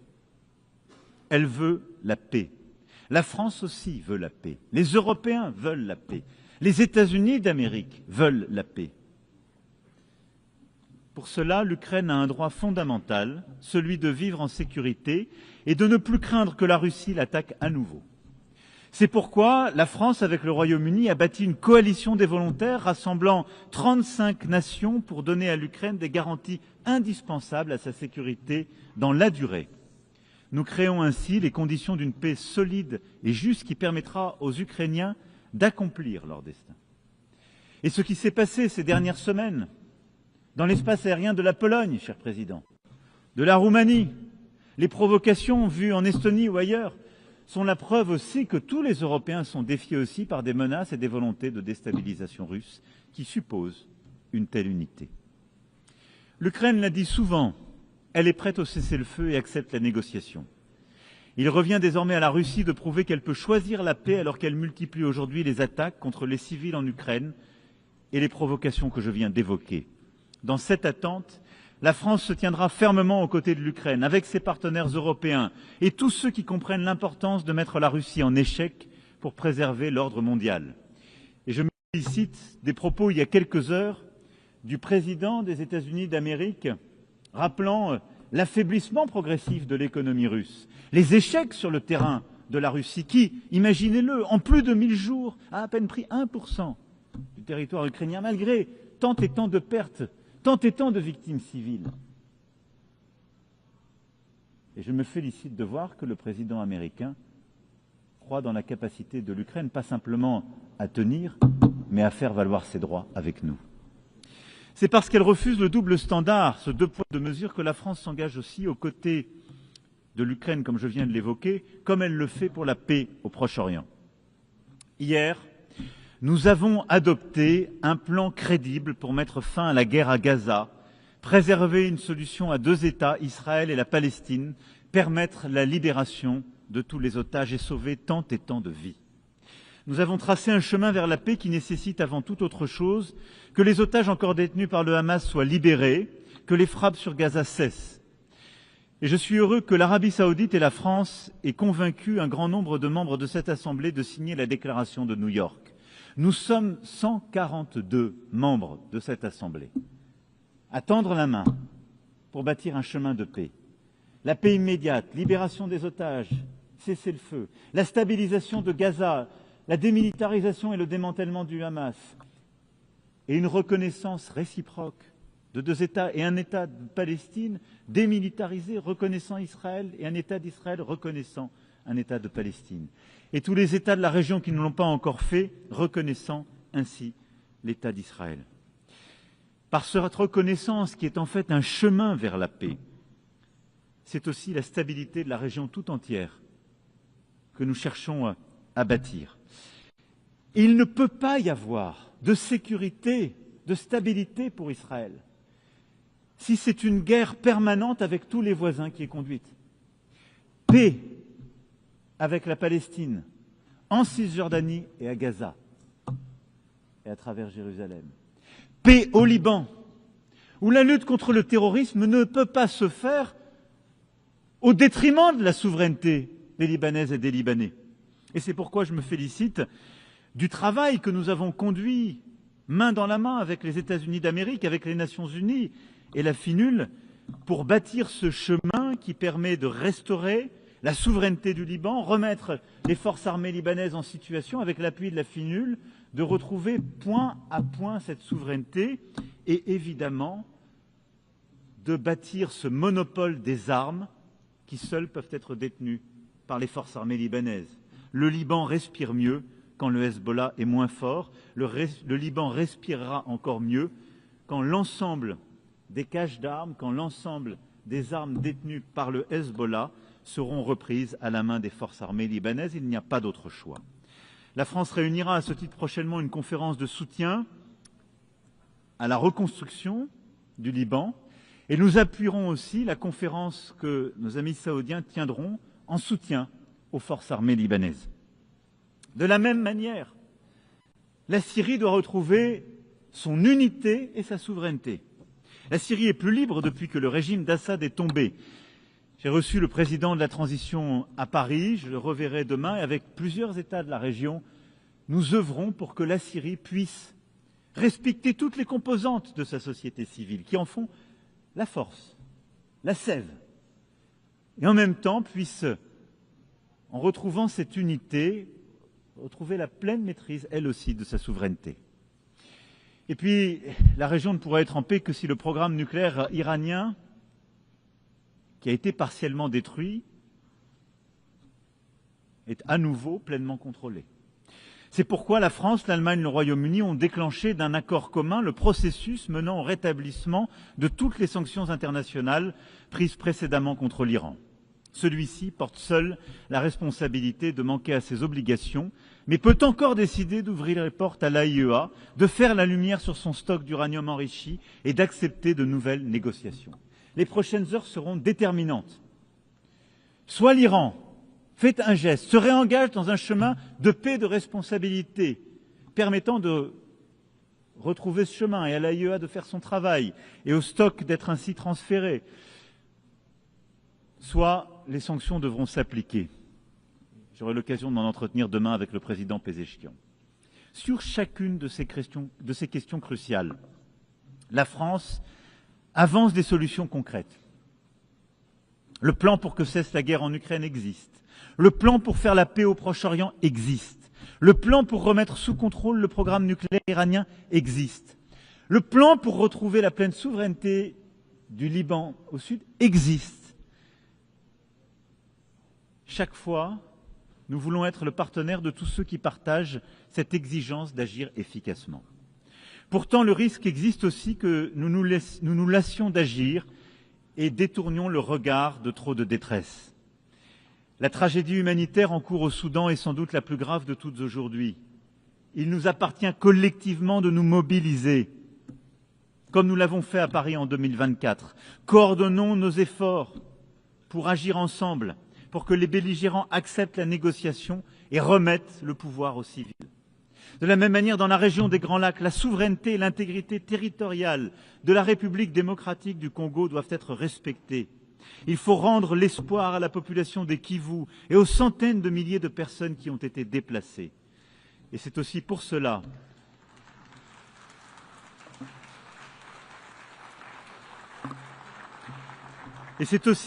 que nous réunirons le mois prochain à Paris tous ceux qui peuvent répondre à l'urgence humanitaire et faire converger les initiatives de paix. Et je me félicite de ce qui a été conduit par l'Union africaine, par tant de voisins, par le Qatar, par les États-Unis d'Amérique. Mais l'urgence humanitaire, là aussi, est indispensable.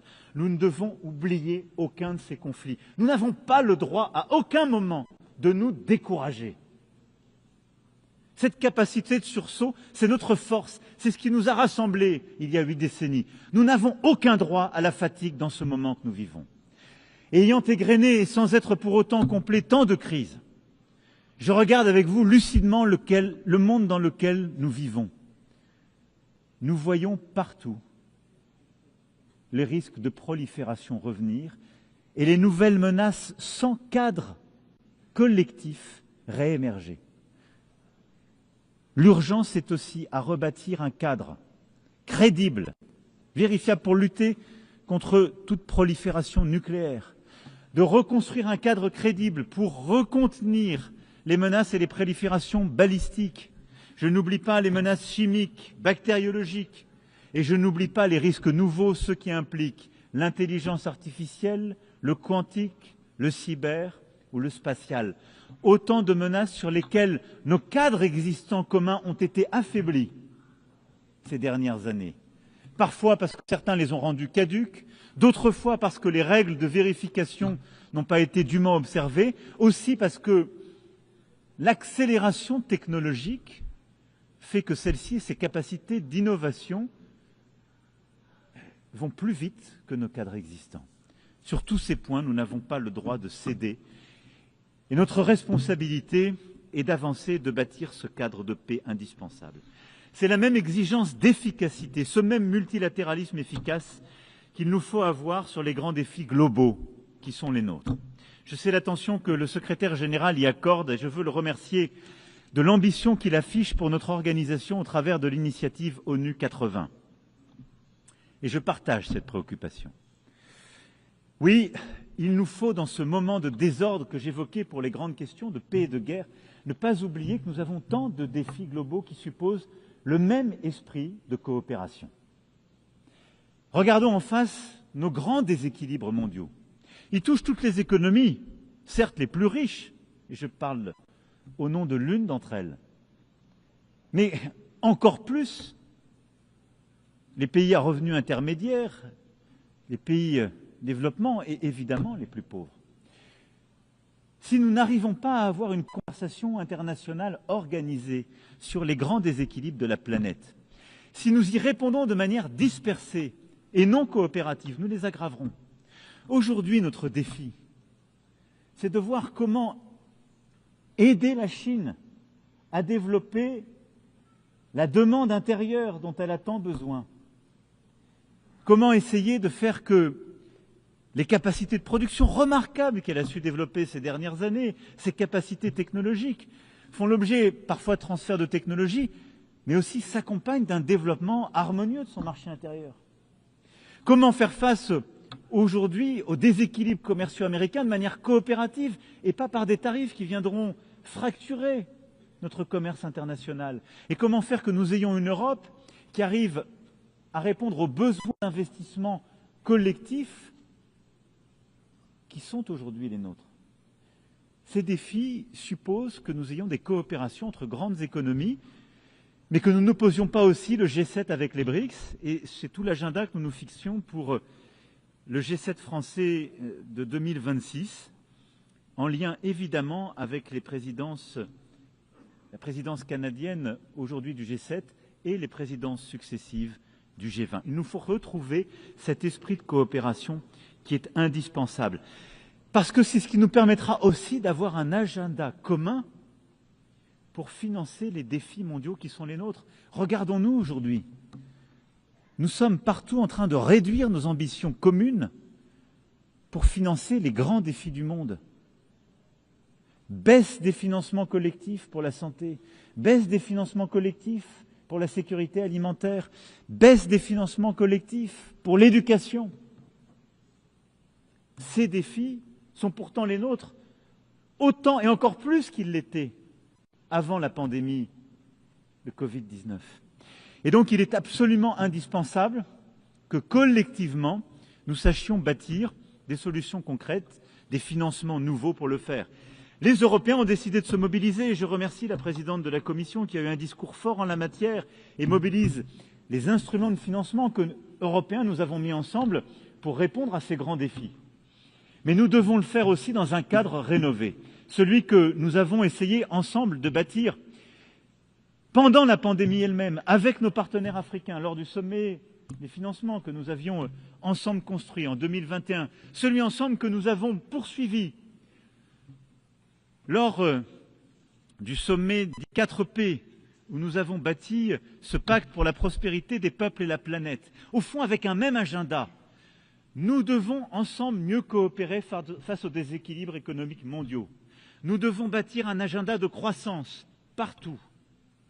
Mais nous devons le faire pour aussi aider les pays à financer les efforts d'éducation, de santé, de stabilisation et de sécurité alimentaire et pour relever les défis de la biodiversité et du climat. Sortons de ce dilemme où il faudrait choisir entre la croissance et le climat et la biodiversité. Nous pouvons le faire si nous savons mobiliser ces financements, publics et privés, dans un cadre qui réunit l'Est, l'Ouest, le Sud et le Nord. C'est ce cadre que nous avons bâti. Il suppose de maintenant accélérer la transition qui a commencé à être conduite, et je veux les en remercier, par les dirigeants de la Banque mondiale et du Fonds monétaire international. Mais il nous faut aller plus loin. Ces cadres sont encore devenus obsolètes. Nous avons besoin de mobiliser davantage de financements privés pour accompagner ces transitions, dans les pays à revenus intermédiaires, dans les pays en développement, dans les pays les plus pauvres. Il nous faut construire des mécanismes de garantie, de prise en charge des premières pertes. Il nous faut mobiliser plus de financements privés pour venir dans ces pays et les aider à la croissance. C'est indispensable si nous voulons éviter les crises, les déstabilisations de demain. Cet agenda est un agenda qui nous réunit et qui sort en quelque sorte quelques-uns de leur égoïsme et évite que quelques autres soient en quelque sorte confrontés seuls aux défis qui sont les leurs. C'est pourquoi aussi nous devons continuer, quels que soient les vents mauvais qui soufflent, à nous mobiliser face aux défis de la biodiversité et du climat. Je le disais, nous avons su ensemble bâtir des victoires ces derniers mois. Le traité de Nice, qui a pu rentrer en vigueur par une mobilisation collective, va enfin donner un cadre de régulation à nos océans. C'était attendu depuis des décennies. C'est la même mobilisation collective que nous devons avoir sur le plastique. Bâtir un traité international visant à mettre fin à la pollution plastique. C'est la même mobilisation que nous devons avoir pour déployer de manière beaucoup plus efficace les crédits biodiversité et redonner plus de consistance à nos crédits carbone. Et c'est la même mobilisation qu'il nous faut avoir en vue de la COP de Belém. Je le dis ici, l'Europe et la France seront au rendez-vous. Elles seront au rendez-vous des objectifs de 2035 qui nous sont assignés, seront au rendez-vous aussi de la mobilisation de tous les financements pour mener cette transition, qu'ils soient publics ou privés. Nous n'avons pas le droit, là aussi, de nous détourner des objectifs que nous nous sommes assignés à nous-mêmes. Nous n'avons pas le droit, en quelque sorte, de nous replier. Comme vous l'avez compris, tous ces défis globaux, l'éducation, la santé, l'agriculture, la sécurité alimentaire, la biodiversité, le climat, la lutte en fond contre toutes les inégalités qui déstabilisent notre ordre mondial, supposent le même esprit de coopération que celui que j'évoquais face aux guerres ou aux déstabilisations. Le défi qui est le nôtre, c'est que les crises sont multiples, s'accumulent, et que mon discours, déjà trop long, est pour autant très incomplet. Mais je vous rassure, je vais l'arrêter là. Mais je vais vous le dire avec beaucoup de force. Malgré tout cela, la liste longue qui parfois donne le sentiment que nous pourrions être accablés, notre devoir est de rester debout et de continuer à agir ensemble. Il y a 80 ans, ceux qui nous ont précédés étaient face à l'effondrement. La guerre n'était pas terminée. Le pire venait de se produire. Un monde déjà divisé était en train de se composer. Et ils ont décidé de construire ce trésor que sont les Nations Unies. On pourrait accabler notre Assemblée de plein de reproches, y compris des reproches qui ne sont pas tout à fait justes. Cette Assemblée, c'est nous. Si elle est inefficace, c'est que quelques-uns la bloquent, et souvent les plus puissants. Si elle ne va pas assez vite, c'est que nous ne sommes pas assez déterminés pour la faire avancer. Les Nations Unies, c'est nous tous. Il y a une chose, c'est que nous n'avons pas le droit au cynisme. Nous n'avons pas droit à la fatigue. Nous n'avons pas droit à l'esprit de défaite. Parce que notre monde est là devant nous. Et le risque qui court, c'est celui de la fragmentation, de la loi du plus fort, de l'état de fait, du cynisme et en quelque sorte de la perte de contrôle. Oui, c'est bien ça, la perte de contrôle. C'est ce que vivent partout nos peuples. La peur devant un futur qu'ils ne contrôlent plus, la peur devant des migrations subies chez les uns, la peur devant un climat qu'on n'arrive plus à contrôler, la peur devant des inégalités qu'on n'arrive plus à stabiliser, la peur devant une guerre qu'on n'arrive pas à arrêter. Cette peur n'a qu'un ami, le plus fort qui en a créé les conditions, le cynique qui pense qu'on peut se débrouiller à l'abri, à quelques-uns qui réussissent. Nous n'avons qu'une responsabilité, agir ensemble, bâtir ce multilatéralisme efficace à nouveau, avec la même foi, la même détermination que les pères fondateurs de cette Assemblée. Le faire avec encore plus d'efficacité, mais avec la même volonté. Ne rien céder aux injustices. Ne rien céder à la fatalité. Agir, agir, agir.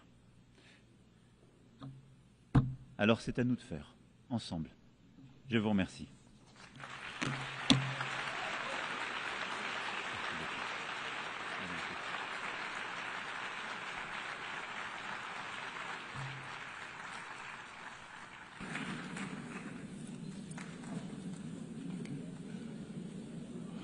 On behalf of the Assembly, I wish to thank the President of the French Republic.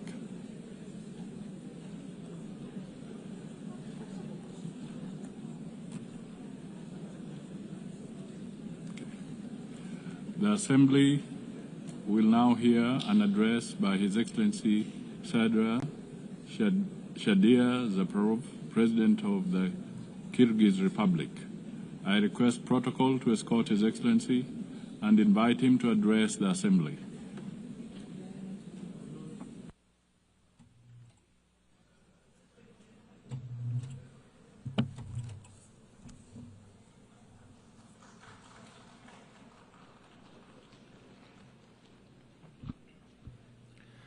Урматтуу төрайым, урматтуу башкы катчы мырза, урматтуу делегация башчылары, айымдар жана мырзалар. Алды менен Анна Лена Бербок айымды Бириккен Улуттар Уюмунун башкы ассамблеясынын 80-чы сессиясынын президенти болуп шайланышы менен чын жүрөктөн куттуктап, ишине ийгиликтерди каалаймын. Быйыл биз дээрлик бир кылым бою жер жүзүндө тынычтыкты, коопсуздукту жана өнүгүүнү коргоп келген уникалдуу уюм Бириккен Улуттар Уюмунун 80 жылдыгын белгилеп жатабыз. Өткөн 80 жылдын ичиндеги көптөгөн чыр-чатак, жаңжалдарга карабастан, Кудайга шүгүр, дүйнө 3-чү дүйнөлүк согушка дуушар болгон жок. Мындай аламатты болтурбоодо албетте Бириккен Улуттар Уюмунун орду чоң. Уюм эл аралык баарлашуунун аянтчасы гана болуп кала бербестен, глобалдык кагылышуулардын алдын алууда өзгөчө ролду ойноду. Бүгүнкү күнү дүйнөлүк саясатта регионализм тенденциялары күч алууда. Баалар өсүүдө, ликвиддүүлүк жетишсиз, экономикада санкциялар согушу уланууда. Терроризм жана экстремизм коркунучу бардык өлкөлөрдү тооруп турат. Учурдагы сыноолорго карабастан, Бириккен Улуттар Уюму моралдык бийлиги жана институттук потенциалы бар бирден бир универсалдуу уюм бойдон калууда.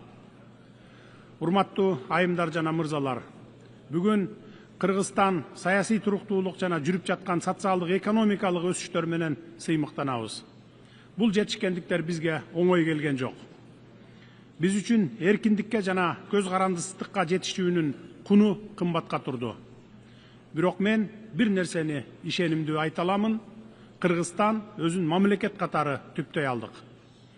Бул жетишкендигибиз бизге келечекке карай чоң максаттарды коюуга мүмкүнчүлүк берди. Эл аралык уюмдар, анын ичинде Бириккен Улуттар Уюму да Кыргызстанды Евразия континентиндеги эң эркин жана туруктуу, күчтүү жарандык коомго ээ болгон мамлекеттердин бири катары тааныйт. Коррупцияга жана кылмыштуулукка каршы масштабтуу жана келишкис күрөш Кыргызстанда мамлекеттик саясаттын артыкчылыктуу багыты болуп калды. Бүгүн биздин алдыбызда эртеңки күндүн талабына ылайык саясий жаңылануунун жана экономиканы өнүктүрүүнүн милдети турат. Биз инвестициялык климатты жакшыртуу милдетин койдук, маалыматтык коомду, адилет жана ачык мамлекеттик башкарууну кура баштадык. Айымдар жана мырзалар, дүйнөнүн бардык мамлекеттеринин лидерлери өздөрүнө жана бири-бирине уюм эмне үчүн түзүлгөндүгүнүн улуу миссиясын эске салып, эскерүү үчүн жыл сайын Нью-Йоркко чогулушат. Мен дагы ушул миссия менен Нью-Йоркко келип отурам. Бүгүн менин дипломат кызматкерлерим эл аралык дипломатиялык абалды эске алган СПА текст даярдашыптыр.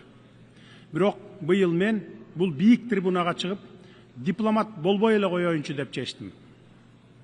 Быйыл мен бул трибунадан мамлекет башчысы гана эмес, дүйнөдө болуп жаткан эл аралык окуяларга өзүнүн чыныгы ой пикирин, ой толгоосун билдирген жөнөкөй адам, өз мамлекетинин жөнөкөй жараны катары сөз сүйлөгүм келип турат. Быйыл менин Бириккен Улуттар Уюмунун башкы ассамблеясына сөз сүйлөө үчүн 4-чү жолу келишим. 3 жыл катары менен келип кетип, кулакка жагымдуу, жакшынакай сөздөрдү сүйлөдүм. Бүгүн мен миллиондогон кишилердин жүрөгүнө өйгөн көйгөйлөрдү ачык айкын айтайын деп чечтим. Дүйнөнүн чар тарабында, ар улуң бурчунда, Европада, Жакынкы Чыгышта, Африкада жана Азияда жаңы куралдуу кагылышуулар жана согуштар тутанууда. Миллиондогон адамдар үй жайынан ажырап, өз жерин, өлөң төшөгүн таштап кетүүгө аргасыз болууда. Миллиондогон адамдар курман болууда. Жапа чеккен адамдар кимдер? Негизинен карапайым эл. Алардын өлүмүнөн акча жасаган бул дүйнөлүк саясатчылар. Биз көптөгөн элдердин, Палестинанын, Украинанын, Судандын, Сириянын жана башкалардын азап чегип жатканына көз жумуп олтурбашыбыз керек. Ал жерлерде согуштук аракеттер уланып, карапайым адамдар кырылып, адам укуктары бузулууда. Дүйнө коомчулугу өзүнүн өзүмчүл геосаясий кызыкчылыктарына таянып, аталган чыр-чатактарга мунусу көбүрөөк, ал эми тигиниси азыраак маанилүү деген принцип менен мамиле кылып, кош стандарттуу ыкманы колдонууда. Украинада дээрлик 4 жылдан бери жаңжал уланып, адамдар өлүп, жарандары өлкөдөн качып чыгууда. Биз АКШ президенти Дональд Трамп менен Россия президенти Владимир Путиндин Украинадагы жаңжалды жөнгө салууга багытталган аракеттерин жана чечимдерин колдойбуз. Биз буга кызыктарбыз. Анткени Россия Украина жаңжалынан улам биз дагы жапа чегип жатабыз. Бир тараптуу санкциялар бизге жаңыдан бутуна туруп келе жаткан өлкөгө да кесепетин тийгизүүдө. Кыргызстан экономикасын өз алдынча чыңдоого күчүрөп аракеттенип келебиз. Андыктан негизсиз санкцияларды өлкөнүн ички иштерине кийлигишүү катары жана жаңыдан бутуна туруп келе жаткан экономикабызды төбөсүнөн ылдый басуу деп баалайбыз. Мен дайыма айтып келгем жана дагы бир жолу кайталаймын. Кыргызстан өзүнүн эл аралык милдеттенмелерин ар дайым так аткарып келген жана аткара беребиз. Бирок биз жарандарыбыздын кызыкчылыгын, өлкөнүн экономикалык өнүгүүсүн курмандыкка чала албайбыз. Кыргызстанга карата жарыяланган санкциялар айрым бейөкмөт уюмдар жана кара ниет жарандарыбыз тарабынан жайылтылган жалган маалыматтарга негизделген. Кыргызстан банктардын ишмердүүлүгүн кылдат текшертирүү үчүн көз карандысыз эл аралык аудиттерди кабыл алууга даярбыз. 2024 жылы Европа Бирлигинин өлкөлөрү Россия менен 141 миллиард долларга соода жүргүзсө, анын 36 миллиард доллары Россиядан импорттолгон товарлар болгон. Ал эми биздин эки банкка каршы санкция жарыялаган Британиянын өзү 2024 жылы Россия менен 2,2 миллиард долларга соода жүргүзгөн. Ачык айтканда, кимдир бирөөлөр өз алдынча кызматташуу мүмкүнчүлүгүн өзүмчүлүк менен өзүнө калтырып, өз кызыкчылыктарын коргоп, башкаларга тыюу салган. Бул көрүнүштү кантип атоо керек? Өзгөдөн бир нерсе талап кылаардан мурда өзүң башкаларга үлгү бол деген сөз. Бизге Россия менен кызматташпагыла деген талап коесуңар дагы өзүңөр кеңири кызматташып жатасыңар. Бизди силерге караганда Россия менен көптөгөн экономикалык байланыштар бириктирип турат. Ошондуктан экономикалык жактан алганда Россия менен кызматташпай кое албайбыз. Биз башкалар менен тирешүүнү каалабайбыз. Биз дээрлик бардык өлкөлөр менен кызматташып, көп векторлуу саясат жүргүзүп жатабыз. Мисалы, биз ошол эле Англияга жылына 1 миллиардтан ашык долларга алтын сатабыз. Менин өлкө президенти катары биринчи милдетим жарандарымдын жана өлкөмдүн коопсуздугун камсыз кылып, экономикалык абалын жогорулатуу. Биз экономикалык кызматташтыкты жана сооданы саясатташтырууга каршыбыз. Ошондуктан эки банкыбызга салган санкцияларды тез арада алып салууну талап кылабыз. Урматтуу айымдар жана мырзалар, Бириккен Улуттар уюмунун башкы катчысы буга чейин Газа тилкесин миңдеген балдардын көрүстөнү деп мүнөздөгөн. Газадагы согушту жана үрөй учурган окуяларды токтотуу үчүн дагы эмне кылуу керекпиз? Биз Газа тилкесиндеги аяосуз кагылышуулардын айынан эбегейсиз жоготууларга учурап жаткан Палестина элине тилектеш болушубуз керек. Бүткүл дүйнөнүн көз алдында өтүп жаткан адамчыдагыс трагедияга кайдыгер карабашыбыз керек. Биз палестиналыктарга каршы геноциддин токтотулушун жана Бириккен Улуттар уюмунун эл аралык соту тарабынан эл аралык соттук иликтөөнүн башталышын талап кылабыз. Менин өлкөм ар дайым зордук зомбулуктун жана терроризмдин бардык көрүнүштөрүн кескин айыптайт. Анын ичинде 2023 жылдын 7 октябрындагы Израилге террорчулардын кол салууларын дагы айыптайбыз. Андай террорчуларды катуу жазалоо керек. Бирок терроризмге каршы күрөшүүнүн, террорчуларды жок кылуунун өз ыкмалары, жол жобосу бар да. Ошол ыкмалар менен күрөшүш керек эле. андай террорчулардын кесепетинен миллиондогон жөнөкөй жарандар, жаш балдар кырылбаш керек эле. Эмне себептен карапайым элдин бейкүнөө балдардын 100 миңдеп кырылышына жол берип жатабыз? Тынычтыкты орнотуунун бирден бир жолу эки эл үчүн эки мамлекет принцибин ишке ашыруубуз керек. Палестина 1967 жылдагы чек аралардын негизинде көз карандысыздыкка ээ болушу керек. Биз ошондой эле Катар менен Ирандын аймагына жасалган акыркы ракеталык чабуулдарды айыптайбыз. Анткени бул чабуулдар көз карандысыз өлкөнүн эгемендүүлүгүнө кол салуу болуп саналат, аймактагы туруктуулукка жана коопсуздукка коркунуч келтирет жана эл аралык укуктун ченемдерине каршы келет. Газа, Иран, Ливан жана башка аймактардагы терроризмге, коркунучтарга каршы күрөшүү алардын масштабына жана мүнөзүнө ылайык келүүгө тийиш. Бейкүнөө жарандар, аялдар жана балдар жабыркабашы керек, алар курмандыкка чалынбашы керек. Урматтуу айымдар жана мырзалар, коңшу өлкө катары Кыргызстан азыркы оор шарттарда Афган элине ар тараптуу колдоо көрсөтүүнү, Афганистандын экономикасын аймактык жана дүйнөлүк экономикалык процесстерге интеграциялоо маанилүү деп эсептейт. Афганистанды эл аралык изоляцияга алуу, аны чет элдик жардамсыз калтыруу туура эмес. Бул адилетсиздик. Геосаясий идеологиялык максаттарды көздөп, каржылык инструменттерди колдонуу аркылуу гуманитардык кризисти курчутууну адилетсиздик жана адамгерчиликсиздик деп эсептейбиз. Ошондуктан биз батыш өлкөлөрү тарабынан тондурулган Афганистандын активтерин 9 миллиард акш долларынан ашык акча каражатын мүмкүн болушунча тез арада мыйзамдуу ээсине, Афган элине кайтарылышы керек деп эсептейбиз. Аталган каражаттар инфраструктураны калыбына келтирүүгө, жергиликтүү банктар аркылуу жарандарга жеткиликтүү насыяларды берүү мүмкүнчүлүгүн кеңейтүүгө, айыл чарбасын өнүктүрүүгө жана жакырчылыкта жашаган миллиондогон адамдарга жаңы мүмкүнчүлүктөрдү түзүүгө жардам бермек. Бул акчаларды ушул тапта өзүңөр колдонуп, пайдасын көрүп жатасыңар. Эмне деген уятсыздык. Ушул эле Бириккен Улуттар Уюмунун маалыматына ылайык, 2025 жылы Афганистанда 15 миллиондон ашык адам ачкачылыкка дуушар болсо, 24 миллион адам гуманитардык жардамга муктаж болуп турат. Баарыбызга маалым болгондой, сентябрь айынын алгачкы күндөрүндөгү жер титирөөдөн улам 2000ден ашуун афган боордошторубуз каза тапты.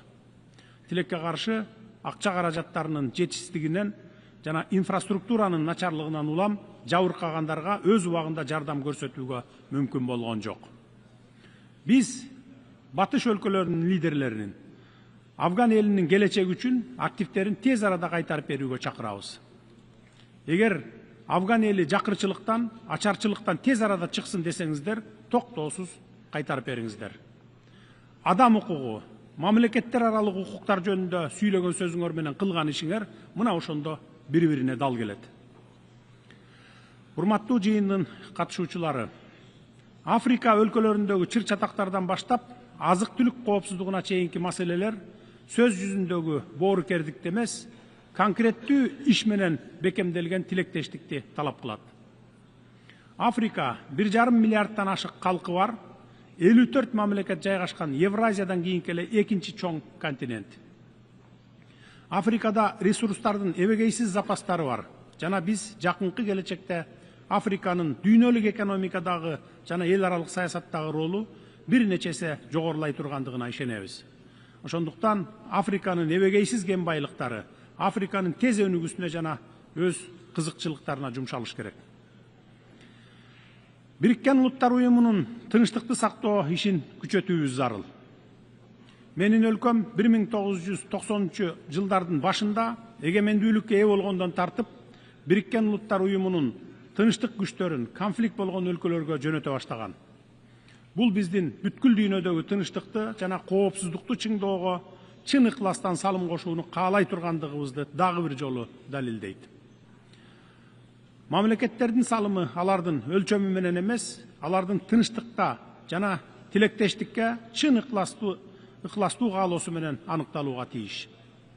Биз эл аралык келишимдерди, анын ичинде ядролук куралдарды таркатпоо жөнүндөгү келишимдерди аткарууну жактайбыз.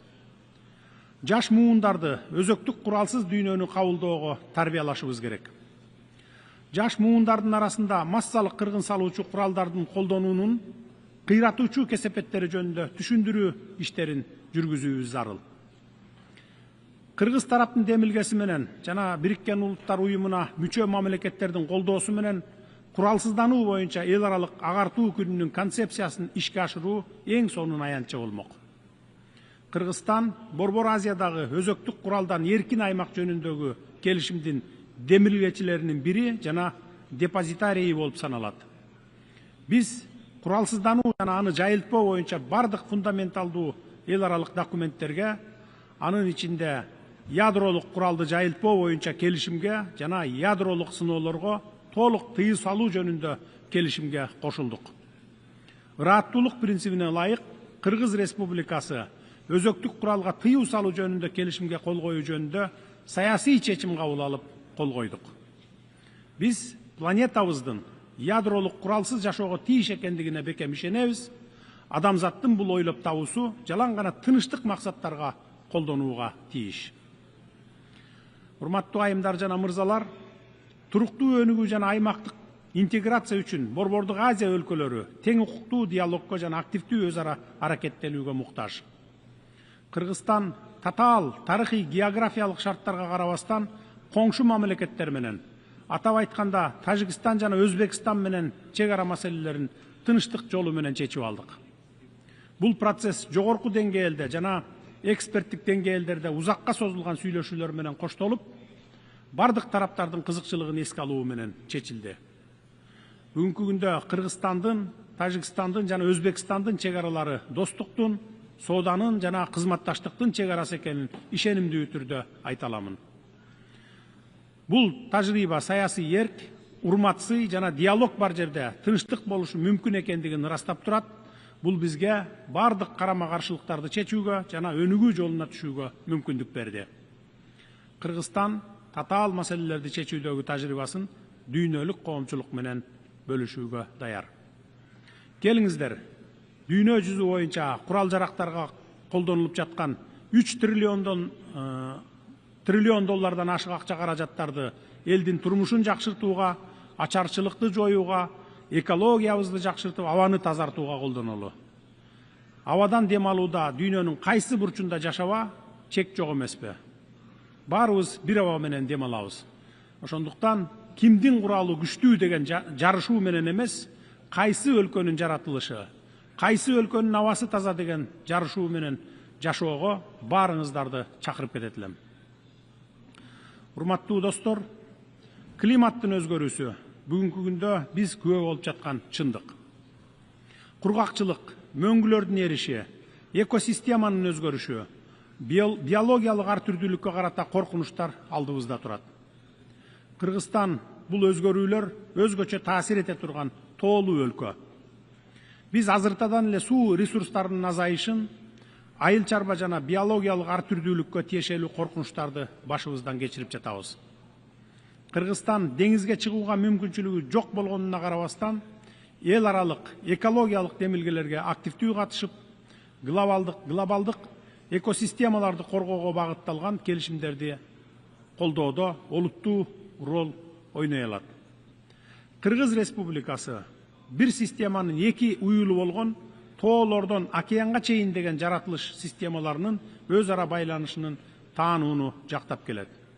Анткени океандардын келечеги тоолордун чокуларынан башталат. Бул контекстте биз деңиздеги биологиялык ар түрдүүлүк жаатындагы келишимди ратификациялап, ушул келишимге кошулган алгачкы 60тан ашуун мамлекеттин катарына кирдик. Деңиз жана жээк экосистемаларын коргоп турган дарыялар тоодон башталат.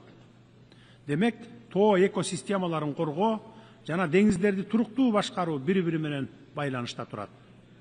Азыр биз тоолуу аймактарды туруктуу өнүктүрүү боюнча мамлекеттердин, эл аралык уюмдардын жана эксперттердин борбордук аянтчасы катары 2027 жылга пландаштырылган Бишкек +25 экинчи саммитин даярдап жатабыз. Барыңыздарды бул иш-чарага активдүү катышууга чакырабыз. Кымбаттуу достор, Бириккен Улуттар Уюмунун башкы катчысы Даг Хаммершельд өз убагында таамай айткандай, Бириккен Улуттар Уюму адамзатты бейишке алып баруучу үчүн эмес, адамзатты тозоктон сактап калуу үчүн түзүлгөн деген сөзү бар. Бүгүнкү күндө бул сөздөр мурдагыдан да актуалдуу. Уюм согуштун үрөй учурган азаптарынан жаралган, бирок кызматташтыкка, диалогко жана сый урматка болгон ишенимдин аркасында жашап келе жатат. Бүгүнкү күндө анархияга жана бир тараптуу чечимдерге каршы калкан катары көп тараптуу системаны сактоо жана өнүктүрүү мурдагыдан дагы маанилүү. Заманбап чакырыктарга жана коркунучтарга адекваттуу эл аралык жаңы механизмдерди түзүү зарылдыгы бышып жетилди. Биздин уюм өзгөрүүлөргө муктаж жана бул учурдун талабы азыркы реалдуулук.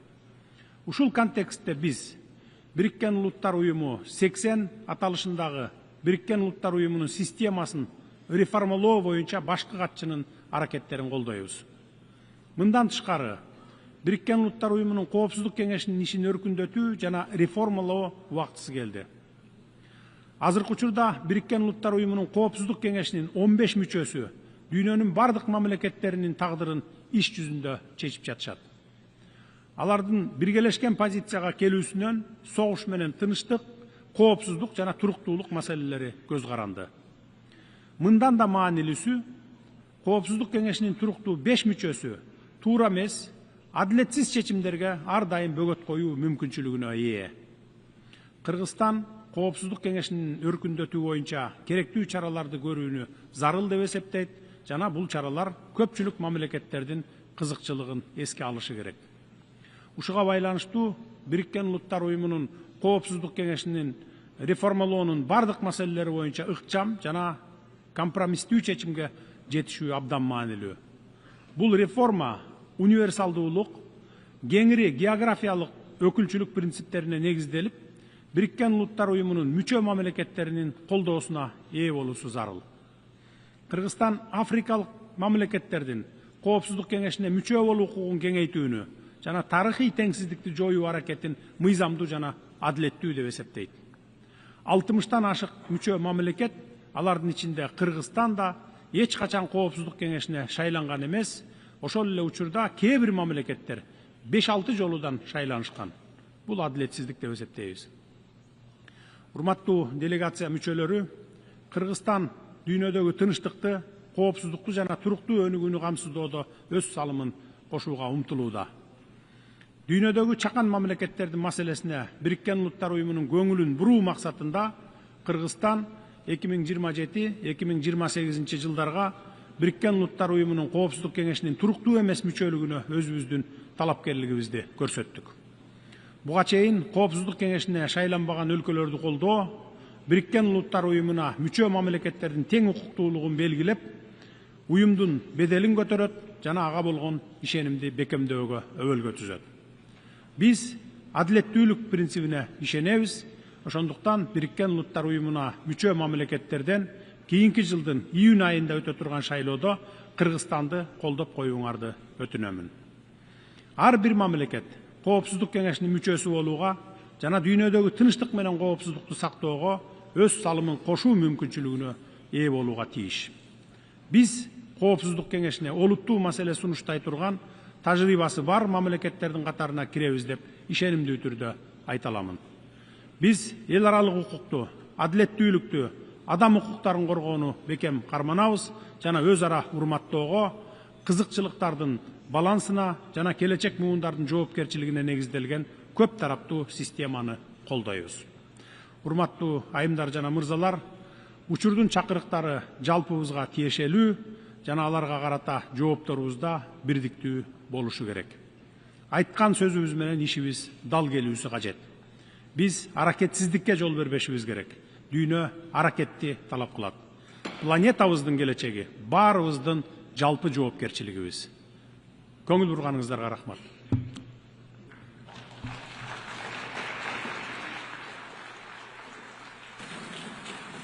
On behalf of the Assembly, I wish to thank the President of the Kyrgyz Republic.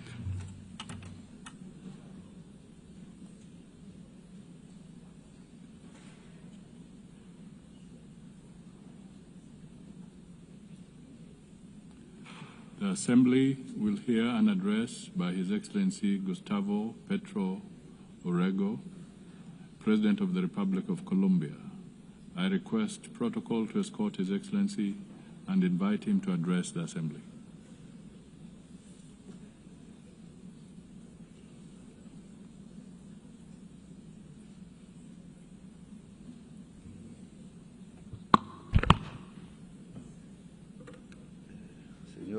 Señor presidente de la Asamblea, este es mi último discurso como presidente aquí, ya es el cuarto. En el primero anuncié a la Asamblea que era muy posible que estallara un conflicto al lado de Ucrania en Palestina. Pedí que se hiciera una conferencia de paz. Los que no tenemos bombas ni grandes presupuestos no somos escuchados aquí, pero 4 años después, ya hoy, lo dantesco de la situación de Palestina no me llevó a pensar que lo mismo o casi lo mismo podría ocurrir en el Caribe colombiano cuando tiran misiles a personas jóvenes desarmadas en el mar. Y entonces ahora estamos ante una situación diferente, quizás más global. La barbarie hoy es del planeta, hoy cae sobre la humanidad entera. Los misiles sobre 17 jóvenes desarmados en las aguas del Mar Caribe, quizás algunos colombianos, la persecución, aprisionamiento y encadenamiento y expulsión de millones de migrantes, los misiles que caen sobre las 70.000 personas en Gaza y los matan, la falta de acción sobre la crisis climática, cuyas palabras se borran por orden de Trump, están ligados y obedecen a la misma causa. La migración es una excusa para que una sociedad rica, blanca y racista se crea la raza superior y no mire que sus dirigentes la llevan con toda la humanidad al abismo de su propia extinción. Dicen que los misiles en el Caribe eran para detener las drogas. Mentira, dicha aquí, en este mismo sitio.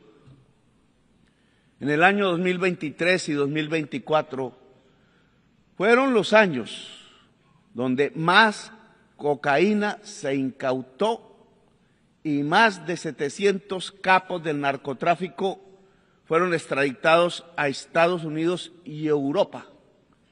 Los extradité yo y la cocaína la incautó mi gobierno.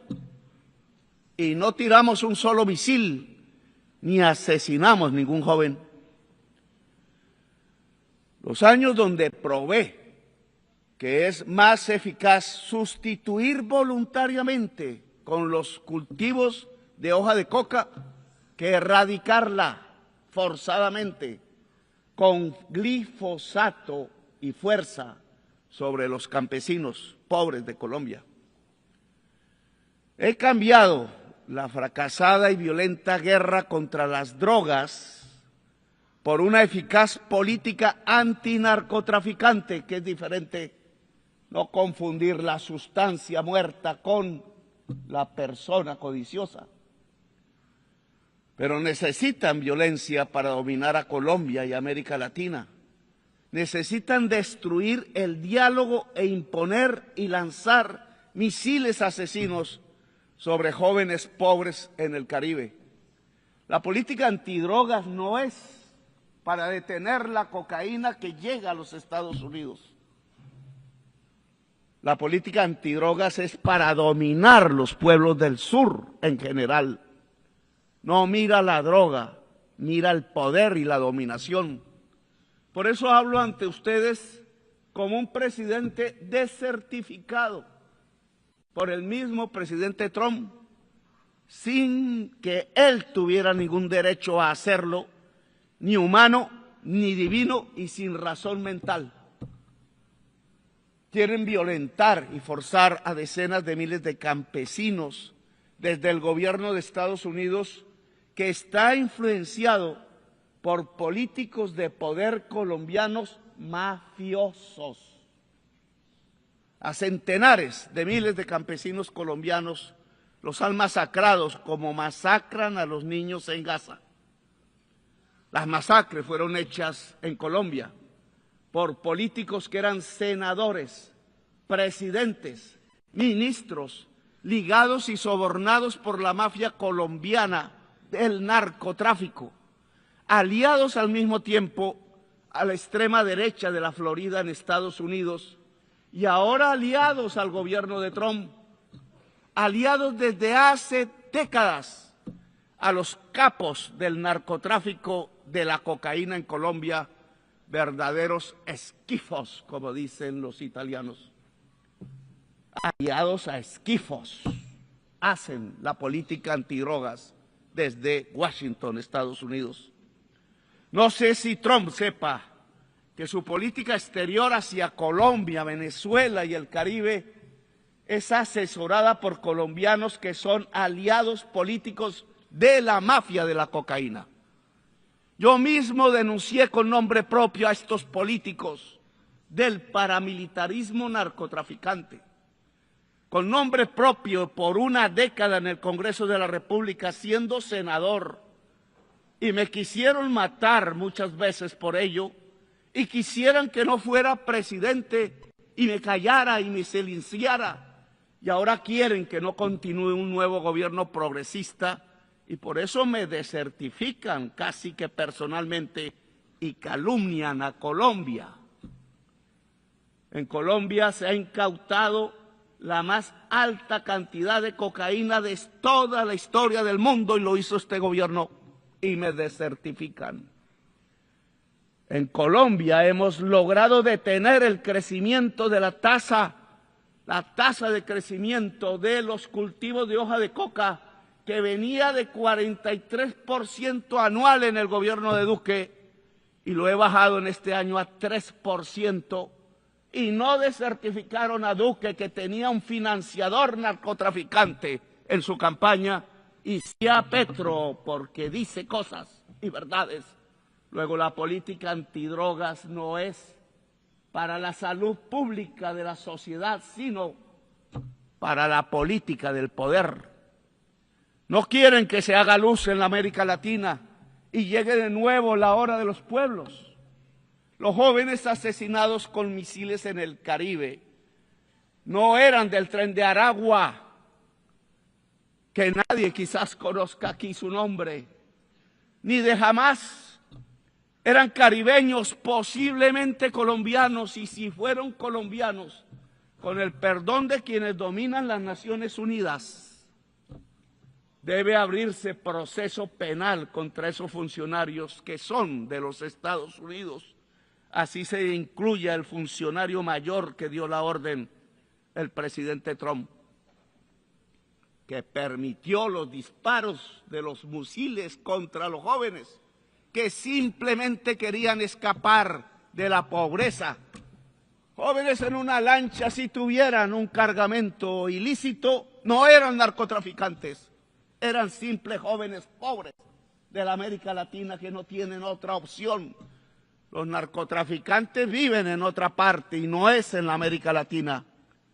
Trump lanza misiles sobre lanchas desarmadas de migrantes y los acusa de narcotraficantes y terroristas sin ellos tener una sola arma para defenderse, cuando los narcotraficantes viven en Nueva York, aquí mismo, a unas cuantas cuadras, y en Miami, y hacen acuerdos con la DEA, donde les permiten traficar en África, en Europa, Rusia o China, pero no en los Estados Unidos, país que detiene el crecimiento del consumo de cocaína sin rebajarlo, solo porque sus enfermos drogadictos pasaron, y son enfermos, pasaron a consumir la droga mortal de la contracultura de la humanidad en tiempos de la extinción por la crisis climática, el fentanilo.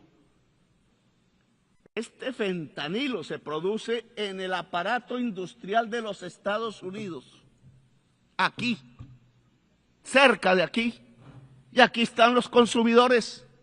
Es un autoconsumo estadounidense que deriva lo peor de lo que se ha podido entender de drogas en la historia de la humanidad desde que supimos del vino, del alcohol o de la cerveza. Adictos al fentanilo y a la gasolina, venenos totales de la vida en el mundo. Peor la gasolina que el fentanilo. Solo los pueblos negros de aquí, ancestrales de aquí, de más de 20.000 años de antigüedad, las juventudes, las mujeres que no quieren ver morir en masa a sus hijos, blancas, negras, de todos los colores, que aún piensan, gentes que aún piensan, no duermen bajo el fentanilo o bajo la televisión mentirosa y que pueden detener la tiranía dentro de Estados Unidos mismo y en el mundo. Los ciudadanos que salen a las calles en California, en Nueva York, en Filadelfia, donde se tocó la campana de la libertad, a pesar de los ejércitos que manda Trump contra su propio pueblo para amedrentarlo, a los estados de las ciudadanías libres, en los mismos estados que dejan de estar unidos hoy ante la tiranía. De mal en peor, el presidente de los Estados Unidos no ve que han caído asesinados 1 millón de latinoamericanos entre sí mismos, el mayor porcentaje de ellos compuesto por colombianos, y otro 1 millón morirá de norteamericanos por el fentanilo en 10 años. La cocaína mataba por venenos que le mezclaban 3.000 personas al año en este país. Hoy el fentanilo mata 100.000, 33 veces más. ¿Mejoró Estados Unidos con 50 años de una política absurda? ¿O empeoró y está conduciendo a su sociedad a la muerte dantesca de la droga que mata el cerebro y el pulmón? En esa mortandad de la humanidad, Trump no solo deja que caigan misiles contra los jóvenes en el Caribe, no solo encarcela y encadena migrantes, sino que permite que lancen misiles contra niños, jóvenes, mujeres y viejos en Gaza. Se hace cómplice del genocidio porque es genocidio y hay que gritarlo una y otra vez. Este recinto es testigo mudo y cómplice de un genocidio en el mundo de hoy, cuando creíamos que era solo propiedad de Hitler.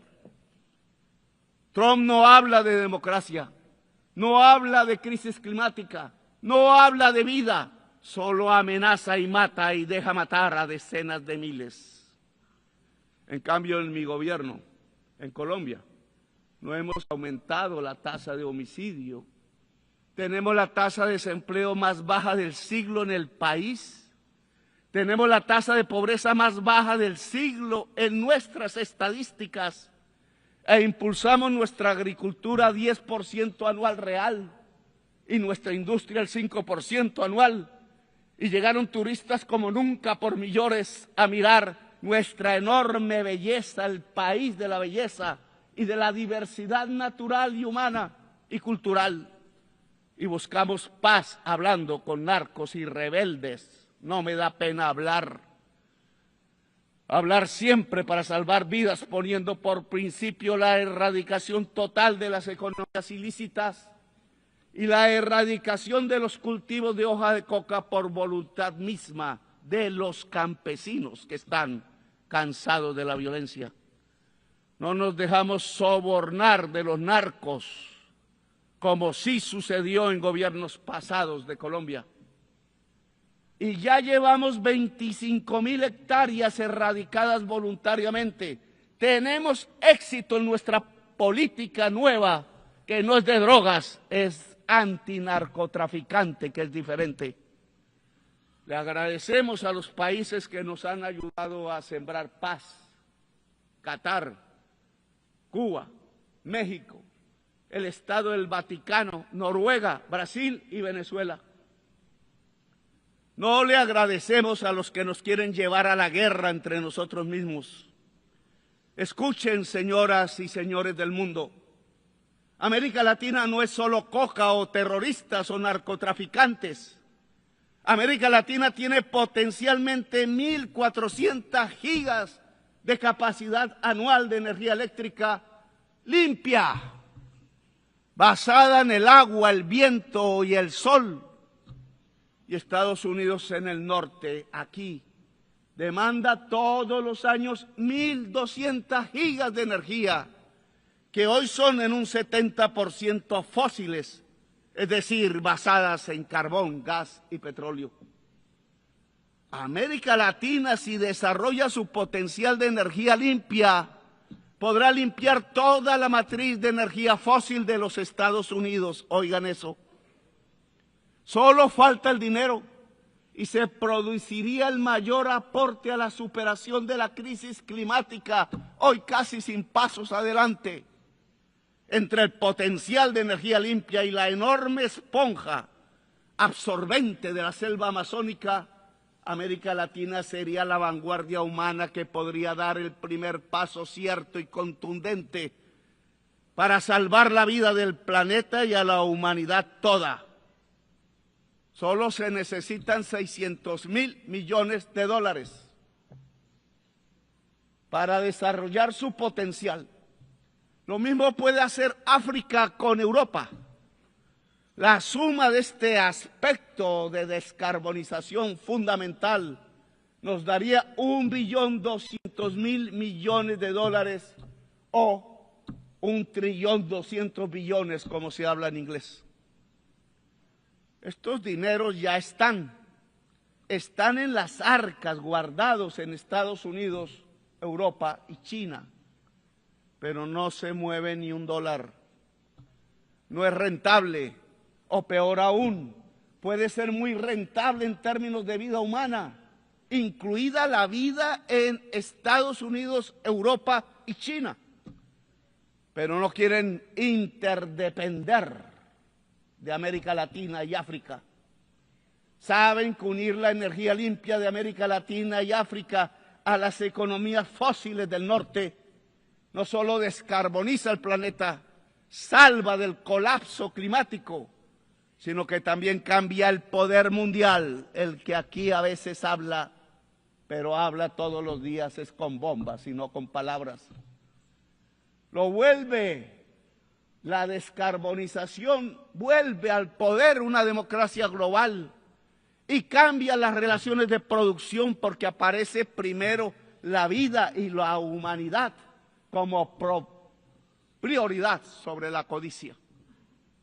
La codicia es el veneno de la vida, es una contradicción antagónica, como dijera alguna vez Mao, pero no pensando en patrones y obreros, sino entre la codicia y la vida misma del planeta Tierra. Según la ciencia, tenemos 10 años para caer en un punto de no retorno. 10 años. Y donde ya pasemos a ese punto, no se puede hacer nada. Solo observaremos las catástrofes y las sentiremos incluso en nuestra propia familia. Porque será, si me pueden, irreversible la extinción de la vida, incluida la humana. Irreversibilidad del proceso. Ya ninguna tecnología, ninguna fuerza política o social, ninguna mente humana podrá hacer nada para detener el colapso y nos quedan 10 años. Dice la ciencia. Pero aquí no creen en la ciencia, dijo uno. El más poderoso del mundo no cree en la ciencia. Y eso se llama irracionalismo. Y de irracionalismo se llenó filosóficamente Alemania, el país de los grandes filósofos, de Feuerbach, de Hegel, de Kant. Y hoy de irracionalismo se está llenando Estados Unidos y fue la antesala de Hitler en 1933. La solución es dejar de consumir carbón, petróleo, gas, hidrocarburos y pasar rápido al agua, el sol, el hidrógeno verde, los vientos. Pero la palabra descarbonización suena ahora subversiva en las conferencias de los grupos de países poderosos, el G7, el G20, y en Davos, los megarricos. Como hace 5 siglos sonaba subversiva la palabra democracia aún aquí en Nueva York, en Cartagena, en Bogotá o en París y mucho más en Madrid. Esos dineros de los que hablo aquí, 600.000 millones de dólares, 1.200.000 millones, son en 1 o 2 ceros mayor que la cifra que prometieron los países desarrollados dar y que son limosnas. Y no cumplieron desde la COP de París porque no les interesa la descarbonización.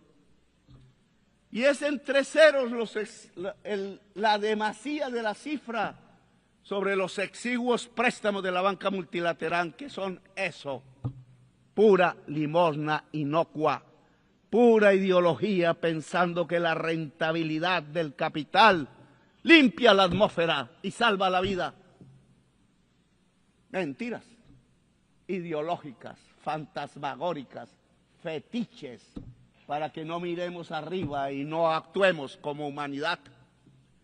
La crisis climática implica priorizar en todos los presupuestos públicos la inversión en descarbonización y adaptación.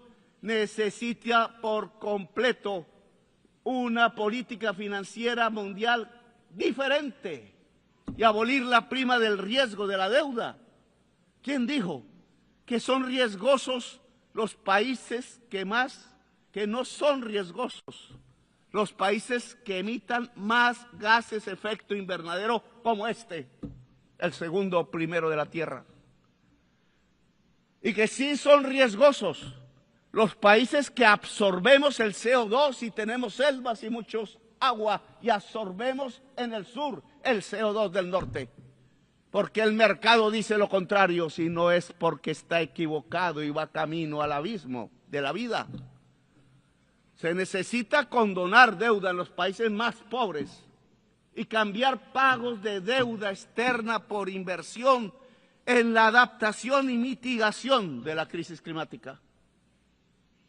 Sí, señores de la China y Alemania y Estados Unidos y Wall Street y París y la Bolsa de Londres, si ustedes quieren recoger los intereses de la deuda externa en nuestros países, encontrarán cementerios y muertos, y cuando vayan a recogerlo ustedes también serán cementerio y muertos. No sirve ese dinero en medio de los cadáveres. He aquí otra palabra subversiva: planificar. Plan global. Se olvidó la palabra por el mercado. No se necesitaba planificar, dijeron, cuando planificar es de los seres humanos. Es anatema, tanta creencia religiosa y falsa se desató sobre el mercado. Creencia fundamentalista, pensando que llevaba el mercado a la felicidad. Dijo Alras, el suizo, economista, y el abismo, lo que lleva al mercado es no a la felicidad, sino a la muerte y el abismo, como ya lo vemos hoy.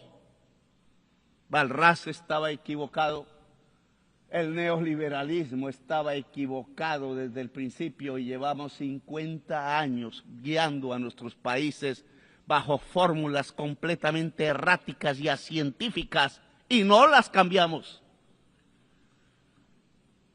El plan debe ser vinculante a los estados nacionales, realizado en una democracia global, supervisado en su cumplimiento por el Consejo de Seguridad sin veto. Pues sepámoslo, El mercado no soluciona la crisis climática, sepámoslo de una vez, porque él mismo la produjo. Fue el capital, que es una relación humana desigual entre quien es el dueño de la máquina hambrienta de carbón y petróleo y el asalariado trabajador, hombre o mujer, que tiene que producir cada vez más cosas para que el patrón venda esas cosas hechas con la máquina del patrón que necesita cada vez más petróleo, lo que produjo la crisis climática, hacer más, vender más, ganar más, más y usar cada vez más entonces carbón, petróleo hasta nuestros días, pero no hasta la eternidad, porque ha llegado el petróleo y el carbón hasta su final, que quizás es el final del capital. Si no es del capital, será de la humanidad y de la vida entonces. El dueño del capital es un ser humano de poder y no es una cosa, no es un fetiche. Ese ser humano con su codicia, con su esclavitud total a la codicia, es el que buscará que aquí se apruebe, que se busque cada vez más petróleo, que en cada país se busque cada vez más petróleo, no importa el envenenamiento de la atmósfera con CO2, que es el envenenamiento de la vida toda del planeta. Taladrar, taladrar y taladrar, dicen sin piedad.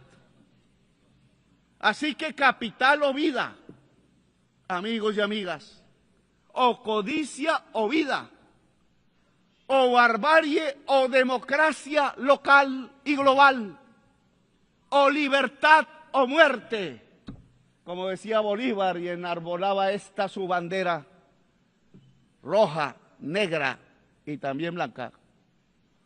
Libertad rojo, muerte negro, blanco paz posible. Es una revolución mundial de los pueblos lo que se necesita para superar positivamente la crisis climática y no dejarla llegar de crisis a colapso global. Es una revolución de los pueblos unidos, de las civilizaciones que tienen que dialogar más que los estados mismos. Es una revolución de la humanidad para seguir viva en el planeta y libre, quizás aliada a algunos gobiernos que quieran defender la vida. Hoy Naciones Unidas ve su crisis y la necesidad de su transformación. Aquí se reúnen estados-nación que ya no tienen poder, que por mucho que voten no se les hace caso, porque el Estado-nación ha llegado también a su decadencia y quizás final. Se inventó alguna vez hace unos siglos y ya no da más.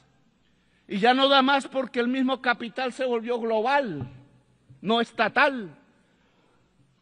El socialismo de Stalin debió de volverse global y no estatal, pero Stalin no tenía las entendederas para ello y creyó más en la tribu y condenó en Yalta una revolución mundial en España, en Italia, en Grecia y quizás hubiera sido América Latina y otros.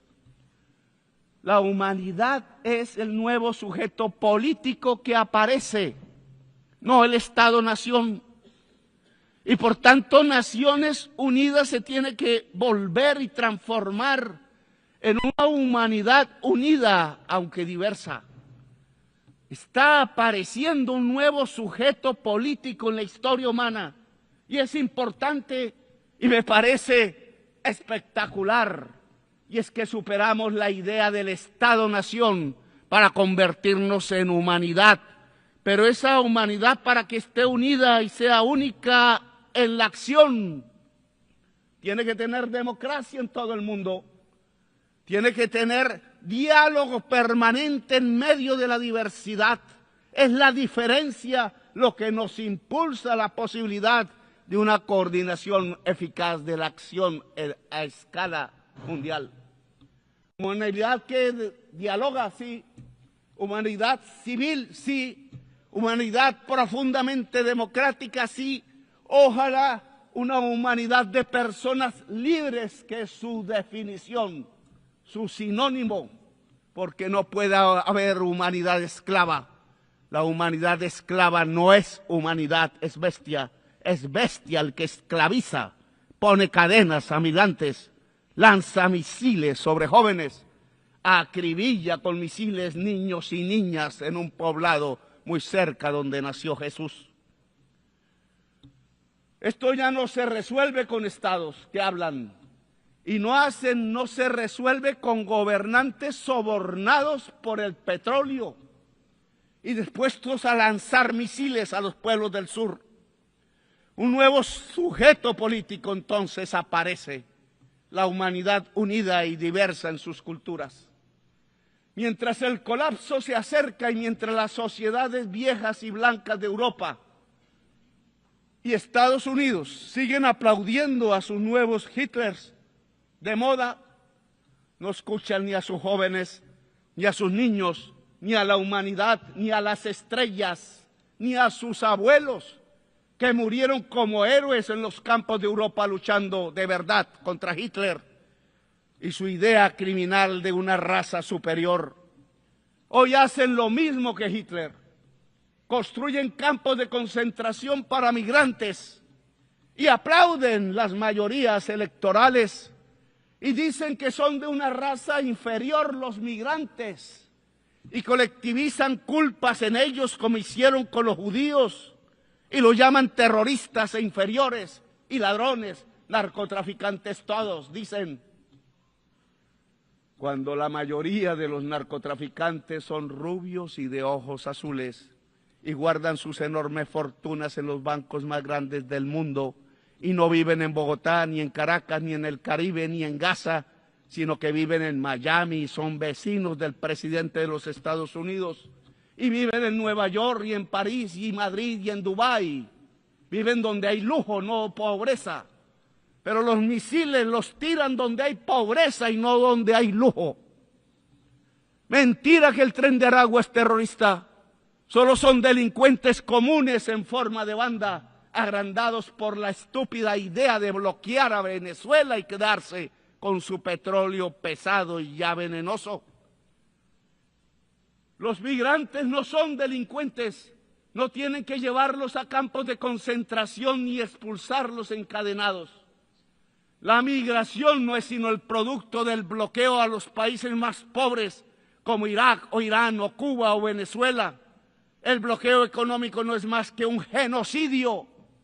La migración no es sino el producto del empobrecimiento de los países más pobres por una deuda impagable y codiciosa. La migración no es más sino la consecuencia de las guerras y las invasiones por el petróleo desatadas por Estados Unidos y la Europa de la OTAN. La migración no es más sino la consecuencia de la crisis climática que transita a colapso y que deja sin agua las tierras del trópico, porque al aumentar el calor se evapora el líquido vital. La solución a la migración no es otra o muy diferente a las cadenas, a las cárceles, a los misiles. No hay raza superior, señores. No hay pueblo elegido de Dios. No lo es ni Estados Unidos ni Israel. Ignorantes fundamentalistas de extrema derecha piensan así. El pueblo elegido de Dios es la humanidad toda. Usan la migración como excusa para no hacer nada contra la crisis climática que barre cada día con la vida. Buscan la migración para ganar votos de blancos y viejos y viejas, pero para desde el poder ocultar que hay que acabar con el consumo del carbón y del petróleo y lo incentivan para taladrar y taladrar y taladrar. La ONU tiene que cambiar ya. Una ONU diferente, humana, debe antes que nada detener el genocidio de Gaza. La humanidad no puede permitir ni un día más de genocidio, ni a los genocidas de Netanyahu ni sus aliados en Estados Unidos e Europa, dejarlos libres. Las Naciones Unidas deben hacer respetar los tribunales internacionales de justicia, el derecho internacional, que es la base de la civilización y de la sabiduría de la humanidad condensada en la historia, y debe hacer cumplir las sentencias de su justicia. La diplomacia ya acabó su papel, señores, en el caso de Gaza. No pudo solucionarlo. No es cierto, y me disculpa Macron, que podamos insistir y insistir en hablar y en hablar cuando cada segundo cae un misil y destroza los cuerpos de bebés inocentes, bebés niños y bebés niñas en el país árabe de Palestina. Cada día de mociones vetadas en el Consejo de Seguridad de la ONU, cada día que pasa son más los niños bombardeados, cada veto más bombas, cada veto más muertos. El que veta, que piensa, no es madre, no es padre, no está vivo, viene quizás de fuerzas oscuras, es un robot porque no tiene corazón para vetar. El genocidio debe parar con lo que sigue a la diplomacia. Es con una votación de la Asamblea de las Naciones Unidas, ¿sí? Y no con una votación del Consejo de Seguridad, que vetan. Es con una Uniting for Peace para Palestina, conformando una fuerza armada para defender la vida del pueblo palestino. Palabras y armas toca hoy. No son cascos azules, no entrenados y a veces indispuestos para lo que toca. Es un ejército poderoso de los países que no aceptan el genocidio. Por eso invito a las naciones del mundo y a sus pueblos sobre todo, como parte de la humanidad, a unir ejércitos y armas. Hay que liberar a Palestina. Invito a los ejércitos del Asia, de los pueblos eslavos que derrotaron con tanto heroísmo a Hitler, los ejércitos latinoamericanos de Bolívar, de Garibaldi, que también tuvo uno en Italia, de Martí, de Artigas, de Santa Cruz. Ya sobran las palabras. Es la hora de la espada de la libertad o muerte de Bolívar, porque no solo van a bombardear a Gaza, no solo al Caribe como ya lo hacen, sino a la humanidad que clama libertad, porque desde Washington y la OTAN matan la democracia y hacen renacer la tiranía y el totalitarismo a nivel global.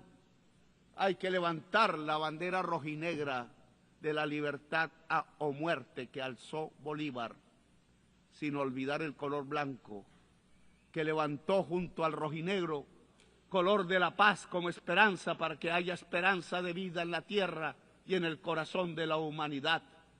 Los Estados Unidos ya no enseñan democracia, sino que la matan en sus migrantes y su codicia. Estados Unidos enseñan tiranía.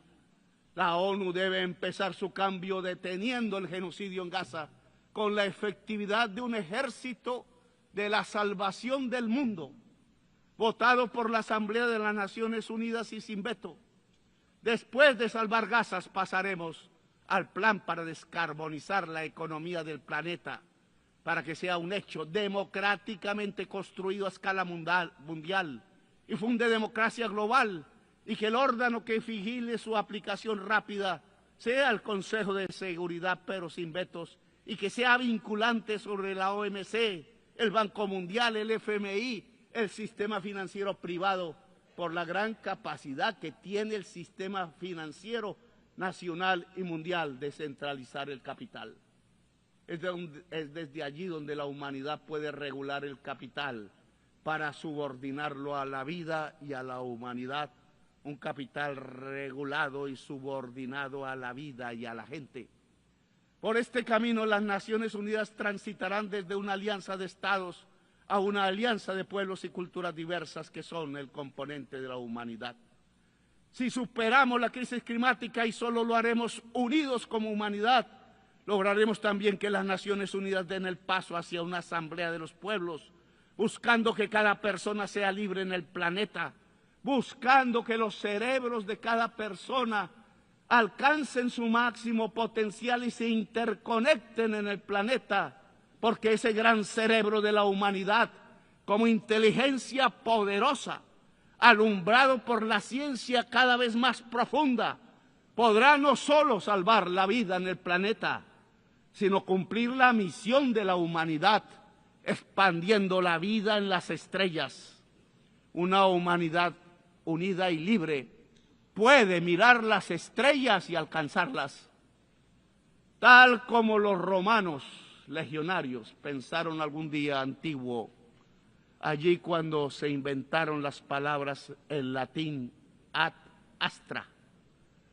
Ad astra, hasta las estrellas, siempre es la hora de la libertad o la muerte, y es real la muerte en misiles, pero también es real la libertad en el corazón humano y su capacidad de unión, de rebelión y de existencia. Gracias, muy amables.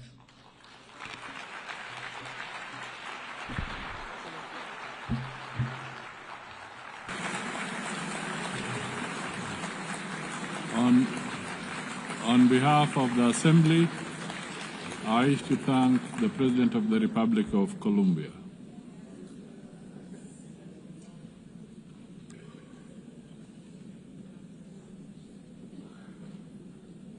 The Assembly will now hear an address by His Excellency Karol Naruszewski, President of the Republic of Poland. I request protocol to escort His Excellency and invite him to address the Assembly.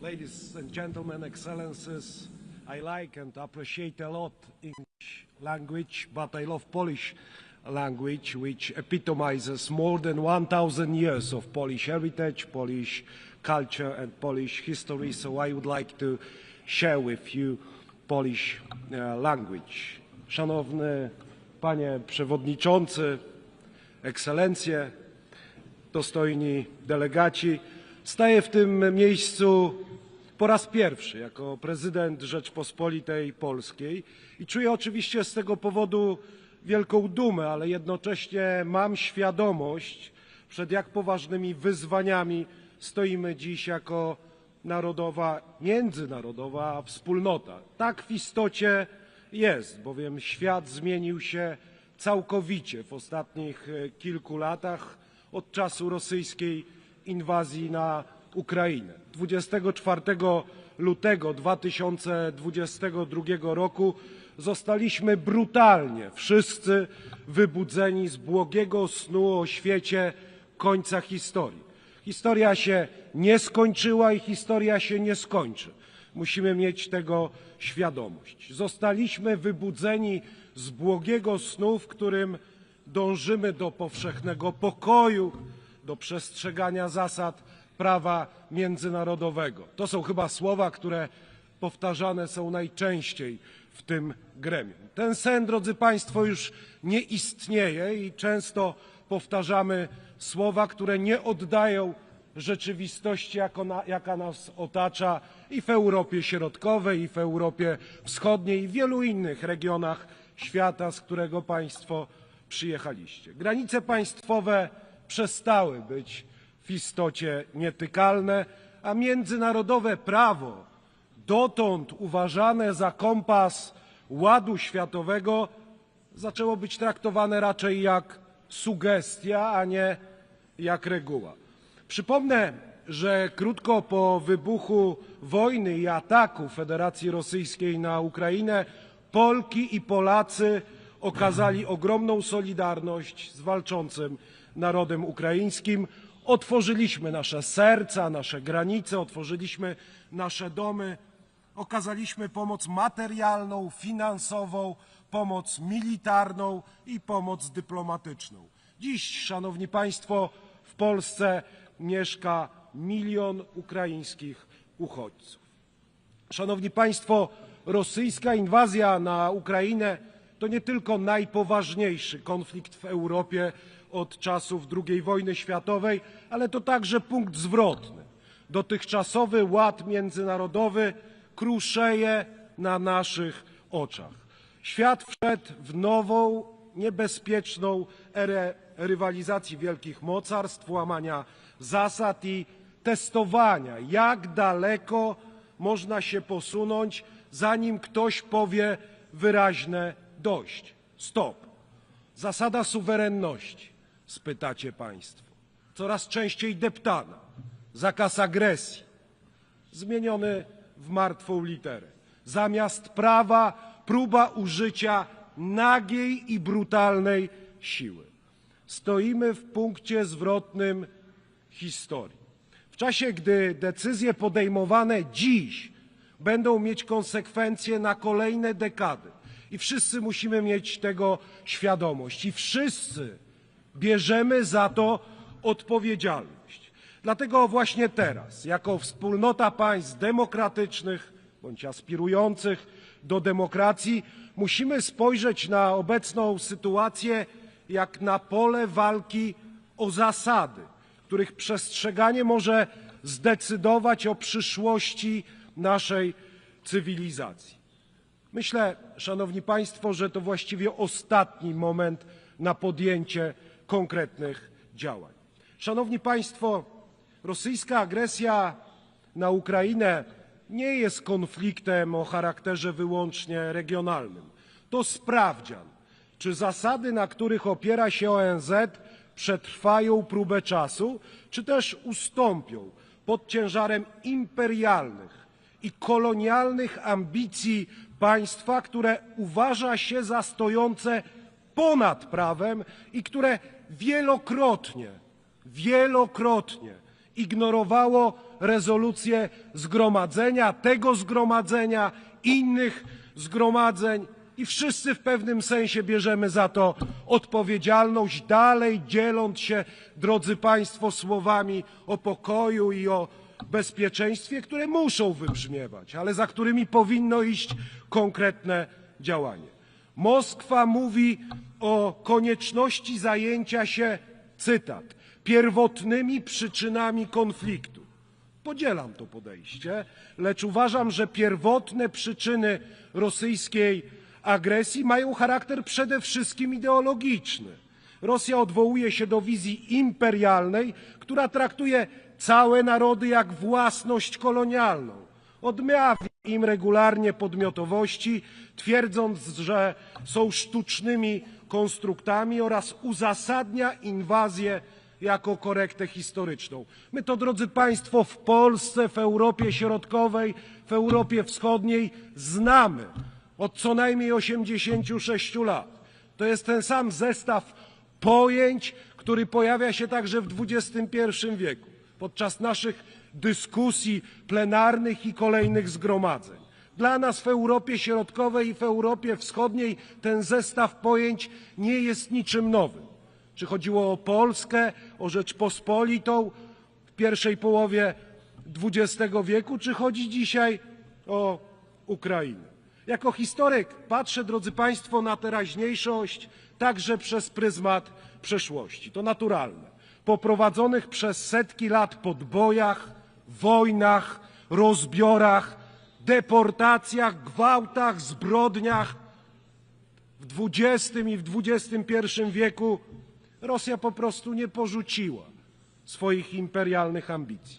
Jeden z moich wielkich poprzedników, świętej pamięci prezydent Lech Kaczyński, doskonale to rozumiał, gdy przemawiał na placu przed gruzińskim parlamentem w roku 2008. Jego ówczesne słowa przetrwały próbę czasu. Prezydent Lech Kaczyński mówił, drodzy Państwo, dziś Gruzja, jutro Ukraina, pojutrze państwa bałtyckie, a później może i czas na mój kraj, na Polskę. Gdy Rosja zaatakowała Gruzję, nie dla wszystkich było jasne, że to dopiero początek nowego imperializmu Kremla. Niestety wiatr historii, którą tak dobrze znamy oraz rozumiemy w Polsce, zaczyna także wiać obecnie. Ponownie zaczynamy doświadczać rosyjskiego imperializmu także na naszych ziemiach, w Polsce. 2 tygodnie temu w nocy z 9 na 10 września doszło do ataku rosyjskich dronów na terytorium państwa członkowskiego NATO, na terytorium Polski. Kilkanaście dronów naruszyło granice mojego kraju celowo, bo zapewniam Państwa, że nie był to przypadek, na rozkaz wydany w stolicy państwa będącego stałym członkiem Rady Bezpieczeństwa. W konsekwencji Polska po raz pierwszy od II wojny światowej była zmuszona do otwarcia ognia do wrogich obiektów nad naszym terytorium. I zapewniam Państwa, jako zwierzchnik Sił Zbrojnych i prezydent Polski, że Polska zawsze będzie odpowiednio reagować i jest gotowa do obrony swojego terytorium. Polacy, drodzy Państwo, nie przestraszyli się sowieckich hord w roku 1920 i broniąc cywilizacji europejskiej pokonali Sowietów w roku 1920. Polacy i kraje Europy Środkowej nie oddały swojego ducha wolności i suwerenności przez 45 lat sowieckiego kolonializmu po roku 1945 i Polacy i kraje Europy Środkowej i Wschodniej nie przestraszą się też rosyjskich dronów. Tylko to, drodzy Państwo, nie o to chodzi.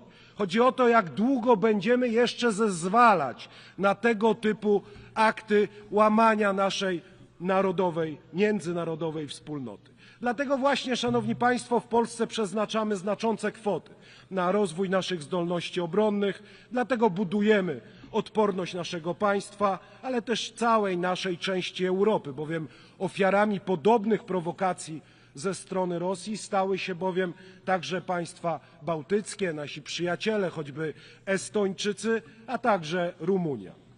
Jako lider regionu działamy na rzecz wzmacniania bliskich powiązań państw bukaresztańskiej dziewiątki i dlatego też rozwijamy współpracę w ramach inicjatywy Trójmorza.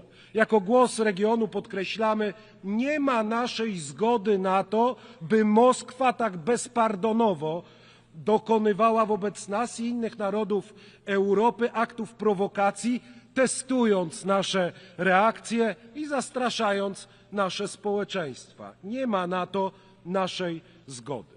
Szanowni delegaci, neoimperialna i neokolonialna Rosja na naszych oczach stara się burzyć architekturę bezpieczeństwa międzynarodowego.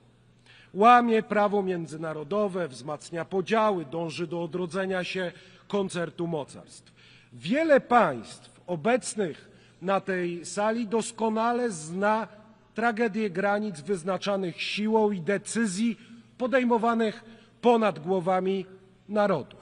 Doświadczenie historyczne, nieraz tak trudne dla mojego kraju, wskazuje, że trwały pokój nie może być budowany na nagradzaniu agresji. Na nagradzaniu agresji. Nie możemy godzić się na naruszenie zasadności integralności terytorialnej i suwerenności naszych narodów. Obecne działania Rosji nie wskazują na gotowość do prawdziwego pokoju.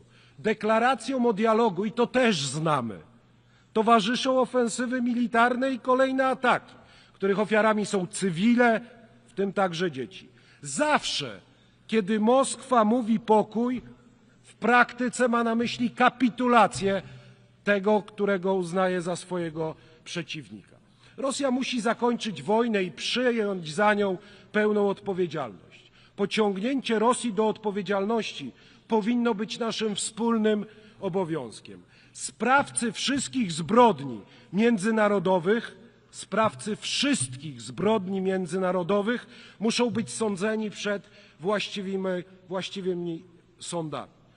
Mam nadzieję, że tak się, drodzy Państwo, w najbliższym czasie stanie, a nie będziemy spotykać się w kolejnych latach także mojej prezydentury i dyskutować rzeczy, które powinny być dla nas wszystkich oczywiste. Dlatego też Polska wspiera pracę Międzynarodowego Trybunału Sprawiedliwości oraz Międzynarodowego Trybunału Karnego i popiera ideę ustanowienia specjalnego Trybunału ad hoc, który osądziłby sprawców agresji. Żadne wojny nie mogą się bowiem agresorom opłacać. Wojny nie mogą opłacać się agresorom także pod względem ekonomicznym. Państwom i narodom należy się pełne zadośćuczynienie, także od tych, którzy wywołali II wojnę światową, bo jeśli chcemy budować wspólnotę państw demokratycznych, wspólną Unię Europejską, to musimy zgodzić się wspólnie na to, że wojna nie może opłacać się pod względem ekonomicznym żadnemu z agresorów. Szanowni Państwo, jak wspomniałem, stoimy dziś przed całą gamą wyzwań o charakterze globalnym, ale też charakterze lokalnym. Oczy świata i również nasze są dziś zwrócone na Bliski Wschód. Polska z zaniepokojeniem, jak wiele innych państw na świecie, śledzi sytuację w tym regionie, na Bliskim Wschodzie, gdzie w wyniku brutalnych ataków Hamasu z 7 października 2023 roku doszło do eskalacji konfliktu. Izrael, jak każde inne państwo, ma prawo do samoobrony. Działania, które podejmuje Izrael, muszą jednak być zgodne z międzynarodowym prawem, w tym z międzynarodowym prawem humanitarnym. Polska niezmiennie opowiada się za dwupaństwowym rozwiązaniem konfliktu na Bliskim Wschodzie w taki sposób, aby dać zarówno Palestyńczykom, jak i Izraelczykom prawo do życia w pokoju i do życia w bezpieczeństwie. Polska konsekwentnie wspiera międzynarodowe wysiłki na rzecz poprawy sytuacji na Bliskim Wschodzie i wzywa tym samym ONZ do działania. Szanowni Państwo, Polska nie ma przeszłości kolonialnej. Dlatego jesteśmy dla państw azjatyckich i dla państw afrykańskich partnerem pewnym i partnerem wiarygodnym. Powiem więcej, sami, drodzy Państwo, w przeszłości my, Polacy, byliśmy ofiarą kolonialnej polityki mocarstw, więc doskonale rozumiemy instrumenty stosowane przez neoimperialne mocarstwa i nie ma naszej zgody na to, by destabilizowały one niektóre regiony świata. Jako prezydent Rzeczypospolitej Polskiej będę przykładał szczególną uwagę do rozwoju naszej współpracy z różnymi regionami świata. Myślę tu o kontynencie afrykańskim. Wszyscy widzimy, jak trwające wojny, konflikty i ataki terrorystyczne podważają wysiłki dumnych afrykańskich narodów, by żyć i rozwijać się w bezpiecznych oraz sprawiedliwych warunkach. Świat musi stanąć po stronie wszystkich dotkniętych brakiem bezpieczeństwa i pomóc im w przywróceniu pokoju. Nie ma naszej zgody na to, by neoimperialne mocarstwa destabilizowały na przykład Sahel w celu arbitralnego zarządzania globalnymi przepływami migracyjnymi czy stosowania presji migracyjnej. Nie ma też naszej zgody na to, by międzynarodowe grupy przestępcze czerpały zyski z handlu ludźmi i z ich niewolniczej pracy. Chcemy także oczywiście jako Polska, drodzy Państwo, rozwoju relacji z państwami Azji i Pacyfiku. Rola tego regionu w kształtowaniu porządku międzynarodowego w XXI wieku znacząco wzrosła. Dynamicznemu rozwojowi gospodarczemu towarzyszą jednak, jak wiemy, rosnące napięcia geopolityczne, co ma wpływ na stabilność, dobrobyt, na bezpieczeństwo także w innych regionach świata. Jesteśmy, drodzy Państwo, jako Polacy zaniepokojeni negatywnym wpływem światowych kryzysów. Ale chcę powiedzieć jako prezydent Polski otwarcie wśród Was, we wspólnocie międzynarodowej, że jesteśmy też głęboko zaniepokojeni i jesteśmy też świadomi błędów popełnionych przez naszych zachodnich partnerów, przyjaciół i sąsiadów. Tak, zgadzam się z prezydentem Donaldem Trumpem, że w ostatnich latach, przed czym przestrzegaliśmy jako Polacy i taki sygnał szedł też z Europy Środkowej i Wschodniej, Europa pogrążyła się w ideologicznym szale, który doprowadził do złych decyzji w zakresie migracji, do zielonego szaleństwa i zielonego ładu, który niszczy rynki gospodarcze, ekonomiczne i także rynki rolne. Tak, ta sama Europa, nasi przyjaciele i nasi partnerzy, z którymi chcemy budować wspólną Unię Europejską, przez wiele lat dotowali Federację Rosyjską, kupując ruski, tani gaz. My to wszystko, drodzy Państwo, w Polsce i w Europie Środkowej wiemy i cieszymy się zawsze wtedy, kiedy przywódcy państw Europy Zachodniej wyciągają z tego konsekwencje i słuchają naszego głosu. Drodzy Państwo, pomoc rozwojowa i pomoc humanitarna stanowią integralną część polityki zagranicznej naszego państwa w aspekcie budowania globalnego pokoju, bezpieczeństwa i rozwoju. Postrzegamy ją jako wspólną inwestycję w naszą przyszłość, bezpieczeństwo, stabilność i dobrobyt. Jesteśmy obecni z naszym wsparciem w wielu obszarach, w Afryce, w Europie Wschodniej i na Bliskim Wschodzie. Dostojni delegaci, Polska, współzałożyciel Organizacji Narodów Zjednoczonych, jest 20. co do wielkości gospodarką świata oraz krajem, który w ciągu ostatnich 30 lat z powodzeniem przekształcił się z kraju rozwijającego się w kraj rozwinięty oraz z gospodarki centralnie planowanej w gospodarkę rynkową. To wyjątkowe doświadczenie pozwala nam wnieść istotny wkład w dyskusję ONZ na temat rozwoju, łącząc perspektywy globalnego wschodu i globalnego zachodu, a także północy i południa. Biorąc pod uwagę nasz potencjał i nasze doświadczenie, konsekwentnie zabiegamy o udział w pracach G20, w formacie, który pełni rolę mostu w obecnych burzliwych czasach. Mamy też głęboką nadzieję, że zaproszenie do współpracy oraz do udziału w kolejnym szczycie grupy wystosowane przez Stany Zjednoczone, za co dziękuję prezydentowi Donaldowi Trumpowi, przełożą się na stałą obecność Polski w tym gronie. Szanowni Państwo, prawa człowieka są jednym z 3 głównych filarów, na których opiera się system Narodów Zjednoczonych. Nie możemy mówić o prawdziwym pokoju, jeśli nie chronimy praw człowieka.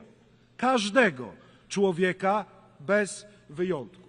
Pokój to nie tylko brak konfliktów zbrojnych, to także sprawiedliwość, równość i szacunek dla ludzkiej godności. Dlatego też ochrona praw człowieka musi być priorytetem w każdym procesie budowania pokoju i budowania bezpieczeństwa. Wyraźnie dostrzegamy dramatyczne konsekwencje rosyjskiej agresji, także w zakresie praw człowieka i kwestii humanitarnych.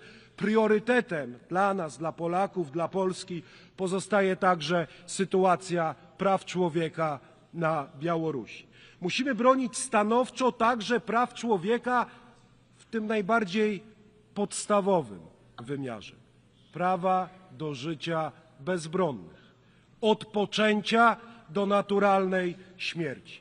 Chronimy nasze rodziny jako miejsce szczęścia, miłości i wychowywania dzieci. Upominamy się jako Polska głośno o los jednej z najbardziej prześladowanych na świecie grup chrześcijan.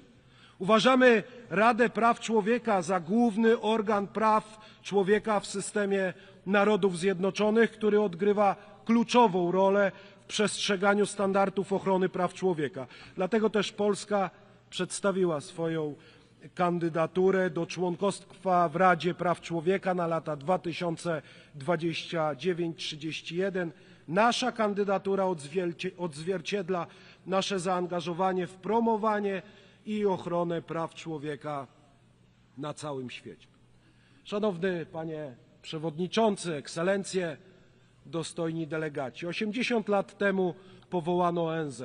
Ta rocznica pokazuje, jak daleko zaszliśmy, ale też ile jeszcze jest wyzwań przed nami. Dziś wiemy, że międzynarodowa współpraca nie jest opcją, a jest koniecznością dla nas wszystkich. Nie może być tak, że agresorzy zaczynają maszerować bezkarnie przez cudze terytoria, a sprawcy zbrodni wojennych zasypiają sobie spokojnie każdego dnia bez odpowiedzialności. Przypomnę Państwu, że po II wojnie światowej nie było miejsca na relatywizowanie zbrodni, przynajmniej dla najważniejszych dowódców wydających rozkazy. Była Norymberga, był sąd, było imię, było nazwisko, zarzut, wyrok, bo nie chodziło tylko o zemstę. Chodziło o zasady i dziś także chodzi o zasady. O to, by zbrodnia nie została wynagrodzona, a prawo nie zostało nigdy zastąpione siłą. Dziś musimy wrócić do tego ducha, zbudować międzynarodowy system odpowiedzialności, który nie zawaha się nazwać zła po imieniu, niezależnie od flagi, jaką nosi to zło na ramieniu. Musimy powiedzieć jasno, istnieją granice, istnieją prawa człowieka, istnieje prawo międzynarodowe, a każdy, kto je łamie, powinien ponieść surowe konsekwencje. Ale to nie stanie się oczywiście, szanowni państwo, samo, bo porządek świata nie jest dany raz na zawsze. On zależy właśnie od nas, od rządów, od instytucji, ale przede wszystkim od społeczeństw. Jak powiedział kiedyś jeden z laureatów pokojowej Nagrody Nobla, neutralność zawsze pomaga oprawcy, nigdy ofierze. Milczenie zachęca prześladowcę, nigdy prześladowanego. Niech te słowa będą nie tylko, drodzy państwo, przestrogą, ale i wezwaniem do działania tu i teraz. Dziękuję państwu za uwagę.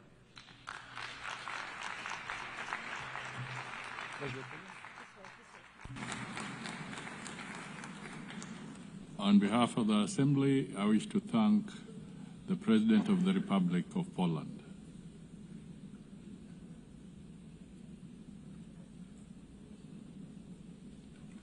The Assembly will now hear an address by His Excellency Daniel Francisco Chapo, President of the Republic of Mozambique. I request protocol to escort His Excellency and invite him to address the Assembly.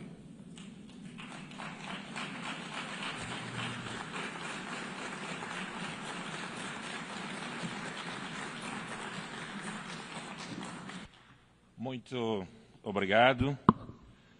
Sua Excelência, Senhora Presidente da 80ª Sessão da Assembleia Geral das Nações Unidas, Sua Excelência, Senhora Secretário-Geral das Nações Unidas, Sua Excelência, Chefe de Estado e de Governo aqui presentes, ilustres chefes das delegações, minhas senhoras, meus senhores, constitui para nós uma honra profunda dirigirmos pela primeira vez como Presidente da República de Moçambique a esta augusta Assembleia num momento de significados múltiplos para Moçambique como para a Organização das Nações Unidas.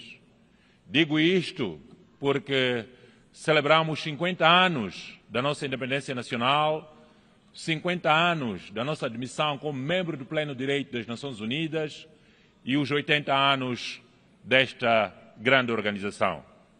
Assim, gostaríamos de saudar e felicitar a Senhora Presidente, Sua Excelência Ana Helena Barbock, pela presidência da 80ª Sessão, bem como enaltecer o trabalho do Presidente cessante, Sua Excelência Philemon Yang, que fez um excelente trabalho.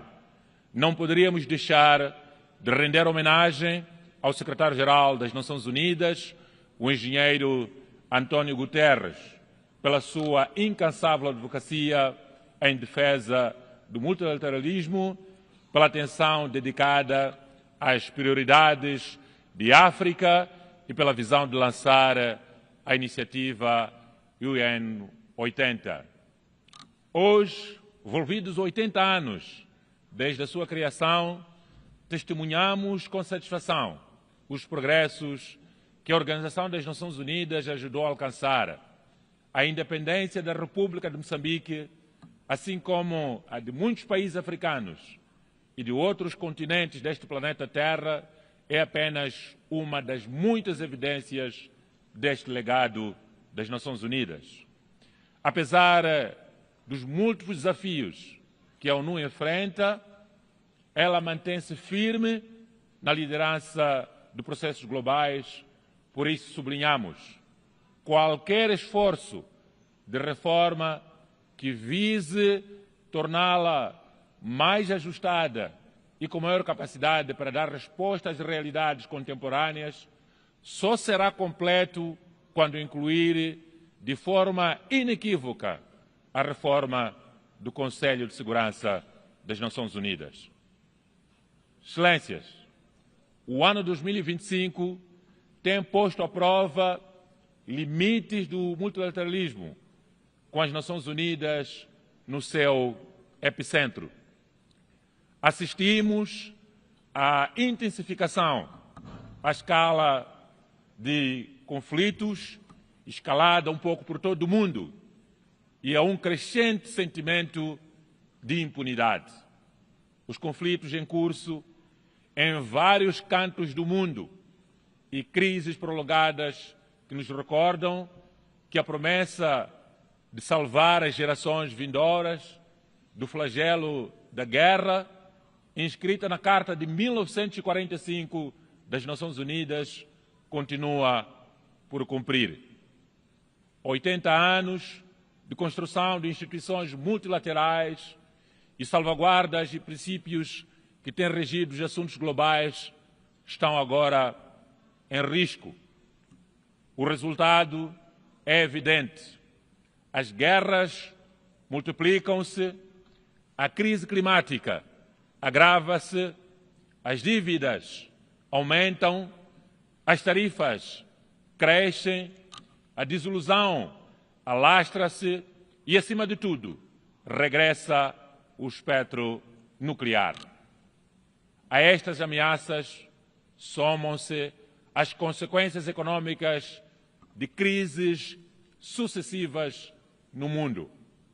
A pandemia da Covid-19, a guerra na Europa, no Médio Oriente e as guerras em África. Do aumento do preço das matérias-primas à volatilidade financeira global. Tudo isto gera dívidas insustentáveis e desigualdades cada vez mais profundas na sociedade.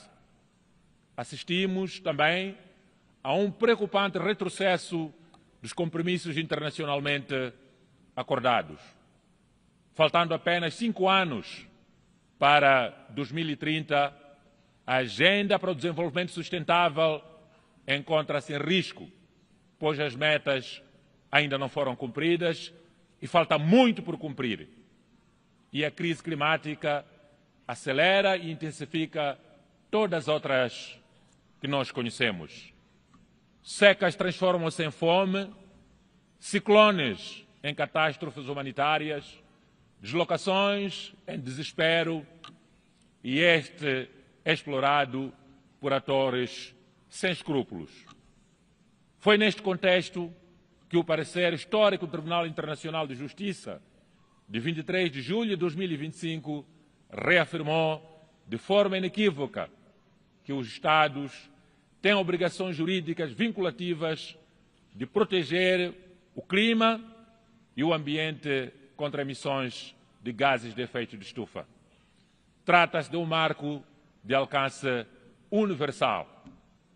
Para países como Moçambique, que não têm responsabilidades históricas pela crise climática, mas estão entre os mais atingidos pelas suas consequências.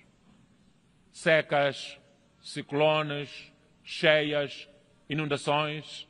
Esta decisão é mais do que um princípio legal para nós. É um apelo à justiça climática, é um apelo à solidariedade global e à ação imediata por parte de todos nós. A crise ambiental soma-se à decisão tecnológica. A inteligência artificial e as tecnologias emergentes oferecem oportunidades extraordinárias, mas também riscos sérios de exclusão, manipulação da sociedade e até da militarização através de armas autónomas. Estes avanços colocam novos desafios à defesa da dignidade humana da Justiça e do Trabalho.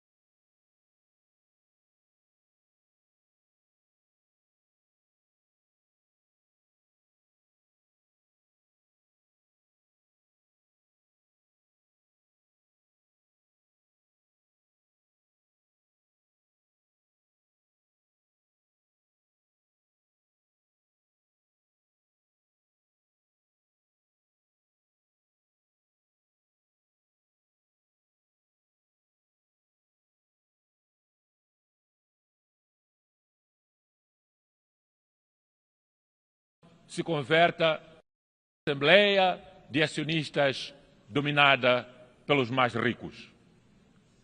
Reiteramos igualmente a nossa defesa da solução de 2 Estados para a Palestina, vivendo lado a lado em paz e segurança com Israel, como o único caminho justo, legítimo e duradouro para a concretização das aspirações de ambos os povos. Congratulamos-nos com os países que recentemente decidiram reconhecer o Estado da Palestina, o mesmo direito reconhecido a Israel, contribuindo assim para reforçar a legitimidade e a irreversibilidade da solução dos 2 Estados. Do mesmo modo, reafirmamos a nossa firme oposição às medidas coercivas unilaterais que continuam a punir povos inteiros, de Cuba a Venezuela, do Zimbábue a outros países, em clara violação da Carta das Nações Unidas, em contradição com os princípios da justiça, da solidariedade e do direito internacional.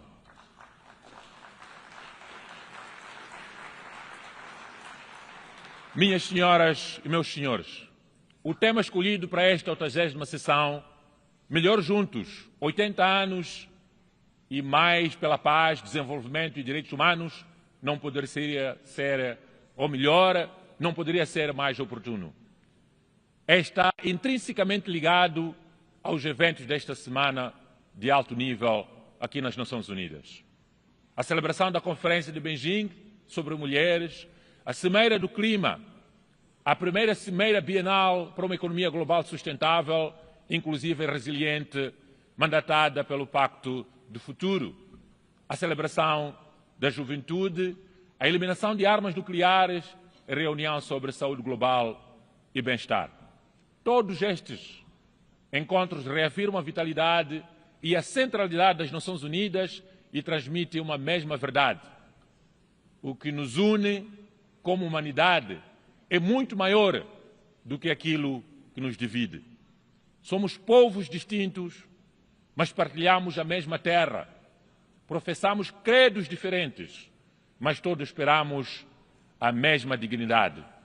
Falamos diversas línguas, mas partilhamos um só destino.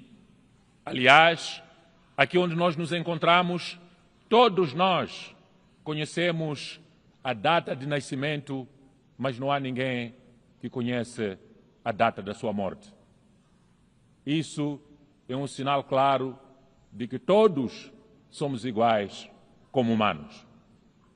Hoje, o credo de que necessitamos e nós todos necessitamos, não é de exclusão, mas de inclusão.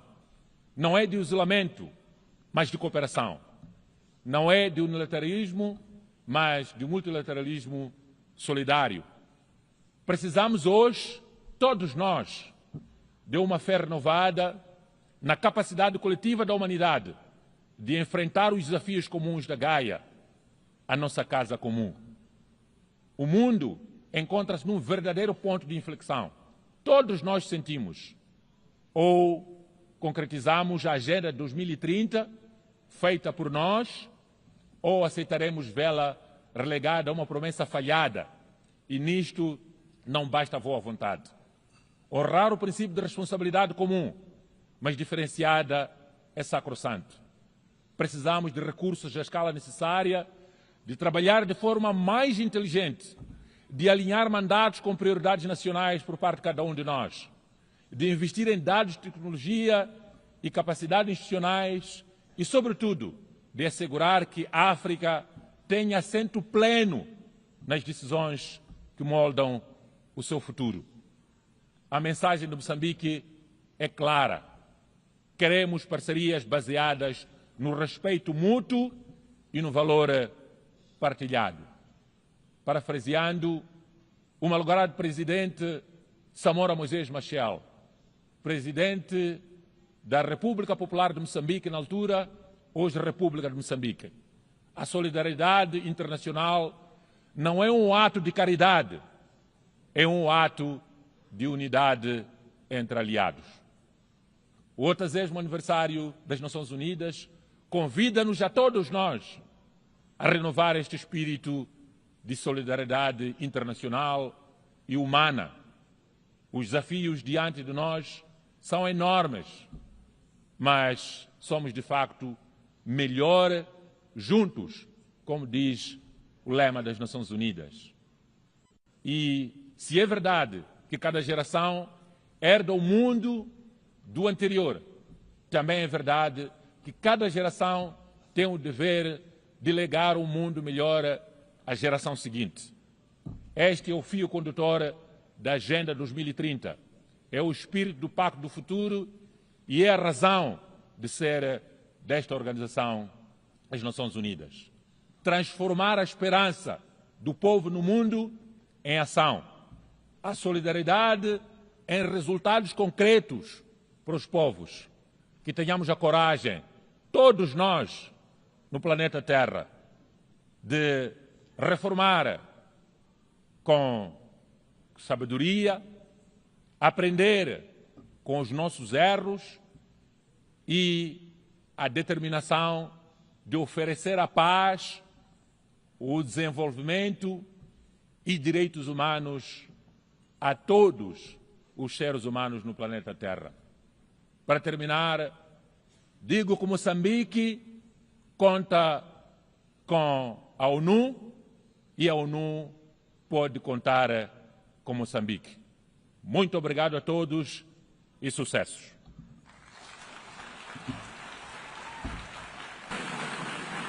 On behalf of the Assembly, I wish to thank the President of the Republic of Mozambique.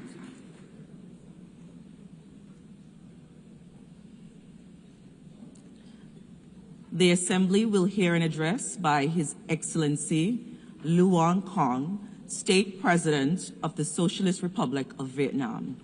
I request protocol to escort His Excellency and invite him to address the Assembly.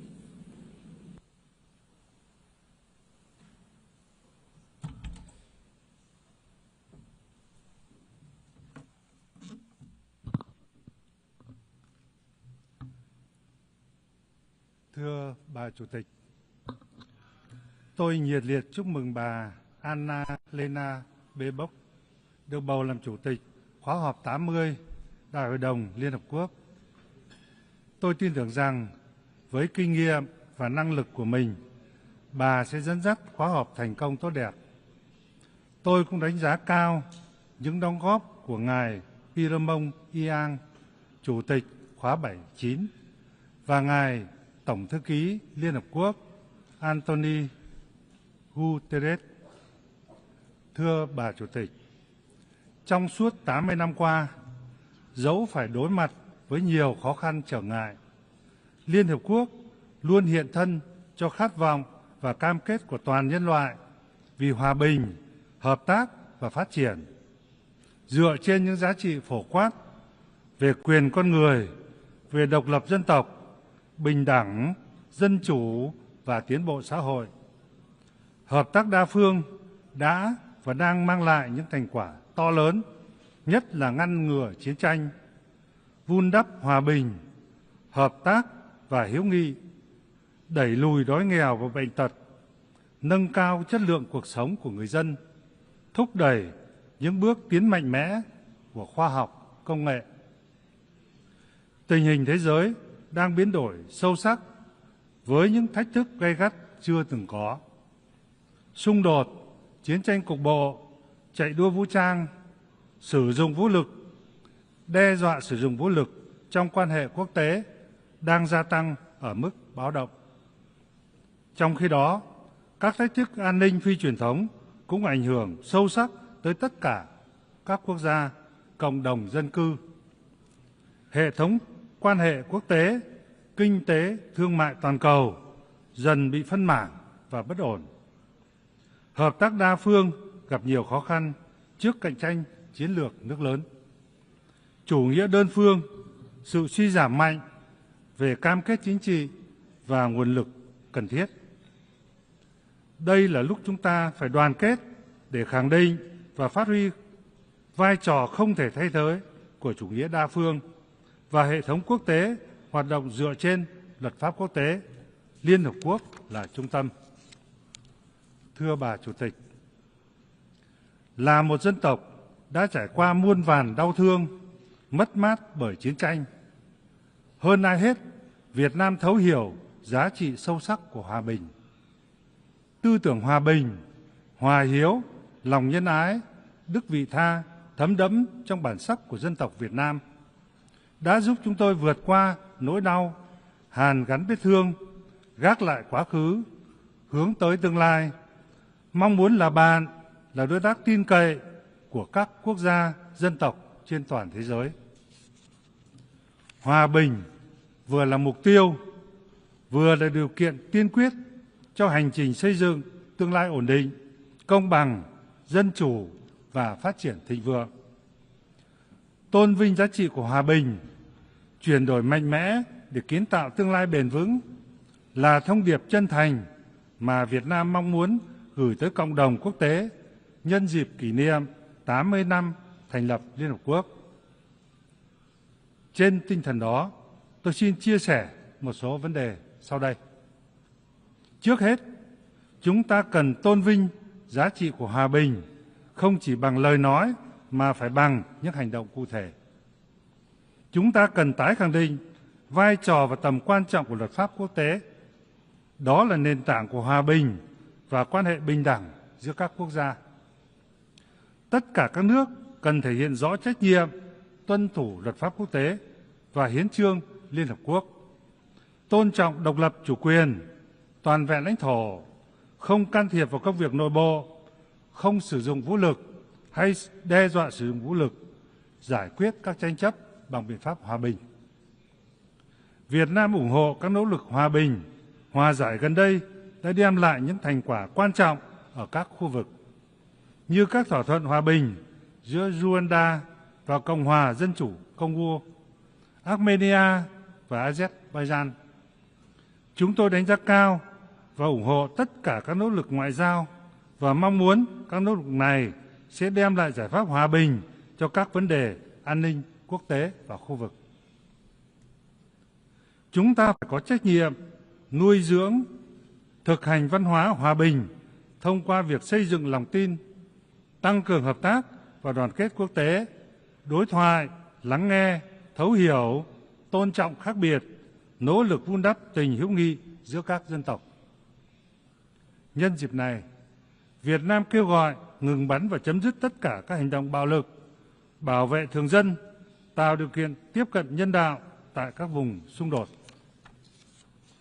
Việt Nam đánh giá cao các nước vừa tuyên bố công nhận nhà nước Palestine và kêu gọi cộng đồng quốc tế hành động khẩn cấp chấm dứt khủng hoảng nhân đạo mà người dân Palestine đang phải hứng chịu. Chúng tôi một lần nữa khẳng định sự đoàn kết với nhà nước và nhân dân Cuba, kêu gọi Hoa Kỳ dỡ bỏ các biện pháp cấm vận đối với Cuba, đưa Cuba ra khỏi danh sách tài trợ khủng bố. Chúng ta cần phát huy hơn nữa vai trò của các tổ chức, khu vực trong bảo đảm hòa bình, hợp tác và phát triển. Các nỗ lực quốc tế vì hòa bình và phát triển sẽ thực sự hiệu quả khi có sự kết nối, định hướng của các tổ chức phù hợp với đặc thù của từng khu vực, từng quốc gia cụ thể. Là một thành viên tích cực, Việt Nam tự hào ASEAN ngày càng lớn mạnh, khẳng định vai trò trung tâm trong cấu trúc an ninh và phát triển châu Á-Thái Bình Dương. Vừa qua, ASEAN đã thúc đẩy thỏa thuận ngừng bắn giữa Campuchia và Thái Lan. Chúng tôi cam kết giữ gìn các giá trị cốt lõi là đoàn kết, đồng thuận và thống nhất trong đa dạng. Xây dựng cộng đồng ASEAN tự cường, bao trùm và bền vững. Triển khai hiệu quả đồng thuận 5 điểm về Myanmar. Duy trì hòa bình, ổn định, an ninh, an toàn, tự do hàng hải ở Biển Đông trên cơ sở pháp luật quốc tế, đặc biệt là Công ước về luật biển năm 1982, thực thi đầy đủ tuyên bố ứng xử và hướng đến hoàn tất Bộ Quy tắc ứng xử ở Biển Đông. Thứ hai, trong một thế giới đầy biến động, có tính bước ngoặt, chúng ta cần chuyển đổi mạnh mẽ để kiến tạo tương lai bền vững. Các thể chế đa phương quản trị toàn cầu, nhất là Liên Hợp Quốc và các thể chế tài chính, tiền tệ quốc tế, cần chuyển đổi mạnh mẽ để thích ứng tốt hơn, bảo đảm công bằng, minh bạch, hoạt động đồng bộ, hiệu quả, hiệu lực hơn và đáp ứng tốt hơn nhu cầu của các quốc gia và của mọi người dân. Việt Nam ủng hộ các nỗ lực cải tổ Liên Hợp Quốc, trong đó có sáng kiến UN80, hướng tới một Liên Hợp Quốc tinh, gọn, gắn kết và hiệu quả. Sáng kiến UN80 cần bảo đảm cách tiếp cận toàn diện, đồng bộ và vai trò dẫn dắt của các nước thành viên. Chúng tôi sẵn sàng chia sẻ kinh nghiệm, triển khai thành công sáng kiến thống nhất hành động của các tổ chức Liên Hợp Quốc tại Việt Nam. Chúng ta cần kiến tạo mô hình phát triển bền vững dựa trên nền tảng chuyển đổi số và chuyển đổi xanh. Đây là hai động lực song hành, bổ trợ lẫn nhau để tạo điều kiện và tạo nên một cuộc cách mạng mang tính đột phá và toàn diện. Sự hội tụ của tiến bộ khoa học, công nghệ và sự bền vững về môi trường. Để tối ưu hóa chuyển đổi kép, các quốc gia cần xây dựng chiến lược tổng thể, đầu tư mạnh mẽ vào nghiên cứu phát triển, đào tạo nguồn nhân lực chất lượng cao, phát triển hạ tầng công nghệ xanh. Đặc biệt, cần tăng cường hợp tác quốc tế trong chuyển giao công nghệ và huy động tài chính xanh để không ai bị bỏ lại phía sau.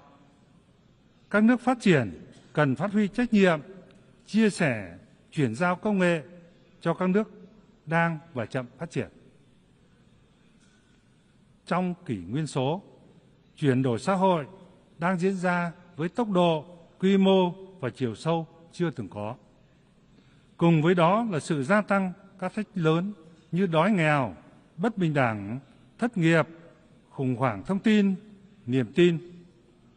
Chúng ta cần bảo đảm quá trình chuyển đổi xã hội phải lấy con người làm trung tâm và tập trung vào các ưu tiên là xóa nghèo toàn diện, việc làm đầy đủ và thỏa đáng, công bằng và hòa nhập xã hội.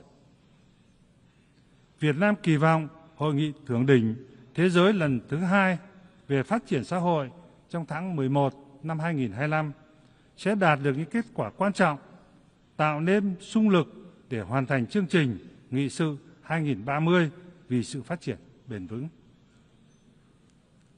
Thưa bà Chủ tịch, hồi sinh mạnh mẽ từ đổ nát của chiến tranh, từ một nước nghèo, lạc hậu, bị bao vây, cấm vận, Việt Nam đã nỗ lực vươn lên và đạt được những thành tựu to lớn, có ý nghĩa lịch sử. Đến nay, chúng tôi có quan hệ ngoại giao với 194 quốc gia, có quan hệ đối tác chiến lược và chiến lược toàn diện với 38 quốc gia, là thành viên tích cực của hơn 70 tổ chức quốc tế và nằm trong nhóm 32 nền kinh tế lớn nhất và nhóm 20 nền thương mại hàng đầu thế giới. Đời sống của hơn 100 triệu dân Việt Nam được cải thiện rõ rệt. Tỷ lệ nghèo đa chiều giảm mạnh. Chúng tôi đã hoàn thành sớm các mục tiêu phát triển thiên niên kỷ, đang nỗ lực phấn đấu thực hiện các cam kết quốc tế và thực hiện thành công 2 mục tiêu chiến lược. Đến năm 2030, trở thành nước đang phát triển, có thu nhập trung bình cao. Đến năm 2045, trở thành nước phát triển, có thu nhập cao. Thay mặt nhà nước và nhân dân Việt Nam, tôi trân trọng cảm ơn các cơ quan, tổ chức Liên Hợp Quốc, các quốc gia thành viên, các đối tác đã và đang đồng hành giúp đỡ Việt Nam trên chặng đường phát triển. Với tinh thần độc lập, tự chủ, tự cường, và đoàn kết vì mục tiêu chung. Việt Nam nhất quán thực hiện đường lối đối ngoại độc lập, tự chủ, hòa bình, hợp tác và phát triển, đa phương hóa, đa dạng hóa, chủ động và tích cực hội nhập quốc tế sâu rộng và toàn diện. Với cam kết mạnh mẽ là bạn, là đối tác tin cậy, là thành viên có trách nhiệm của cộng đồng quốc tế, Việt Nam sẽ luôn nỗ lực hết mình và đồng hành cùng tất cả các quốc gia để gánh vác trọng trách chung, vượt qua thách thức, thúc đẩy chuyển đổi mạnh mẽ để kiến tạo một thế giới hòa bình, ổn định, phát triển thịnh vượng và bền vững, mang lại hạnh phúc, ấm no cho mọi người dân. Việt Nam đang tích cực chuẩn bị cho việc đảm nhiệm cương vị Chủ tịch Hội nghị kiểm điểm lần thứ 11 Hiệp ước không phổ biến vũ khí hạt nhân vào năm 2026 và mong muốn nhận được sự ủng hộ quý báu của các quốc gia thành viên đối với các ứng cử của chúng tôi làm thành viên Hội đồng Nhân quyền Liên Hợp Quốc nhiệm kỳ 2026-2028, vị trí thẩm phán Tòa án Luật Biển Quốc tế nhiệm kỳ 26-2036. Chúng tôi cũng rất vui mừng được đón chào các nước đến Hà Nội dự lễ mở ký Công ước Liên Hợp Quốc về chống tội phạm mạng vào ngày 25 tháng 10 tới đây. Xin trân trọng cảm ơn.